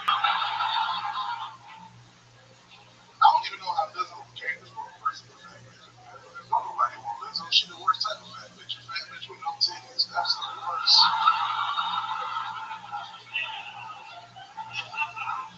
And she got that big ass wide booty. Lizzo booty look like she been sitting on a hibachi grill. That shit. She was fucking horrible. Okay, yeah, I ain't gonna thank you.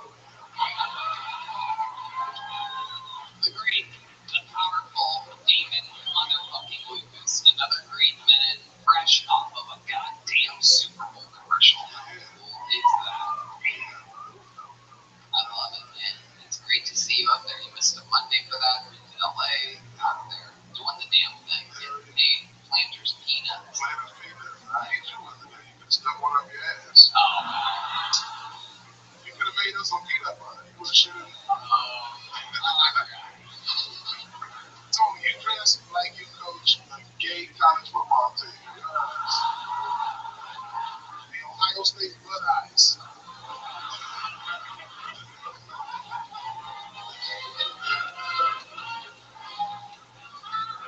son of a bitch. You don't got a running back. You got to run it from the back. Oh. All y'all do is practice. You just make a nigga.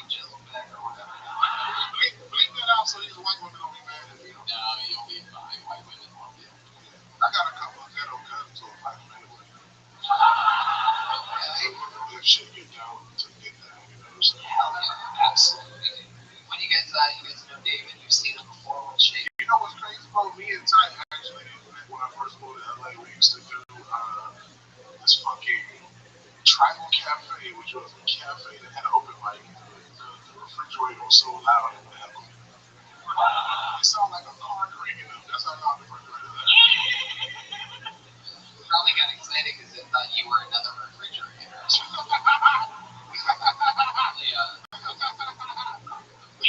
Meeting caller. This nigga sassy with that motherfucker. Oh, You're goddamn right. that motherfucker sound with a lot of hot sauce when he got there. Good though that you've been Thai, Italian, yeah. You love it all. What's your history with Moses? Rose battle. Yeah. That's the king right here, man. I love this battle. Yeah. And nigga, though, you were talking about Lizzo. Have you seen White Precious behind you, though? Oh yeah. I don't even know what that is, nigga. Yeah. It's your worst nightmare, David. Bruh. She looks like a non-binary penguin.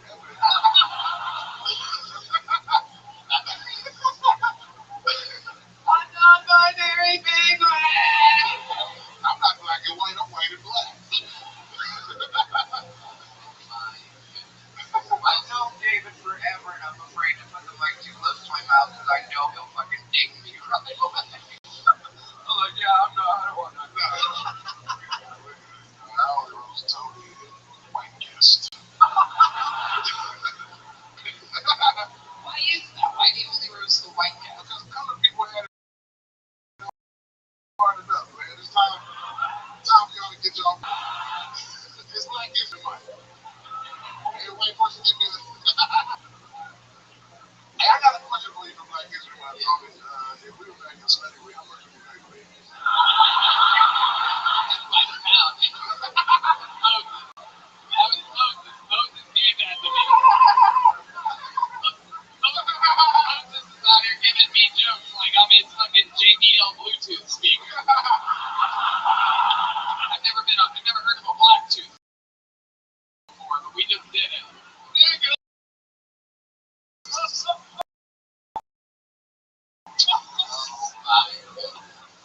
You have the sharpest tongue in all those battle history. I'm not fucking with you. Hey, roast battle was so good, bro. I would not write if it would take a month to prepare that good meal. It was, yeah, I would call people up. I'm like, just line me up before my people that I know what I'm talking about. It was so fun.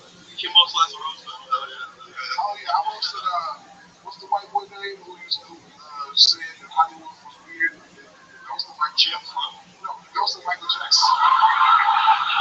What's his name? The dude who I call the ghost of Michael Jackson. Oh, Corey Feldman. Corey Feldman. I roasted him.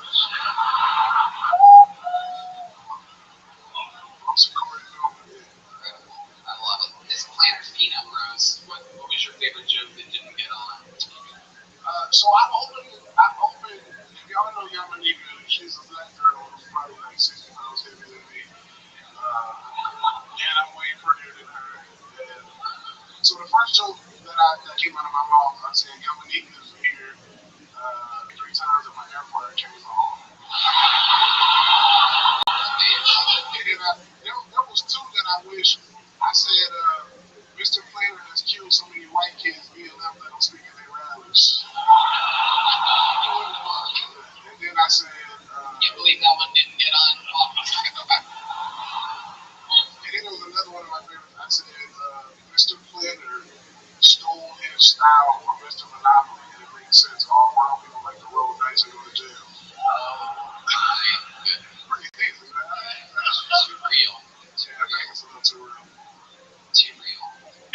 You're absolutely an icon. Out there crushing it, selling out the shows everywhere because of the work that you've done week after week after week. And up next, I'm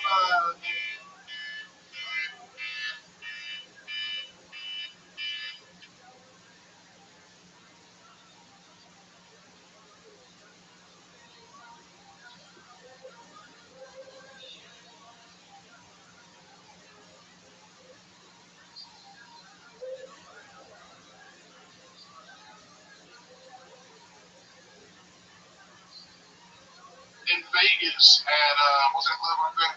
Wise guy. Wise Guys. I'm in Vegas. Wise Guys. March 3rd and the 4th. Pull up, y'all. There he is. Just absolutely killing the great David Lucas. Everybody make some fucking noise for him. Back to the bucket we go. See my message?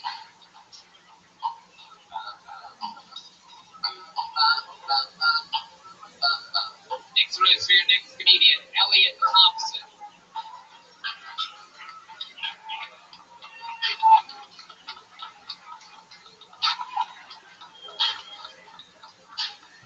Here he is, one more time for Elliot Thompson. What's going on? I've got no money. It's alright. There are more important things, but I don't think money can buy you happiness. I do think that it can whittle down some of the reasons why you're not happy.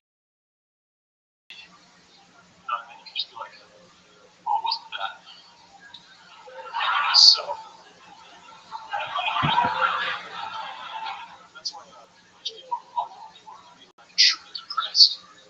You know, like true depression, that's a rich privilege. If you're rich and sad, that's a disease. And you have to get that fixed immediately. But if you're poor and sad, how do you know? How do you know that it's depression and not just your shitty life? During the pandemic, I was so broke. I couldn't pay my bills. I called my friend. She's a shrink, and I was like, I'm doing bad. And she's like, well, hear me out. I'm on an SSRI, antidepressant, and I was like, before we get a little crazy, before we try changing my brain chemistry, why didn't we try prescribing something like $700? Thank you so much. I love it. Elliot Thompson, rocking and rolling. Coming up with a real fucking, you have your own style, you have your fucking young Steven Tyler face, look at you. Some rock star head, got the fucking whole thing going on. How old are you? I'm 31. 31. How long have you been doing stand-up? 6 years. 6 years. Where at? All in here? What would you Are you just visiting? Yeah, I'm in South Florida. How long have you been here so far? Just through the weekend. Do you do anything fun yet? Dude, when somebody mentions Bird watching, I've bird watched you. Whoa, that's wild. What are the odds of that? I love my binoculars and everything. Incredible. A poor man's delight. Birds are flying a pair of binoculars. You might as well watch the birds. And now that Netflix isn't letting people share their passwords, I'm pretty sure there's going to be a lot more amateur bird watchers going on. It's true. Incredible. So why are you so broke exactly? You're 31 years old. You're a good-looking guy. You should have an OnlyFans by now. But here you are. I never wanted to work. Incredible. So how have you time? No, you just have to look at somebody that's never wanted to work. And only white people can be poor on vacation for 10 days in Austin. Dress for the job you want, you know, that's what I learned. So how have you survived 31 years without work ethic? I had a job, I had the best job I've ever had during COVID, and I was a weed delivery guy in New York. And wow, that's crazy because you look like a weed delivery guy in New York. There's a uniform, this is standard. No one sees you walking up and like, oh shit, this definitely might be an undercover cop, right? There's no chance. They might try to rob you or something. It seems like the opposite. Yeah. I'm pretty intimidating. Nobody would want to fuck with this. So you on a bicycle? Yeah, bike. Yeah. City bike or your own bike? My own bike. Elbow passing on it. Oh shit. Yeah, absolutely. Okay, you leave music or something new. I grew up playing bands. Okay. What's your instrument of choice? I play bass. Okay, very cool. You keep up on it a little bit, or? I do, but after college, I dropped it.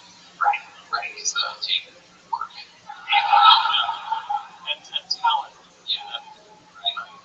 What's your love life like? It seems like I imagine that you just plow through all of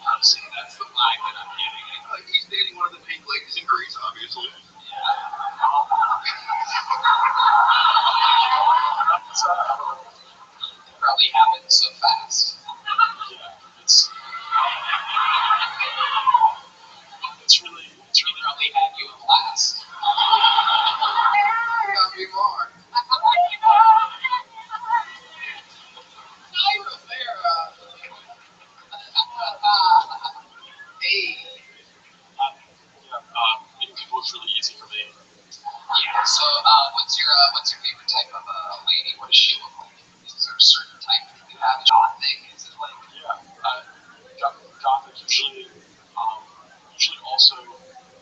I meet too many people at bars. I'm trying to stop meeting people at bars. I found out that if you meet somebody at a bar, they're always alcoholic. Right? It doesn't. And you would think that everybody goes to bars, but if you meet somebody, you follow somebody at a bar, they're an alcoholic. Right. Yeah. You should meet people somewhere more on your level, like a fentanyl clinic or something. At least they're working on it. Well, you're not really into that either, are you? Love it. Elliot, you're such a charismatic guy. What else about you? What would we be surprised to know about you?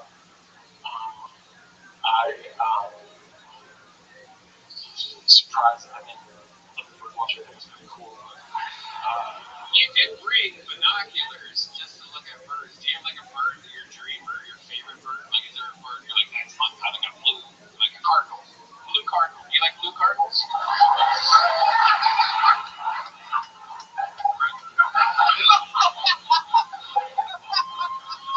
I hate you so much. I'm so sick of working. 9 years and fucking 8 or 9 months of this bullshit all around the world every Monday. Blue cardinal. Anything, I'm just gonna keep talking and doing it and I'm stupid.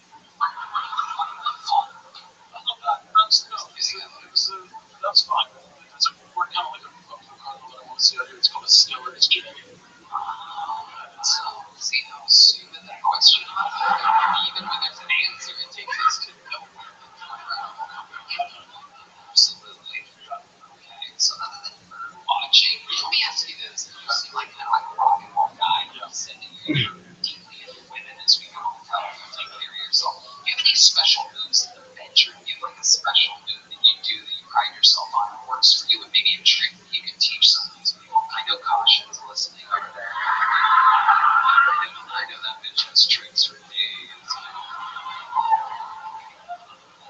I would say a couple things is I always wrap it up and have the condom ready to go. I don't have to be looking through and have it put that in a little place near the bed. You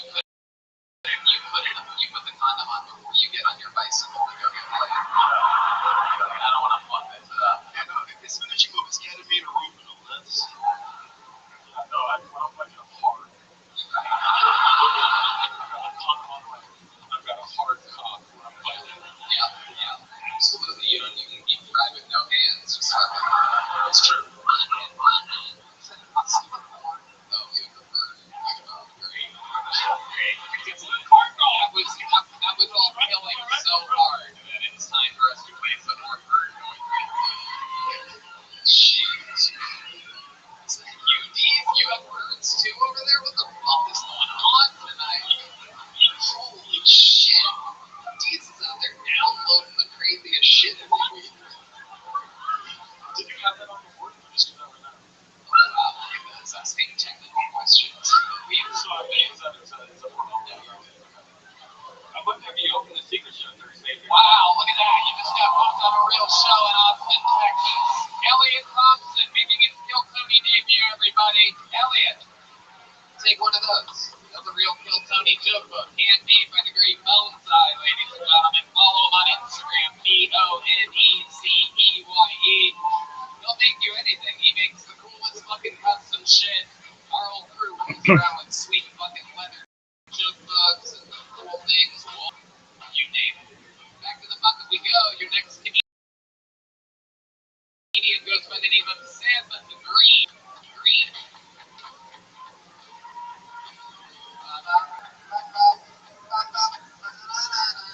Hey, here comes Seth Green, ladies and gentlemen. This is quite the man. I can tell already. This is very exciting. Come on, people. Making his, what I believe is his Kill Tony debut. This is Seth Green, everyone.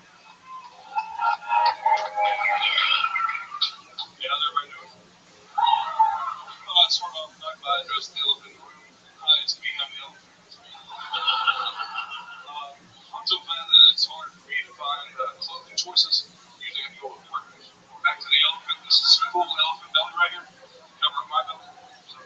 I'm so fat that even D-Mac, sorry, I'm so heavy that D-Mac seen me when I was fat. When I was walking up here, he felt the change in the seismic activity.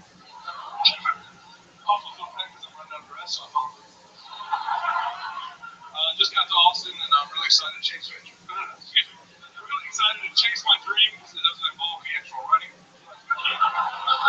So, even though I'm Lord and Gargantuan, you'll have to accept me because I'm part of the trans community, part of the trans fat community, and y'all can see I'm fully transitioned. So, appreciate it. Well, I gotta go ahead and do this interview and go get some meat.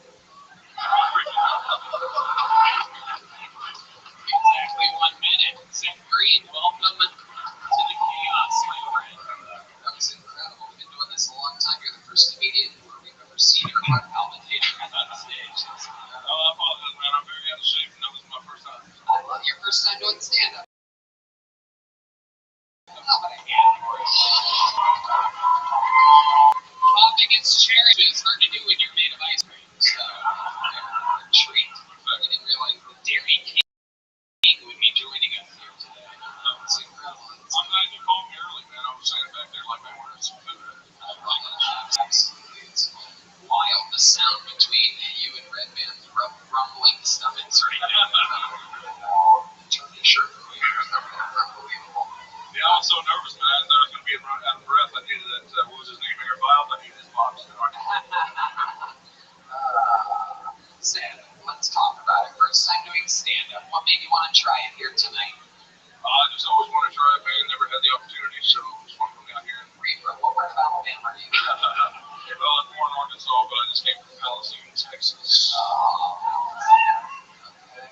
What do you do for work out there? Yeah, man, I used to be in the aerospace industry for a long time, selling hardware to like Boeing market, I'm disabled, so I had to go work in it. What's the disability? My face. My back's tore up, and I had some surgeries. I got a spinal cord stimulator installed. So. Absolutely incredible. Zach, what do you like to do for fun? What else do you like to do? I don't know, man. I haven't been well, so I'm going to try to do this for fun, see what happens. I love it. How does it feel up here? Is this how you thought it would go? Like, what are the things that surprised you when you got up here? Describe to these people what performing for your first time was like. All right, yeah. More nervous, and because I'm so fat, and I know that was my whole set, but walking up here, I didn't realize it was going to be so far up. But I moved down to Austin and walked up some stairs today, moved a lot of things around, did a lot of things, and the fatness is not happy with myself right now. So that was just surprised I was running out of breath, but I got to go. So here's doing a timer there. I wasn't sure if you were nervous or if you were dying. No, me either. And if it's a second, I just ask that you fall that way. Absolutely. And that's the reason I came to do comedy right now is because any moment the heart's going to stop. So might as well go ahead and get it done, you know. Yeah. There you go. Sound effect. Clearly. Question loaded up instead, right now. Another one of these Walk towards the symbol, that'd be hilarious. Yes. That would be hilarious. Yeah, right. It'd be better if I fell down on a blue card, at least that's something you can do. Oh, your phone makes me feel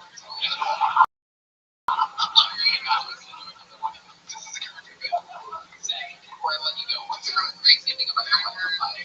Are you an accomplished or something you've done, or maybe you're managing to something you've seen? So when I was 12, my dad kidnapped me. Oh, shit. Wow.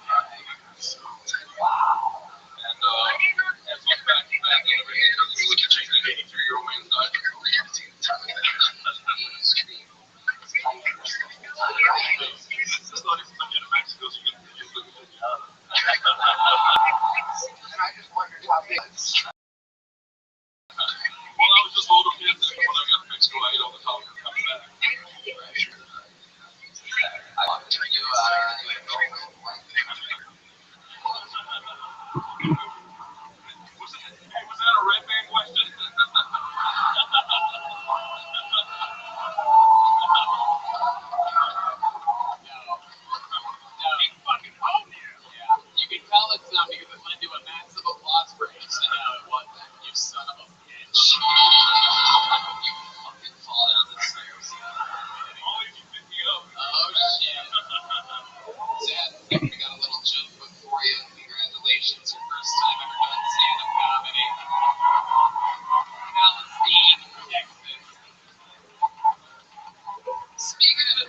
Texas. You guys want to do something fun right now, huh?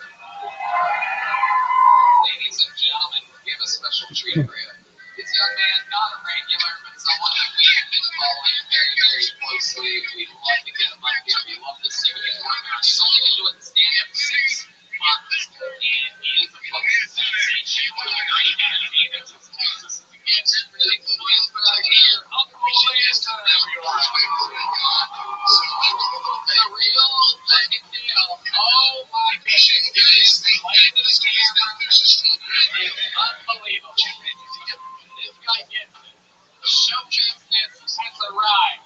Ladies and gentlemen, Texas is home.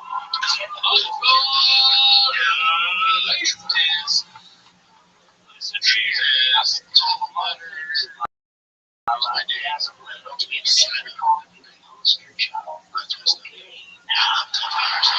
You see, my mama gets on the internet. She says, "Hey, Harlan, they're saying you're doing all these drugs." So I said, "Mama, I'm gonna quit, so I'm giving up cocaine.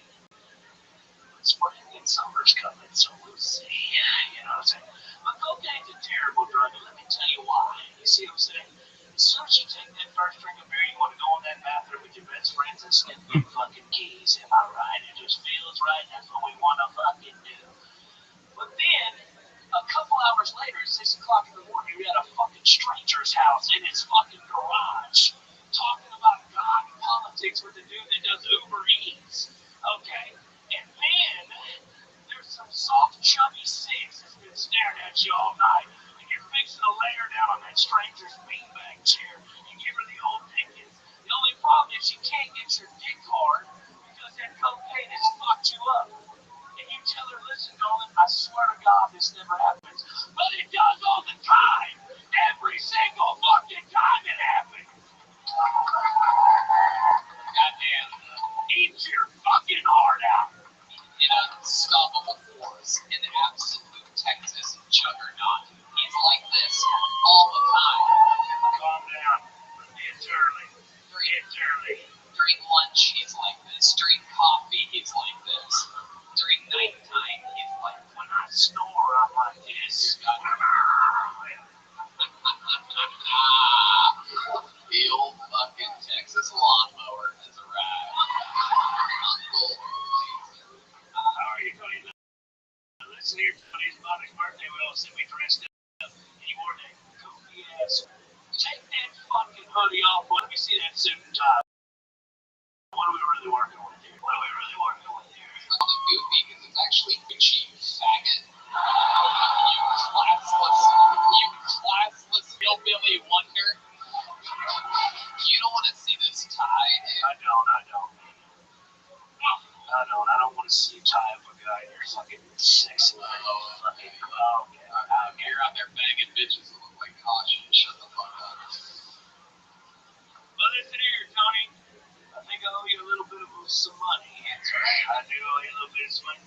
How about that Super Bowl last night? How about that Super Bowl? I want you all to know I had $14,000 on Eagles Fly. And I felt good at halftime. I really did. I knew you would. That's exactly what I told all my friends, that you're going to feel good at halftime. Did you tell all your friends that? Yeah. The Eagles up by 14 at halftime, but they were. But I think it was a little bit less, wasn't it? It was 10. It was 10 because I won $3,200 in a football pot. But Tony goes, "Hey," when it was 7-0, he goes, "Hey, I'll bet you 1,000. Straight up. The Chiefs and Eagles were up by 7. He was. And then, let me tell you what happened. Okay. I want you to know something. That holding call on the final drive, when he held that boy by the hip, I have laid down with Diet Coke machines and held them tighter at nighttime than he held Juju Smith-Schuster. And that fucked me to tears. But with that being said, I'm going to go ahead and pay your fucking $1,000. I'm a man. A Lannister always pays his debts. That's right.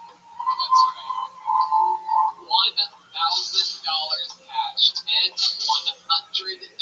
And it wouldn't mean much if it was coming from anybody else, but I love taking your fucking money on it. I love it. Look at this fucking, you know how many Mountain Dew bucks he had to save up to pump it? You know how many cereal tops I had to cut out and send in to get that son of a... Make sure you got that number. How's Marlboro cereal? Oh yeah, it's a song. Yeah, no, fun fact. If you scrape every single $100 bill in the United States with a razor, you can make a kilo and a half of cocaine from all the resin on there. How do I know that? Well, I know. But it's the fucking internet. We can make it up, right? All you fucks will believe it. I love it. I need this turned into a Chevy Silverado commercial. I hope Like a rock. Oh, like a rock. you are a firestorm. I know. You are built for this. I know. It burns when I pee. I know. I'm a firestorm. I fucking know. Unbelievable. And I mean all the fucking time. You are the real deal. You're like Kenny White Powers. It is incredible. I am a fan. I am a friend. I believe in you. What are those boots you're rocking tonight?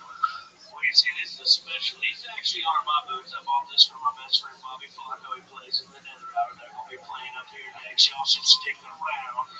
Need you Hey, David, whiskey and water. I'm going to put them on my Instagram later. They'll be famous after that. Because not only is the Kill Tony famous, the Uncle is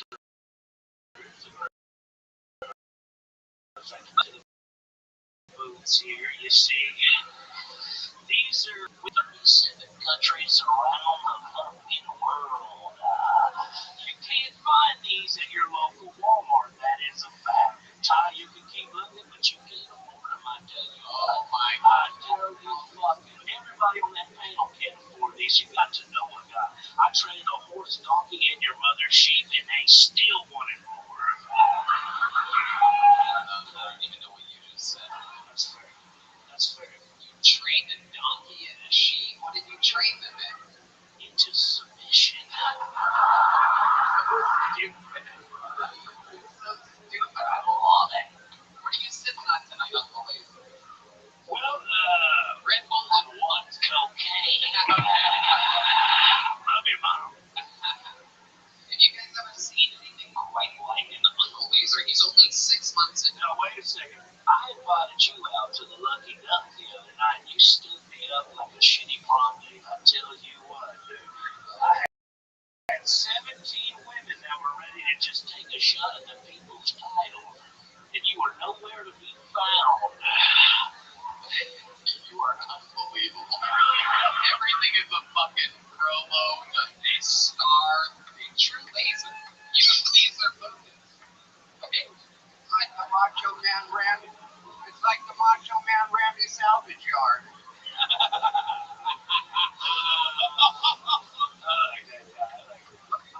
Oh my goodness. Sorry, Lisa. I really am. African American out that night. We switched drinking. Right? We went outdoor to get milk and never came back. I get it, son. I wasn't disappointed. I was just a little depressed. You know what I'm saying? We are getting laser, ladies and gentlemen. This is absolutely You're like the whole beast inner child. I mean, like you were like, Oh, that's my big brother. is it really? That's my big brother. He didn't play a single snap in that last Bills game. I tell you what, they sat him right on the bench, but they put him in the fourth quarter. He'd be soaking up somewhere with his soulmate somewhere down yonder. You know what I'm talking about? I will join your cold right now. There you go. You want to drink my Kool-Aid? You want to drink my Kool-Aid? Yeah. oh my god. It is It's Kool-Aid, right? Yeah, no, it's Kool-Aid. Yeah, it's alright. yeah. You just gotta snort it. Tiger Bear. Caution is looking at him like that is the kind of girl I like. Wow, baby.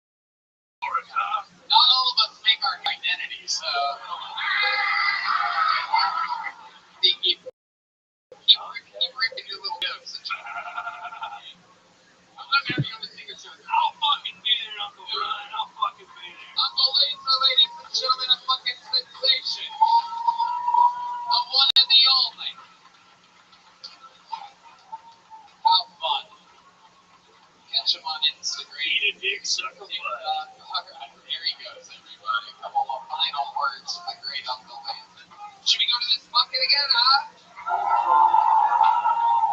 Alright, let's see what happens here. I'm gonna dig deep, see if we can get something wild out of here. Marcus Bond.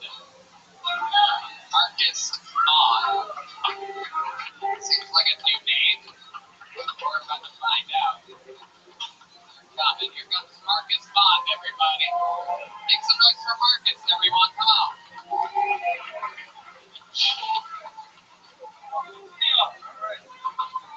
Alright, yeah. I'm new here to Austin. I just moved here. Thank you. One clap. Alright, fuck with it. And I need to get a haircut, and I need a black barber. Alright? I can't go to a white barber, you know. I went to a white barber one time. They fucked my hair up so bad. I walked outside and I got a job. Worst haircut I ever had. Well, that's how I'm getting haircuts. Be employable. So I need a black barber. I've been looking for one here in Austin. It turns out the best black barber in Austin is in Houston. So can't wait to take off work. I'll be there.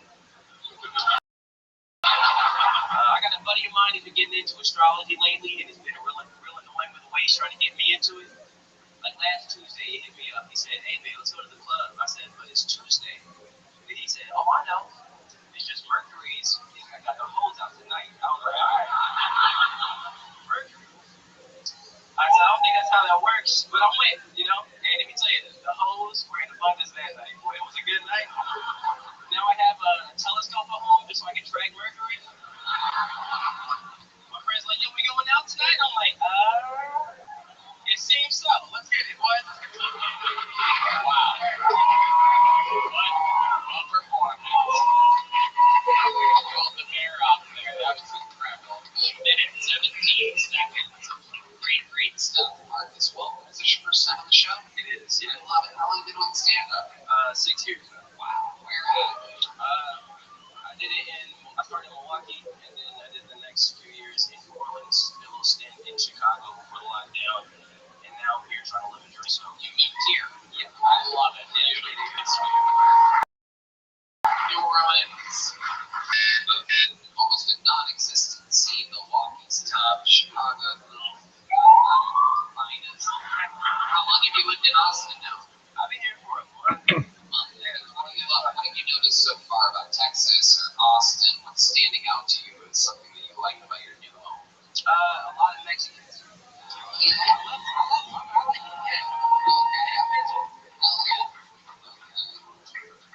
There goes Mexican Marge Simpson right there. That's incredible. I've never seen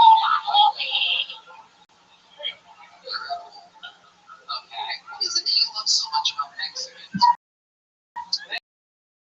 The food, also, they're larger than you expect. You know what I mean? Like I've been just very nice. And like I don't know Spanish. Like, oh, it's fine. Don't worry about it. Don't worry about it. Let me try to help people. Like, oh, so I want to learn Spanish now because they seem to be very cool. Hell yeah. Well, that's a proper. That's a good answer. I mean, hey, bro.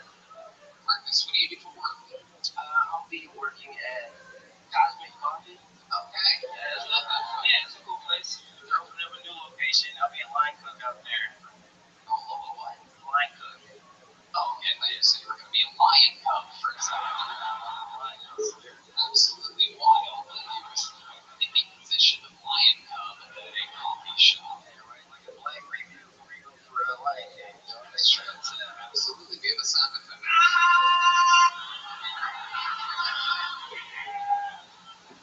Not during this one. Okay. Tis the season. This is what you wanted your own. We got it. It's my favorite 2 weeks of the year. I really love it. Yeah.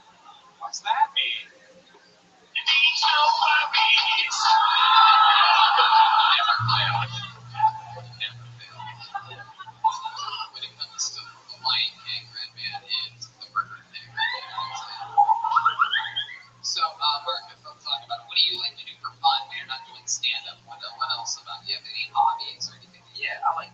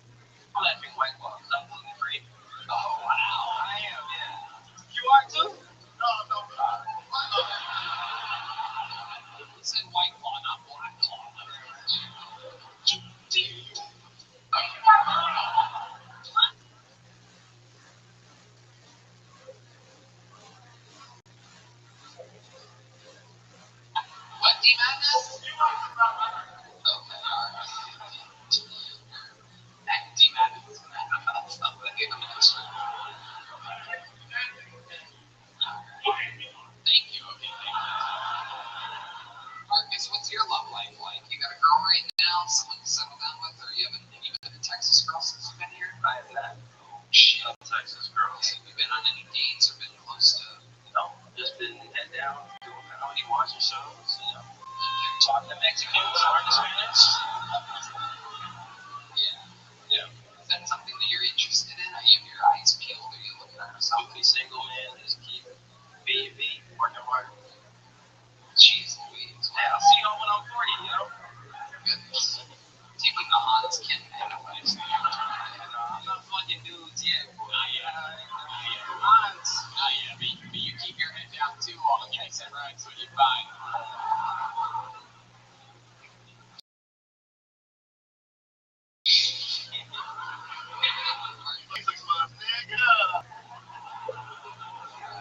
Marcus, very, very, very likable, fucking perfect minute, perfect execution. Actually, Tony, I'd love to have you on the secret show. You just got booked on Thursday's show. Marcus Vaughn. 3 people booked here tonight for the secret show. We're doing it. We're flying through this fucking farm system of comedians in Austin. We love that people like you are moving here 1 month at the Texan. One more time for Marcus Vaughn, everybody. This is where it happens. This is where the future's coming from. Should we do one last fucking pull, you think, huh? Oh, I love this. This young lady, her 3rd time ever on this show, this is going to be. The last 2 times she got booked on a road gig. Her first time, she got booked on this secret show. She just opened up for me this weekend in Houston. Here for her 3rd minute ever in Kill Tony history.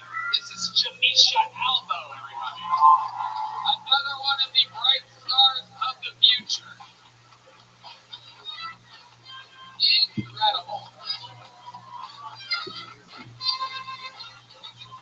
I know you've been making noise all night, but do it one more time for the great Jamisha Alba, everybody. Give it up for me, guys. I'm already down a quarter of a pound. Down a quarter of a pound. Didn't even go to the gym. Just took a really big shit. Love taking big shits. For me right now, taking a shit is the difference between being able to see my pussy and not being able to see my pussy. Do you understand?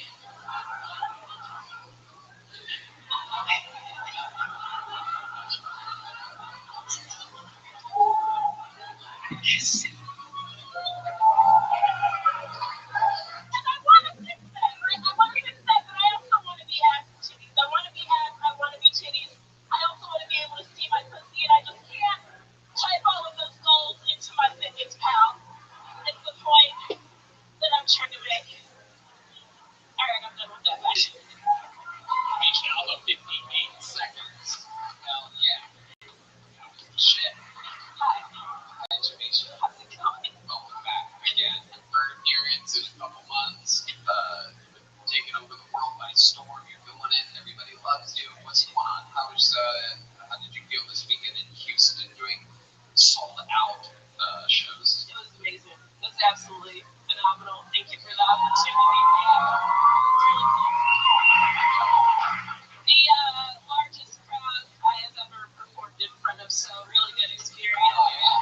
Yeah. It's all about timing and beats and everything are different in a big packed room. Yeah, for sure. For sure. To get those reps in. Yeah, there was definitely some things that I've never really found funny about my jokes that got laughs that I want to dive deeper into. And just like certain parts that I think are cute, like so, like when I make my cracker jokes, the part where I say it's like a little poetic rhyme. It's like I know for a fact that white cracks. And sometimes that can fly a little bit under the radar, but when there's a lot of people, it went pretty well, so I was happy about that. Yeah. What else is going on? What's going on in the rest of your life? Rest of my life, so I am in the process of writing a book with one of my friends. Oh, wow. Yeah. Is it a cookbook? So,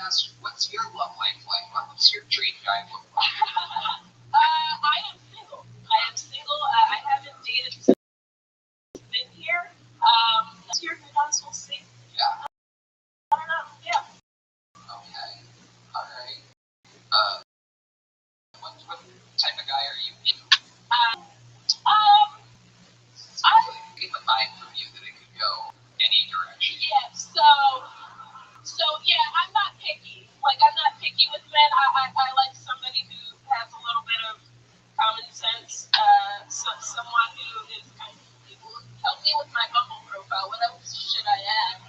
What are my skills? What?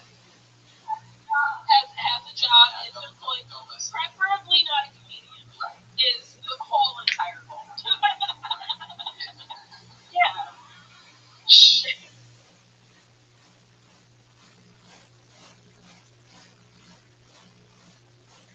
Troy Reagan said 20 Freakpoint gift memberships. Thank you, sir. Appreciate you. I think we're almost over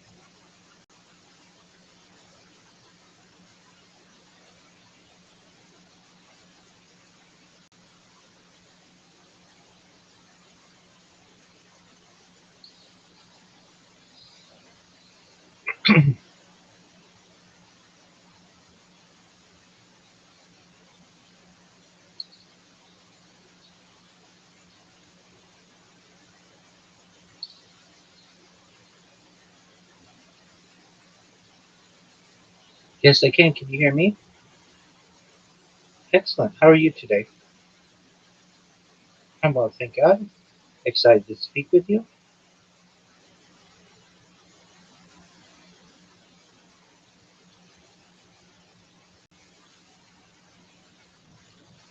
Um, so for StreamYard, as I have utilized the software in the past, after the discussion, I should stay to let it upload it. Is that correct?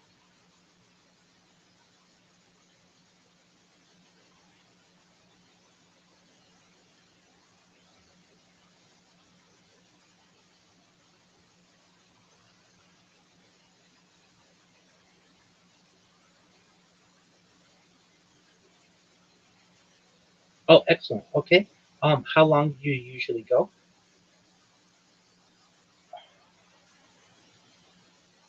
Excellent. And if it's all right, we can talk a little bit about my projects. And I'd like to get into Chaim Eshed, the Israeli Space Agency whistleblower, and his claims from 2020, and then additionally his recent interview in 2026 regarding the Galactic Federation. Does that sound like it would be of interest to you and your audience? Okay, great.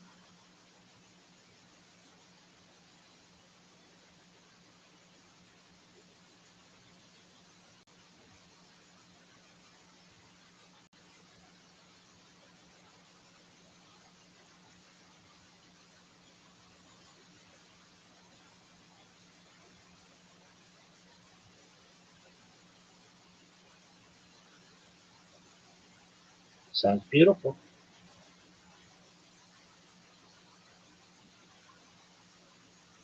Sounds great, Brandon.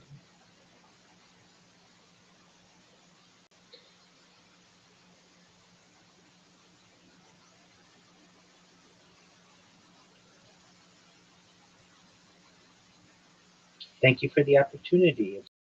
It's a pleasure to be with you and your audience.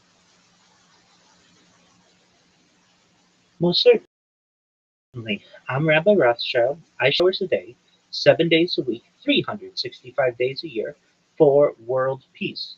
I've been doing so for more than 4 years. My streams go back to the pandemic. We've seen the death of a queen, the birth of AI, the coronation of a king, and everything in between. This is a real life Truman Show, a real life Big Brother. This is a timeline and a time capsule of human achievement. In the 1990s, the phrase content is king was coined, and I'm making it true today. I'm king of the internet. This is the biggest event in global history, and here's why. In 2017, The Economist magazine stated that data had overtaken petroleum as Earth's #1 resource, and I have archived more data on the internet than any person ever, which is making me a very influential person. I'm going viral, God willing, and when I do, I'd like to make you, your friends, your family, all financially independent if you're not already. I want to ensure that you have generational wealth if you don't already. And I'd like you to be able to start charities and philanthropies of your own.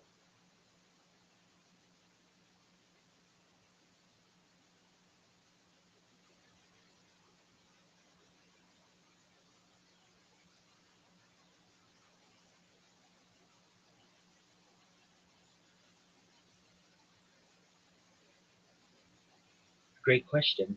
Prior to the pandemic, I lived a traditional Orthodox Jewish lifestyle, much more than I currently do while live streaming, where I'd be attending synagogue 3 times a day.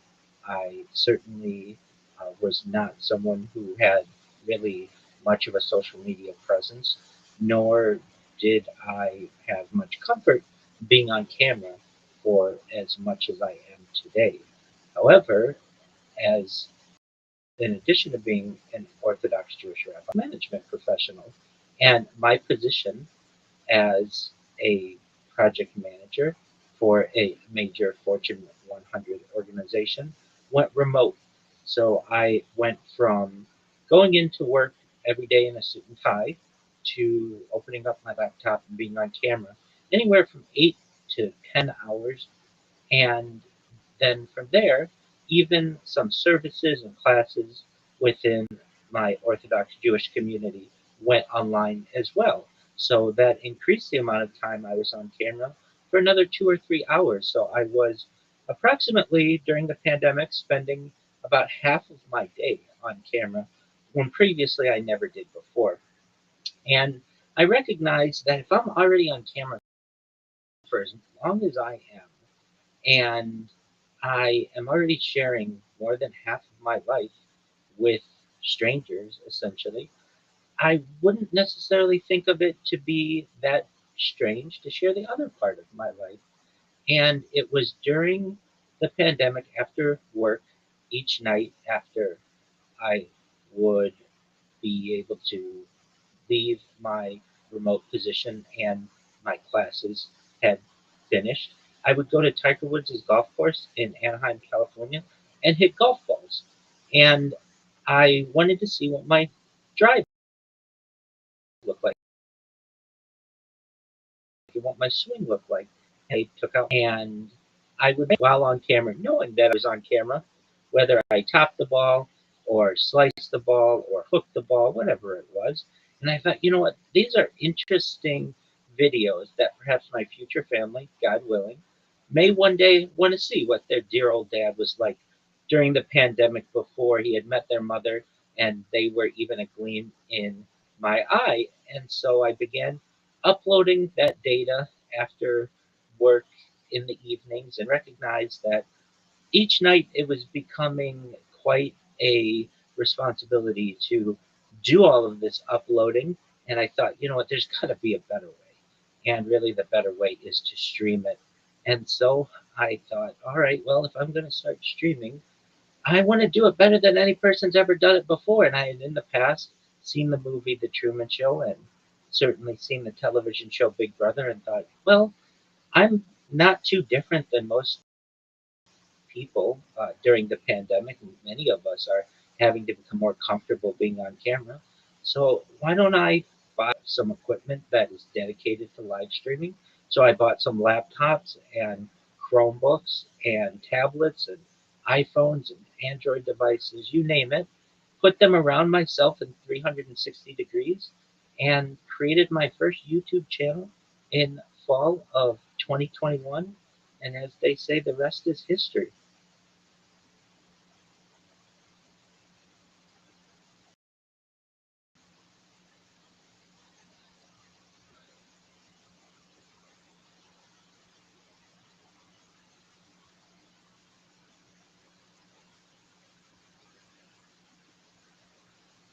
It's certainly a legitimate concern, and as I had previously stated, I was not someone who was really comfortable being on camera, at least not knowingly. I've worked in financial institutions in the past, and perhaps I was on security camera, but I don't really control those, and they're generally closed circuit.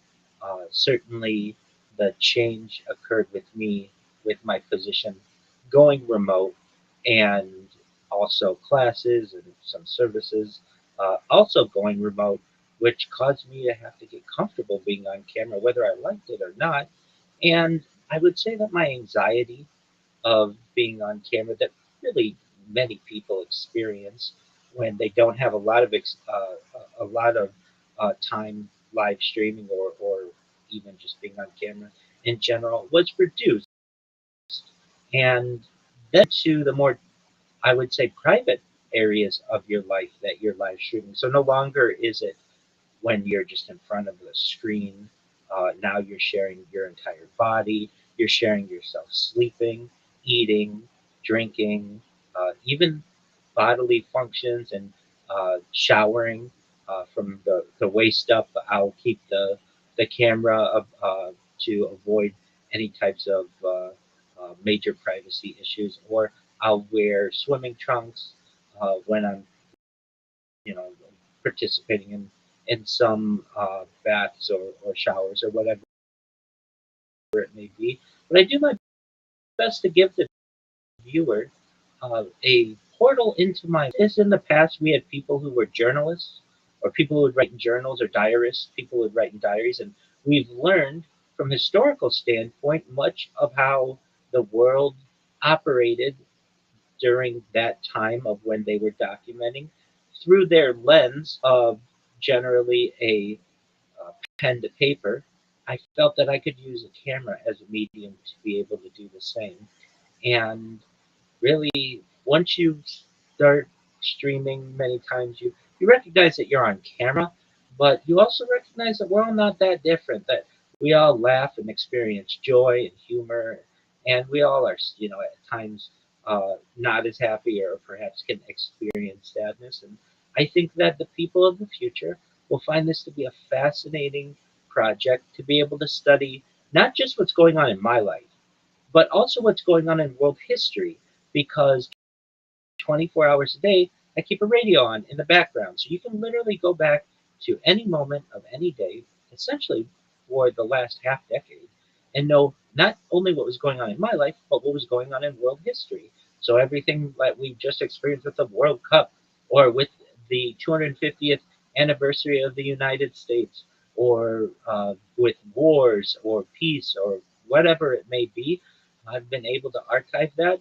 and so people can literally use my stream now or in the future as an archive of human history. And in addition to just the historical aspect, I think people in the future will use it to understand more about humanity and about a human, about human biology, about things like eating, circadian rhythms, perhaps as a I use my stream as a dream diary, things like um, the idea of hygiene and uh, different biological or biometric patterns that may be able to be studied by people.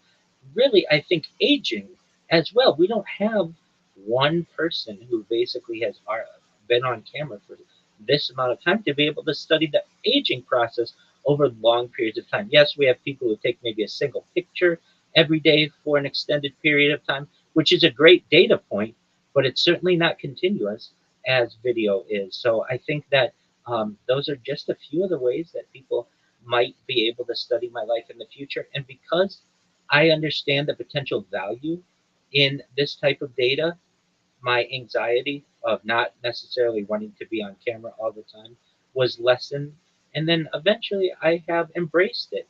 I enjoy the fact that my life is archived and that I've created this digital diary for the people of the future.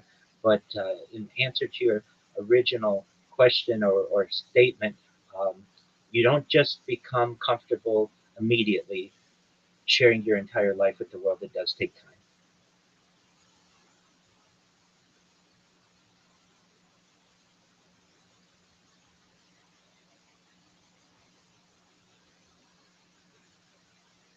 Certainly, I've definitely streamed at the store and definitely streamed at the doctor. I've streamed as far north as Santa Barbara, as far south as San Diego, as far east as the desert and mountains, as far west as the Pacific Ocean. I've streamed in Beverly Hills, in Los Angeles, at Disneyland, really everywhere in Southern California. Generally, I have to reduce the amount of devices with which I'm streaming from my normal 33 or so different devices at any given time from a localized uh, area, basically within my residence, to perhaps one or two iPhones that I generally use using data, which does have its limitations. Phones have battery issues with which you need to be concerned, and certainly data. You have to run into cellular throttling and overheating of devices and glare and all of the other app crashes. You name it. There are some issues with which you do into which you do run, but I also do my best to back up any kind of live streaming that I have when I do streaming in real life with GoPros. So I'll wear a GoPro on my chest or even just have it with like a selfie stick so that I have myself uh, with a redundant stream or redundant uh, backup of any kind of data that I am transmitting in case I run into a low cell signal area or I do experience an app crash or whatever it may be. And while I do have a lot of footage from IRL streaming, it's certainly not as convenient for me because I have to lessen the amount of streams, and I'm much more concerned with that, uh, with how many I can use at once. And I also don't have the ability to manage my community. So, in addition to live streaming, I also am live 24/7 in Discord. Your audience can find me whenever they'd like at discord.me/rabbi, where they can connect with me 24 hours a day, 7 days a week, 365 days a year, to inquire about questions that they may have, or to watch a movie together, or play a game, whatever it may be. And certainly when I'm doing IRL streaming, I can't manage that community as well or as easily. But generally, the outside world has become fairly comfortable knowing that people are many times FaceTiming their family or friends or whatever it may be, and that there is some idea of video communication that happens that perhaps a decade ago or two would have been foreign. And thus, if you see someone who is maybe talking into one of the cameras or talking to an audience, it's not as strange as it once was. And in terms of how do you go to the store?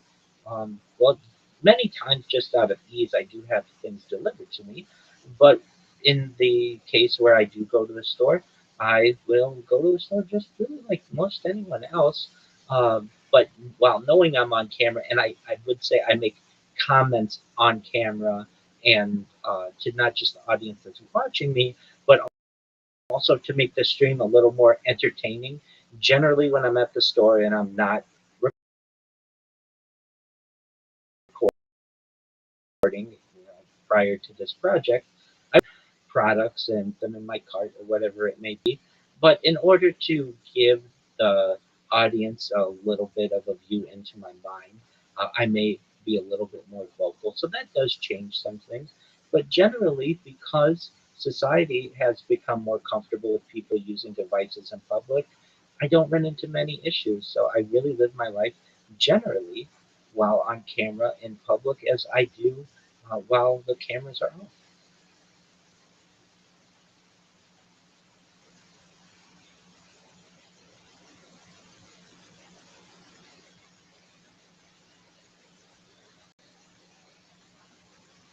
Yeah, I have. So I do have people who live alongside me in my Discord, such as at this very moment, and they've been there for over a year, 24 hours a day.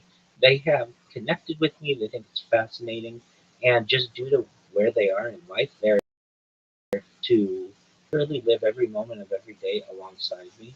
But then I have had people from an IRL standpoint or in real life come and visit me because they've been so fascinated by it. People as far away as 8 hours. I've had people from Northern California visit me in Southern California. I've given them tours of my residence and to show them my different devices, and these are total strangers who I have invited, and we've gone on picnics and gone to the park and really just in many ways connected as friends when normally I wouldn't do that. I wouldn't be that open with my life. So from both an in real life way I've and a digital way as well. And I do find that people are fascinated by this. They many times say to me, I wish I would have thought that. I wish I would have thought of that.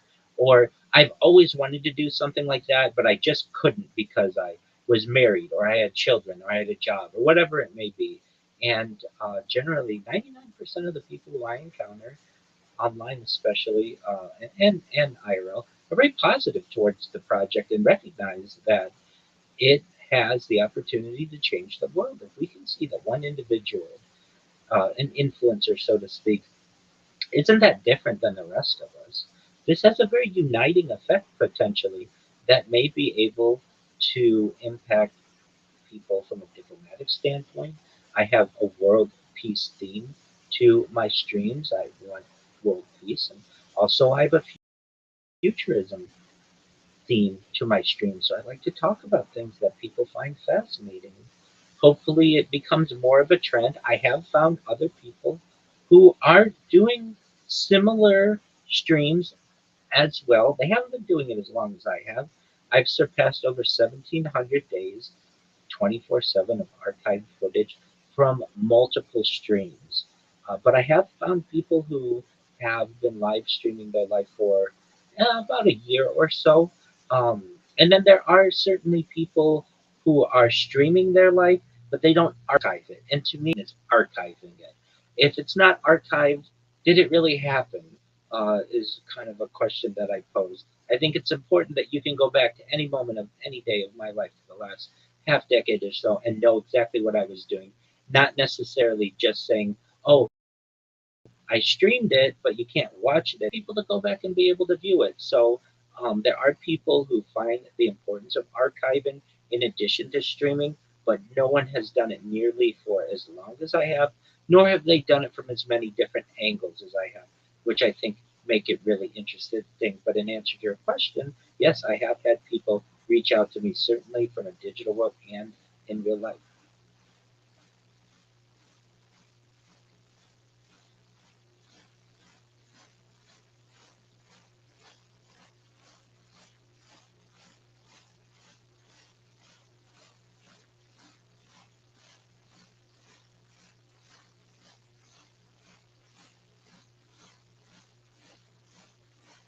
Excellent. It is. It has different names.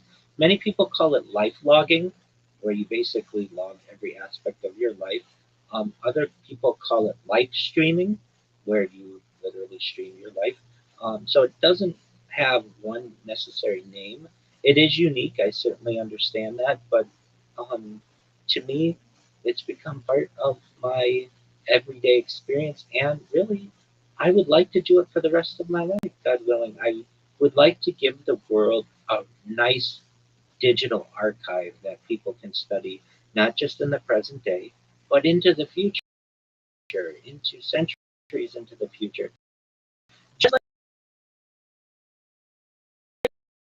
like we look at people's diaries or people's journals, historians, I think people might do the same with the internet. We may have uh, maybe some type of internet archaeologists at some point in the future, and they hopefully don't need to discover my streams. Hopefully, I've gone viral by then. But if they needed to, they'd be able to understand what life was like in the present day, what life was like during the pandemic, and then how life has changed. And really, another interesting aspect of this is the AI revolution that we're experiencing. So I was live streaming beginning in 2021, fall of 2021, and I was an early adopter of OpenAI's ChatGPT in November of 2022. So I have over a year of my life that I was streaming before large language models became commonplace within our world.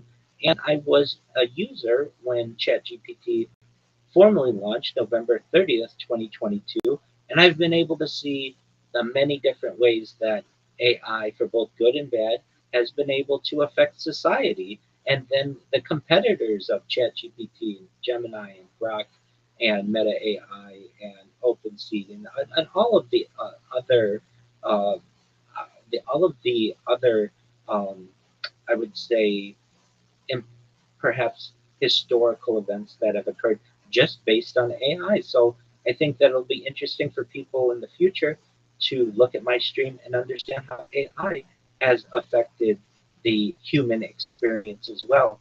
And within AI needs human models or at least examples on which to build its AI models. And I have more human data on which AI could model than any other individual ever, which may give me a prominent role in perhaps how AI understands some aspects of the human existence. So I think that my project has an interesting AI impact in addition to the historical importance that I mentioned previously.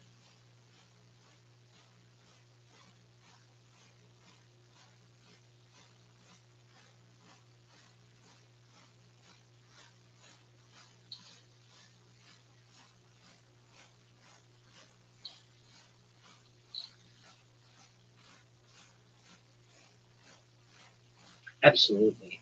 First and foremost, for anyone who is listening, I'm a major advocate of disclosure and ufology. I believe this is a science that should be studied in a more serious manner. I'm very positive fact that humanity is seemingly becoming more comfortable with understanding that we may not be alone in the universe. And so, for anyone who may be unfamiliar, I'll give some background on who Chaim Ashed is and what his claims were, and then some more recent developments that occurred. So, Professor Chaim Ashed is an Israeli aerospace engineer, professor, retired military officer, and a figure in Israel's space program. He became internationally known in December 2020 after making extraordinary statements regarding unidentified aerial phenomena (UAP), extraterrestrial intelligence, extraterrestrial intelligence, a supposed galactic federation, and alleged government knowledge of non-intelligence. Before those statements attracted global attention, Ashed had already spent decades working with Israel's aerospace and defense communities. He was recognized as one of the central architects of Israel's satellite capabilities and has been described in Israeli media as a major figure in the development of the country's space program. I've heard him described as the father of the Israeli space program, or the grandfather of the Israeli space program, or certainly the father of the Israeli satellite program, or grandfather of the Israeli satellite program, to give listeners an idea or a view into the Israeli space program, and more so his role as a military officer. At any given time, there are only 24 generals within the Israeli military, and he was one of them. So you can imagine that this is a very high ranking official who was making these claims. And to give you an idea of some of his career and technological development, he served in the Israeli Defense Forces, including within military intelligence structures. He became associated with highly advanced technological development programs, including work connected with intelligence technology. He was part of a very secretive group called Unit 81 that has to do with advanced technology. He served in the classified Unit 81, which is an organization responsible for developing technological solutions for military intelligence. The units associated with advanced electronics, surveillance technology, specialized intelligence systems, and innovative military engineering. Working in such environments placed the shed among engineers dealing with some of the most advanced technology available. He became a leading figure in Israeli space development. He served as the director of space programs for Israel's Ministry of Defense.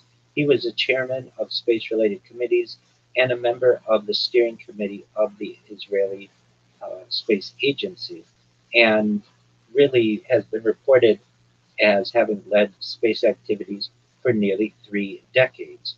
Moreover, he had a major role in Israeli satellite programs, specifically the OFEC satellite program. He this program developed Israeli intelligence satellites capable of Earth observation, strategic monitoring, and intelligence gathering.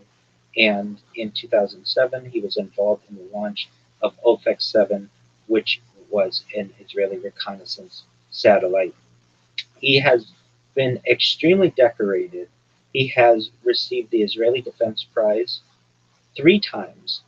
It is the Israeli Defense Prize is among Israel's highest honors for contributions to national defense technology. The reasons for some awards remain classified because they were sensitive defense projects.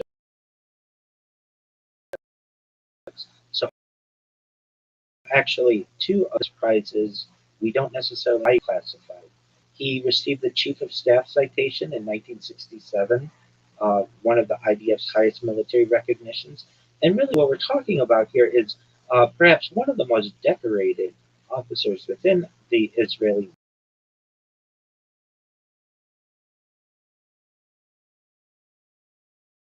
would be in a similar way to perhaps a member of the Joint Chiefs of Staff making a claim about extraterrestrial intelligence within the United States, except this happened in Israel. And in 2011, Chaim Eshed retired from government space leadership, and really he then became a professor, a lecturer, a consultant, and a participant in discussions regarding future technologies. His interests expanded beyond traditional aerospace engineering into questions about artificial intelligence, space exploration, the future of humanity, and intelligence. So that gives us a background on Chaim Eshed. And then moving into 2020, he was born in 1933, and so in 2020 he was approximately 87 years old when he made the claims that he did. His major UFO statements became public in December 2020. The importance of his age and at the that stage of his career, he was speaking after a long professional career. He had aerospace, and he stated that his reputation was established and that he had little incentive to seek publicity. His supporters viewed his age reasons to take his statement seriously. His critics argued that extraordinary claims require extraordinary evidence regardless of his background. Now, in 2020, specifically November 2020, he had written a book, and then he had an interview in December of 2020 that changed his public image. In December 2020, he gave an interview to the Israeli newspaper Yedioth Ahronoth, in which he discussed claims for extraterrestrial civilizations and secret intelligence. He described UFOs as being unexplained technology. He argued that certain unidentified objects demonstrate capabilities beyond known human technology. He stated the UFOs perform maneuvers that cannot be explained by existing human technology. His argument focused on advanced propulsion, unknown physics, and technology beyond current aerospace understanding. One of the more controversial statements that he made was that humanity contact with an advanced group he called the Galactic Federation. He claimed certain governments were aware of this relationship. The relationship involved cooperation and that the beings were studying the fabric of the universe. He also stated that the aliens have asked not to announce that they are here. Humanity is not ready yet. This statement introduced one of the central ideas of his disclosure argument. The issue was not simply humanity had enough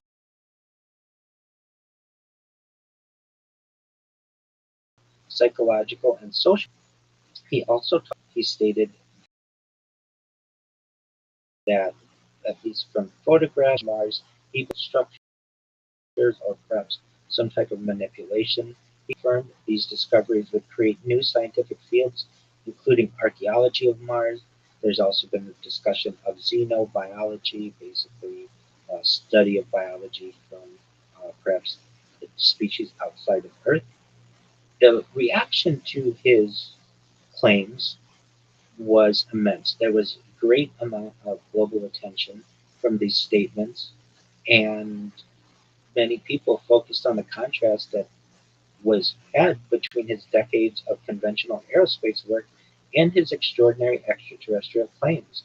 Certainly, with any claims like this, one might be met with scientific skepticism, and the same is true in this case. Scientists and space officials responded cautiously. NASA has stated that humanity has not yet confirmed evidence of extraterrestrial life, and many of Chaim Eshed's critics argued that there was no publicly available evidence supporting his claims. His reputation alone is for verification, and of course, extraordinary claims require publicly testable evidence.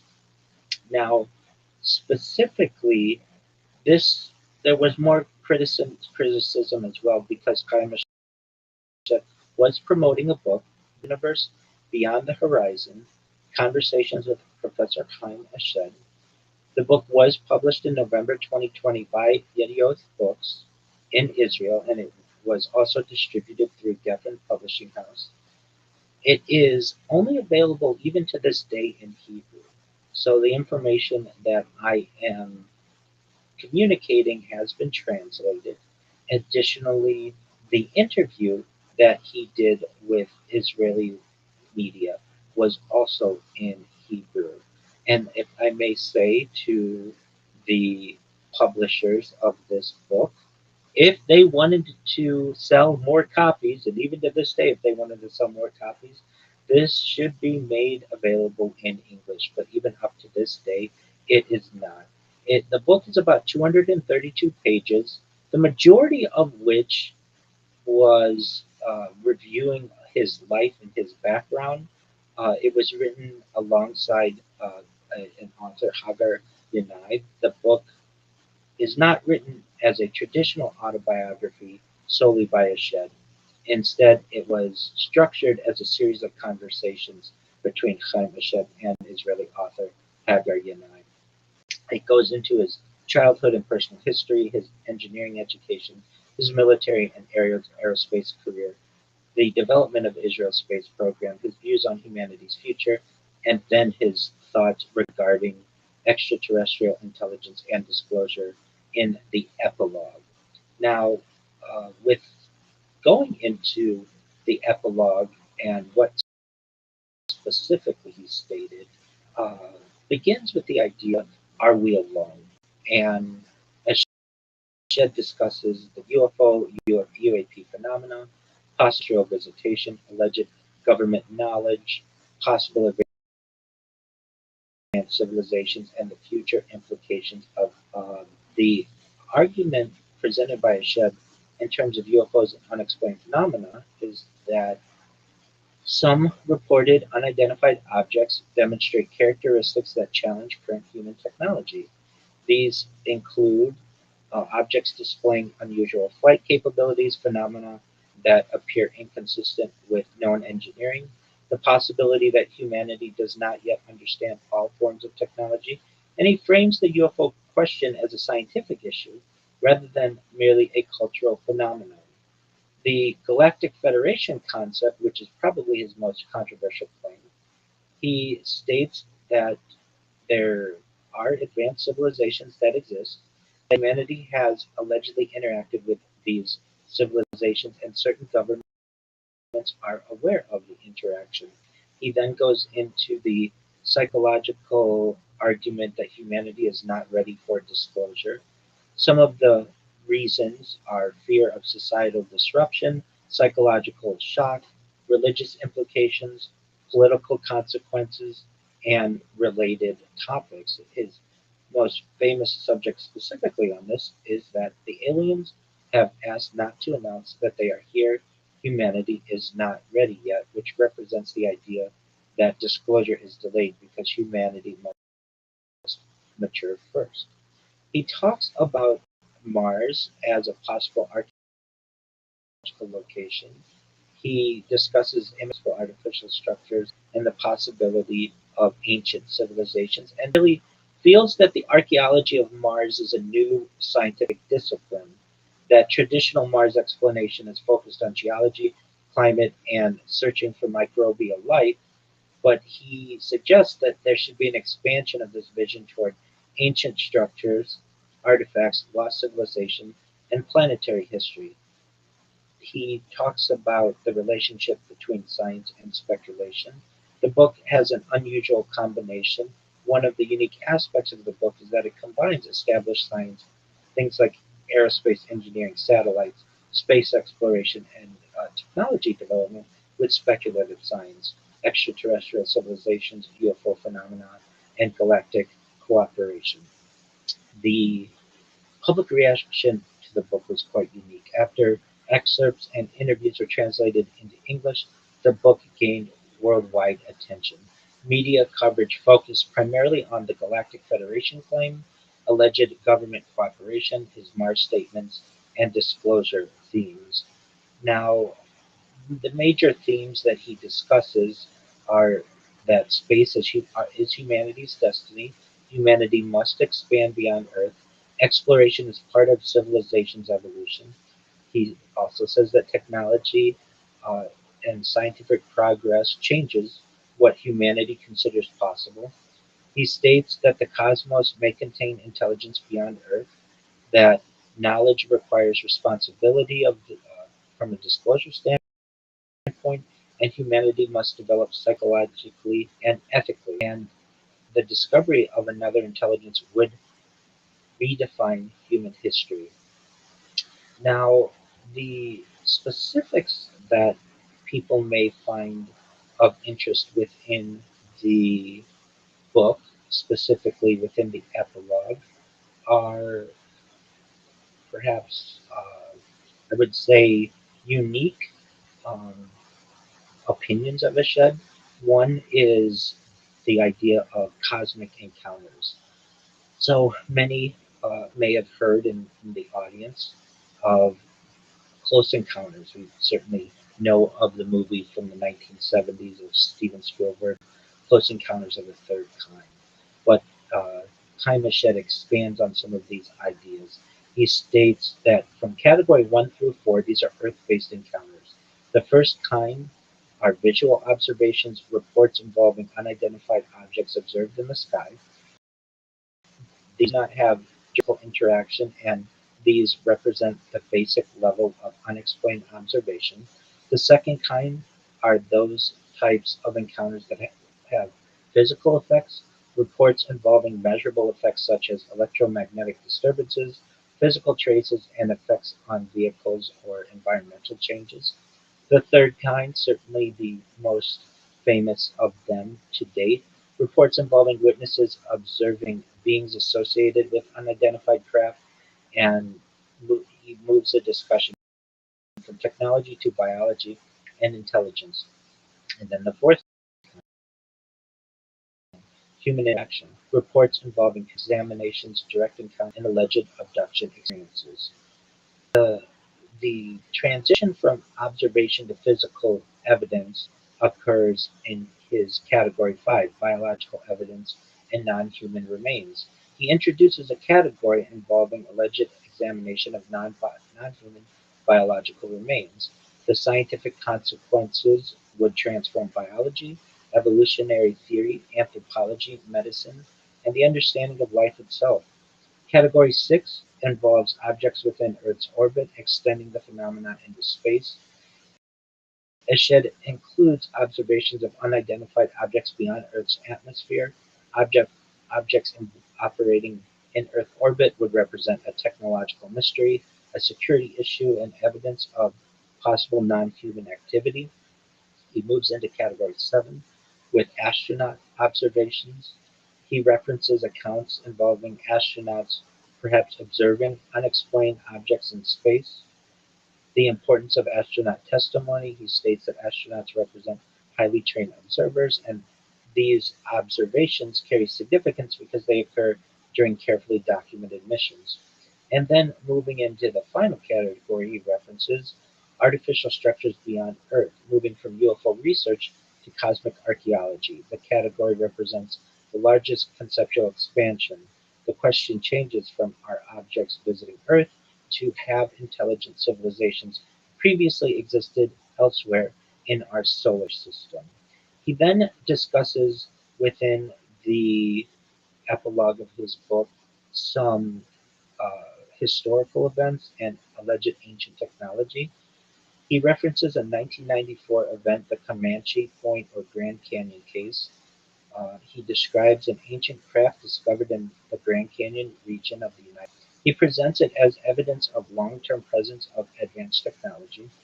Allegedly, the craft is described as approximately 4,000 years old, and the arrival is associated with approximately 200 before the Common Era. A quote that's attributed to him is that the internal structure showed that the alien crew were human-like, short, and oxygen breathing.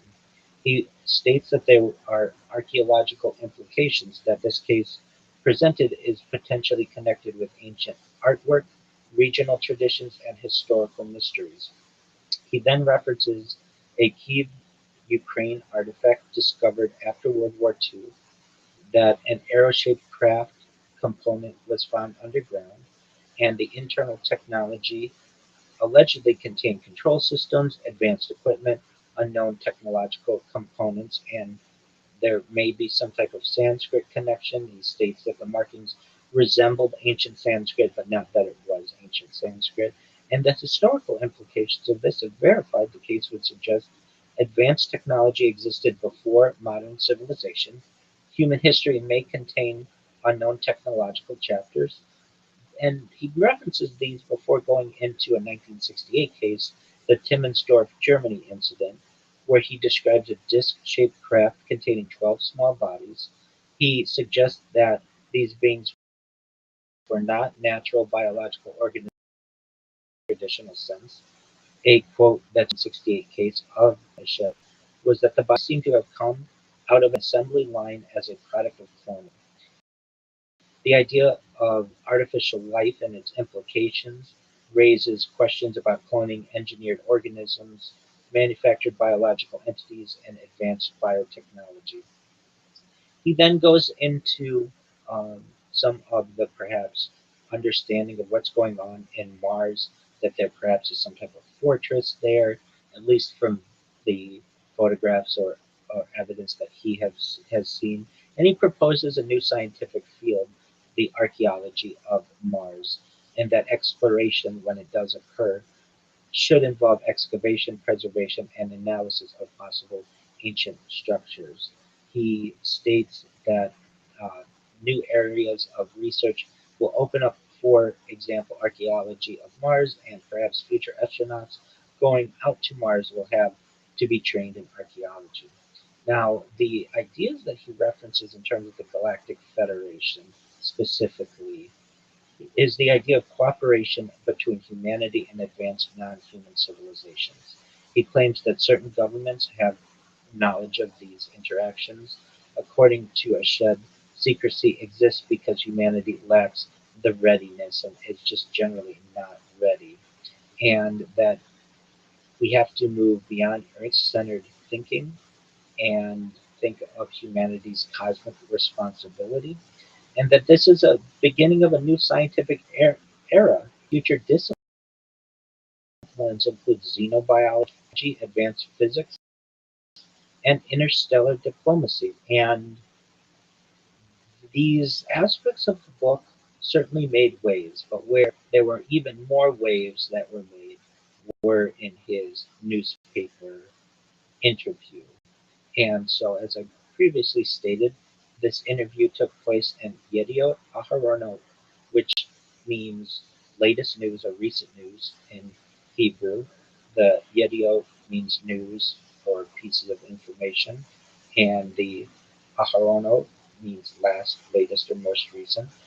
This is a major publication within Israel, and it was unique to publish this type of information that created this international UFO controversy. On December 2nd, 2020, Professor Chaim Eshed was interviewed, or at least the interview was published. And the idea is that not only do his main arguments from his book, uh, not only are they referenced within this interview, but additionally, he goes into some more specifics, including the fact that Donald Trump allegedly is aware of um, the the disclosure movement and the idea that Donald Trump was aware of the alleged extraterrestrial situation, that Donald Trump considered revealing the information, and that the alleged extraterrestrial group, meaning the Galactic Federation, supposedly discouraged disclosure because humanity was not ready. A public of this interview was also published in the Jerusalem Post, but it was this was in English language and did not go into the specifics. The original Hebrew discussion contained more detailed explanations, more background regarding Eshed's reasoning, additional comments about the UFO phenomenon. Now, what becomes really interesting is the fact that after December 2020, we don't hear very much from Chaim Eshed at all. So he publishes the book in November 2020. It is never published in English. He does an interview in December 2020 in Hebrew and then disappears. And there were many different questions. What happened to Chaim Eshed? What's going on? Well, it turns out that perhaps conveniently, we have the introduction, an interview that Chaim Eshed did with Uri Geller, the famous super paranormal researcher. And what occurred was that on June 10th, 2020, Uri Geller interviewed Chaim Eshed. They're both Israeli, and this interview occurred in English, which was unique. Previously, Chaim Eshed had generally had his communications solely in Hebrew, and they addressed the public inquiry. Geller opens by acknowledging violence following his controversial 2020 revelations, and Chaim Eshed references a Men in Black encounter. He attributes his withdrawal to a visit from mysterious, untraceable figures at his apartment. These individuals demonstrated intimate personal knowledge of his life and questioned him on sensitive topics, including nuclear physics. Eshed chose to cease public discourse on the subject following this encounter until he could consult with Geller. The idea that uh, what what Chaim Eshed shared in 2020 was not recanted. If anything, the information in 2020 is reinforced. Eshed details in this interview his background in special units focusing on developing advanced non-conventional solutions to penetration and transmission. There's a technological focus. Chaim Eshed describes his work involved quantum technologies and advanced scientific concepts that remain beyond common description. And he expresses a duty to share his knowledge when humanity is prepared and claims that his findings are supported by semi-scientific references from various nations. He reinforces his and reaffirms the existence of the Galactic Federation. He states that uh, they, the, that the Galactic Federation proposes that the Royal for full disclosure. He and Geller have a discussion. Geller describes the potential impact of physical alien contact as an atomic tsunami, and the two express a shared hope that extraterrestrial knowledge will eventually help humanity end wars and eliminate nuclear threats. The idea that Kaimashed was perhaps threatened is similar in UFO lore, this Men in Black archetype. Shed's account of being visited by untraceable figures parallels historical reports of Men in Black categorized by their sudden appearance, detailed knowledge of witnesses, and disappearance. Despite his lack of physical evidence, Shed's distinguished intelligence career lends gravity to the discussion within the context of ongoing global UAP unidentified anomalous phenomena interests.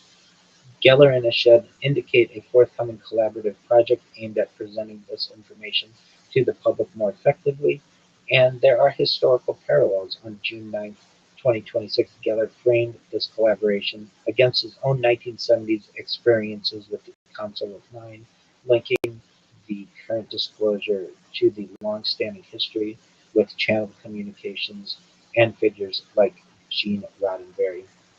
And so, really, that is an overview of what Chaim Eshed stated in his book in November of 2022 and in an interview that he did with an Israeli media organization in December 2022, and his most recent interview with June of 2026.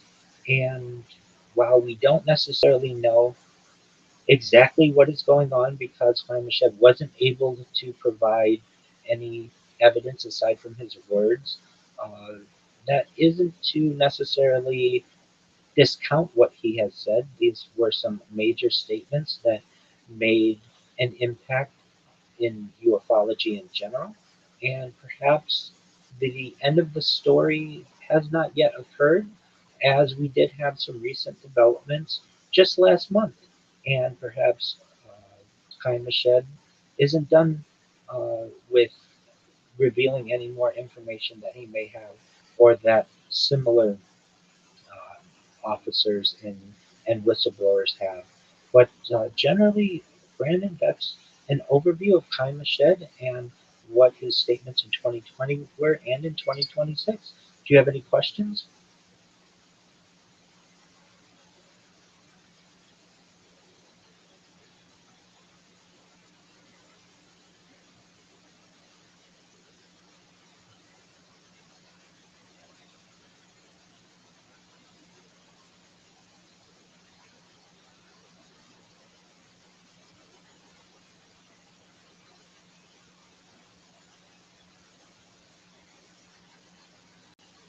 Certainly, he feels at his older age, when he first made these statements, he was 87 years old, and then now being 93, that he had nothing to lose. And he goes into some more detail about death and the possibility that consciousness continues after the body ends. Perhaps he's more comfortable with his own mortality. In terms of how does he know this information, he doesn't really go into too much detail of that. It's not as if he says, I sat at this table and they briefed me, or that I had direct communication with aliens telepathically.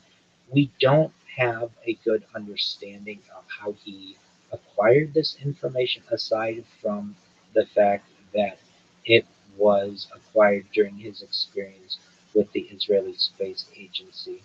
And the fact and lack of evidence uh, is disheartening, but we do find that that is somewhat common within ufology and with any whistleblower, that if he did have type of direct evidence that he could potentially have some type of compromise, or he may be compromised in one way or another. This could be against perhaps non-disclosure agreements that he may have made, or perhaps other types of agreements that were required due to classification or some type of military intelligence compartmentalization. So it is disheartening that he doesn't have any proof, so to speak, of what he says, aside from his extremely gilded and extremely, um, I would say, unique role within the Israeli military and Israeli space agency. Uh, do I believe what he has to say? This is other whistleblowers who have said the idea that there is a galactic federation, or at least the idea of the Kardashev scale, for those who aren't aware, the idea that was proposed by Soviet researcher uh, uh, Kardashev, basically the idea of humanity not necessarily being a what we would consider what is referenced as a type 1 civilization that has been we have as humanity been referenced as perhaps a type perhaps something along the lines of a point 0.7. For people who aren't aware, a type 1 on the Kardashev scale can harness all energy available on its home planet. It includes solar, geothermal, oceanic, and nuclear um, capabilities. Type 2 harnesses output of its star, and Type 3 harnesses energy across the entire galaxy. And Nikolai Kardashev was, again, a Soviet physicist, poses these these different types and where humanity may fit, and we're not yet at a type 1 civilization. So that type of understanding that we have to mature to get to this type 1 civilization and eventually get a seat at the Galactic Federation is in line with some other physicists and whistleblowers.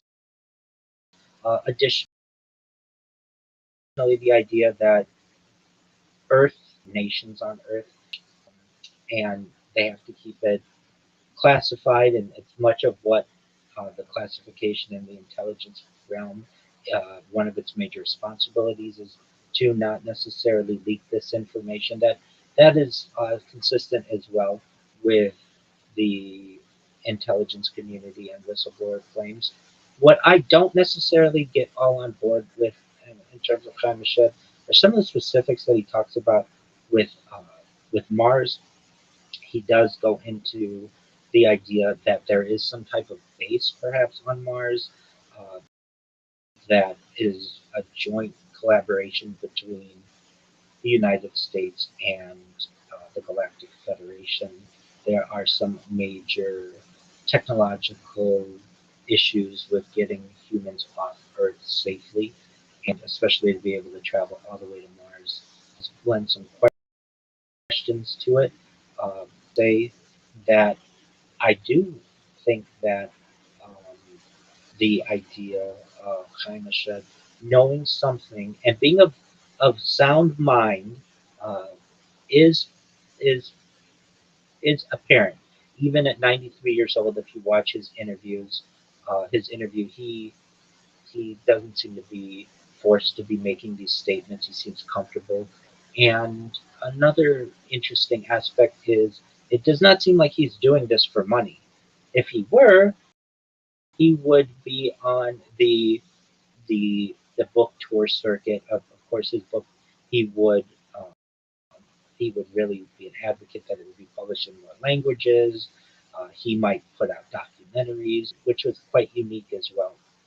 And I think that his interview really remains one of the most important UFO disclosure discussions in the modern era because of his role and some of the claims that he makes. Do I think that we can believe absolutely everything that he states? No, perhaps we can't do that with anyone, but at least for someone as high ranking as he was and is, and how respected he is, at least within the Israeli space community, it should his statement should be taken with some interest, and uh, his background does lead to some credibility, but in terms of can you take it all as truth?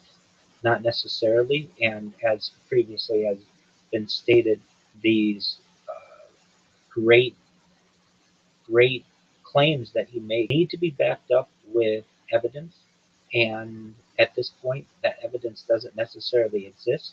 So, for the time being, it's an interesting disclosure that he makes that perhaps will be able to be verified in the future, but it's time it cannot.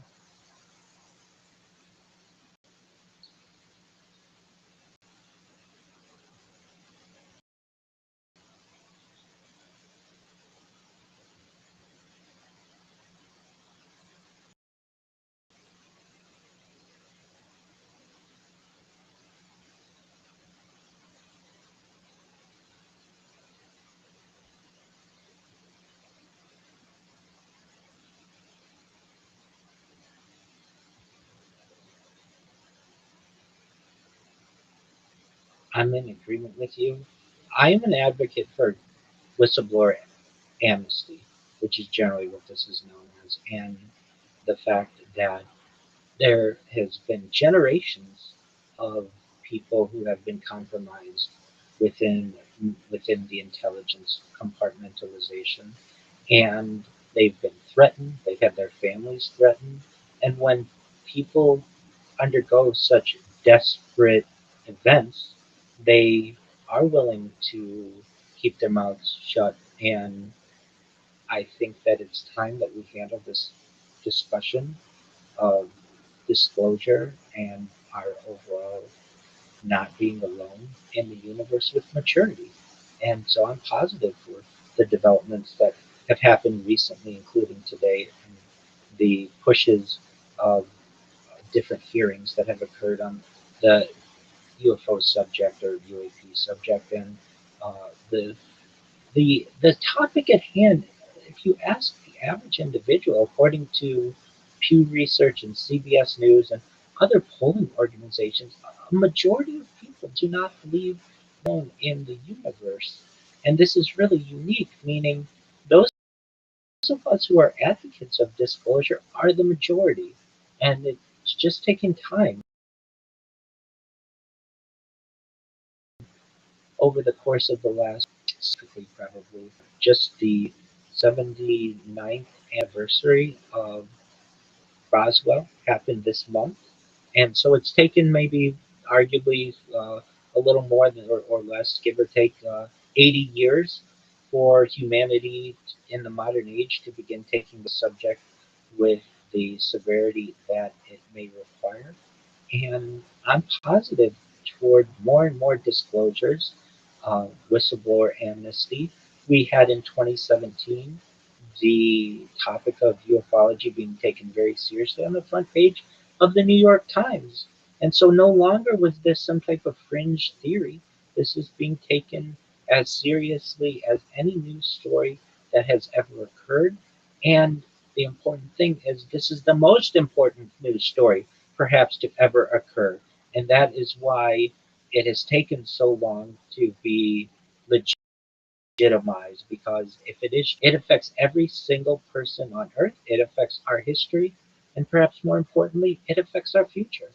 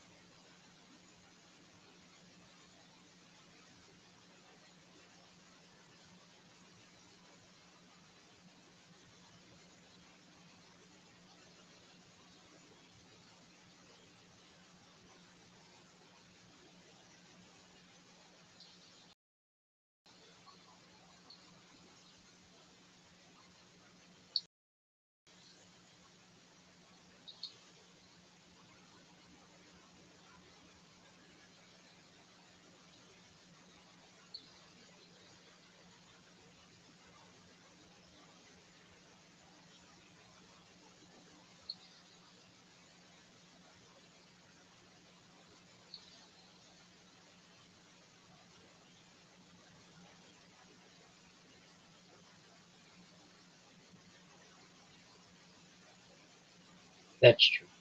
There's no doubt about that. And while you and I may have our finger on the pulse of ufology, the UAP movement, who do not necessarily have the knowledge, we have to be patient with them. That disclosure perhaps may not happen overnight, that we are in a period that is known as self disclosure, perhaps, and that we need to be patient with those people who aren't as familiar with this topic, perhaps, as we are. But I'm in agreement with you that uh, we have to be individuals, perhaps, who take this information not without verifying. I think that the phrase is trust but verify, and we need to do that with all the information that's coming out regarding this topic, and not to take anything really in life uh, with complete belief. And that's part of the scientific mission, that nothing is ever debunked, that we need to continually, routinely go back and study even that which is considered to be science fact, and to ensure that it continues to measure up in the modern age. And the ufology question and the idea of trusting but verifying is, I would say, very important for us to continue to do. But if anything, it's a very exciting development that we have been getting over the course of really the last decade or so. It seems that the government has become much more open to the idea of disclosure, and I'm sure you and I are anxious for a day when everyone knows that we aren't alone, potentially, not just in the universe, but perhaps not even on Earth, and that even our origins as a species may have been manipulated. The idea of panspermia, the idea that life could have come from a different body, and perhaps the idea of even guided panspermia, where an extraterrestrial species could have helped to guide our evolution here on Earth and the evolution of different species on Earth, may be may have more truth to it than perhaps we were once willing to grant it within our understanding of our origins as a species. And the more that we are looking to learn as we continue to have in depth discussions and whistleblowers and really disclosure of this movement and how that's going to change society. The idea of anti gravity and antimatter just alone can bring into the idea of traveling faster than the speed of light, or perhaps ideas like time travel become realities when you can manipulate space time and travel great distances nearly instantaneously. That is going to have a major impact on society. I don't know if we're ready for it, but I would like those who hear what we're discussing to take this with certainly some seriousness, recognize that we can trust but verify at every step of the disclosure journey. And for those who this may not be, who may not have familiarity with this topic, I really encourage you to do your research on the topic. Uh, Watch documentaries that are available now to you on a streaming service or on YouTube or whatever it may be. You can't necessarily take every word as perhaps truth, but you will find that the whistleblowers that exist and the evidence that has been accumulated in the modern age is quite interesting. And whether you get into Roswell or the alien abductee phenomenon, or perhaps the more recent whistleblowers with the Tic Tac incident, or even what Kaima said, the claims that he made, you will find quite a bit of evidence from people who have verified backgrounds that we are not alone. From my perspective, I was once a major skeptic of the alien movement. I was frankly, science fiction. And I would debate people publicly that this was not a real phenomenon. I was a young person, and this was about more than 20 years ago or so, approximately 20 years. And I just hadn't really delved into this world. And it was during my research, specifically watching a press conference known as the Disclosure Project of Dr. Stephen Greer, which was a May 9th, 2001 press conference at the National Press Club in Washington, D.C., where Dr. Greer gathered more than a dozen whistleblowers from all aspects of both government and non governmental entities, both American or United States whistleblowers and international. That was the first time I had ever seen multiple verified, vetted individuals who risked their entire reputations and their credibility to lend credence to this topic. And it was from there I saw this around 20 years ago or so.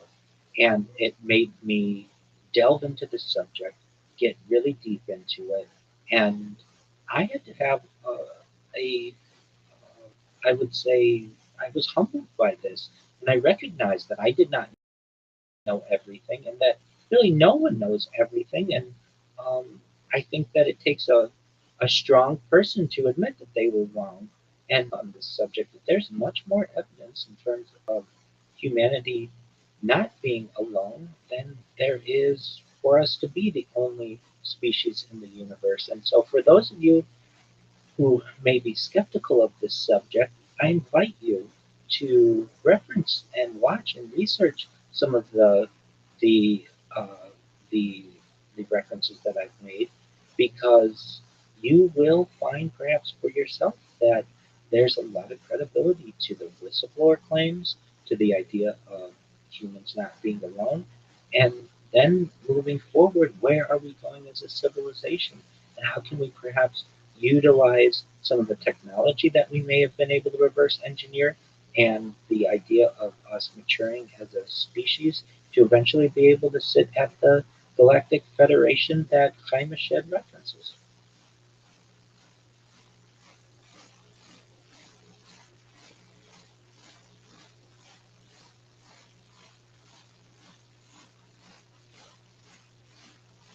I don't know if we will have one event, a hard disclosure event, where we have everyone on television who knows that we are not alone.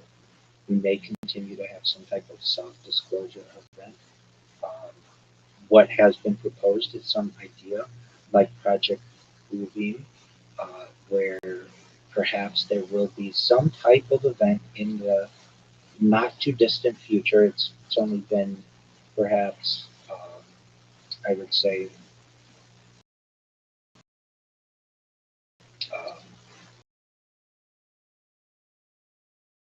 uh, hypothesized, but for those who don't know, Manas, a writer who began publishing claims about the alleged project in the 1990s, and there may be some idea that we would have different stages of a disclosure. Basically, stage one would be reinterpretation or disruption of religious beliefs. Stage two would be perhaps massive visual displays in the sky. Stage three might be some type of electronic or telepathic style communication. And then stage four might be a manufactured global crisis leading to political transformation. This idea may be the event that people have perhaps prophesized or foreseen or predicted in the past. If it does happen, we will we must recognize that there have been people who have predicted this, that we may have types of holographic or projection concepts that these UFOs are around. I don't know if this will happen at all, and I don't know if disclosure will necessarily happen within the next 5 years. I would certainly say within the next 50 years. And the reason why I say that, really, with people recognizing and with freedom of communication that we have found in the internet age, it's very difficult to keep this topic a secret.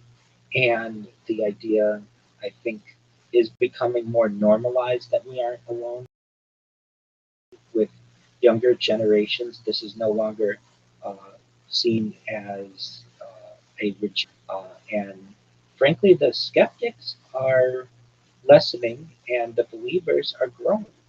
And so to give a timetable on this of 5 years, um, I would be more comfortable saying something perhaps in the next 15 years we may have more disclosure. 5 years is just within the cosmic age. Is just a short period of time, but certainly I would say within the next 15 and certainly 50 years, the idea that humanity understands that we are not alone and that some type of general consensus of disclosure occurring is a much higher likelihood than perhaps maybe some people will want to admit.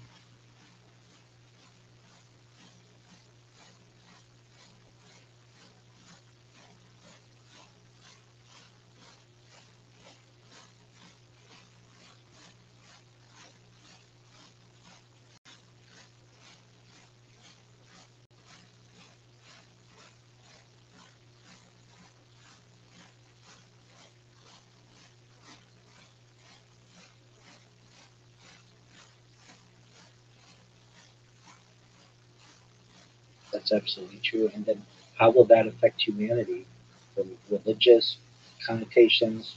How will that affect international organizations, political organizations? Will this usher in a one world government? These questions remain unanswered. But if anything, we're going to force a one world government. This would certainly be the topic that might be able to do it. There's an argument of one world government, but isn't really um, as perhaps aggressive on that topic as has been hypothesized that if there were some type of disclosure event and an ushering in of a one world government, what role the United Nations may have. And I think the questions remain unanswered. And at this time, we have to be comfortable with that. We can't necessarily prophesy or we can't necessarily predict exactly what is going to happen, but it does seem perhaps that in our lifetimes and probably the lifetimes of audience, that some type of disclosure may occur, whether it's continued soft disclosure or perhaps a hard disclosure event like Project Bluebeam.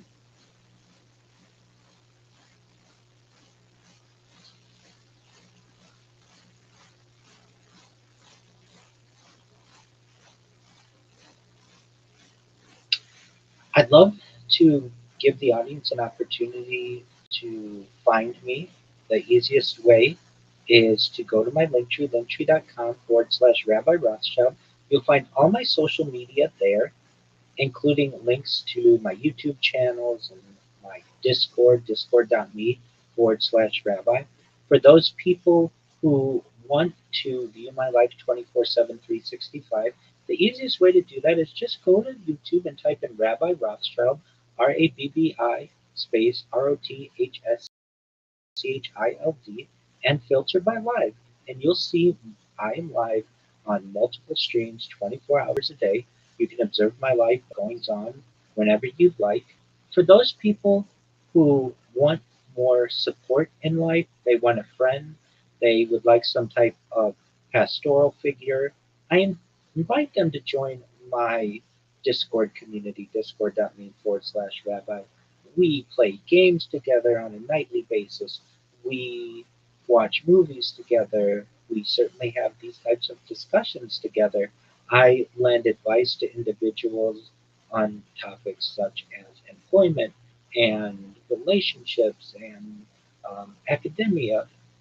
Really, if somebody's looking if somebody hears me and they want to feel like they're not alone, I really invite them to join the community. We have people who are live 24 hours a day alongside me. We have thousands of people who are in the community. We have some people who just like to sleep alongside me to know that they're not alone. We have some people who just like to interact with me on a daily basis, and these are from countries around the world. You don't have to be Jewish to be a member.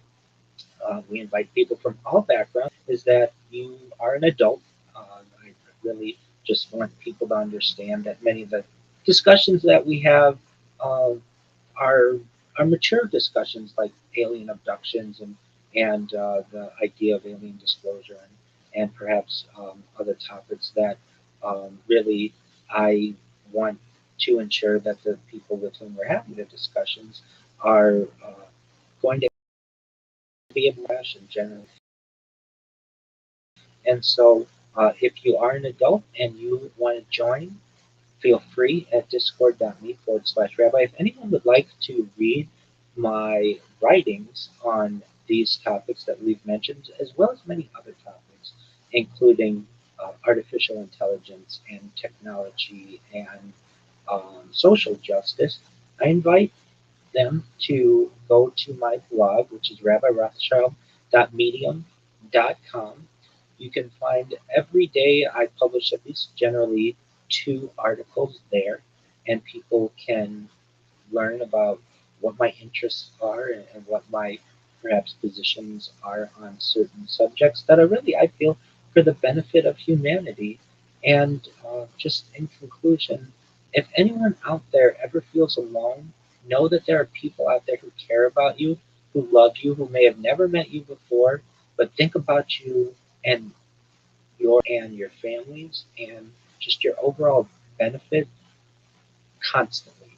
I have humanity on my mind. I have world peace on my mind. I have these types of topics on my mind because I really want a better world in the future than what we've had in the past. And with that, Brandon, I want to thank you. I want to thank your audience for the opportunity to share some of this research and to share some of my project. And would love to do it again sometime, God willing.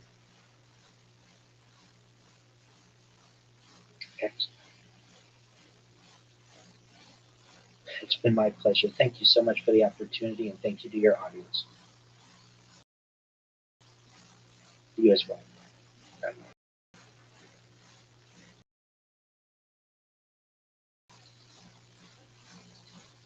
Thank you so much. If you don't mind, I put some links. I sent you some. If you could put in the description whenever you get a chance, so that people are able to connect with me directly. And I'm not sure what your schedule looks like, but if anything, uh, 1 year from now, perhaps at the latest, I'd love to connect with you again and do this as like an annual reconnect to see what we were right about, what we were wrong about, and where we've moved forward in the disclosure process, if that sounds good with you. Excellent, Brandon. Well, thank you so much for the opportunity.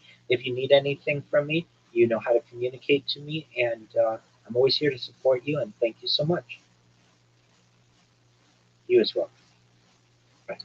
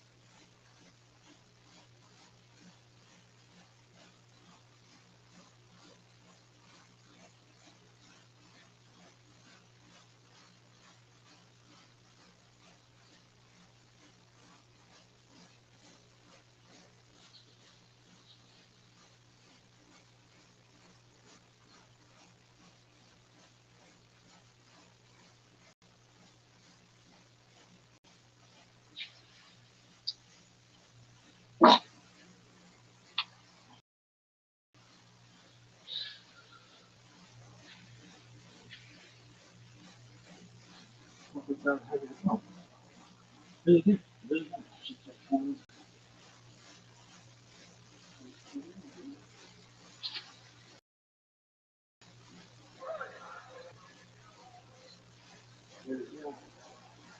anything you don't want to go differently?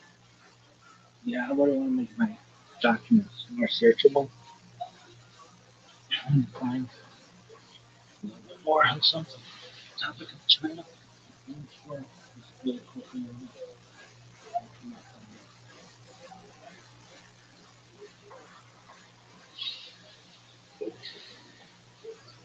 That was fun.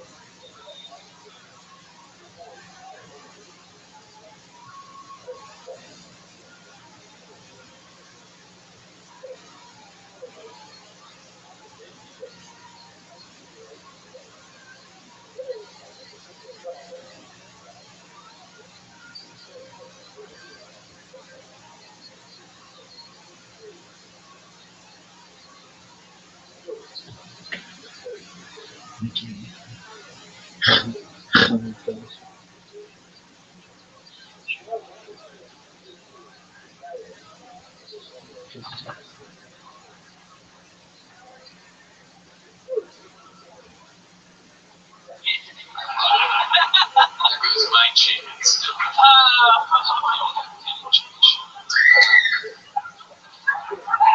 Your keyboard like these? What?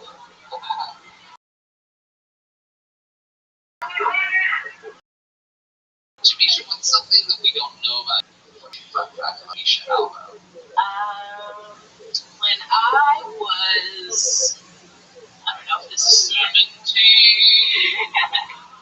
When I was in high school, I got ACF certified as a junior culinarian.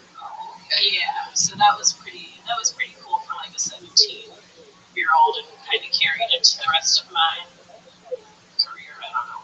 Yeah, That makes sense. But I mean, you getting into culinary creation is like Uncle Laser getting into cocaine production. All day. how's her ass doing? I did. He's been having injections, and so while we were in the green room at the Houston Improv, he was checking out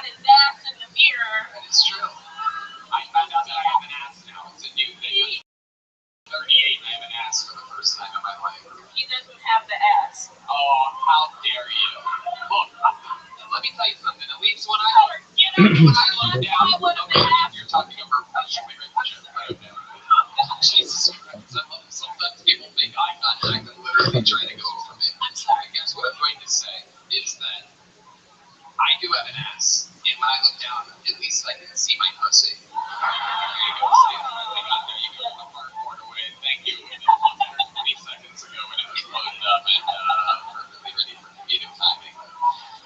Jamisha, I like your style. You're killing it. You're just so likable. You're so funny. It's amazing. I'll love to have you on the Secret Service. Another one. Jamisha Alpha, ladies and gentlemen, for the third time around the show. There's only one way to end a show like this, ladies and gentlemen. Did you guys have fun tonight, huh? And I present to you the regular that has done more 2 minutes than anybody ever in the show's history. This weekend in Houston, as well as 2 weeks ago in Denver. This guy is the first person to take the stage at my shows, and he does so to a standing ovation, and he leaves on a standing ovation. Everywhere he goes, he absolutely destroys. He's selling out everywhere. He's making $60,000 a month on Cameo. Ladies and gentlemen, the Big Red Machine, the Vanilla Gorilla, William, Lights Out, Montgomery. Oh my God.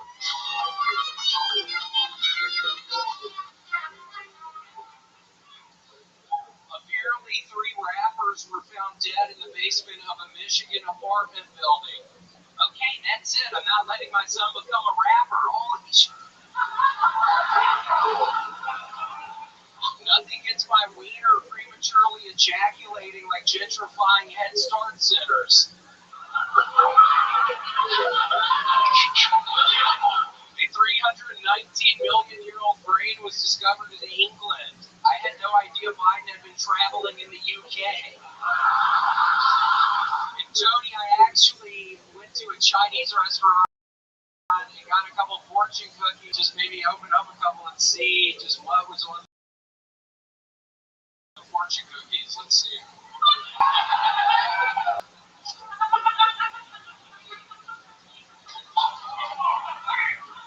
Red man's so old, he only listens to porn on AM radio.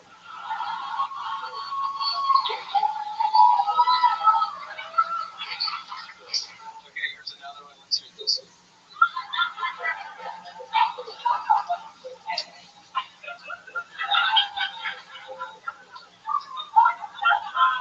Red man's so lame, he only eats gluten-free fortune cookies. Okay, that's it. That's all I have. Wow, a minute and a half. Greets upon us by the big red fellow himself. Memphis himself, William Montgomery. The big red fellow. Tony, I don't know if you saw it. I was actually also on a Super Bowl commercial last night. I don't know what anybody's talking about. I was on the Pringles commercial last night. What did you do? I said, once you pop, you don't stop. Seriously, I was like the lead role in it. It was giant. Yeah, I was on the Pringles commercial. It's like I woke up, everybody's talking about David on that fucking Planters thing. His ass wasn't even fucking on it. And I'm the one saying the line, once you pop, you don't stop, to the fucking Pringles commercial. It's like nobody's fucking talking about it. It's the biggest thing that's literally ever fucking happened to me, and it's like nobody even mentions it. They all talk about fucking David, and he didn't even say shit in his fucking commercial. We had no idea. That is incredible. How much did you get paid to do the Pringles commercial? $4 million. Wow. Yeah. Oh. That is. Once you pop, you don't stop. Absolutely incredible. Once you pop, you don't stop. That's so interesting that they would have you say it like that. It's sort of like, once you pop, you don't stop. That is incredible. Did they tell you to do it like that? Yeah, it was really weird. The guy got me into his office, and yeah, he was like, you need to talk to like a black person for this. I was like, are you sure I'm not black? Like, this seems weird. It's a Pringles commercial and fucking the Super Bowl. And he just kept on insisting, and yeah, so I did, once you pop, you don't stop. It's incredible. But seriously, once you pop, one fucking Pringles. D-Magnus says that they don't talk talk like that, you are in big trouble. What, blind people? No. What the fuck are you talking about? I thought a fucking Pringles commercial, piece of shit.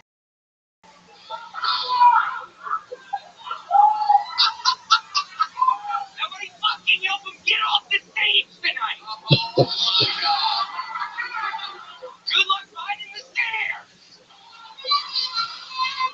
I was on a fucking Super Bowl commercial. He says he never saw your. Yeah, no shit.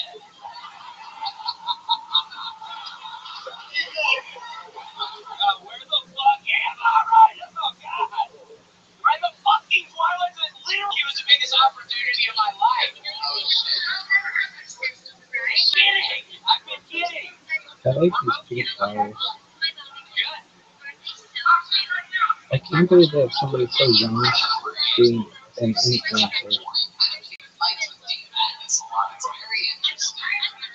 No one is safe from Williams. I don't know what has been going on. I love the fucking flowers. We're having working together just for the past 2 months or something. There's been an issue. We've seen reports in the Kiltony HR office that William and Hernandez have not been getting along. This is word. Yeah, I'll be honest, Jody. I didn't even want to leave my apartment. Hold on, excuse me, what? Hernandez is.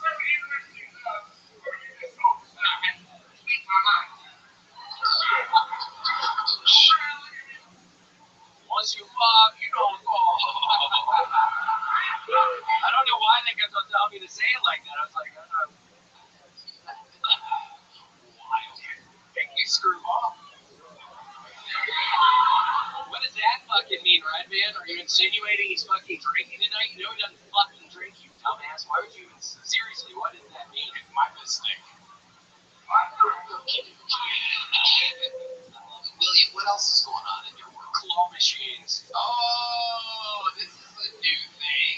Claw machines. Incredible. Yeah. I've been putting in so much money in these claw machines, but I'm getting a bunch of stuff. I have a bunch of Bugs Bunny stuff. I have a bunch of. After I got my Taz tattoo, I started collecting a bunch of Taz stuff. I have a bunch of Tazes. I have some Pete's Dragon stuff. I found this really cool Pete's Dragon. You don't even see that around a lot. But yeah, so you've been doing a lot of machines. Do you have a method that you use to get the thing? I stand there for probably 4 or 5 hours just watching people to see how the machine kind of works. They all kind of have a mind of their own. But so you're watching people at an arcade and play a claw machine, and then you go in and clean up. Yeah, it's at the Cracker Barrel. It's not at the. Yeah, I cannot stop eating there. I started eating at the Cracker Barrel. Favorite things about the Cracker Barrel? Gosh, it's always filled with fucking old people, and those are the only kind of types of people I don't fantasize about killing. I swear to God, I got much better at it. But yeah, when I see a bunch of old people in the fucking Cracker Barrel, I can just really kind of enjoy what I'm eating. I can enjoy the ambiance. What else do you love? Tell us more about what you love about Cracker Barrel. Is there a certain type of people other than old that resides there? Yeah, well, weirdly enough, there's a bunch of fun people that show up at the Cracker Barrel. Wait a second, I'm not buying this for a second. Are you sure they're lying? No, I'm just enraged right now. I cannot believe. I'm just trying to keep my composure right now. I swear to God, I was scared to even come here tonight, Tony. I didn't even want to leave my fucking place because I knew I would end up interacting with D-Manis. D-Manis, I thought we were friends. What even happened tonight?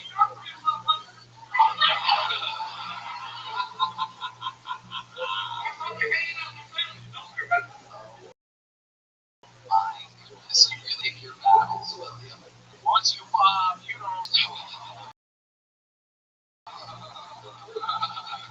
See, I couldn't believe it. Nobody was talking about it this morning, and it just made me feel real salty. So I went to the Cracker Barrel. I got the Bugs Bunny. What do you order when you go to Cracker Barrel? Grandma's pancake breakfast, Tony. Yeah, I mean you're working with some sausage. You're working with some fucking eggs. You make the sausage egg biscuits, and then you get blueberry fucking pancakes, Tony. Holy shit, man! I love the blueberry pancakes.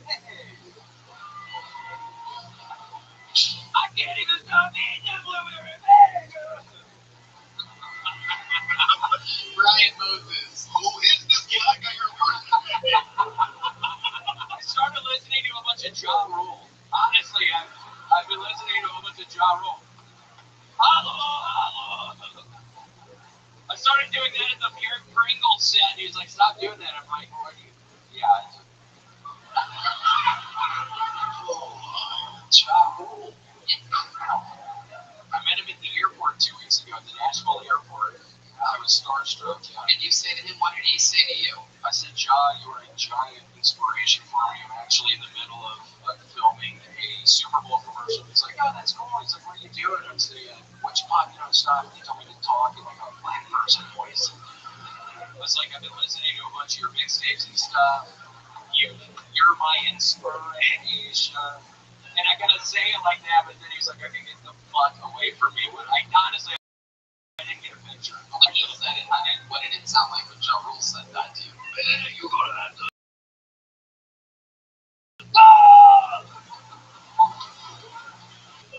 You gotta stop!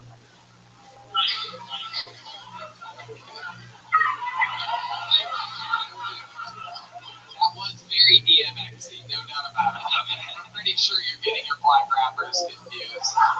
Did he have to bark like a dog at some point in this? Yeah. Oh, he did. Yeah. Well, DMX was dead, so that's weird. Oh, right. Alright, William, well, you're an absolute icon. We love you. No one closes the show like you. Get him on Cameo while you still can. William, Lights Out, Montgomery. The drawing from Ryan J. Ebel is in. Brian Moses and Ty Rivera, ladies and gentlemen. And it is fucking unbelievable. Look at that right up there. Ryan J. Ebel out in Los Angeles draws every episode as it happens. That is tonight. How about one more time for my guests? Roast Battle Creator, Brian Moses. Ty Rivera has a very, very, very fun YouTube. See him live. See Moses live. Go to the website. Support these fucking guys. I've been working with them forever. They put on unbelievable shows.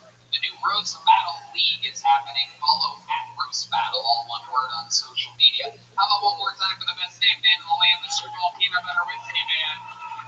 Motherfucking James Atkins, John Dees, and Matt Mueling are all in a band together called Sketch. Follow, it's at Sketch Band. On Instagram, sketch.band. I swear to God, you guys are coming for the fucking throne. I go out and see them every chance I get. They're fucking unfucking believable. Follow them everywhere. Great music all the time. The best in the world. How about one more time for the great D-Madness here on the bass guitar? One more time for Paul Deaver on the horns. Thank you, Red Rose, Yellow Rose, Steve Eddie Vodka, Joe Blaster, Austin Security Guard Service, Screwball Peanut Butter Whiskey. Thank you, Austin, Texas. We love you guys. Love you guys. Good night, everybody. Thank you.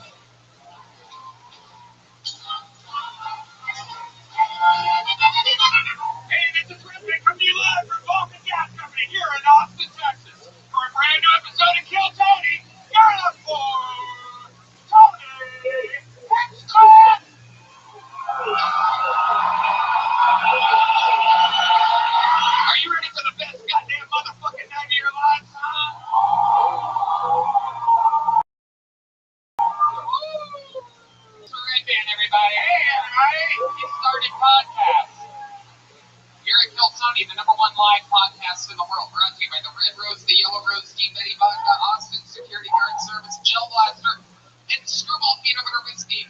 How about a hand for the band, everybody? Are we doing this shit tonight or what? That's James Atkins on the drums, John Dees on the keys, Matt Mueling on the electric guitar, Paul Deemer on the horns, and that's motherfucking D Madness on the bass guitar right there. Live in the flesh. This shit going down. Before we start tonight, Joe, here's a little bit more from the amazing sponsors that make tonight's episode Special announcement, and we want you guys to hear it first so that you have a chance to buy tickets. But tickets for the next 6 months of Kill Tony shows go on sale this Tuesday at noon at ComedyMothership.com. So Tuesday, noon Central Standard Time, you actually have a chance to get your shot at tickets. They are going to go extremely fast, but we wanted to give you guys a chance, so get on Tuesday, noon, 6 months of Kill Tony at the Comedy Mothership. Good luck. Hey y'all, out here in Austin, Texas, business is booming, and all around the country, several industries are heading for a hiring boom this spring, including e-commerce, healthcare, and surprisingly, hospitality. It's one of the areas with the most growth. Not only does this industry need to hire for service positions, but also managerial positions and back office operations positions.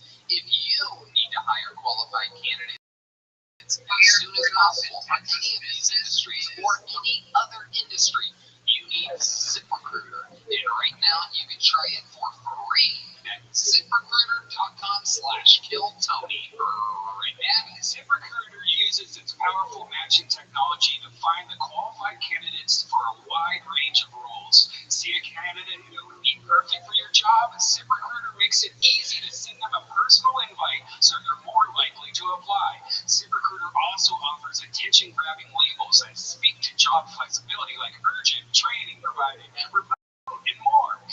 No doubt about it. Let ZipRecruiter keep your team growing strong, no matter what the industry. 4 out of 5 employers who post on ZipRecruiter get the first day. See for yourself. Go to this exclusive web address to try ZipRecruiter for free. ZipRecruiter.com/KillTony. Again, that's ZipRecruiter.com/KillTony. ZipRecruiter, the smartest way to hire.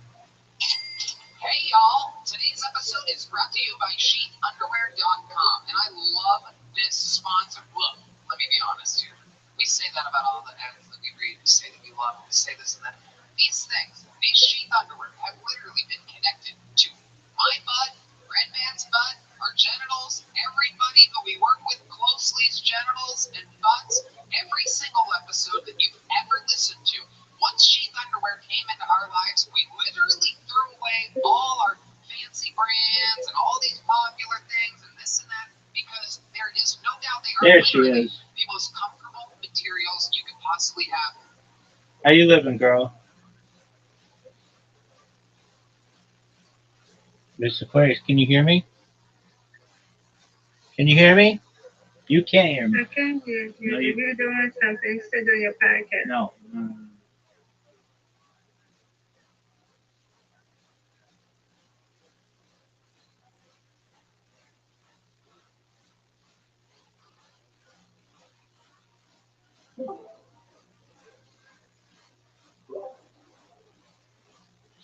Miss Aquarius.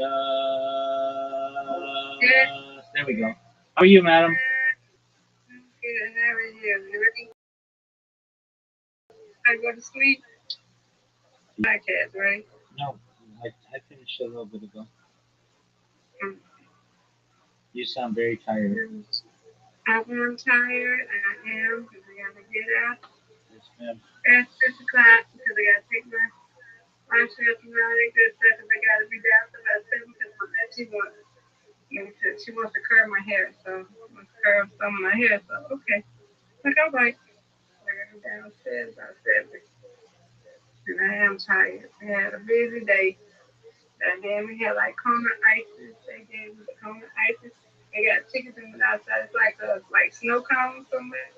Yeah. Like little ice. So they take good care of you. Yeah. So we had a busy day. And another busy day on Thursday. Well, I went out to talk with Rita church. Because I got, since I've been there. So, yeah, I gotta do that. Because I don't wear them like that. So I'm like, let me try to wear them this week. Mm-hmm. Yeah. All right. Yeah. So how was your day, though? Thank you for asking. I did 2 interviews. They both went really, really smoothly. Doing podcasts or interviews? Which one? Well, they're interviews that go on podcasts. Oh, okay. I thought you were doing podcasts. You're doing interviews. Okay. Yeah. How you said it was real? Yeah. So the host interviewed me on different things. Unfortunately, didn't run into technical issues, which is really generally my biggest concern. Just you're connecting with these people for sometimes like 2 hours or so, and you want to make sure that your computer doesn't run into issues, and your internet doesn't run into issues, and your mic and your camera and all that kind of stuff. And so the first one I did was this morning, and then the second one I did was just this evening. Yeah. They I ran into that when you did that and I came up, okay, that's doing fine. Let me get out and come back. Yeah. Oh, okay, yeah, and but the both hosts were really nice. This was an interesting thing. So a few weeks ago, I did an interview with a gentleman named Cesar, or Cesar, and uh, he was basically like, "Hey, I want to do another interview with you in the future, but work has been really busy, so we'll have to like figure out a time." I'm like, "Okay, that's fine." So then the other day, I get an email from somebody named Caesar saying, "Hey, I got your email. Work has been really busy, but can you do a podcast, which would be today?" And I was like, "Yeah, that's great." And I'm thinking they're the same person, but they weren't. They were both just men named Caesar who had busy, who were busy at work, who had similar thoughts. So I go into this one interview expecting to end up being that we did something else, which is totally fine and was interesting. And so both of the podcast hosts that I met with today, they want to have me back on in the future, which is always a good thing too. That they found what I had to say was interesting enough to continue. You and I win, you win, undefeated in bowling, undefeated in friendship. Not yet. I know Not you're right. yet. You're right. I knew I did something wrong there, Mr. Grace. You're right. Yeah. You win, I win, you win. Reload. So yes, good job. I knew something was off when I said it, and then I was thinking to myself, did I go too far? Yeah, I think I did. Yeah, you did too fast, yeah. You even did the second game, yeah. Yes, that's right. Second game. That's right. Excellent, excellent catch. So, I did the 2 interviews today, which was really good, and then I got another person, and this is always a good thing for me, where they were like, hey, um, sorry, like I'm late to this, but I got your email, but it was in my spam folder, and that's fine. I don't care if it's in someone's spam folder because I'm sending out so many emails that I understand. I'd rather send out 1,000 emails and have them go to spam than 2 emails that don't go to spam, but the people aren't interested. Basically, for me, I'm using a quantity strategy versus a quality strategy, and I've tried both, but you get different results whether you just send just a few emails a day or a lot of emails every day. So see what hits basically. So another one and uh, get it.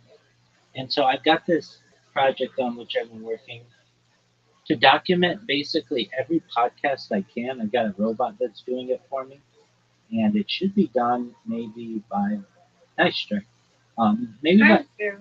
welcome. Maybe by midweek, and then Mm-hmm. it's going to help me document all of their contact information and their emails, and then I'm going to kind of make a project to reach out to all of them. It's like thousands of them, and then it's kind of a fun project I've been doing, and we we've just been hoping the internet has been consistent and um, that my internet troubles are behind me. I hope. And as I say that, you know how it is with these kinds of things. As you say, like, I think it's working, and then boom, it'll go out or whatever. So I don't want to say it's perfect yet, but at least in today's interviews, I haven't run into the issues that I've experienced previously. So that's good. And I don't have anything scheduled till Tuesday, but I will maybe get some things on the board. In the meantime. So it was a good day. I got up really early, nice sleep, and so I'm gonna be excited. I gotta restart my streams, and then I'm gonna go to bed. Hopefully get good sleep. Yeah, this long day. I'm going to go to bed too. A long day. Yeah. It's over, Mr. Furious. I can't catch it. I'm going to think damn like the country ain't gonna like it, but time you put that stuff in milk, like the ice ain't like hard like the ice, like the, what's it called? The Italian ice or something like that. But this is your brain freeze. But time you put that juice, whatever you put in it, whatever you want to choose, it melts. The ice melts with it like juice. Right. Time you put the stuff on that ice, it melts the juice. That's something dumb right. I completely understand. Do you know what a solution is? Well, first let me say, you win, I win, I win, you win. Undefeated in bowling, undefeated in friendship. Yes, ma'am. To avoid ice cream headaches, you take your tongue and place it on the roof of your mouth, and the ice cream headache goes. That ain't ice cream though. That's what I am snow cone. I know, but it's known as an ice cream headache. But anytime a brain freeze, I should have said brain freeze. But you know, brain freeze and ice cream headaches generally are known as the same thing. What you do now? So you take your tongue and you move it to the roof of your mouth and just hold it there, and it goes away immediately. Okay, cool. Okay. Yes, ma'am. Alrighty. Okay. All right. Well, sweet dreams to you. I'm glad that I didn't miss you. Thank you for your patience, and I look forward, God willing, to playing with you tomorrow and checking out how your day went.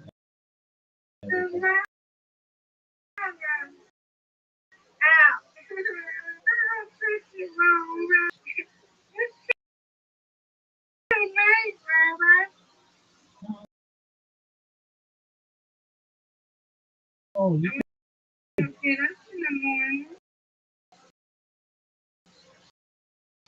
okay?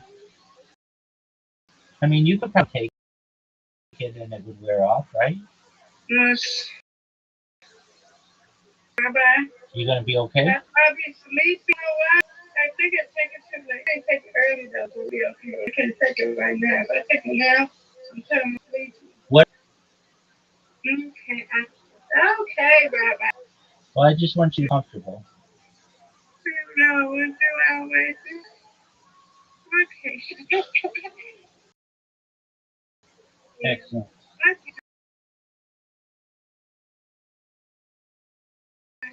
Let's go take it. Go sleep, okay? Yes, ma'am. Comfort is very important. God willing, Mr. Chris. I will. All right. Sweet dreams. I'm here. I'm gonna get her.